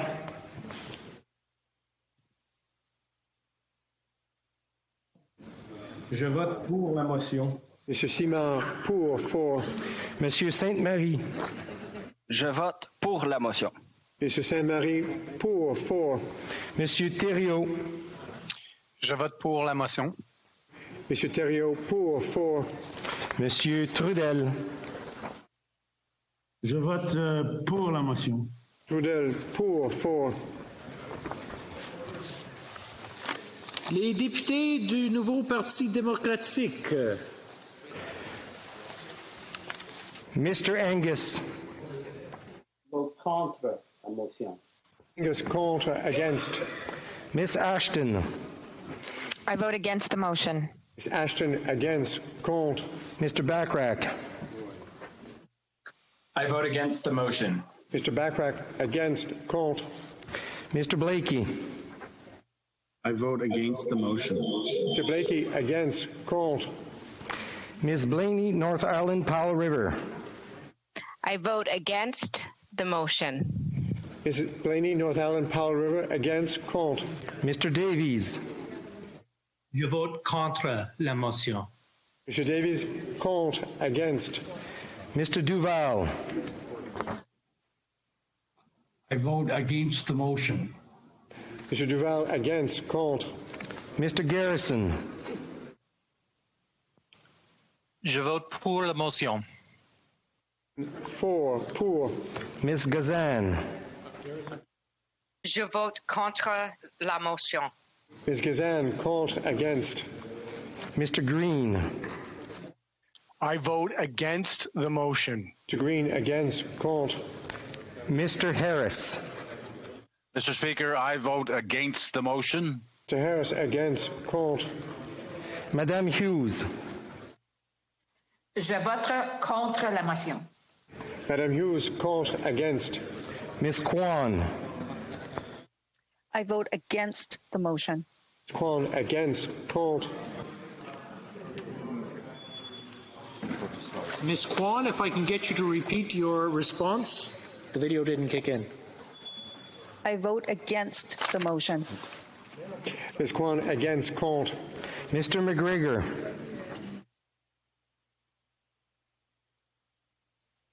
I vote against the motion. McGregor, against, contre. Mr. Massey. I vote against the motion. Massey, against, contre. Ms. Matheson. I vote against the motion. Matheson, against, contre. Ms. McPherson. I vote against the motion. McPherson, against, contre. Ms. Kukuk. I vote against the motion. Kukuk, against, contre. Members of the Green Party. Mr. Manley. I vote against the motion. Mr. Manley, against, contre. Les députés indépendants. Independent members. Mr. Tabera. I vote against the motion. Mr. Tabera, against, contre. Ms. Wilson-Raybould. I vote against the motion. Wilson-Raybould, against, contre.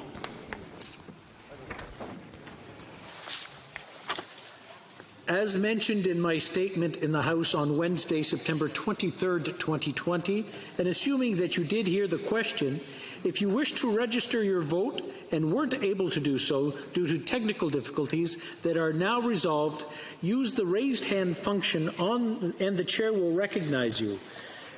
Ms. McCrimmon.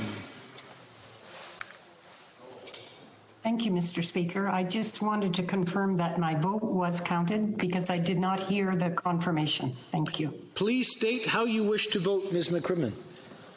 I vote against this motion. Against, contre. Ms. Shin. I vote against the motion. Ms. Shin, against, contre. Monsieur Barcelou-Duval. Oui, Monsieur le Président, je voulais simplement vous signifier qu'avec... I just wanted to say that due to all the confusion about all this electronic voting, I meant to vote for. But then I misspoke, and I believe you may have understood that I voted against. So I just wanted to be sure that to state clearly that I'm voting for.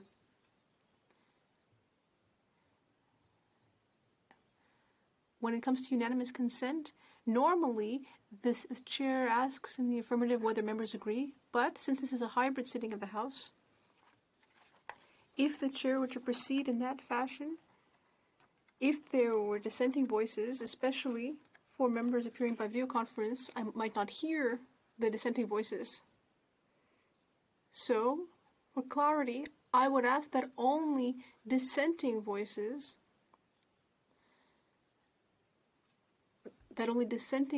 speak. That way, the chair will clearly hear these dissenting voices and will be able to express whether it has received unanimous consent to continue. I hadn't said that we require unanimous consent of the House to change your vote.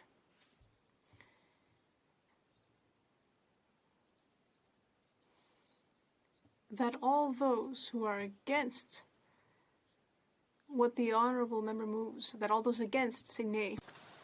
No. Oh. Nous avons un non, je m'excuse. There was a nay. I'm sorry, Mr. Barcelou-Duval. There is not unanimous consent. Alors, Monsieur Perron. Mr. Perron. Mr. Speaker, when I voted, and right now as well, I didn't see my face on screen. I just wanted to be sure that things went properly. Yes, your vote was counted, Mr. Perron. Merci, Monsieur le Président. Je vote contre la motion. Monsieur Scheer, Mr. Scheer. Mr. Shifke, contre, against. I vote against the motion. Mr. Scheer, against, contre. Mr. Assassi. I vote against the motion. Mr. Assassi, against, contre.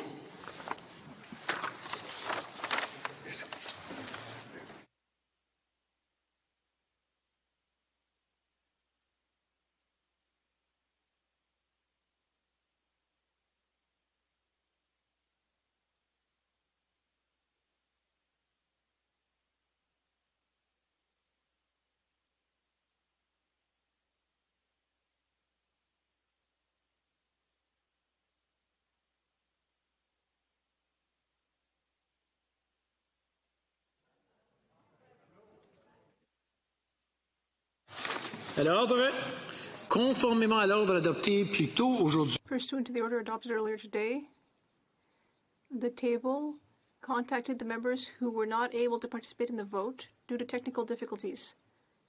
I would ask that the vote of the following members be registered as follows. Le député de Belleuil-Chambly et chef du Bloc québécois vote pour la motion. Le député de Montarville vote pour la motion.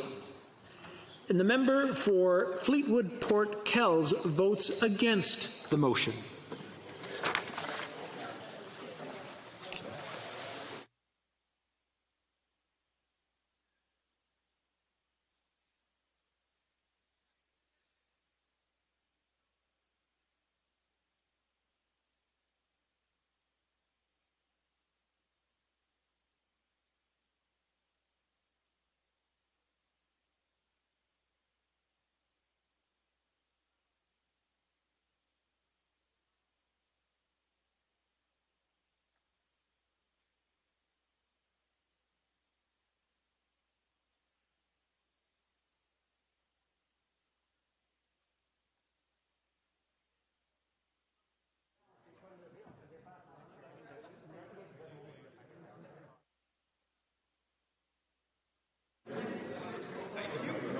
Yeas pour 33-33.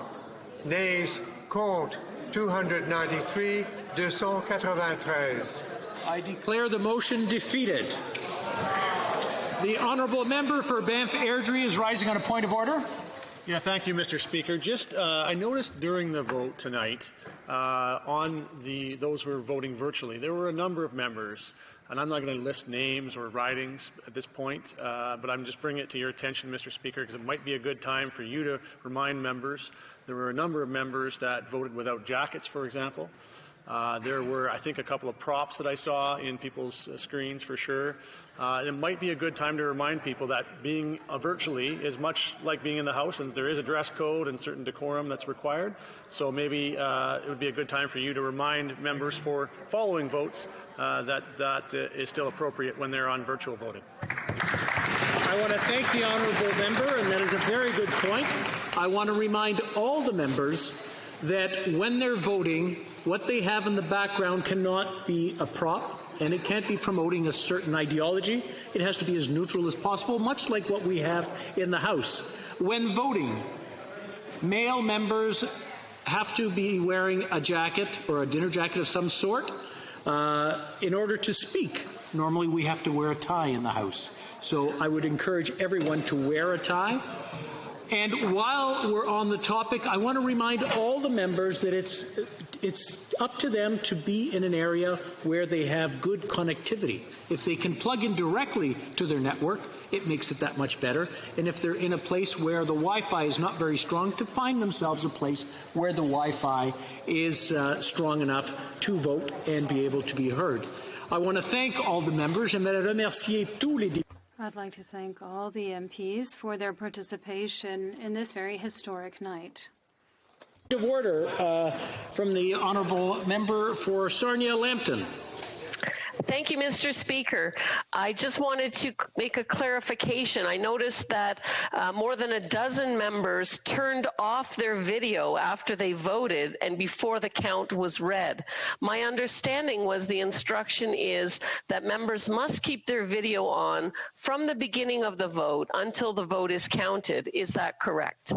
That is correct. I want to remind all the members that when they are voting, their videos have to stay on from the beginning to the end of the vote. We have another point of order. The Honourable Member for Saanich Gulf Islands. Mr. Speaker, I've been in touch with the Honourable Member for Fredericton, and she believed her vote was counted and confirmed by the clerk, but I may have missed it. I didn't hear you read it out. She had issues connecting through the Zoom, so the Honourable Member for Fredericton believes that she voted against the motion. Did she a record of that? Conversation with the clerk separately and believes her vote was counted, so I want to make sure I register that. Okay.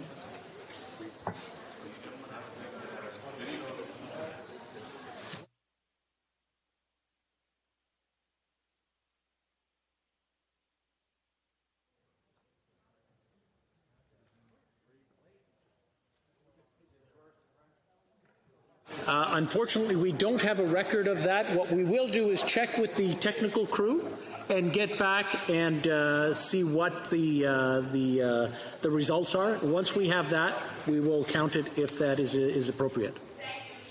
Found to be a glitch or two, but it was confirmed by both the member and a member of her staff in separate emails to me that she had voted, and they were surprised not to hear her name read out with those who voted by making independent calls to verify their vote. Thank you, Mr. I want to thank the Honourable Member for bringing that up. Questions et commentaires? Questions and comments? Have we finished? Il n'y a plus appel au règlement. There are no more points of order. Just a moment. Let me put my glasses on. Order the Honourable Member for Banff Airdrie. Yeah, I'm also aware, and I didn't think of this one earlier, but I'm also aware that there were a number of members who were utilizing social media, for example, with pictures from the Zoom of the voting, and I think that's also something that is considered inappropriate, much like would be taking a picture in the House itself. It might be a good time to remind members about that as well, or maybe perhaps even a ruling from yourself on that, because it is a new territory that we're in. So I wanted to raise that with you as well.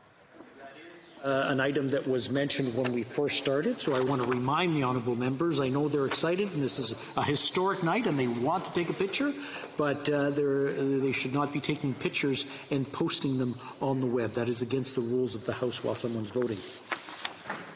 Order. In accordance with Standing Order 38, a motion to adjourn the House is deemed to have been made and seconded at this time. Therefore, the question is that this House do now adjourn. L'honorable député. The Honourable Member for Saanich Gulf Islands. Thank you, Mr. Speaker. It's an honour to rise in this place in adjournment proceedings to pursue a question I asked just last week of the Minister of Fisheries. I have to say that the response from the Minister was so far from adequate, but I didn't expect to feel the rage I now feel in taking the question up again. The question last week was the Minister prepared to act on the Cohen Commission's recommendation number 19 to remove the toxic fish factories near the Discovery Islands as put forward in the Cohen Commission report. Now, I feel as though I'm experiencing deja vu all over again. I'm one of those people in this country who remembers the collapse of our cod stocks. I'm a maritimer. I remember the moment when it was really the large offshore dragger companies that declared the moratorium because the cod stocks were gone. In 1998, Michael Harris wrote the horrible narrative, the deep details of the corrupted science within the Department of Fisheries and Oceans in his book, Lament for an Ocean. I read it and gave him a blurb for the back of the book, which was, after reading this book, I said I would not trust DFO with my aquarium.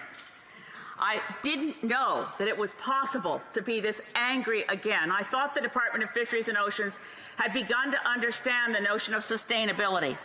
But the Cohen Commission, which was at a cost of $25 million, commissioned by the previous government under Stephen Harper, looking at the collapse of salmon returns when in 2009 only 1.5 million sockeye returned on the Fraser, only 1.5 million salmon returned up the Fraser River instead of the 5 million that were expected. Well, this year is the all-time low, a return of 270,000 salmon. First Nations up and down the Fraser, up and down the coast are declaring the collapse of Pacific salmon. It's a disaster.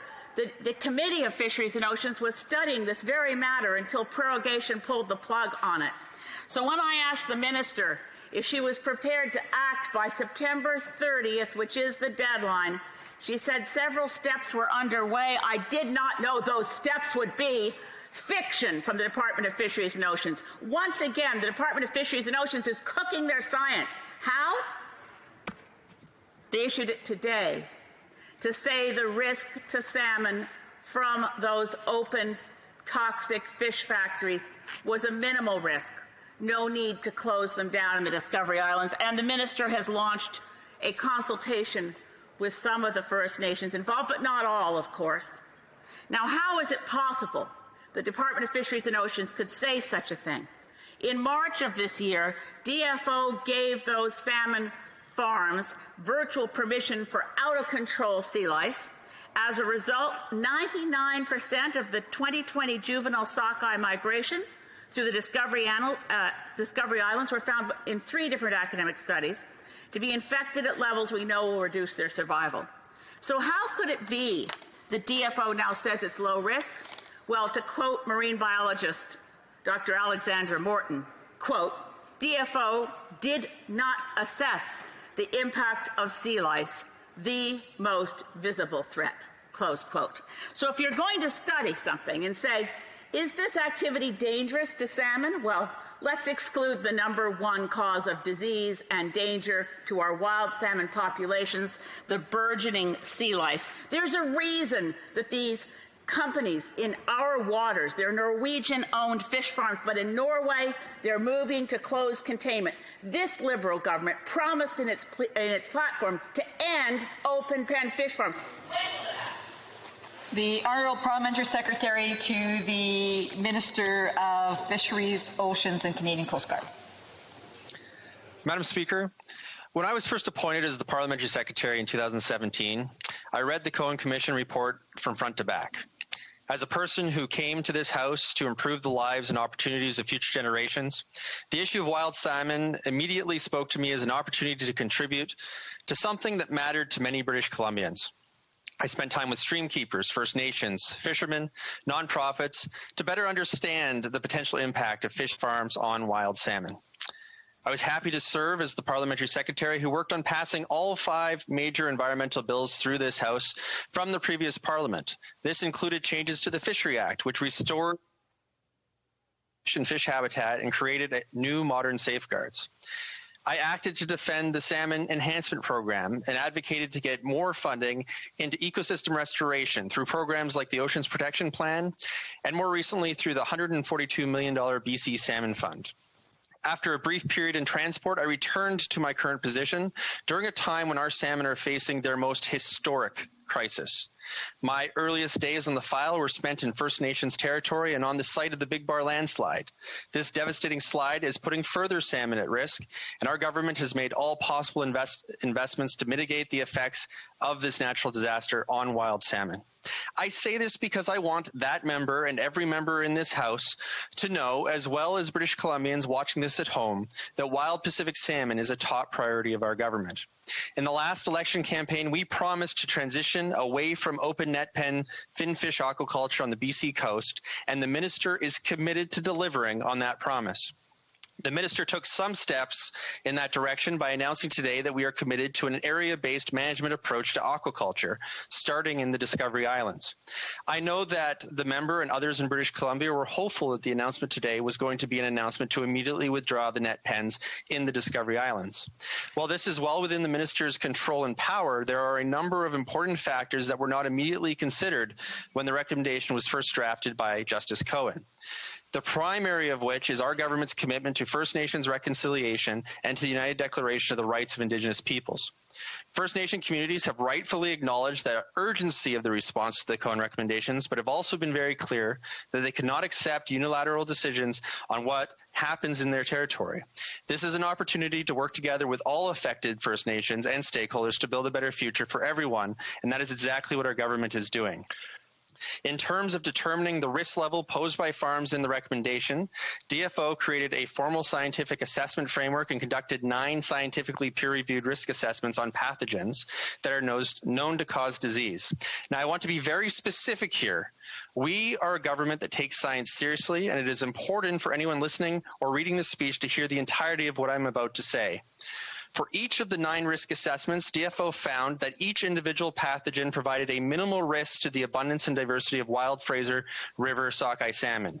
Their assessment does not include further analysis of the cumulative risk of all 9 pathogens taken together, either independently or in conjunction with other cumulative risks on wild salmon, including sea lice, climate change, or over-harvesting. We continue to build on our body of science and on our understanding of the marine environment. This includes how we manage aquaculture. So, while there still remains no direct smoking gun that I can point to today, I can say our government is committed to a precautionary approach and moving forward with a responsible transition from open net pen finfish aquaculture on the west coast of British Columbia. Thank you, Madam Speaker. Point of order, Madam Speaker. I'm sorry, there's no point of order at this point in time, unless there's a technical problem. This is a late show. I'd like to respond to the Parliamentary Secretary, Madam Speaker. No, I'm sorry. This is a late show. It's not a debate. The Honourable Member for Sandwich Gulf Islands.